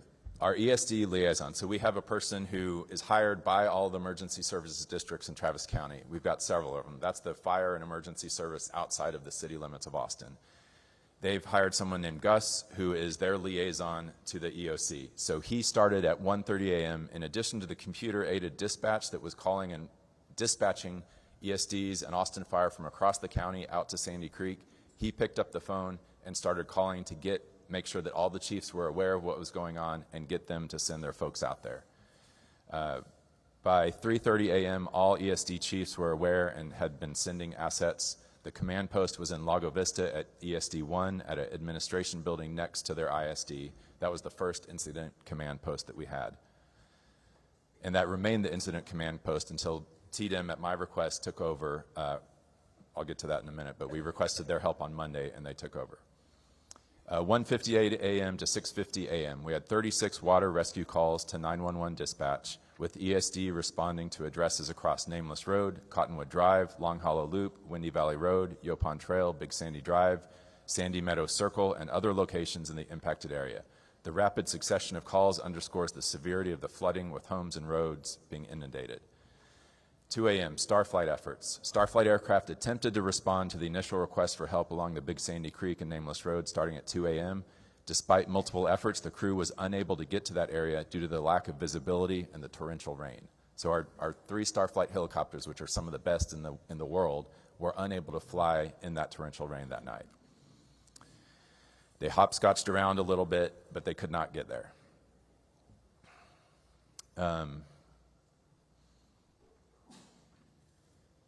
Let's see. All right, so Starflight leadership responded to staff in the Travis County Joint Operations Center at 3 a.m. Sandy, Yes, if sir. you can just kind of. Yes, sir.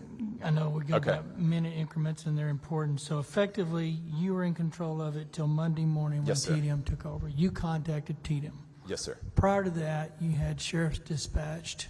You had helicopters trying to get in. Yes, So I think there's several members with questions, but what would you need to tell us to finish up it? I think to finish up the questions about that initial response, we had 78 first responders from all across Travis County, Round Rock Fire, Austin Fire, Leander Fire, Austin Travis County EMS, 2 TIFMAS teams were on the ground. The county's role was to coordinate all of these efforts. ESD1 was the incident command at that time, and again, this is all in that short time period on very early Saturday morning. I declared a disaster at 9 a.m., updated the governor's office about that, talked to Chief Kidd, talked to TDM, was in touch with them the whole day. I guess if I want to say something in summary, it's that TDEM and Chief Kidd are amazing, and I talked to them constantly throughout this. They set up that incident command. They had DPS at the incident command once they set it up the entire time. They had over 560 people there in Travis County responding. 300 of those were search teams, which is those green areas on this map that I gave you is where the dogs went. They had GPSs on them, 300 folks. So to be clear, there were really no state assets until Monday. That is not, no, sir. We got our first state assets Saturday afternoon. TDEM sent 2 teams. One was from Llano to help search along the creek. Okay, and we were told earlier they were cadaver dogs from New York, not Texas, which they were also involved in Kerr. I have a hunch cadaver dogs are really rare commodities, and so I don't know if we had access to cadaver dogs to go around, so I don't know what that is. I know I've got several members. I don't know who they want to talk to. I just got 3 members to go to. Do you have any? Okay. All right, Senator Campbell. Thank you, Mr. Chairman. Thank you, Judge, for that account. I'm not sure who has your ear, but what I've heard today compared to what I've heard before with you, there's just such a conflict of where assets were and where they were absent.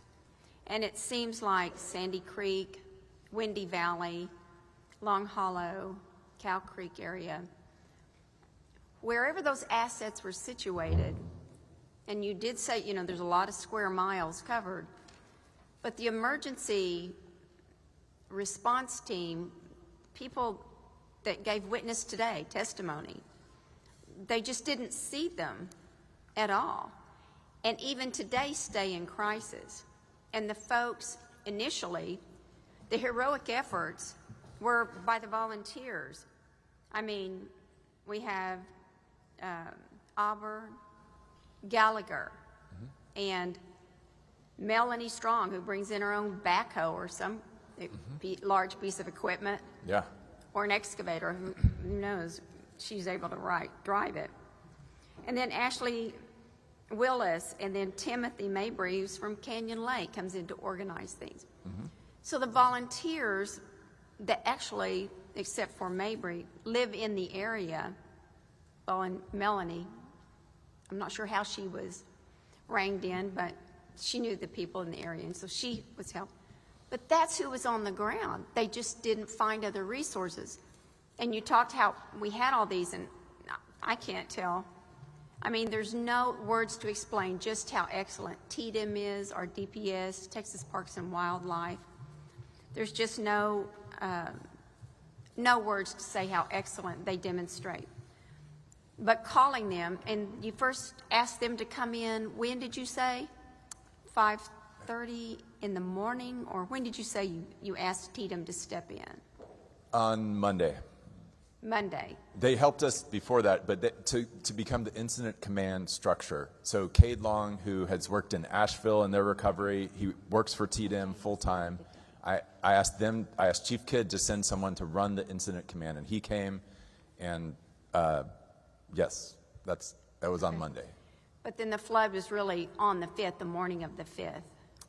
It was. So that was Saturday morning. Why do you think it was so long between the time the flood happened on the 5th and reaching out to TDEM, asking them to put boots on the ground, which they did, but on the 7th? Yeah, fair question. So I'm in touch with TDEM the entire time. So we asked them to send the teams that we needed to help us search on Saturday. They sent those right away. Those teams had to leave to come back here to Kerr County Saturday night into Sunday. So on Sunday, it was our group that was doing the search. So I met at 8 a.m. on Sunday morning. I was out there at the Round Mountain Baptist Church. That's where we set up the initial command. I had the pleasure of meeting Aubrey, who came and testified here today. She was there with me. We both saw over 50 firefighters in the parking lot that morning at their briefing together. Okay. There was, no question that we had every resource possible there from Travis County, from TDEM on those first 2 days. Those were the days where they were doing search and rescue. Okay. They had these things that looked like radar guns that looked for heat that they were going up. I think what we need to do is I've talked with them to get specific information from them and dates, and sit down with you and have you go out there and see what's going on, because they're still in crisis. They still need funds, infrastructure, having a big problem with aqua water. That's a whole nother issue that is not just because of the flood, but that we need to deal with. I would like to do that, because I think with the conflict of information, the only way we're going to do better going forward is to make sure we clean up now what's wrong and make sure we don't revisit, that never happens again. With timing, response, because we've seen the state agencies all work so well together and quickly. I do want to ask just some questions that I got from the group. Sure. Some I think we'll have to, you may not have an answer for. We'll get the information regarding funding, but will you investigate claims that the 911 calls that Sandy Creek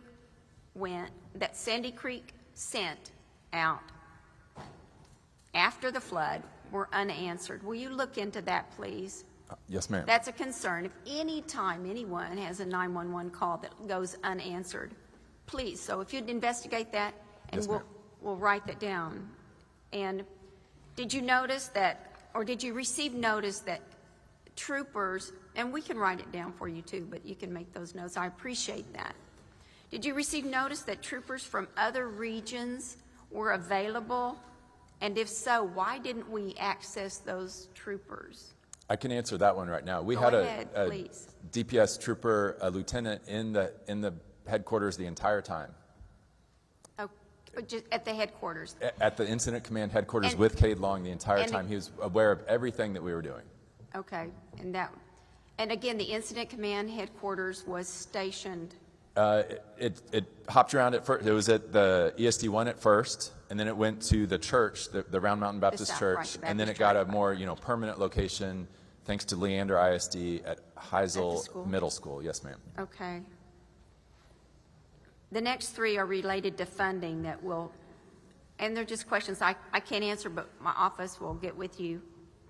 Will flood relief funds require all the listed documents? Because just as Chairman Perry was saying, documents are lost, passports, driver's license.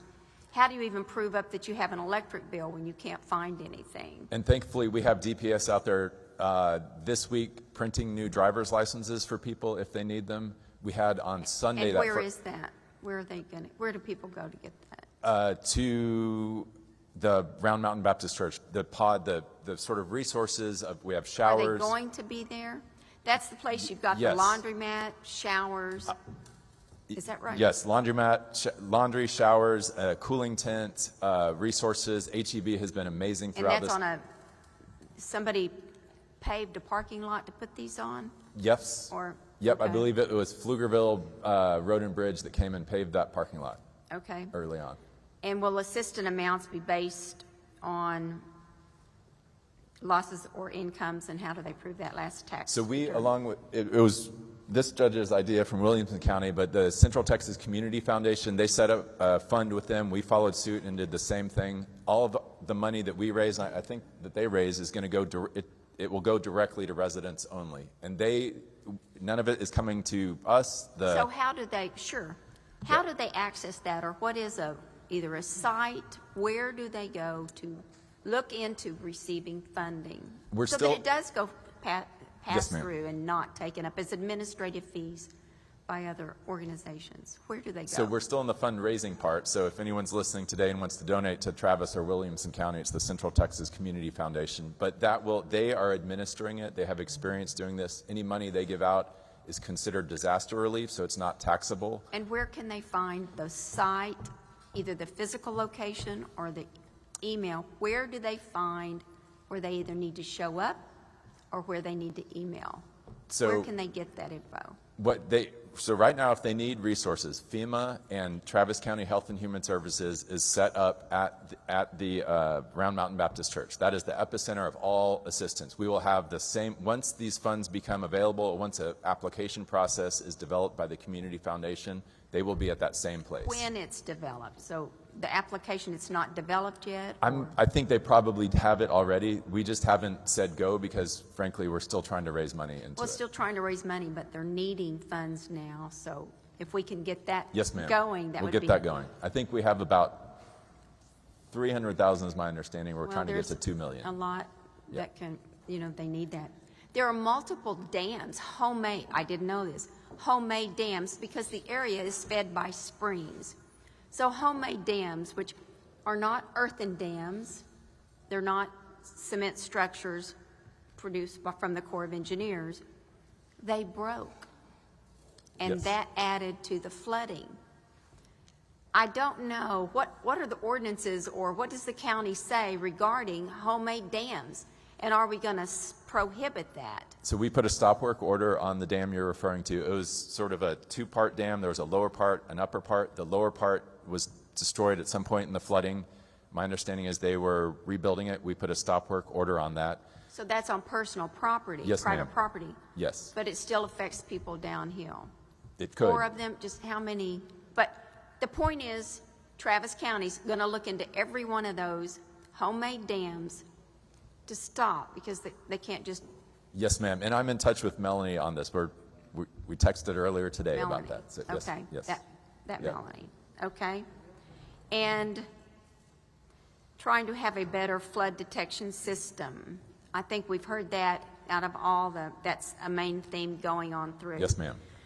So I'd like us to meet and go over, compare the timelines, see what resources we can get to them now. They are still in crisis. Yes, ma'am. And there's still not enough communication. So if we can do that, it's a lot to unpack here, but thank you very much. Could I give you one anecdote about that dam? Yes.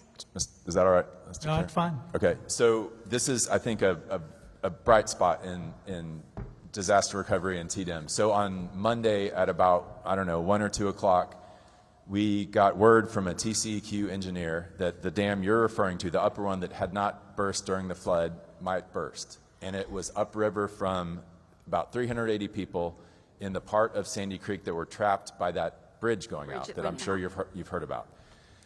So I talked to the sheriff immediately. We were about to start evacuating those 385 people. I called Cade, who's my contact at TDEM. I said, can you talk in 5 minutes? And he said, yes. And so he patched us through to the State Operations Center, headquarters. We got our county engineer, we had the sheriff, me, and we told them what was happening. They got the Army Corps of Engineers on there in like 30 seconds. They had their entire team of expert engineers on there. They found a TCQ engineer that was in the area, sent her out to there, so she was filming while we were on this phone call. And the engineer and the Army Corps of Engineers, they were literally about to get on a helicopter in Dallas to fly down here to help us. In seeing the video, they saw that there was a dam, there was, I think, something like 20 feet of water. It was a large amount of water in there. And they saw the spillway off to the side in the video. And they said, get a pump truck from your fire department up there and pump it out slowly. And we did that, and it worked great. We did not have to evacuate anyone. And had it not been for TDEM and their ability to get folks together, Okay, so we'll get together, and then the last comment I would say is the deputy that was trapped in the water. Yes, ma'am. He was rescued by the volunteers there, by Miss Gallagher. That's wonderful. I didn't know that. Yes. Thank you. So he owes them a debt of gratitude, personal meeting. Thank you. Thank you. Thank you, Mr. Chairman. Vice Chair Flores. Thank you, Mr. Chairman. Judge Snell, hello, and I'm glad to serve Williamson County with you, and welcome to your introduction to county government. You came from school district? Correct. I was superintendent of Liberty Hill ISD Okay. for the last Well, 6.5 years. Well, we'll get to this together, and I appreciate you. My comment for Judge Wilson. Judge Wilson, thank you very much for being here, and of course you jumped into your new position at about the same time, and it's an honor to be able to serve with you, and our condolences and regrets to all the citizens of Burnett and Marble Falls and that have suffered from this event. and especially our first responders. You know, they go forth in spite of the risk, as the saying says. And in Marble Falls, we had a volunteer fire chief, Chief Phillips, who answered a call like he always did. His neighbors called, "We need help," and he didn't hesitate 1 minute, threw his equipment on, went out in that flood, and he's been missing since then. His truck has been found, but not him. He's still missing. Is that correct? That's correct. Brian Wilson, that is correct. So, and we had a memorial for him the other day, and rightly so. Do you have everything you need? I understand Task Force 1 and 2 have been redeployed to try to make another attempt at another stretch of the watershed there to try to find him, as it's been our commitment to try to do our very best to recover all that are missing. So is Task Force 1 and 2 still there working? No, sir. Brian Wilson, Burnett County Judge. The last Friday, or actually it was Thursday, I think some communication between the governor and Tatum, NIM Kidd, had called and sent representatives and asked to come back one more time to just, even though we've done exhaustive searches with volunteers and volunteer fire departments, they had some additional technology they wanted to try and some additional cadaver dogs. At that point, they, on Friday morning, early in the morning, I went out to the site and they did, so from where Chief Phillips went in to the county line is only about 1.5 miles. And so they went ahead and researched that entire 1.5 miles, and they said they went about another 1/2 mile into Travis County. Sorry, Andy, I didn't ask your permission. But anyway, the other thing was the 3 days before that, 2 or 3 days before that, Parks and Wildlife, Houston PD dive team. Sorry, I don't remember all of them. There's quite a few resources that have been applied. They went into Lake Travis. They did a very exhaustive search trying to look in the debris field that's right at the end of Cow Creek in Lake Travis. But it's so massive and so thick, unfortunately, we still were not able to find our chief. So I would ask, what in your opinion, and based on what you know of how this happened, and before, during, and after, what would be some of your top 2 suggestions on how to what you did right, or what needs to be corrected so this doesn't happen again? Well, I mean, we've heard some testimony today about what to do about heavy rains and things like that. I mean, my kids were down in Houston when Beryl and Uri hit, and it just spent 2.5, 3 weeks without any power, living in a downtown area. And the thing is, I mean, I've been a rancher my whole life and out in the country, and flash floods are just part of, the flash flood alley part is a reality. We need to continue to teach people. I mean, I'm so grateful to have an emergency management team that's ready to respond, a sheriff that's just all in all the time, and all of his staff. We had, thank God. I'm sorry, I don't mean to, but I've kind of always begrudged these ESDs and additional taxing authorities. But quite honestly, in the last couple of years, I've seen the wisdom of the legislature, because the resources that we have in place in Burnett County with 10 ESDs fixing to be 11 is just incredible. There's just no way we could pull off what we did in the last 2 weeks. Because, I mean, it was all in for days and days, right? I mean, 18, 20-hour days just on end for everybody while we were missing people and had a hope to find them. So I appreciate that. So we need to make sure that the ESD system stays strong. Consider providing additional funding, because they really did get out on the front end of this thing when the sheriffs. I was trapped. I told you, between the Gabriels. And there was 1 or 2, I think 2 deputies that were trapped with me. So, I mean, what are we supposed to do to get to provide help? Nobody was calling on that end of the county. All the calls were on the other end of the county.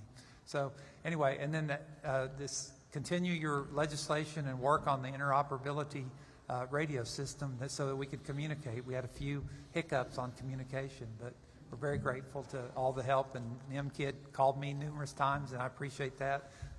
Cody McDonald was in our operations center. We set up immediately in the sheriff's office, and but we did have a command center at Faith Academy in the south side because we actually had 2 search areas.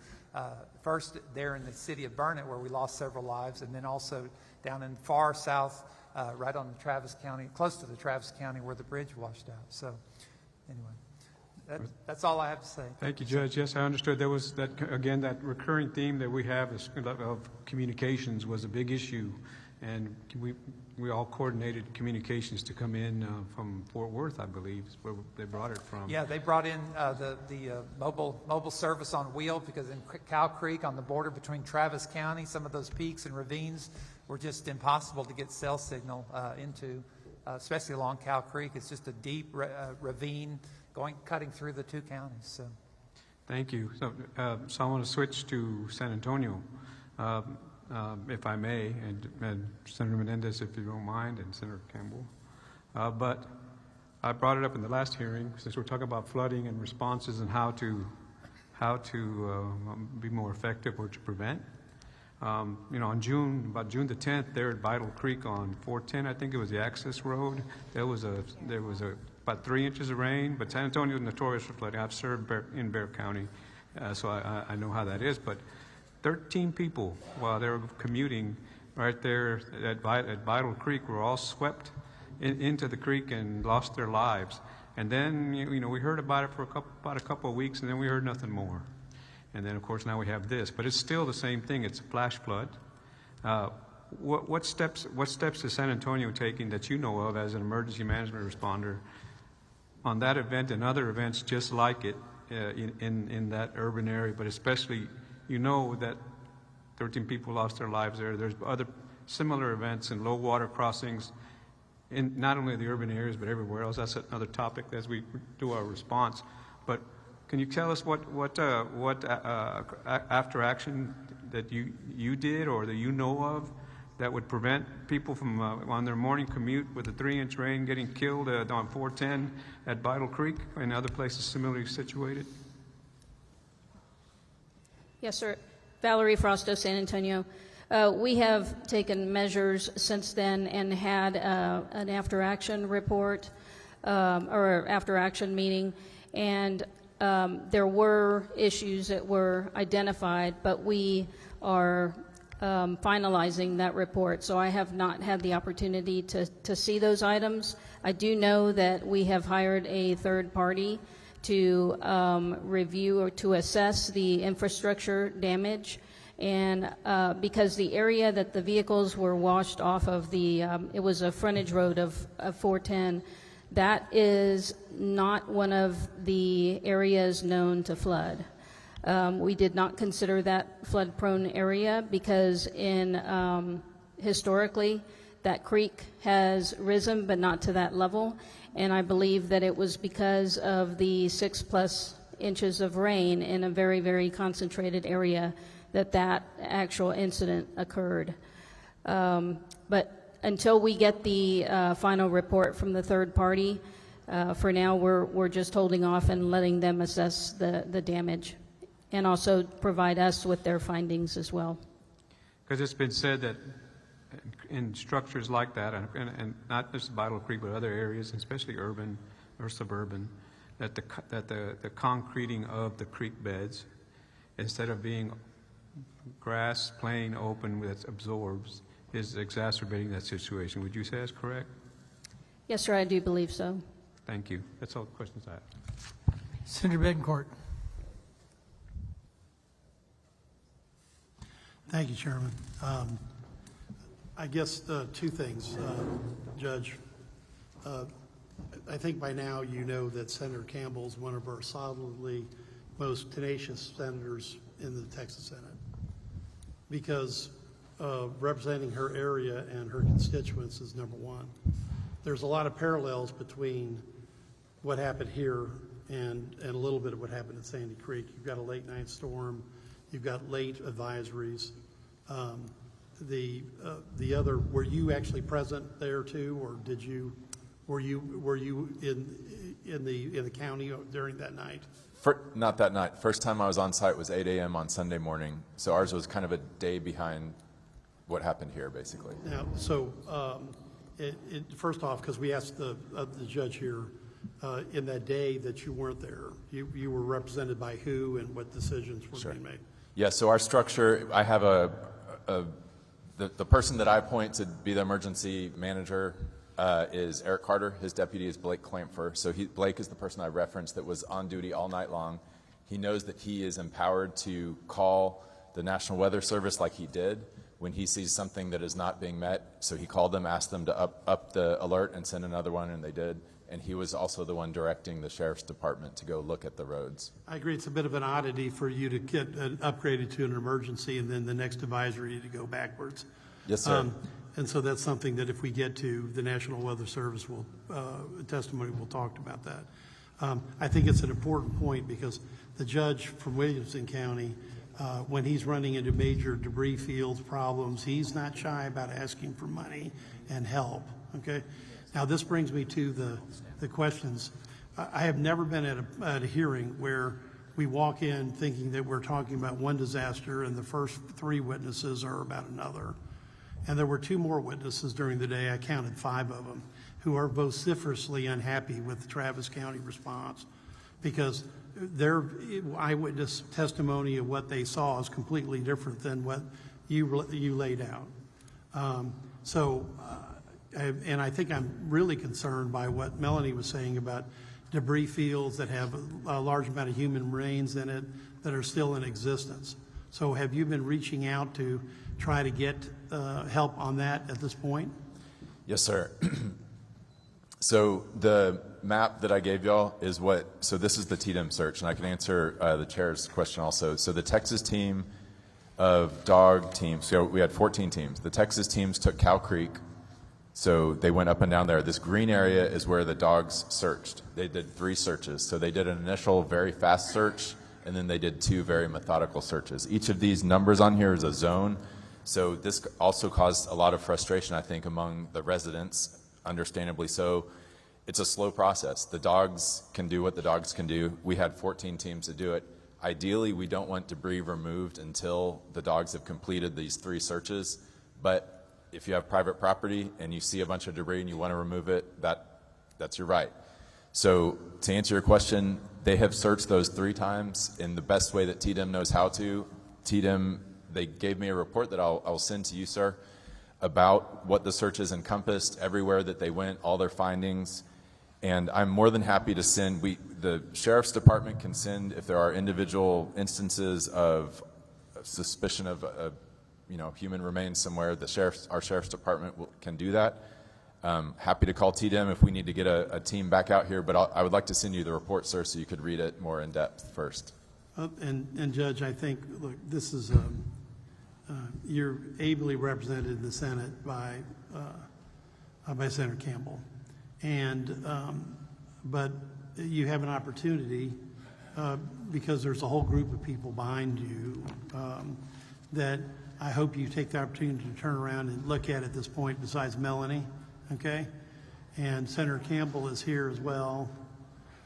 So I would hope you would avail the opportunity to have a discussion because I've not seen such a disconnect between the first few, eyewitness testimony in a disaster and then have the elected official come in later. And these are just 2 non-intersecting tracks at this point. I agree, and I don't know what to say. If we want to grab the paramedic from the back that was there himself all night, if you want to look at pictures from my social media, not to more than any of that is. I would bow to the wisdom of the senior senator. Okay. But at some point in time, you need to have that meeting because I would love we don't get this type of testimony very often and have it that graphic and have it that detailed and have it that factual. Yes, sir. Thank you. Thank you. Senator Menendez. Thank you, Mr. Chairman. I want to thank my colleagues for their continued support of Kerr County, in particular San Antonio. I want to thank Chief. Chief, you're pretty new on the job at Kerr County in San Antonio. How long have you been the chief now? My first day was November 1st of 2024. 24, so I shouldn't say you're that new. It's been a while now. What I do want to say is, on this flash flood that occurred June the 12th, we had 15, according to the letter you presented us your testimony, we had 15 vehicles found in the creek. 10 people were rescued. And this, you're telling us here, these were swept off Loop 410? Yes, sir. So just for my colleagues from the Houston area, imagine vehicles swept off your Loop 610. That's unheard of. I've never heard of vehicles swept off. Loop 410 is not a low water crossing. Right. That is unbelievable. And one of the things that I think is a concern for water to go that fast, the 6 inches, part of it has to do with the fact that there's been so much development north, in the northern part of the county, that has sped the speed of water that has been flowing through our creeks and our rivers and our floodways. And I mean, we've tried to address that with detention ponds and other things, retention ponds and other things. But have you done any studies on the flow of the water? Because I know you said we've invested almost $500 million in flood mitigation infrastructure. That, I would say, would fall under Public Works. Yeah. And we do have an expert witness here if needed. I wouldn't be able to answer that question. I'm not 100% sure what kind of studies have been done, but I do know that there is a substantial amount of construction occurring throughout the city. My understanding, I think, and you had it in your testimony, yes, it's right here, you had the total damage of $22 million in this single event. Yes, sir. Of damage. So now my understanding is that the FEMA threshold for relief is $55 million, is that correct? Yes, sir. So what happens if it would be the gap? If you don't meet the FEMA threshold, what happens? Well, we did not hesitate to file the disaster declaration and took steps to ensure that we were knocking on doors to gather all the losses. But we are very much relying on that funding, and it was very bad news when we heard that we did not meet the threshold. We didn't anticipate that was even a possibility, because we knew that the damage was substantial. So at this point in time, I don't believe that we've identified the funding, which is why that is, one of the top items on my list. Very good. Thank you very much. And so, yes, sir. Thank you, Chief. And Judge Snell, new on the job. How long ago were you a school superintendent at Liberty Hill? So I finished on August 20th and started on or April 20th and started on the 21st. I was a superintendent total 11 years, school administrator for 28 years. Very good. Oh, thank you for your service to the children of our state. Thank you, Mr. Chairman. Ms. Johnson. Thank you, Chairman. We have gotten an opportunity to hear a lot about what has happened in Kerr County and Kerrville, and there's been so much reporting around it. But the same question applies to everybody here, because each of you, in that same period of time, days before or after, or weeks before, have experienced loss of life, and in some cases significant loss of life, because of the flash floods. So I'm asking the same question, hindsight being 20/20, and some of you have more gauges, monitors, but for each of you, if you don't mind, and I know we heard your story of the one individual that was concerned with the residential camp, and that may be the answer there. But if each of you could identify, is there something that needs to happen differently to be able to give folks the warning of either low crossing waterway, closing off roads quicker, better information? And the one caveat to that, all of you have expressed and all of us have experienced, weather prediction is not perfect. We're going to have a panel to talk about that in a minute. So I'm not talking about the failed predictions. I'm talking about what do we need to do better to see the reality in real time and get warnings to folks. Brian Wilson, Burnett County Judge. I think when you look, Judge Foley talked a little bit earlier about Hydromet at the LCRA. I mean, it's an incredible system, the Lower Colorado River.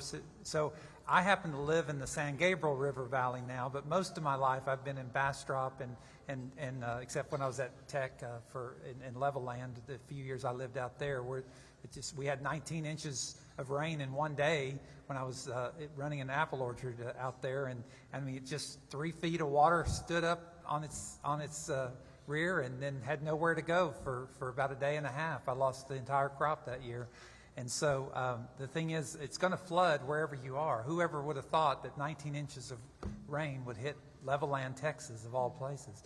But Hydromet has set up a system where, like Judge Foley described, it's got gauges, it's got rain gauges, it's got river gauges, it's got creek gauges. Having river authorities to be required or have something like that and invest whatever money that they get from the state or ad valorem taxes. I didn't know that river authorities had ad valorem until today's meeting. But those kind of resources are invaluable because that measures the water that's falling in from the sky at a time when you really need to know that ahead of time. And I've always relied on Hydromet whenever I need to know something about how much rain should I be expecting or whatever, is just look at the rain gauge upriver. When I lived in Bastrop, we could always tell what was going to happen next. Thank you. And in your circumstance, were these deaths transportation that people are driving and get swept? Most of them. There was one man that was in the RV. There was an RV park down there by Faith Academy in the south part of the county, just off of Hamilton Creek, and that creek flooded, and that gentleman died in his RV.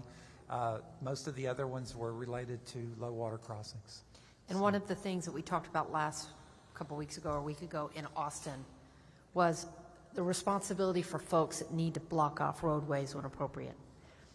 Were these circumstances in places where you would normally go out and block and it was just too fast, or was there no information, or were it new locations like we've heard about in Kerr County? Well, for one thing, I mean, even in we're certainly large, 50,000 people. We're a larger county than the first group but again, we don't have that many deputies across a massive area that this hit at the same time. The sheriff tries to use zones, to keep people in zones, South County, North County, but even those, it's huge. I mean, Burnett is bigger than most other counties. If you look at a map, you recognize. I think I remember Webb County's like 6th largest, and I would dare say Burnett's still somewhere in the top 10 or 12, just in its the way it's from north to south. It's humongous. So there's just no way we could have covered even the three. To get out of my house, I could either go north or south, but there was 3 points of the San Gabriel, plus hundreds of water crossings just in my precinct. Precinct 2 is the whole northeastern quadrant, and there's just no way a deputy would have been able to get to all the low water crossings in my precinct, let alone across the whole county. Steve Snell, Williamson County. It's an interesting question because this storm was so different. We've had water over our low water crossings before, but we haven't had the road washout. So the speed of the river and the debris in the river were wreaking havoc on roads as well. So that was part of the problem. I think it's a multifaceted approach. I don't think we just throw everything at it. I think we need to be strategic and purposeful in what we do. But I think one thing that can happen, regardless of the weather prediction, is now we know how much rain is possible and what it does. So there shouldn't be any more surprises when 21 inches drop and what's that going to happen to the watershed. Williamson County has spent hundreds and thousands of dollars on a new, it's called the Atlas Floodplain Mapping System. And it was pretty darn accurate to that 100-year floodplain. But I think all the gauges we have across the state, if they could be hooked up to an alert system that maybe you could subscribe to, what rivers are close to you, that you could subscribe to that. And definitely our first responders know, hey, we got this much rain, the rain gauge has hit a certain amount, we need to start sounding the alarm and letting people know this isn't. Because when we went door to door, we weren't asking, and everybody knew because of what we saw in Kerrville what was possible, so they got out quickly. We had zero resistance.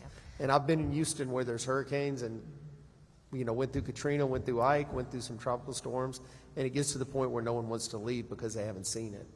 So I think now we know, hey, this is serious and we need to pay heed to the warnings. Ms. Johnson, can I interrupt you 1 second? Just for housekeeping, those of you that intend on testifying, I hope you filled out a witness affirmation form. We will be closing witness affirmation or the witness portal in 10 minutes. So if you want to testify and you have not filled out a witness affirmation form, please do so in the next 10 minutes. Sorry, Representative Johnson, please proceed. Thank you, Chairman. Thank you. Valerie Frosto, San Antonio. I truly believe that we could not have done anything differently or better during the response. And it's not the response. Yes. Just to be very clear. Oh, no. I think for all of us, for the first responders, for the folks that have been out, that have been responding, the loss of life and the concern that we have, we appreciate very much law enforcement volunteers, everybody stepped up. My question is really geared more towards now that we have the ability to look back and we have this select committee to be able to say, because you all are describing, we've heard from countless counties and everybody has almost said the same thing. Never thought it could happen, never expected it, got my whole year's amount of rain in one night, or a road 410 that has never flooded on a frontage road and never had the possibility to wipe cars off the freeway. We're now experiencing this extremism. And so knowing that this is no longer extreme, it just is, looking back, what, if anything, did you need, not for response, for prevention and for warning? Yes, ma'am. The reason I started with that is because we've come to anticipate that. Anytime that there's rain, any significant, when I'm talking significant, I'm talking even 1 to 2 inches could cause flash flooding in the San Antonio area. That's why I started off with the response. But overall, I really believe that it's a multi-prong approach because we have sensors that are over roadways, low water crossings. And those sensors, when they detect that water has crossed over the road, enable us to know which roads to close off. Public Works, they're very proactive and they pre-position barricades and they have multiple teams that are throughout the city ready to deploy barricades. Once those sensors communicate to a central location, which is monitored 24/7 in order to get the barricades in place. So I believe that if we were to have automatic arms, barricades with flashing lights, signage, lighting, and a more robust system that has better sensors, I believe that could make a difference because at least that would automate the gate operation and close off the roadway. In the June 12th incident, I don't believe that would have made a difference, and that's why I think that it is a multi-prong approach because I believe that we have to invest money in our roadways, in our drainage systems, culverts, retention ponds, that sort of thing, because there's not a one solution for all the problems that we have in San Antonio. And so did you say that on this 410 section, were there no monitors out there because it had never happened before? Yes, ma'am. It is not considered a low water crossing in that location that they were swept off the roadway. Okay. And all of you have mentioned TDM, and I think all of you have praised TDM. And I just want to clarify, Judge Brown, I think TDM was embedded with you guys at like 10 a.m. on the 5th. Because I got confused by some of the questions earlier about when you brought in TDM, but TDM was with you. Yeah, so the way it works And we're all lucky to have TDM, Yes, because ma'am. for those of us like us in Houston where we've experienced it and we're preparing for it, they are a key partner, and we appreciate that. So I just want to make sure the record is clear. Yes. Yes, so they were with us the whole time. The way it works is you enter a STAR request for a helicopter or for water or whatever the thing, and TDM gets that to you. They were doing that, as they always do in disasters, from, before the event, through the event. What happened on Monday was I actually asked them to send an incident commander, which is unusual. This is, I believe, the first time they have done that for a county, because we saw the scope of how big this was, frankly, for Travis County. So they sent in Cade Long, who was our incident commander. That's the thing that we requested and that happened on Monday. But before that, yes, they were still there. They were providing the same kind of help that they were to Williamson and anyone else. That was on top of the cooperation that they had been Yes. giving for Yes, at least ma'am. 48 hours. Yes. In coordination with it. What about same thing? Because we heard from LCRA last week when we were in Austin. Yeah. And they talked about the impressive systems that they have out. Again, this is an extraordinary event, a significant loss of life in Travis County. Looking back, what lessons have we learned, or can we do differently?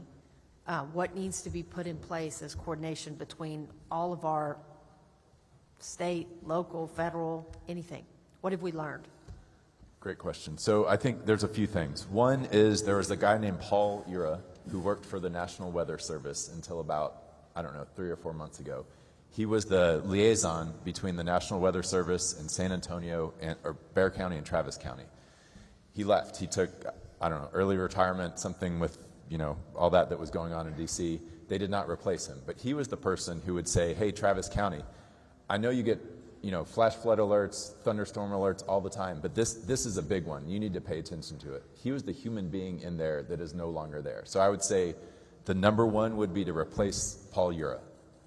The other ones that I think we could do better, clearly to your point, Senator, we need to communicate better with the affected neighborhood. We could do a lot better on that.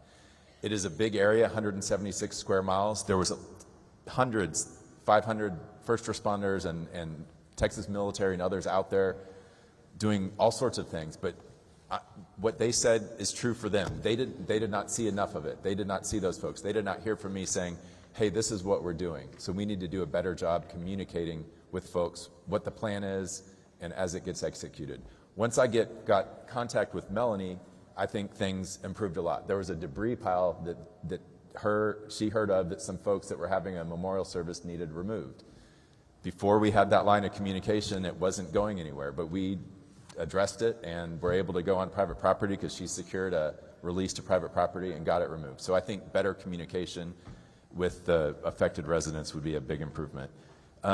Another one is 2 ways out of all subdivisions. We require that in Travis County. We've required it since before I was judge, but these places in Sandy Creek were not built that way. So they had one way out, and most notably this community of 380 or so people that when a bridge failed, they were trapped there for several days. They could walk across. We got them food and water, basic necessities, but they couldn't go to work as they wanted. They could walk across and take a shuttle.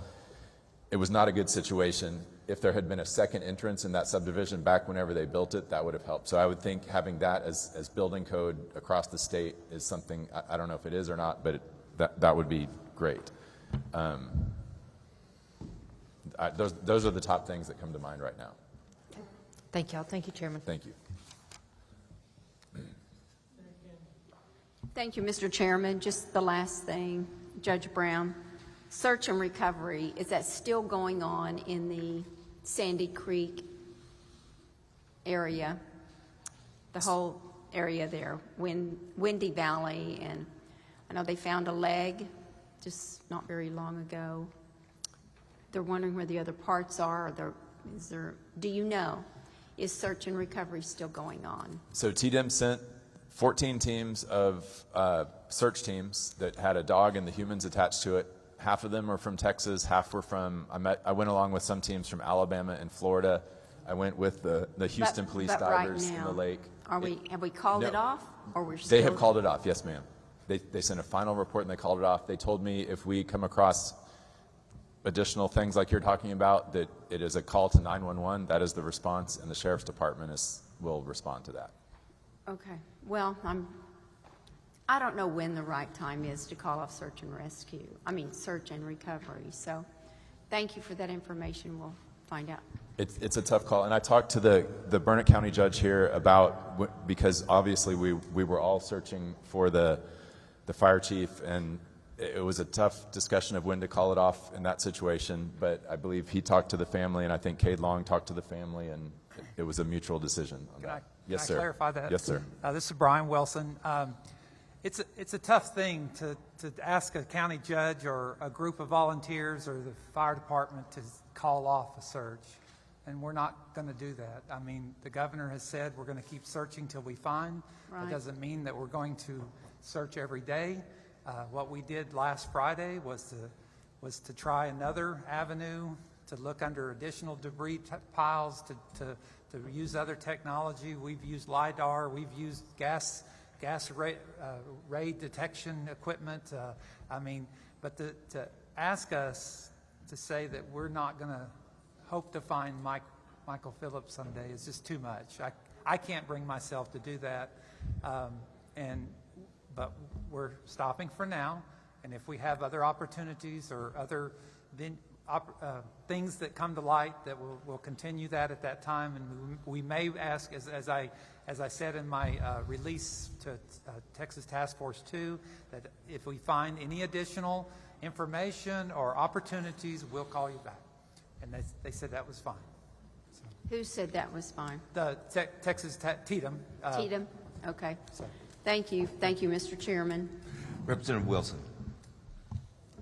Thank you, Mr. Chairman, and Judge Wilson. I know losing Chief Phillips is a gut punch to the whole community. 30-plus years, and he totally beloved. And then you had the Hammond family, 17-year-old girl who made sure her brothers and sisters got out of the van. I know the families, the entire county is hurting, plus the others that was lost. Thank you. And I just want to back up. When I was at Faith Academy and seeing the whole task force efforts, and you could just see the first responders are just so tired. 18-plus hour days, and just, man, they're just not going to give up. And anyway, we can understand that that's what community's all about, and we just appreciate you stepping up in such a very short period of time, very difficult time for the county, nonetheless, outside of the storm and so forth, but thank you, and I know that we won't stop looking for Mike Phillips. We know that this is also a gut punch on the economy in Burnett County because tourism. Obviously, this is the tourist season with the beautiful lakes that you have there in Burnett County, Inks, Lake LBJ, Lake Marble Falls, and so forth. And I know just as there's a lot of debris in Lake Canyon, there's a lot of debris in your chain of lakes as well. What is it that the state could do to help us get on that community on their feet with this debris, considering that LCRA focuses on navigable parts of the lake only, realizing all this stuff goes to the shore, fills up the coves, all those sorts of things. What could the state of Texas or even LCRA do to help in that endeavor?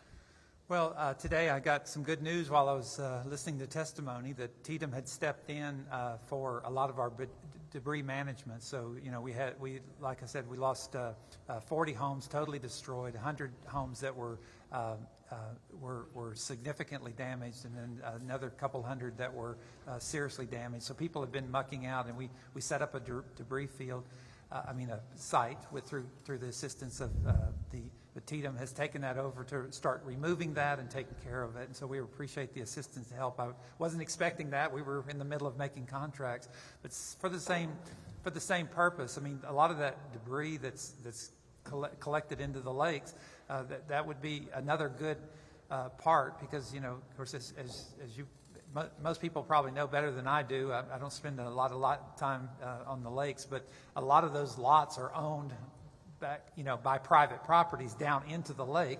And as Judge Brown spoke earlier, counties are not allowed to touch private property unless we have very specific circumstances and situations. So that's one area that the state, through LCRA or through its own authority, could begin to draw out some of that debris out of those coves and away from property owners. So. No, I appreciate that. When you look at it, especially in the coves, Highland Haven, Granite Shoals, and so forth, actually the municipalities own that lake, a lot of that lake bottom as well. And of course, with the economy as part of the concern, I would hope, and if you put more thought to that, because I know that we have some thresholds on the FEMA piece, right, but there may be some additional opportunity there for which the state can assist in that direction. Just need to hear from you. Judge Snell, sir, thank you for your leadership. Obviously, Liberty Hill, you may have been a school superintendent, but you were a leader within the community, and obviously Liberty Hill jumped out and started supporting outside of their city limits, especially along the San Gabriel and so forth like that. And so it was really good to see a lot of work in that community. I know that Leander was looking to push support into Travis County. Between yourself and Judge Brown, can you kind of walk us through that, if you have any knowledge of that, and if there was any hiccups and something there that we need to look to make sure that even though they share the same zip code, that doesn't mean they're actually part of Leander proper, but when you look at the Sandy Creek effort, it's in close proximity to one another. Yeah, I'm not sure on the Leander working with Travis County, but I was in contact with my mayors on their needs, and I'm assuming Mayor Delisle from Leander was in contact with Judge Brown on her needs for the ETJ. A lot of these cities were in an interesting spot because most, if not all, of the damage around Liberty Hill was not in the city, and similar for Leander, but those mayors stood up and led for their communities as well, and we had a lot of help from state people, from other cities in the county. So I was calling Judge Brown either every other day or every 3 days, and Judge Williams too, or Wilson too, to get if they needed any help whatsoever. So we were in communication throughout. Especially when it came to establishing a fund and so forth, like, or a place where people could actually send contributions. So there's a lot of the county to community county foundation, discussion. and it was actually just people in Williamson County. It wasn't my idea. We just gave them the vehicle of using the Wilco Cares to donate. They've raised over $800,000 right now, and the goal is to raise $1 million and keep going.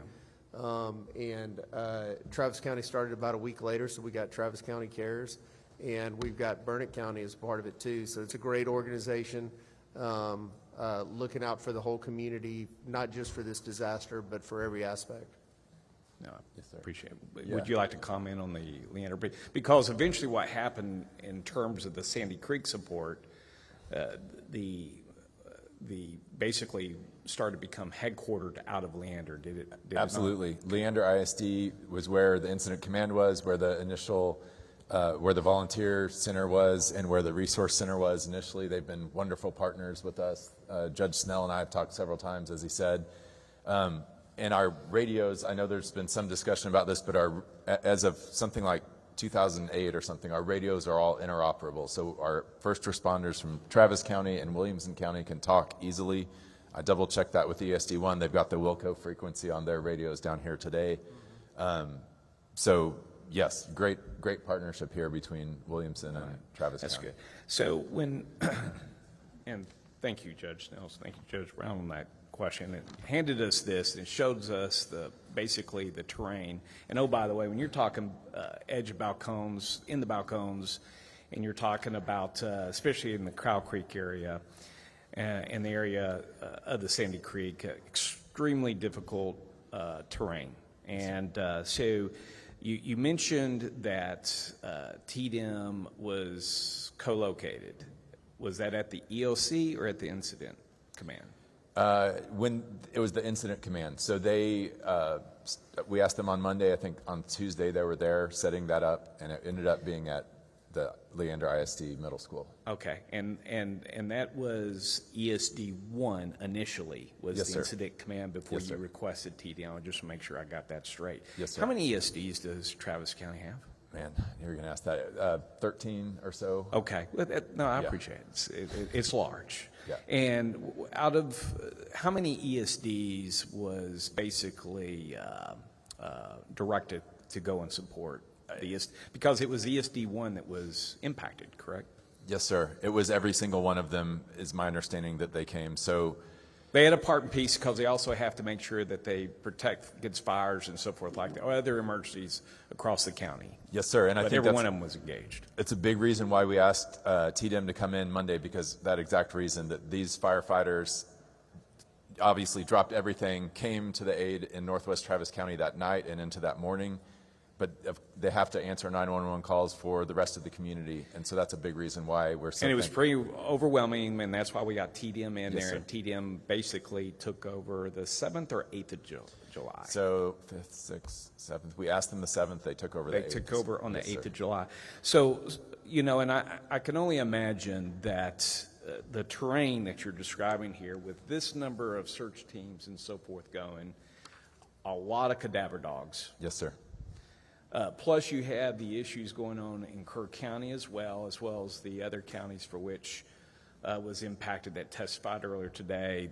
The state had a lot going on as it was supporting the local leaders, and them kid will be the first say it needs to be led by the locals. Yes, sir. And I can appreciate that, especially since y'all know the terrain and so forth. What I would ask for time's sake, Yes, sir. I would like to just build upon what Senator Campbell requested in terms between Travis County and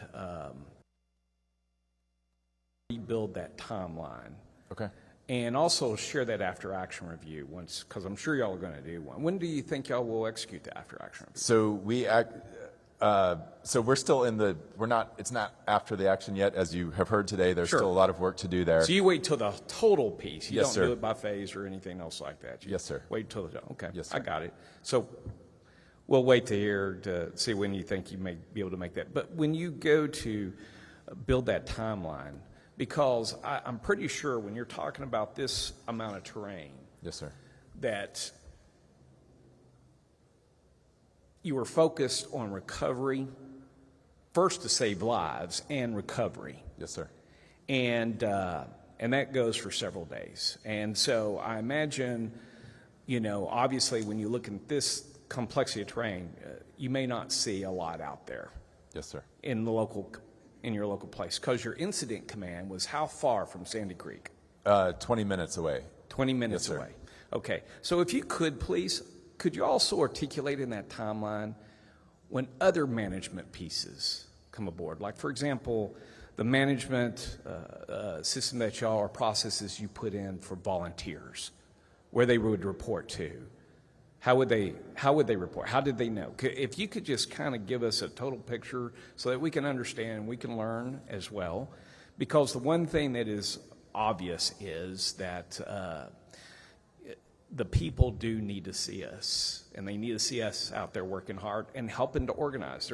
There's an expectation that we organize. And so if you wouldn't mind including the management pieces, all the way down from the water and food that was provided, if it was, or did we depend on the volunteer base from the churches and so forth.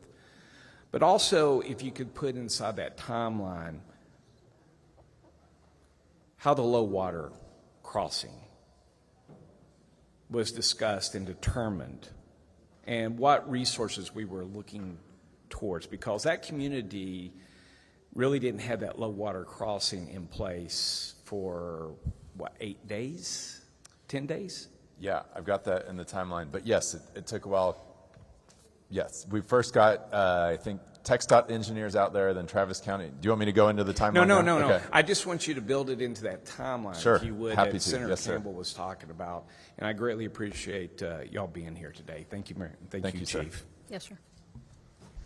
Thank you guys for being here. Appreciate you hanging in with us. It's been a good panel. I'm going to call up the next batch of publics. Kyle Nidever, Nidever, Catherine Fox, Evelyn Miller, Rosa M., I believe it's Toter, T-O-T-E-R maybe, Rosa M., Deborah Strain, Clay Lambert, Sarah Stewart, Chris Distel.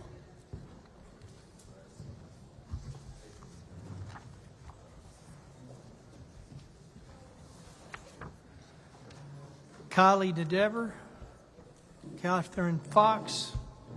Who do I have up here? Catherine Fox. Kylie? You have Kylie? Okay, okay, and who's this? Sarah Stewart. Sarah Stewart. Sarah Stewart.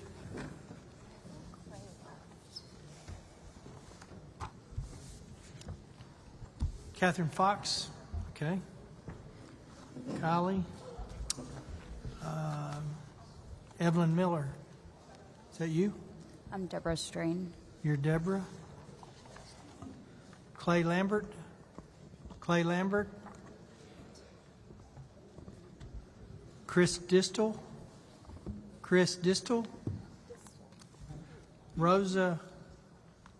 That's you. And Evelyn Miller. Not you. Are you just with her, or are you testifying? I'm signed up to testify, Okay. but I'm with her for. What's your name? Courtney Calhoun. Calhoun? Yes. All right, we'll find yours. Okay, thank you. Give me two more. So Evelyn Miller's not here. Courtney? Yes, sir. All right, we'll put you in. Need two more. Barbara Oates and Ashlyn Bolton. Barbara Oates and Ashlyn Bolton.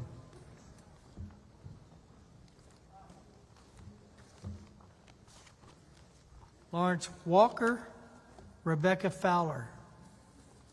Lawrence Walker, Rebecca Fowler.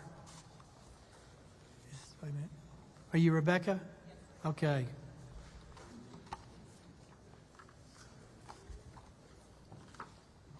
Daniel Edelston. Daniel Edelston, got you? Okay, all right, we got a full panel. Let's go ahead and start with you, Kylie. 3 minutes. Pull that mic real close and talk real big. Hello, Chair and members of the committee. My name is Kylie Nidever, and I am a lifelong resident of Kerr County. I live in Bumblebee Hills, a working-class neighborhood located off Highway 39 in Hunt. Of the 33 homes in my little community, only 5 were untouched by the raging floodwaters of the Guadalupe River. The home where I live with my mom and sister was one of these 5. In the early hours of July 4th, my neighbors' homes were flooded with anywhere between a few inches to over 8 feet of water. By the grace of God, no one in Bumblebee Hills was seriously injured or lost their life that morning, but many homes were ruined, and we are now faced with the monumental task of rebuilding and resuming our everyday lives while bearing these new unseen scars of trauma. The only thing more powerful than the flood has been the outpouring of volunteers and community members who have taken it upon themselves to help us recover. Assistance and prompt guidance from our local government regarding our rebuilding efforts have been non-existent. I have met no local county officials in Hunt or in my neighborhood, nor have I encountered anyone from the state. Those of us impacted by this catastrophe are not asking for handouts. We're asking for a functioning government. Kerr County simply does not possess the infrastructure to handle this recovery on our own. The solution the county has proposed for dealing with the flood debris is incineration, a giant fire that will burn for months, doing nothing more than polluting our air. Isn't there a better way to handle this that won't result in breathing problems for a community that is already broken and hurting? Right now, it is primarily families and local volunteers who are the ones hauling debris to the dump and paying the fees for it. Survivors across the state of Texas cannot wait any longer for emergency relief. We need knowledgeable officials, debris removal, housing support, and mental health care. This community is in desperate need of educated assistance handling the enormous burden of this catastrophe.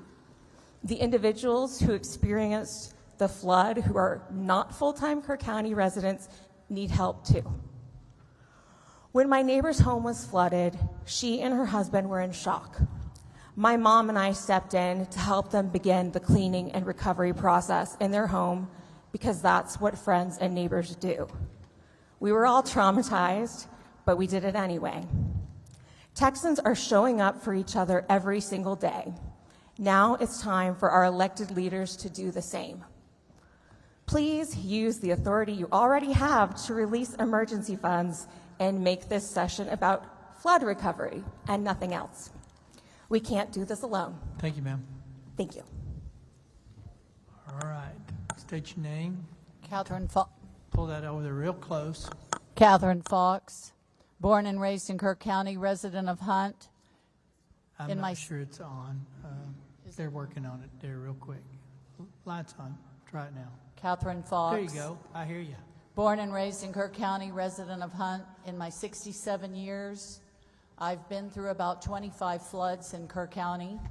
A mark on our property of the 1932 flood was far surpassed this time. USGS has been out. They'll get the exact numbers to us soon, but a rough estimate is 50 feet on our property at the confluence of the Guadalupe River and Bumblebee Hills Creek.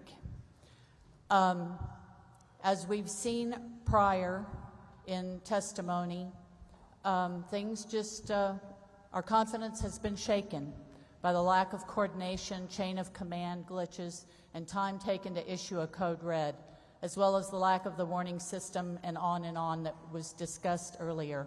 And what comes to my mind is a word that hasn't been brought up yet, and that is complacency, not just by our government, but by all of the residents who have not lived there as long as I have in many instances, and just decided that, you know, out of sight, out of mind. We haven't had any major floods for about 15 years, so let's just let the good times roll. And everybody started building along the river, especially during the COVID surge on our state. So, having established what we've already established today, 2025 is now the new benchmark. 1932 is out the window. And I would like to say that, or quote, Judge Rob Kelly in his testimony said, "This just was not forecast." As someone who's lived here for 67 years in this area, I would like to say that it was, but no one caught it. History shows that when the National Weather Service issues a flash flood watch and mentions a subtropical air mass could potentially stall out of the hill country, we all better set up and pay attention. We were warned, but in a roundabout way. We didn't pay attention. And here's what happened.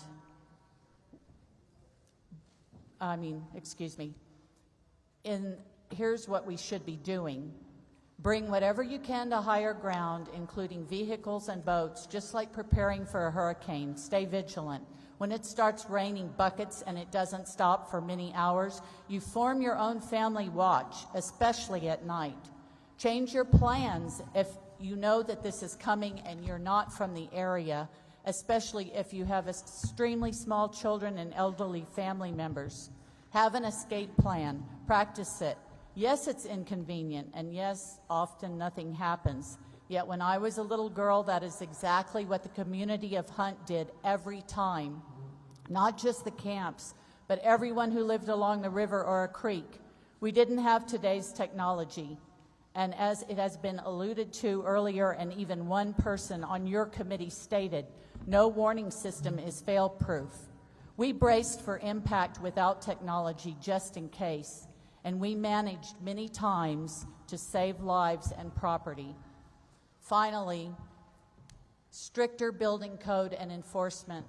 Currently, FEMA only maps main river channels, And as we have had people mention earlier, creeks need flood gauges that go into the Guadalupe River. And in FEMA's plan, Ms. Fox, kind of finish up. creeks are not factored in. If someone wants to build a house or a development by the confluence of a creek and a river, they're allowed to. Mother Nature humbled us. She reminded us that she is a force to be reckoned with. We must improve our flood plans to honor those who were lost and save lives in the future. Good suggestions. Go ahead, ma'am. I'm Sarah Stewart from Kerrville, Texas. Sometimes to move forward, it's important for us to look back. So I thank you for providing this opportunity, especially my rep, Wes Ferdell. So they don't build them like they used to. We've all said it. Maybe it's time we built them like they used to. I grew up in Tornado Alley, and we had civil defense sirens. Everyone knew that sound because they tested them monthly.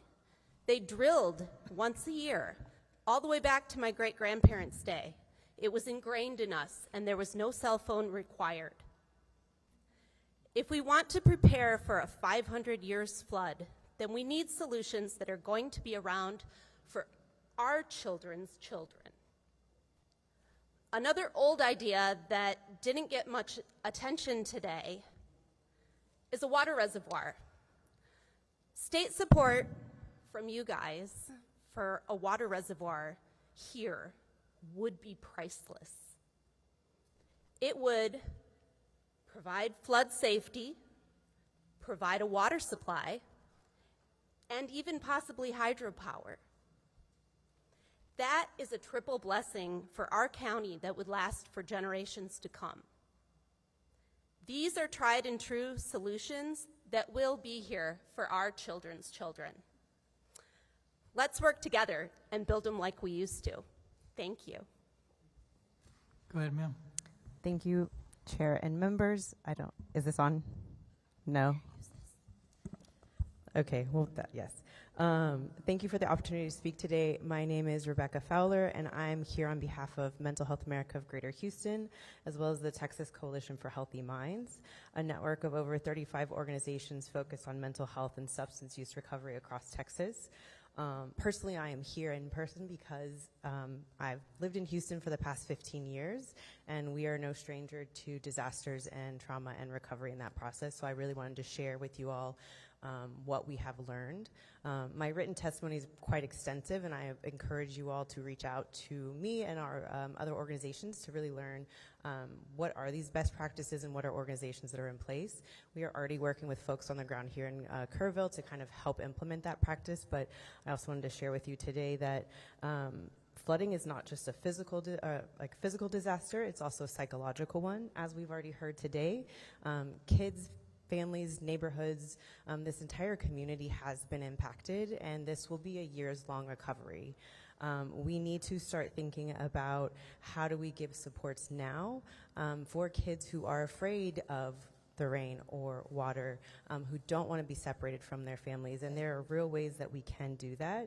And there's already kind of a very clear example that the committee understands it, this community understands it, and I'm very grateful for that.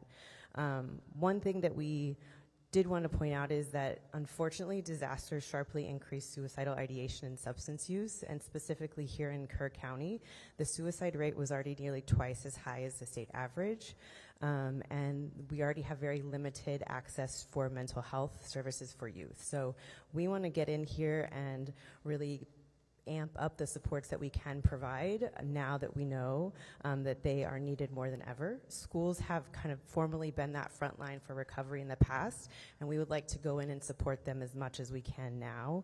And for us, that really does come from looking at how the state can invest in emergency funding now. We saw after Uvalde, there was flexible state investments of about $5 million specifically for the Resiliency Center. We think that's a great model, but we would love to see that with additional flexibility so that communities here can turn to people that are already trusted, turn to the schools, turn to the churches to meet those communities' needs. We would also love to see, we've talked about T-Chat, we've talked about the LMHAs, we've talked about ESCs. Those programs exist, but a lot of schools that aren't connected is because they don't have the technical assistance or they don't have the actual internal infrastructure within the schools, whether that's a classroom or someone to kind of be with that student. So if there can be some sort of crisis mental health funding, either through the ESCs or to the districts specifically impacted, we would love to see that targeted mental health supports just so we can build out those structures in a new way. Thank Good you. testimony. I did check. Kerrville ISD does participate in T-Chat, and they said it was awesome. So Good. I didn't know if it made it here or not, but it's good. Go ahead, sir. Okay, is this on? Yes. Hi, my name is Daniel Edelstein. I'm a local resident. Thank you all for the opportunity to speak today. I also want to take this opportunity real quick just to thank all of our first responders and county officials and many volunteers that have poured their hearts and souls in this community. I mean, it's been a real blessing. My wife and 4 children reside here in West Kerr County, and I'm speaking today as a local resident on behalf of my parents who have a local business in Ingram, Texas. I'm here today just to bring light to the rebuilding of our communities and the struggles that we're facing right now. My parents own the Ingram Dam Center, which is located directly next to the Ingram High School, just across the street from the dam. The strip center is filled with other local businesses and residential apartments. This business was my parents' livelihood and their retirement. It's been extremely devastating to their lives because with their medical conditions, it's impossible for them to rebuild themselves. Thank God for all the volunteers and community help that we have received because without it, my parents, the business wouldn't have been salvageable. At least the building wouldn't have been salvageable itself. Their business and others at the Ingram Dam Center sustained 6.5 feet of water inside for hours. We had 4 residents in there, and they also survived and were water rescued, which was amazing, until the waters receded. So we had friends, family, random volunteers, and many churches and private organizations help us demo everything to the studs. So you go over there now, a lot of people know about the Ingram Dam. They've slid down the dam, when they're kids or their kids have done it. It's just kind of a central location in Ingram, and it's really sad to see where it's at right now. Things that I've learned a lot about, because I've never been in a disaster like this or anything close to it, that a lot of people don't know and I didn't know, is that once you take funds from FEMA, which they don't help businesses, but even individuals out there, once you take the funds from FEMA, in a catastrophic event, even like this, even if you're not in floodplain, they're going to require you to have flood insurance. And knowing the market quite well, being as a realtor, that's going to reduce families' home values or, really just price them out of the communities that they live in because they can't afford flood insurance as well as mortgages and all that kind of stuff. So it's really going to hurt the people in the long run by them just taking the FEMA funds. So I've reached out to a lot of those communities and told them just because they're only giving them $12,000 to $18,000 for the damages in their houses. And I've told them just to go look out for grants, get as many grants as possible because taking FEMA funds is just going to be detrimental to them in the long run. There's been very, very little relief for small businesses that are supposed to be the pillar of this community. FEMA doesn't offer recovery assistance for small businesses, even if we had residential units inside. And the SBA, just to be honest, has been kind of a joke.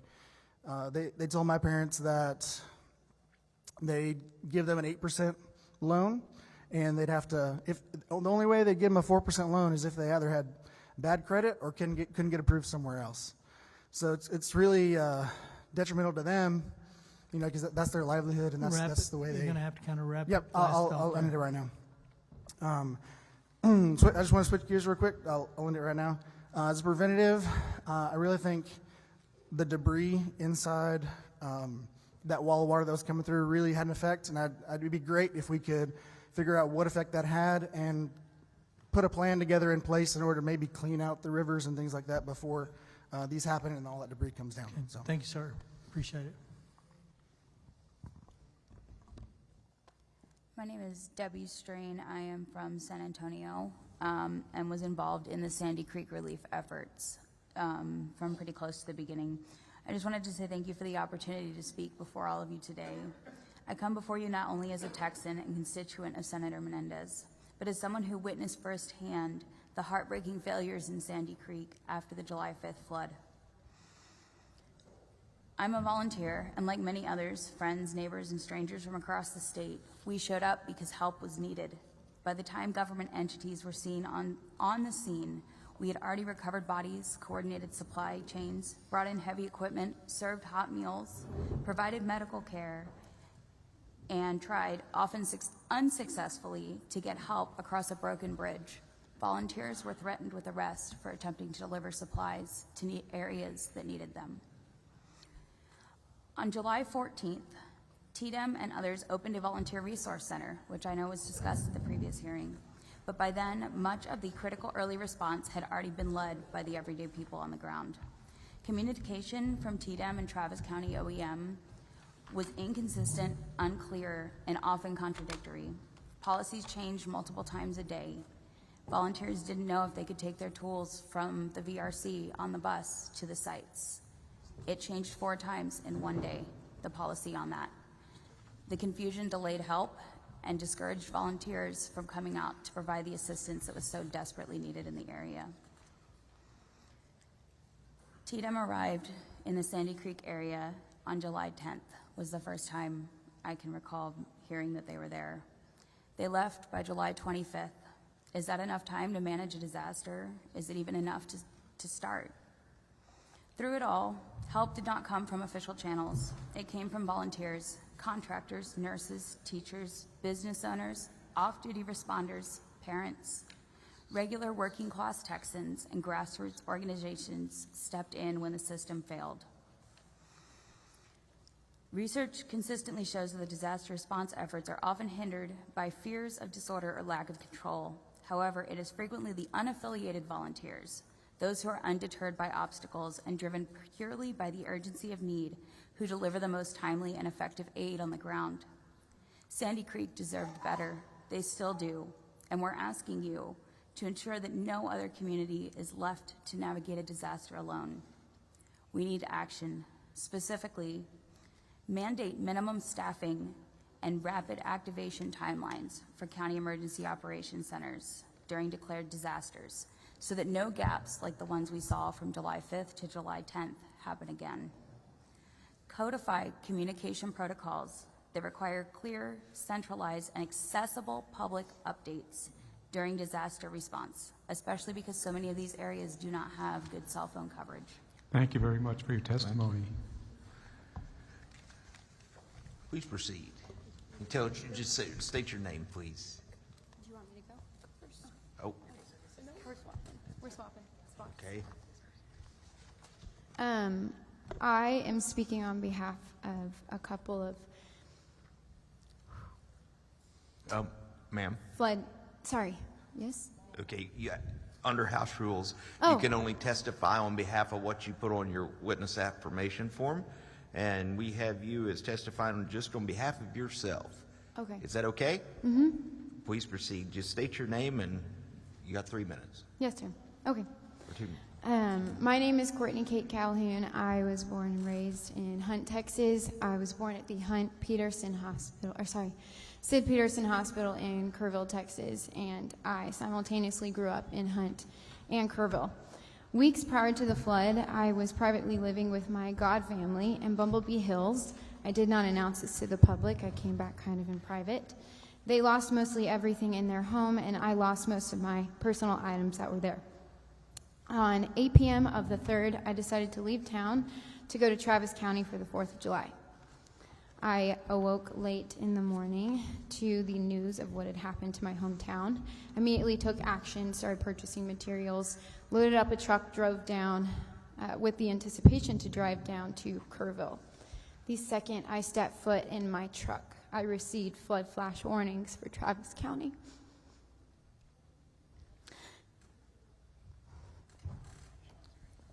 I waited with my mother near my front door for nearly 13 hours in terror, watching my hometown be destroyed, annihilated, unable to go there. Without the proper notification that I could leave, I took a risk and I left her and my pets. I rushed down to Kerr County. I came to my God family's side, delivered my materials, immediately went boots on the ground for search and rescue. On the 5th, I was doing search and rescue at Casa Bonita, and based off of the information from someone who testified earlier, I can without a doubt say that we recovered some of her family members.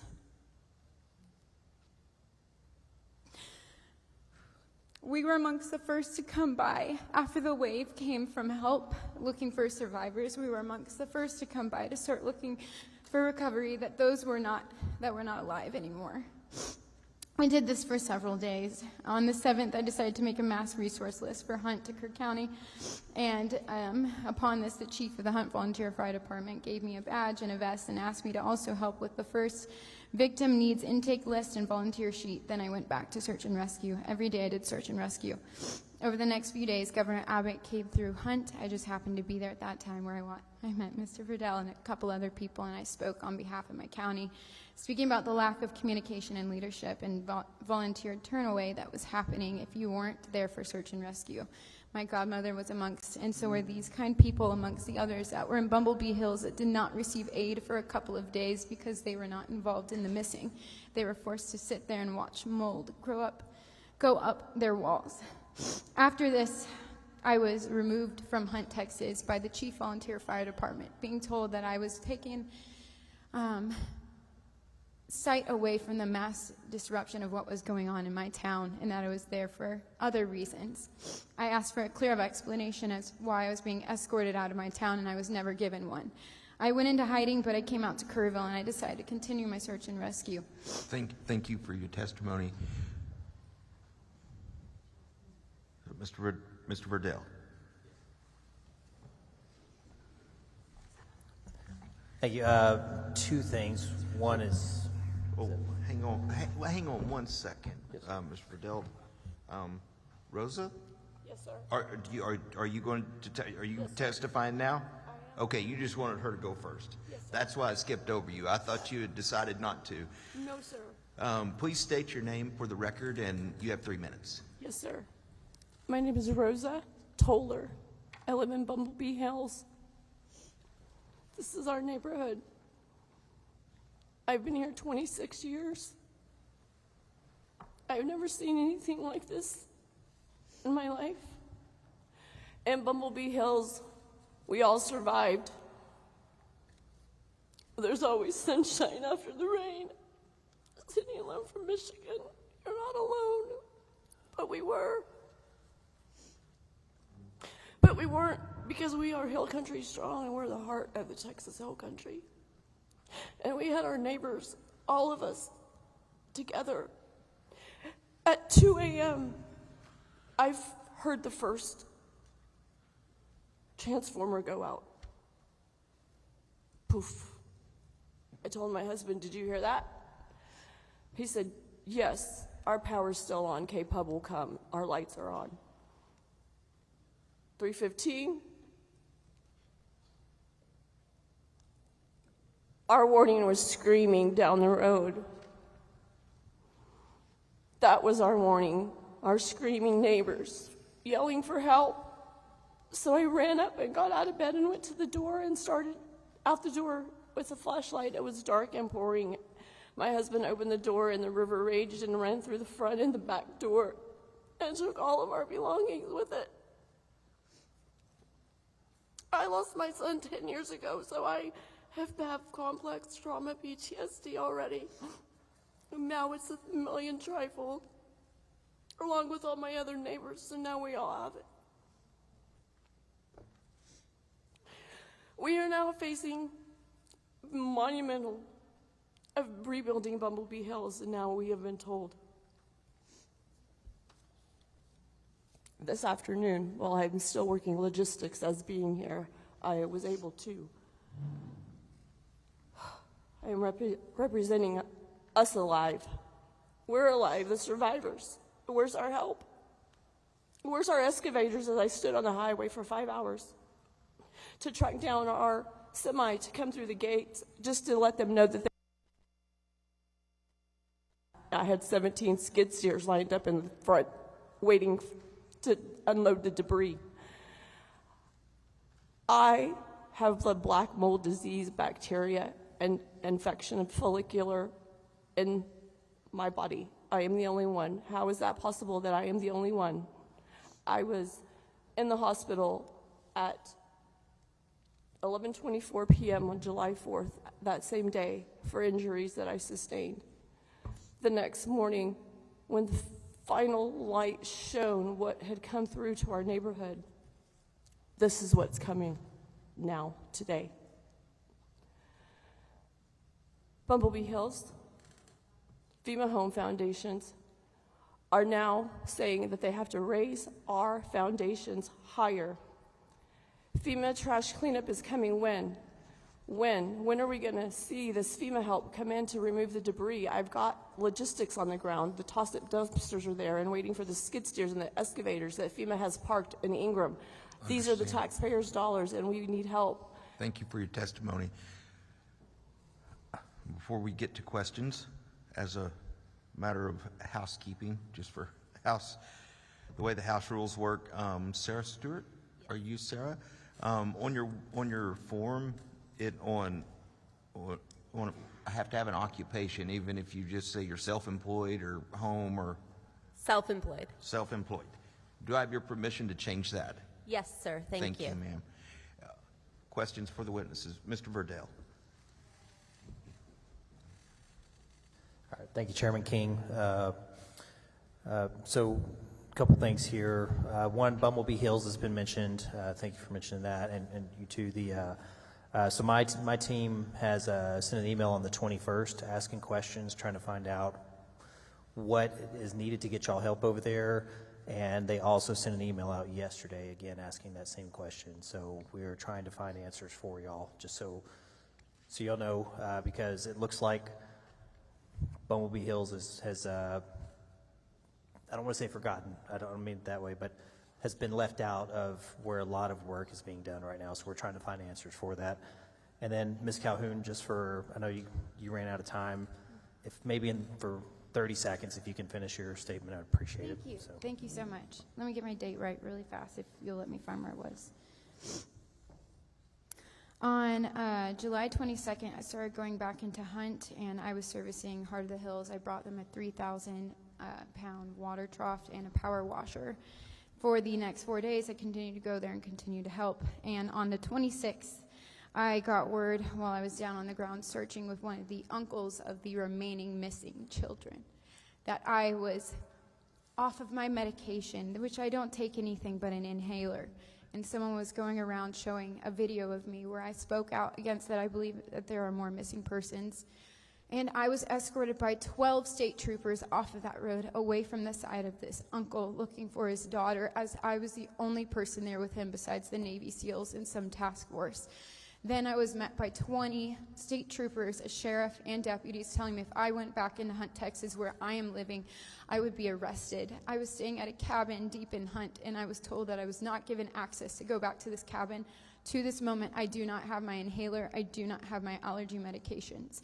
I was prohibited from going to the Hunt store reopening, the Hunt store concert. I have not been allowed to go to any funerals. There is a family of one of the homes that I searched for an hour and a half that I found out is alive and well, and I am not allowed to go to their house to meet them.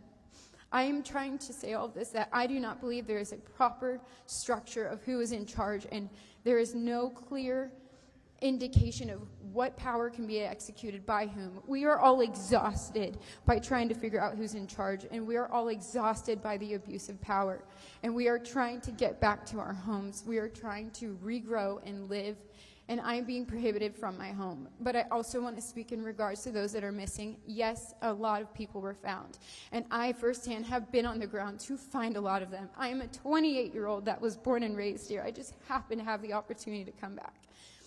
There are still the other parts of their bodies that are missing, and our search and rescue teams have been sent home. Our equipment is being sent home, our free food for all of us, because we don't have our houses, we don't have kitchens, we don't have laundry. They are being sent away. We still need them. We still want them. And please, if this list of the remaining persons could be officially released for those of us that are not in law enforcement, and we were there, the first ones that were there with boots on the ground, we want to know who is missing so that if y'all leave, that's fine, but we want to stay and keep looking. We are not done. Thank you, Thank Courtney. you. Appreciate it. Sarah, I just want to say thank you for your ideas too that you mentioned. Well, we appreciate that. And that's all I had. Thank you, Chairman. Senator Kokors. Thank you. Thank you all for your testimony. I have a little bit of a hearing loss, so I can't, with the echo, hear everything you're saying, but I hear your passion and your emotion. I wanted the lady on the end, your name? Kylie Nightyver. Thank you. You spoke of the debris piles and how those might be removed. Just speaking from a little experience, Mr. Chairman, and to Representative Verdell and Senator Flores, post-Harvey, I'm the senator from Rockport, Fulton, and at the time, Port Aransas, the debris piles were 3 and 4 stories high. One of the concerns, certainly in Rockport, in Aransas County, was burning the debris. And when we brought in the task force, and we used the Texas A&M Aggie agencies to come in and help our local cities and counties who were overwhelmed, and I'm not so sure we shouldn't look at that model again, especially as it's isolated to Kerr County, and maybe most destruction here in Kerr County, to Senator Flores and Representative Verdell. It worked really well. On the incinerator, we brought in incinerators so that there were not plumes of smoke because of our citizens being very concerned about the quality of air. So that is something that we could possibly do. FEMA was our partner in that as we, move through this. They are our federal partner in paying for that. So I wanted to offer that to you. And again, the debris is part of the healing. I've been through this. I think I had more destruction in Harvey over a geographic area than any other senator, and debris removal is a part of the healing. To the lady, 67 years living here, thank you for your quote that Mother Nature humbled us. I do agree that Mother Nature can be a force, and this is the new watermark, as you said. So thank you for that. And then finally, I want to clarify on the end. Are you saying that you're not allowed to return to your home? So I moved back to live with the Tollers 3 weeks before the flood. We're all displaced. They were given a small cabin. I was given one to myself. That's a little bit deeper into Hunt. It's right before the Hunt crossing. No, ma'am. I am not given permission to return back to that home. I have not been given permission to go back and gather my belongings, and I am not given permission to go into Hunt as orders of Chief Poole from the Hunt Volunteer Fire Department, who has been given access to all of Kerr County sheriffs and state troopers. I am not allowed past the border of Bumblebee Hills. So this is July 31st, and I do think that we need to cut through that red tape as a part of meeting our citizens' needs at this point. And ma'am, I have already gotten permission, and I would love to resume search and rescue with that family looking for their child, their niece. So, Mr. Chairman and Mr. Chairman, I had some constituents that had been volunteering and drove to here today. They weren't able to stay to testify. I know that we're going to get their written response. It is a very consistent message on volunteers being turned away and the frustration. I like to say that Texans take care of Texans and Texas, and in every disaster we learn from it. But I do think in our smaller counties, and I represent a lot of smaller counties, that we need to help our elected officials and step in with a similar model that we used post-Harvey. Aransas County was tiny and devastated, and we were able to put people around them, help them fill out the FEMA grant papers, get things moving more quickly. So I look forward to working with this committee with the Texas Department of Emergency Management. I just want you all to know your voices are being heard. Senator, in particular, I think there has to be a better way to deal with all of the mature cypress trees that are down. This seems like perfectly good lumber that somebody somewhere might want, and instead of just burning it, I appeal to you all to find another solution that's more environmentally friendly. We drove to hunt in Ingram today, 3 of us did with our staffs, and I saw them. And I'm a nature lover, big. That's what I love to do most, is to be in nature. And that is one of the things I said to my husband today is the cypress trees that are, some of them hundreds of years old. It was the hardest thing after Harvey to see those trees chipped up and burned. And so we'll try to help you with that. It is a fact at one point that you have to remove the debris. And it is tough. But there could be potentially, especially with those very large cypress that are very special, given to us by our Lord and Creator, that we could do something with it. We hear you.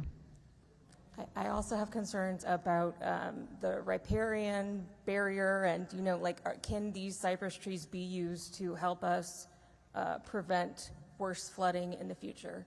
So before it all just gets turned to ashes, I think we should all pause and think about what we're doing to the environment and how we can help things in the future to maybe make this a little less worse, potentially. So. Yes, ma'am. It's been in one of our local newspapers. I don't remember which one, but the incinerators are going to be used. That was in the paper. And as far as volunteers being turned away, it's my understanding, I've had a lot of volunteers on our private property, and they said that they had no problem as long as they registered at the Tivy High School in Kerrville before coming out to our area. You must register or you will be turned away. But if you register, you're A-OK in most instances. On private property. Thank you. Senator Menendez. Thank you, Mr. Chairman. I want to thank all of you for coming today. I want to thank my constituent for being a volunteer and helping people. We've heard similar stories about volunteers being turned away, so I think part of what this committee should do is look at, how do we make sure that people who are just out of the goodness of their heart who want to help are able to help. But by the same token, I think part of what's going on too, I think if it's factual, and we must trust, but we also need to verify information. And one of the concerns that's been mentioned to us is that with the volunteers, they want to make sure that these are people who are here for the right reasons, that have the right expertise, or and they want to put them in places where they need them. And so I think that there's a balance of helping Texans, letting them help Texans, and not letting people just pick and choose. And I hope that what seems to be, based on what you've told us, that you're not being isolated or singled out for your views or for speaking out. Well, we have to look into that. And you have to imagine, we get to hear 3 sides of a story for many issues. And so we're kind of used to hearing this side, that side, and then we have to look at what's the reality. So I want to remind everybody here, because your testimony was very valuable, all of y'all's was, but none of you handed us anything in writing. And Chairman King mentioned at the beginning, and Chairman Perry said, yes, please go to the House website where you can input your testimony on the website, as you can type in what you've read to us, so that we can go back and read it, and not just us members of this committee, but all 181 legislators, the 150 House members and the 31 senators, so that we can come together. We're not the only ones in the legislature that want to help. We just happen to be the ones that are fortunate enough to be selected by the leadership to serve on this committee. So we want to help, but we also need to hear more about what's going on with the businesses and what can we do to help them. And sometimes need to verify, is the FEMA, situation, are you going to be forced to do something if you take the help, that sort of thing. And if that's the case, can we do something about it? So there's a lot of, you've given us so much to digest that I don't want us to let any of us forget. So if you would please go to the website and input it. Thank you, Mr. Chairman. Thank you guys for hanging in here tonight, and it's been a good panel. Always learn something. So y'all have a safe trip out. If you are staying, it's going to be another couple hours. So hopefully you've got other entertainment options. But thank you for being here today. Chair's going to call up the fourth panel. Y'all are dismissed.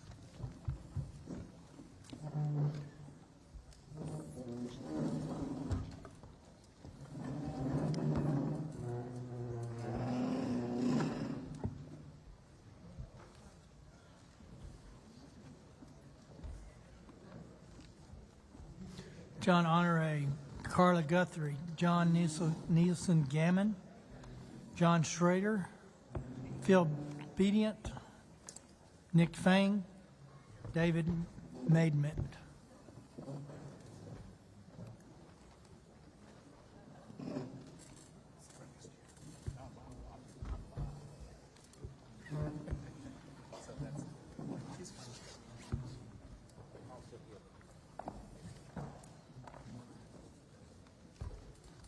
So I got John, got Carla, John Gammon, John Schrader, that's you? That's I know that guy. Phil Bedient, coming?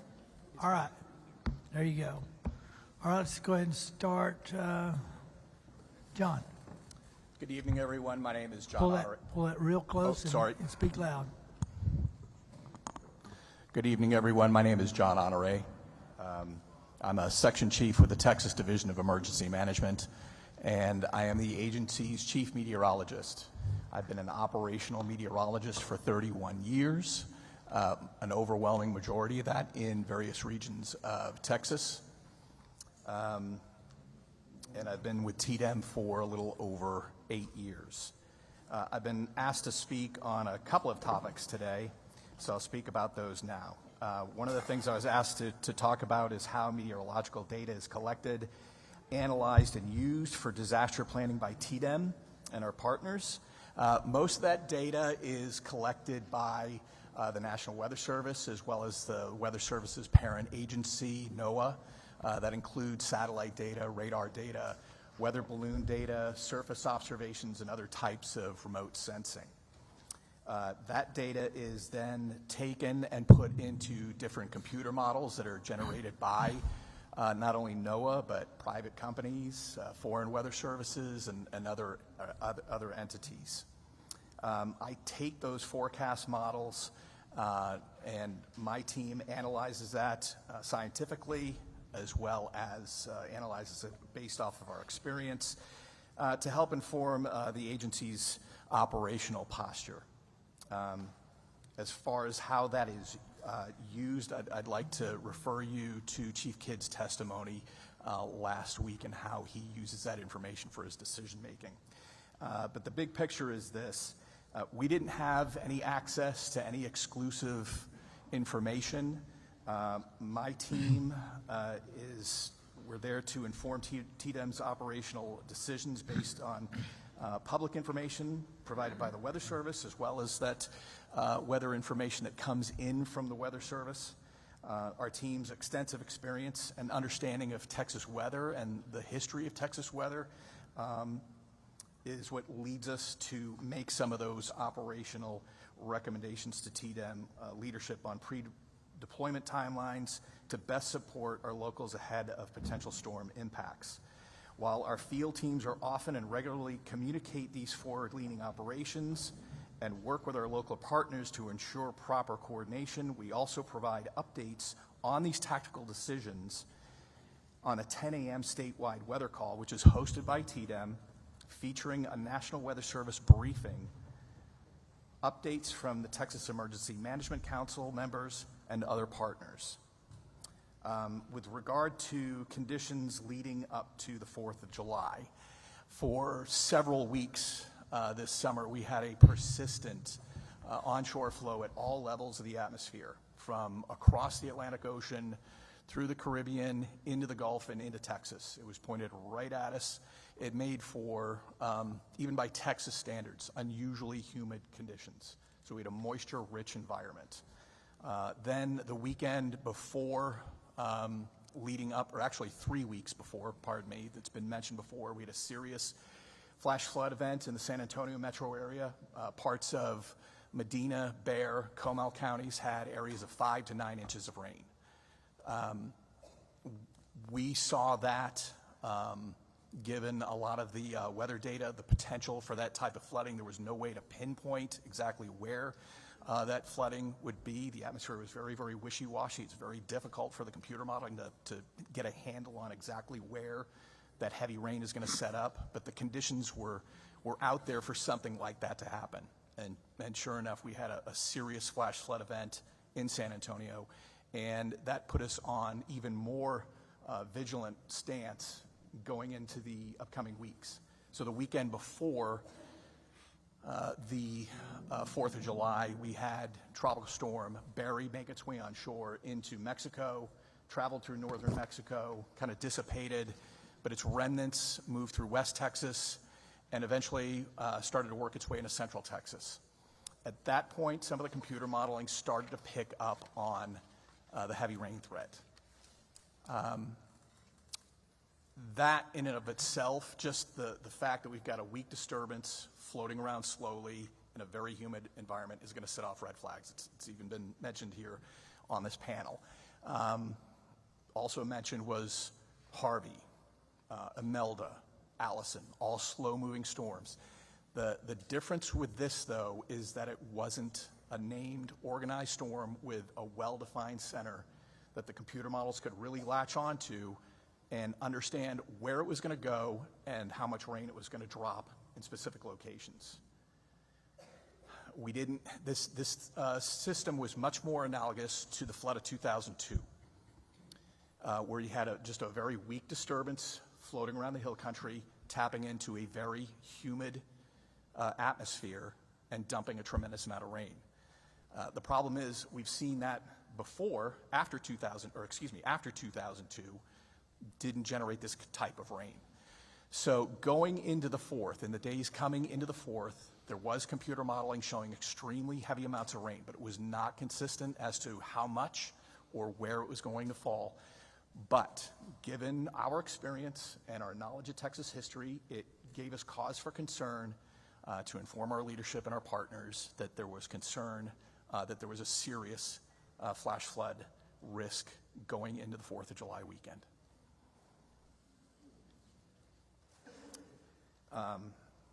So that's basically what the setup was going into that storm that occurred over the 4th of July weekend. And I just wanted to say we remained committed to working with our local partners and stakeholders to ensure communities have the resources they need before, during, and after a disaster. And I thank you for your time. So I'm going to violate my rule because I can, our rule. Real quick, really what I wanted to hone in on, because there was a lot of confusion last week, and rightfully so, we're not weather people, as to who's got data, who uses data, what they use the data, and where does the data come from. So specifically, and I'm going to share from my understanding, correct me if I'm wrong, and I've got another 6 opportunities are here to correct me for sure. NOAA is the keeper of all inputs that generates the models that you take and every meteorologist around the country takes. An overwhelming majority of it, yes. And so NOAA is getting feeds from gauges, USGS gauges, we've talked to those ad nauseum, local sources, private sector sources, mesonettes. Texas has large mesonet networks, both at Texas Water Development Board, and then private sector. And even, I think I heard a different one today, LCRA may have their own. Correct. So all of that is pushing data up as inputs, no modeling, just they push that raw input. They put it in their system and they generate what they believe is a forecast, and that's what your 10 o'clock calls are based on. That's what your internal conversations are centered around. Is that basically the correct understanding? Sir, I'm not fully up to speed on everything that the Weather Service puts together to come up with their forecast, so I wouldn't want to, it would be irresponsible for me to definitively say, yeah, that's what they Sure. do. But in general, we have more data gatherers than we have more predictors. We leave the predictions up from kind of coming out of NOAA down to National Weather Service, and then the local guys kind of get to add their flavor to it, I guess. Is that kind of a general statement? You're saying that when you say the local guys, There's local input once it gets kind of out of... So you're referring to the Weather Service? Right. Again, I Okay. don't That's fine. think I'd be very responsible Good for enough. me to comment We'll on go that. to the next the panel. We'll try to get through them, members. I just wanted to set, effectively what we needed to know is who's sending data, who's using the data, what it's for, and then we get into the whole modeling conversation in this panel too, which is kind of where all the magic happens. You know, all this stuff comes together and people put it together and come up with what they think is right. So let's move on down it. I just want to kind of set that stage because we're going to hear, if you're going to say the same thing that we just agreed to, you can skip that part of your 10 minutes. All right? Thank you.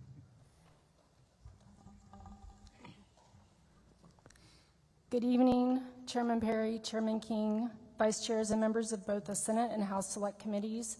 My name is Carla Guthrie, Surface Water Division Director for the Texas Water Development Board. Thank you for the opportunity to describe our Tex Mesonet statewide weather network that we're working to build for Texas and to answer any questions that you may have. Although floods are a part of the Texas landscape, the events that occurred this past month are particularly tragic, and I offer my heartfelt condolences to everyone who is affected. Today I will provide a general overview of the Mesonet system operated by the Texas Water Development Board, a description of its utility for natural disaster-related planning and response, and recommendations for improving Tex Mesonet for this purpose. I will address each of these topics and welcome questions to fill in the gaps. You've also have a presentation in front of you that will be helpful for understanding what I'll present. So next slide, please. The Tex Mesonet is a statewide hydrometeorological observation network that's operated by the Texas Water Development Board. It is designed to collect and distribute high-quality, near real-time atmospheric and soil moisture data across Texas. The network supports water resources management, drought and flood monitoring, emergency response, agriculture, scientific research, and more. Specific to natural disasters, the initial stations in the network were installed to provide better data for warning and forecasting of flood events following the Memorial Day Wimberley flood. However, station data also is informative for droughts, heat waves, tornadoes, fire, wind, winter storms, and tropical systems and hurricanes.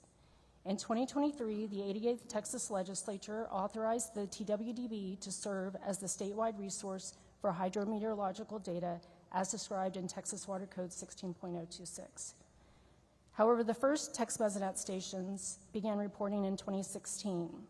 And today we have 118 stations reporting across Texas, and we're continuing to build this network out to at least 225 TWDB-owned stations to fill in gaps in coverage. The map on your slide shows TWDB-owned stations in orange, and the gray triangles show all other locations where we have partner networks that have similar weather station information. The counties shaded in gray reflect those most impacted by the recent floods. Next slide, please. Each Tex Mesonet station collects a suite of parameters, including temperature, precipitation, and soil moisture. The data we provide is available for use as needed by others, both during disaster and in clear weather periods. In a few slides, I'll go over how we make the data publicly accessible. But I also wanted to show on this slide the Mesonet coverage in Kerr and surrounding counties. There are 2 stations within Kerr County, a station at the Kerr Wildlife Management Area and another at the Kerrville Municipal Airport. However, there are other stations just outside of the county that also provide coverage. And so if you look at the slide, you can see a series of orange circles and gray circles.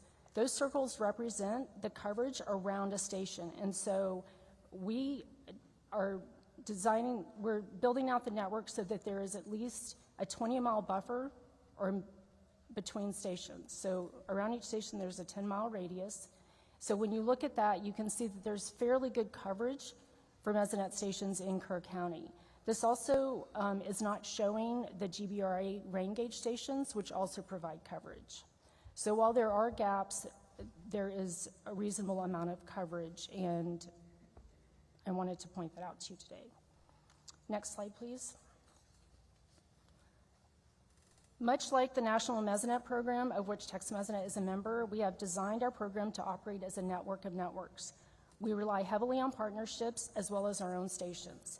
Texas is large, and by working with existing Mesonets and state partners, we are better able to provide a cost-effective means for ensuring broad coverage. There are partnerships such as with West Texas Mesonet, who covers West Texas and the Panhandle, and other entities, as listed on the table on the right. We are able to display data from over 3,500 cooperator-owned stations on texmesonet.org.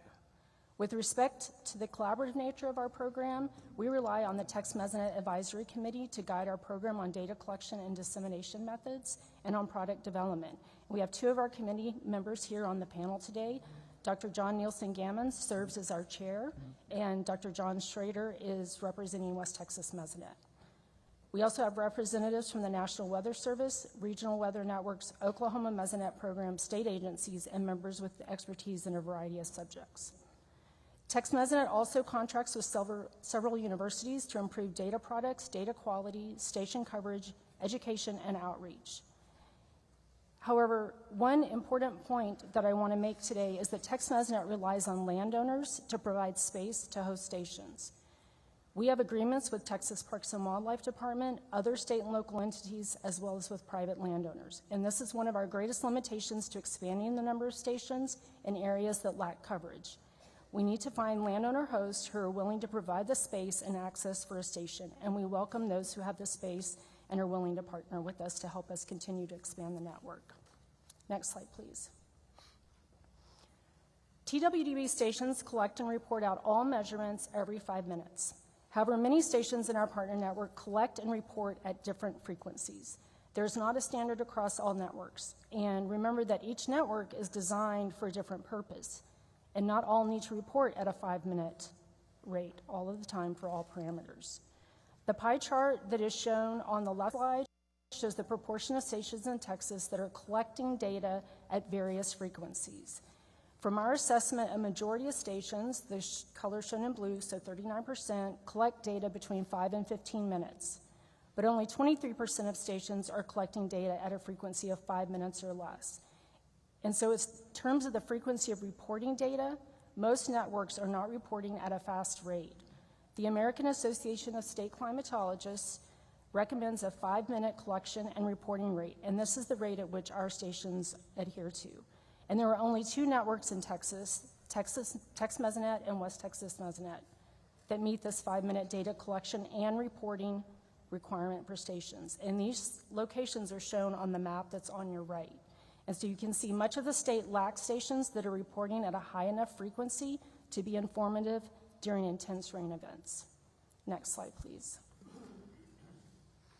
On this slide, we wanted to show why it's important to have 5-minute rain data. You can see here a graph for rain gauge data at the Kerr Wildlife Management Area. It's within the watershed of the North Fork of the Guadalupe River. In this graph, the orange line represents data at 5-minute intervals, and the gray line represents a 1-hour reporting interval. If I can draw your attention to the yellow highlighted area, between 3 a.m. and 4 a.m., we can see how receiving information in 5-minute intervals allows for quicker decision making. And I want to note here that at 3 a.m., we already had 2 inches of rainfall in the watershed, and we were about to receive 3 more inches. So having a 5-minute data reporting rate is extremely important for monitoring intense rain events such as this, where rain fell at a rate of ½ an inch every 10 minutes for that period of time. And so we would encourage a 5-minute rate of reporting for all partner networks if the National Weather Service and emergency responders agree that it would be meaningfully helpful during such events. Next slide, please. I want to close by describing the two ways in which we access our data. Our data is accessible. First, TWDB station data is delivered from our stations to our cloud server via AT&T's FirstNet communication platform, and then it goes to our online web viewer at textmesonet.org. The viewer is the most common way to interact with the data. It contains TWDB station data, which is pulled from our cloud server. It also contains active radar precipitation visuals and data from over 3,500 stations within and surrounding Texas. For the viewer, we also pull data from non-TWDB stations. So we pull that from Synoptic and from West Texas Mesonet. The main landing page is available in Spanish and English, and additional pages provide precipitation and temperature maps and allow for limited data downloads. During the July 2025 flood event, Text Mesonet stations were reporting near real-time data, and the viewer remained operational throughout the event. Users of the viewer include the National Weather Service Hydrologic Service coordinators who've used this viewer at the State Operations Center and as part of their briefing notices. Other users include educators, news meteorologists, general public, emergency responders, farmers, and more. Next slide, please. The second way to access our data is through Synoptic, who pulls our data from our servers into their database. Once the data goes to Synoptic, it is available to be downloaded for use by anyone for whatever purpose they need. Synoptic houses TWDB data, partner data, and data from other public and private entities. And within Synoptic, the National Weather Service is able to use the Meteorological Assimilation Data Ingest System, MEDIS, to access this data. And so to recap, we have two ways in which this data is available for events such as this. Our data viewer, which is helpful during an actual event to see the event as it unfolds, and then via Synoptic, where raw data can be downloaded for scientific analysis or use in modeling. And so this concludes a high-level overview of the Text Mesonet program at the Texas Water Development Board. I thank you to the committees for your interest and attention in our program. We are also appreciative of the support this program has and continues to receive from the legislature. We believe Text Mesonet offers great value to Texans, and we welcome all suggestions Thank you very much. Make this program more beneficial. Thank you very much for that. We'll be back to you shortly. Please proceed. Just state your name and tell us what you're here for. Thank you. My name is John Nielsen Gammon, College Station, Texas. I'm the Texas State Climatologist, Professor of Atmospheric Sciences at Texas A&M University, and the Director of the Southern Regional Climate Center. Chairman Perry, Chairman King, and committee members, let me say at the outset I hold deep sorrow for the victims of the Hill Country floods this month, their families and friends, and everyone else who's been touched by this disaster. In the interest of time, I'm going to hit the key points of my written testimony here. I was appointed the Texas State Climatologist by Governor Rick Perry in the year 2000. The mission of the office is to help the state of Texas make the best possible use of weather and climate information. The Office of the State Climatologist, or OSC, has no statutory responsibilities for disaster planning and response. Indeed, there is no enabling legislation for the OSC. The office was created at Texas A&M by Governor Briscoe in 1973 in response to a pullback from NOAA, from state-level climate services. We receive no direct baseline funding through the state budget. Our operating budget is provided by Texas A&M University. We also receive occasional funding from state agencies for particular projects.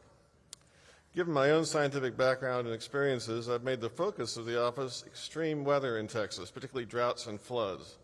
Much of this research and service is directed toward understanding extreme rainfall risks, which in turn can inform planning and preparedness activities. In my testimony, I highlight a few examples, and I provided a more detailed list as an addendum to this testimony. In 2005, we analyzed every rainfall event in Texas from 1948 to 2002 that produced at least 20 inches of rain. There were quite a few such events. We also looked at computer simulations with rainfall in one particular event that happened to be the July 2002 event that Jean Honore just mentioned. We found that for events like this, it was not possible to predict the locations of extreme rainfall at the county level a day or two in advance with computer models, no matter how good the data is. I also work directly with state and local agencies when requested, such as TDM, ERCOT, the PUC, the Railroad Commission, and TCEQ, and TWDB. For Harris County Flood Control District, we look specifically at the new numbers from NOAA Atlas 14, which is the document that lays out how much rainfall you expect in a 100-year event, and considered whether those numbers were too high for southeast Texas because of Hurricane Harvey skewing the statistics, or alternatively, whether they were too low because of climate change. We concluded it was some of both. The 100-year amounts are probably overestimates for the present-day climate, but in 3 or 4 decades, the climate will catch up. We later broadened our study to look at all the south and southeast United States and found that overall the amount of rainfall with a 1% chance in any given year has increased by about 15% over the past several decades. What particularly concerns me are the implications for all the places outside of southeast Texas, like Kerr County, that didn't get a Harvey bump in their statistics. For them, the official 1% annual rainfall numbers and floodplain extents are likely already too small because they assume there's been no trend in extreme rainfall. There are things going on right now that try to fix the problem. NOAA has work in progress, for example, due to their own study mandated by Congress. But the TWB has contracted with me to develop new extreme rainfall return values for Texas that take historic trends into account. I brought in colleagues from A&M and from Rice University to help on the project. We're testing out some strategies we think will produce more reliable numbers than what NOAA will be coming up with. We're in the final stages of that study now, and we expect the results to be available sometime in the fall. Now I wish to talk specifically about the Hill Country floods and some recommendations regarding them. This being Texas, there are plenty of past floods in this very river basin that in different parts of the basin rivaled or exceeded what happened on July 4th at or upstream of Comfort. July 1869, September 1915, July 1932, August 1978, and July 1987. More broadly, various historic precipitation totals in the Hill Country are sobering, keeping in mind that the Guadalupe River flood was caused by 10 to 15 inches of rain, and the floods near Mason County and Leander were produced by about 20 inches. September 1921, east of Austin, 36 inches of rain in 18 hours, a United States record at the time. July 1932, Mountain Home, about 20 miles upstream, 19.6 inches in 6 hours, over 33 inches in 24 hours.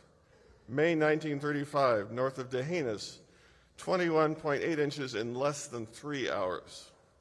June 1948, Sycamore Creek, 36 inch total. June 1954, Pandale, 35 inch total. August 1978, between Hunt and Medina, over 48 inch total rainfall over 2+ days. Based on a simple count of these events, we should expect a 35-inch rainstorm, which would be well over a 1,000-year event, somewhere in the area, on average, every 2 decades. Now, that doesn't seem possible if it's a 1,000-year event, but keep in mind, it's a 1,000-year event at any given particular location, and every individual location has its own odds. Regarding weather warnings, getting warnings is one thing from the Weather Service. Determining the proper action is another. Sometime in the middle of the night, the situation changed from there's a flash flood, appropriate action is to stay indoors and not drive, to there's a flash flood, appropriate action is to seek higher ground if you're less than 20 feet above the river, or then less than 25 feet, or less than 30, or possibly less than 50, as the situation evolved. And the weather warnings did not keep pace with that threat and with the change in action necessary. But during the past 23 years, there's been 111 flash flood or flood warnings issued by the National Weather Service specifically for Hunt, Texas. It's critical that any future warning system clearly identify the appropriate action to take, and that action needs to have a reasonable probability of actually being necessary under the circumstances, or people will again start ignoring the warnings. And furthermore, that action to be supplemented by education on which places are at risk and what to do, how to evacuate any given location. Regarding better data and models, I'll focus on models of the atmosphere that predict precipitation. The Weather Service runs several models, short range to long range. The shorter range models have higher resolution, can actually resolve thunderstorms. Most private companies don't run their own models. They take the NWS models and forecasts and apply them specifically to customer needs. With the threat of extreme rainfall a day or two in advance, or even understanding the rainfall potential during the event, it's remarkable to me how poor the National Weather Service models were at providing a 24 or 48-hour warning of this event. Probably other models didn't do much better. Part of the problem is that in Texas, the air that makes extreme rainfall enters the state from over the Gulf or northern Mexico, where observations are scarce or of lower quality. I've heard the key tip-off of heavy rain potential was the Thursday morning weather balloon launch from Del Rio. Why Del Rio in particular? Believe it or not, Del Rio is the only upper air station along the Texas border between El Paso and Brownsville, a distance of over 700 miles.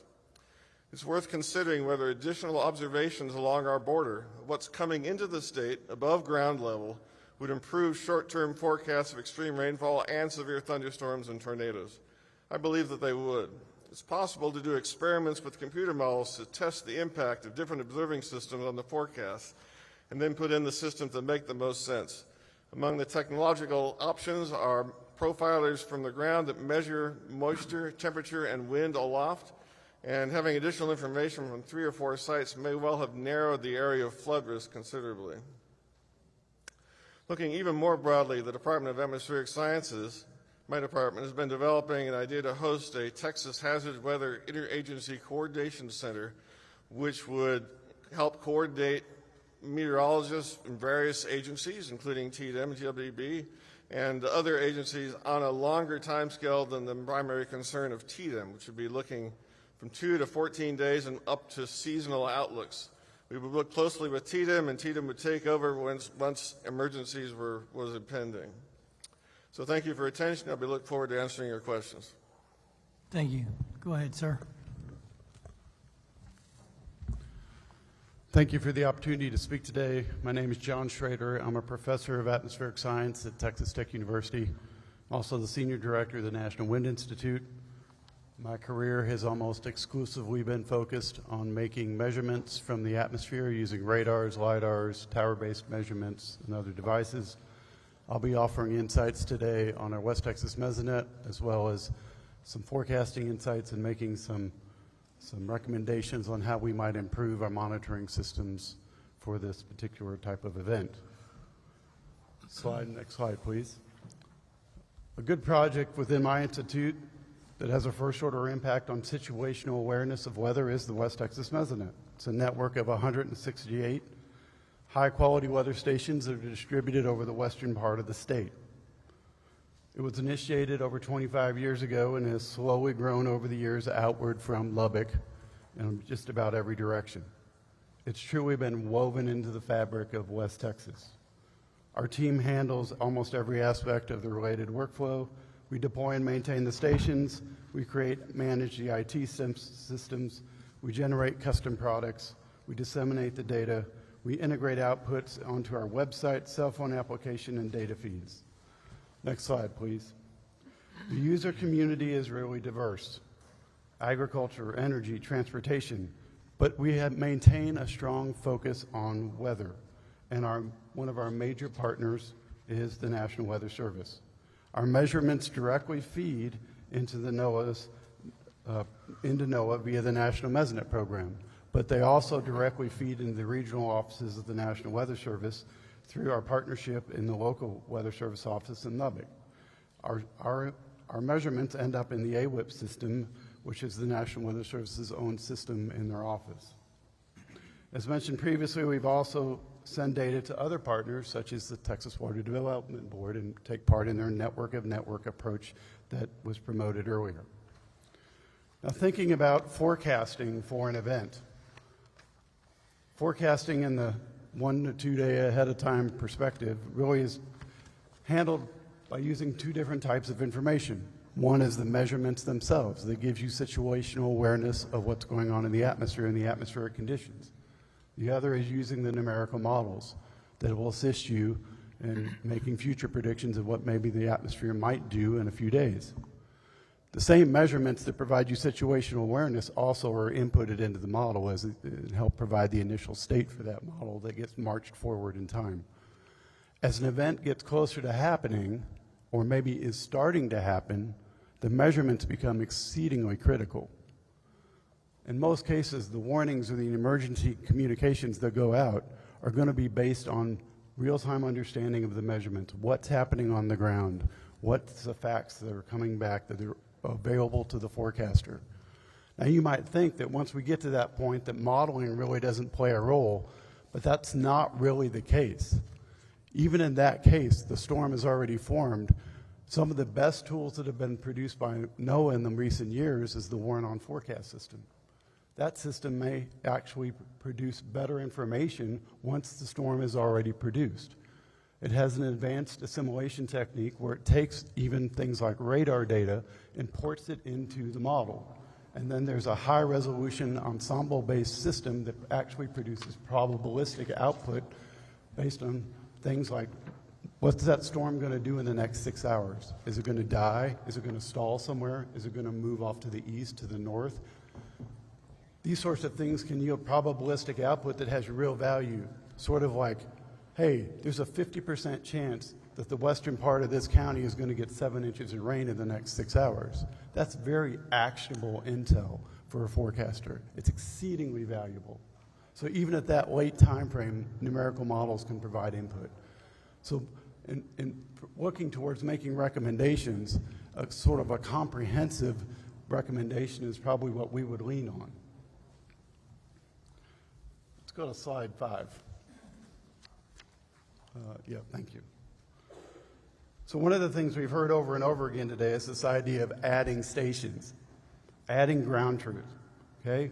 Filling gaps in existing networks, whether that be rain gauge gaps or high quality mesonet stations. The map that's shown there is from the region and includes the West Texas mesonet stations and the high quality Texas Water Development Board stations.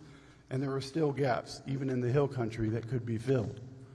And we've heard numerous times today the idea of filling rain gauge gaps and maybe strategically placing rain gauges in certain places upstream where creeks and streams are especially vulnerable. Next slide.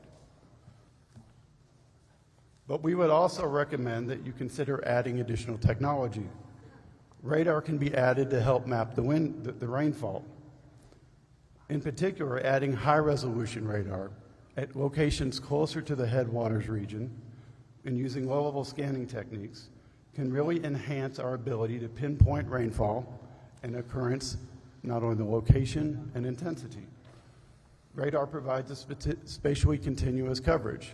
That's advantageous. And when you merge high-resolution radar data with the ground-based truth underneath of it, with the rain gauges and the high-resolution weather stations, that provides the most effective way to monitor rainfall. It's actually the best tool we have in our toolkit. Next slide. The other recommendation we would make is that Texas consider setting up its own Texas Prediction Center. This would not be something that would replace NOAA. Rather, it would just complement NOAA's own national forecast models. In this particular case, we believe that it would focus on the 0 to 48 hour period. It should use high resolution systems that can better model thunderstorms and more accurately produce rainfall intensities. At the same time, we believe it should use an ensemble approach. So it can capture uncertainty, highlight extremes, and provide probabilistic forecasts. You remember before, one of the things I said was this nice tool that NOAA has called the Warn on Forecast system. NOAA decides each day where to apply that system. It's applied on a subgrid across the country. And if they usually try to find places where there's going to be high impact weather to apply it. Well, if there happens to be a tornado outbreak focused for Iowa and a flooding event focused for Texas, there's a pretty decent chance that we would lose that fight. And I think one of the things that we should do is set up a Texas system and bring that Warn on Forecast system architecture over to that system so that we're never left out. We always have our forecasters have access to that level of information because it is really valuable from their perspective. So I've been talking a lot about forecasting and these systems and what they could provide. Obviously, the output can impact much more than just a forecaster. That output can impact weather warning systems. That output can impact how agencies prepare to respond to an event. That output can be handed downstream to someone who's going to model the hydrology. If we can provide a probabilistic output of the weather output and hand it to a hydrologist, they can provide probabilistic output for the stream. And so we can build upon these ideas downstream and build a better system. The fundamental idea here is we want to arm our forecast and our decision makers with the best possible information we can, with the best possible tools to do their job. And we believe following through on recommendations like this would take a giant step forward to do that. Thank you. Next. Yes, thank you. First of all, I greatly appreciate the invite from the chairs and the committee members here. I'm Phil Bedient at Rice University. I run the SPEED Center, Severe Storm Prediction, Education, Evacuation from Disaster Center. It's been in place all the way back to for about the past 15 years. In the aftermath of this devastating storm in 2025, it's clear that the need for reliable real-time flood warning systems has never been more urgent. The meteorologists up and down the table here that have just presented have set me up very nicely because, again, at the end of the day, the rain hits the ground, and that's where the issue is, with the runoff and the floods that ensue. So it's never been more urgent. While rural and urban areas experience flooding in different ways, both face life-threatening risks without timely information. For decades at Rice, SPEED has led efforts in flood modeling and disaster preparedness. The state-of-the-art model flood information and response system called FIRST provides accurate real-time forecasts to protect and critical infrastructure and communities in the Houston area in 4 major watersheds within the downtown Houston area and outer reaches as well. The system's capabilities are applicable to both urban centers and rural regions nationwide where flash floods occur. The floods happen fast, and as extreme weather events are becoming more common due to all sorts of changes, we're seeing these happen more frequently, especially in the last 15, 20 years. In Houston alone, we've just been hammered over there, but nothing as devastating as what hit here in the Hill Country. The designer of this system and the way in which we pulled this together, and my colleague here, Dr. Nick Fang at UT Arlington will speak next. We helped put this together to create early possible warnings and ideally hours before flash flooding occurs. So it's a unique approach, and it actually started more than 25 years ago with work on the Texas Medical Center post-Tropical Storm Allison. So it was initially developed there. It serves as a critical decision support tool for emergency management. It provides data every 10 to 15 minutes over a variety of the watersheds, and it instantly displays flood risk in a very easy-to-use visual map. Now, by that I mean we get rainfall on the ground in visual maps, and those are provided in some of the handouts that I've given to you. But in addition, we also get to see in the background we have built out about 100 floodplain maps, and these maps are driven by amounts of rain that vary from 5 to about 18 inches in the upstream and the downstream portion of these watersheds. And that combination of rainfalls then provides 100 floodplain maps. As the radar falls each 15 minutes, those floodplain maps are selected and shown, and basically you're seeing that rain passing through the watershed, and so it has a timing sequence associated with it. So FIRST was created to serve essential facilities, critical facilities, hospitals, nursing homes, fire stations, communities. It could be camps, it could be whatever that are vulnerable to flooding.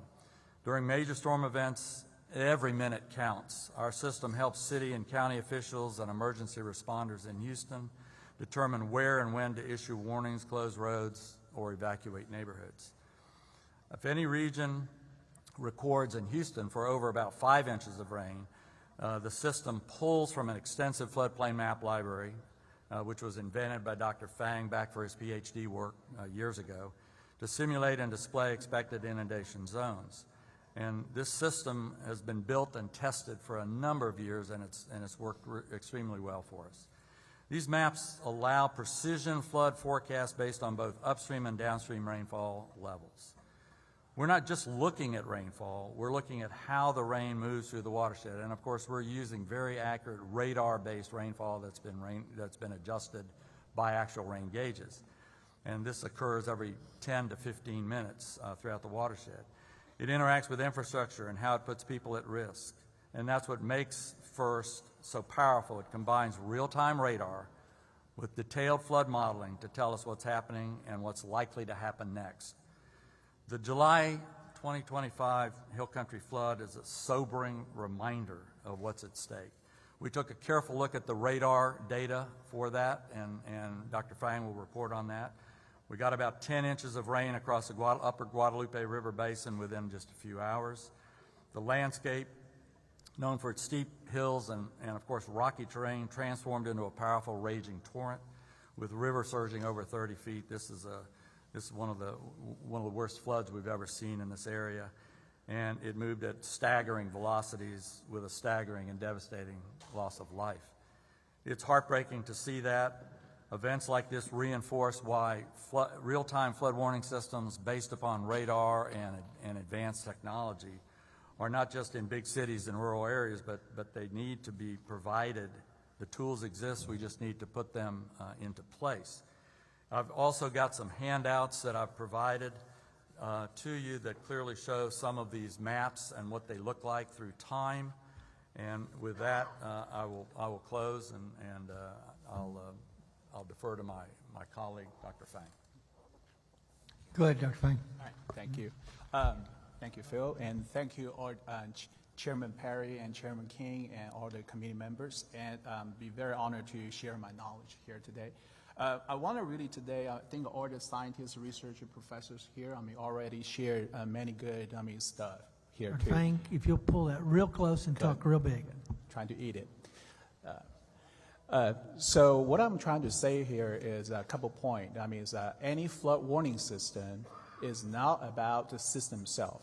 It needs a couple things. One is the infrastructure, which is all the model and the system itself, computer infrastructure. And second one here is human being, because you cannot really solely depend on, the system itself and to make a decision, there too.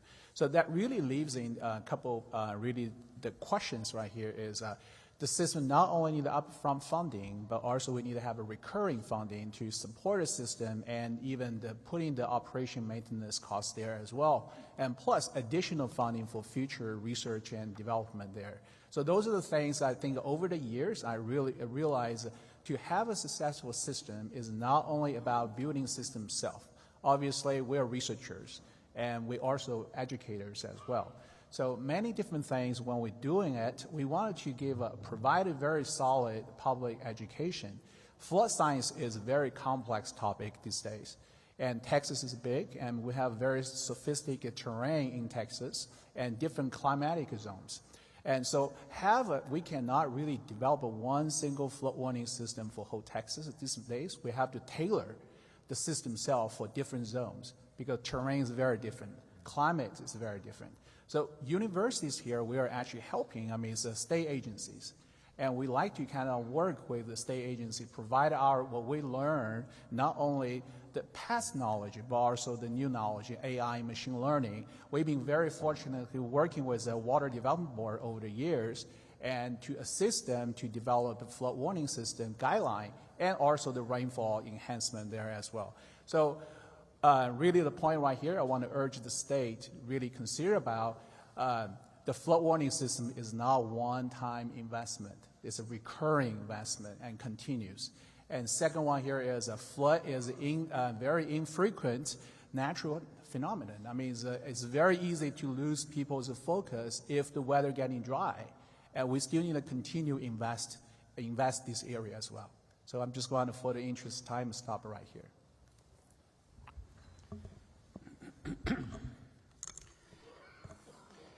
Chairman Perry, Chairman King, members of the committees. I'm David Maidment, Professor Emeritus of Civil Engineering, representing the Center for Water and the Environment of the University of Texas at Austin.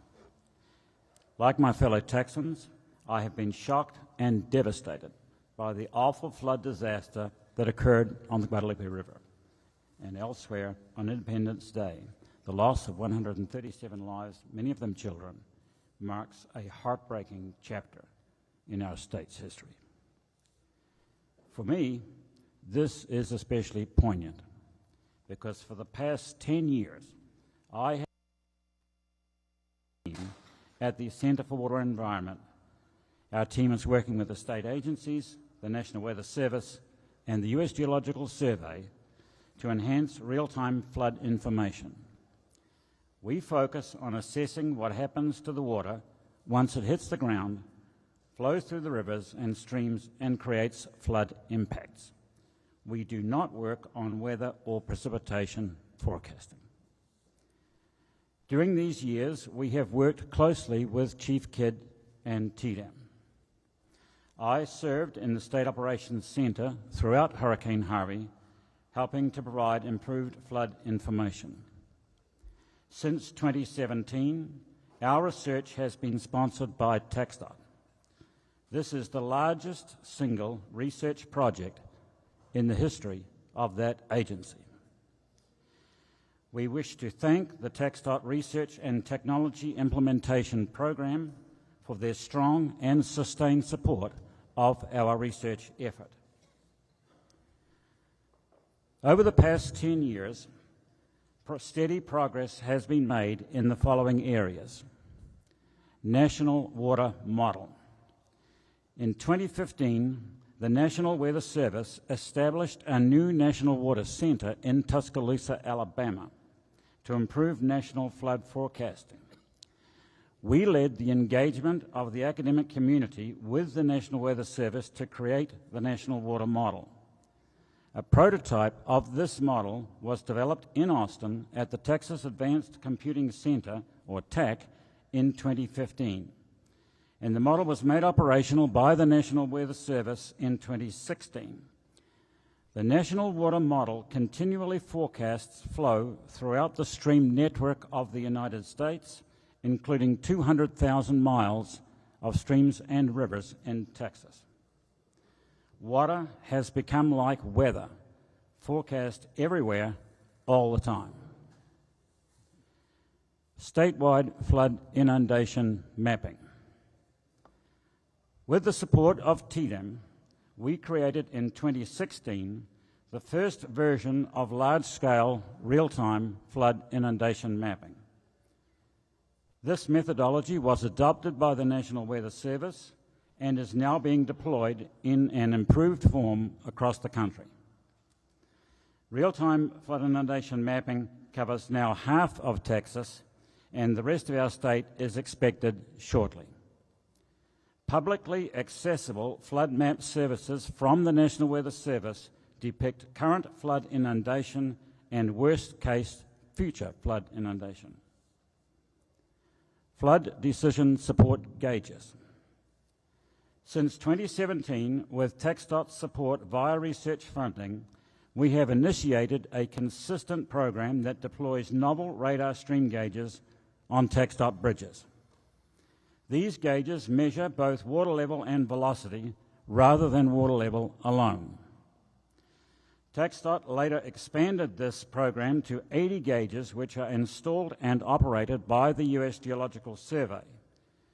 We call these flood decision support gauges because they measure stream flow during flood events.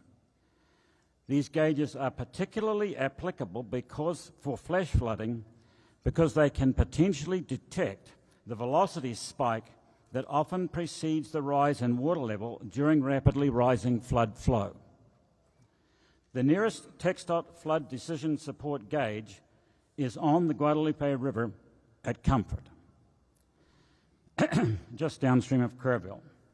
Provisional data provided by the USGS for the July 4th flood show that the water level began rising there at 8 a.m.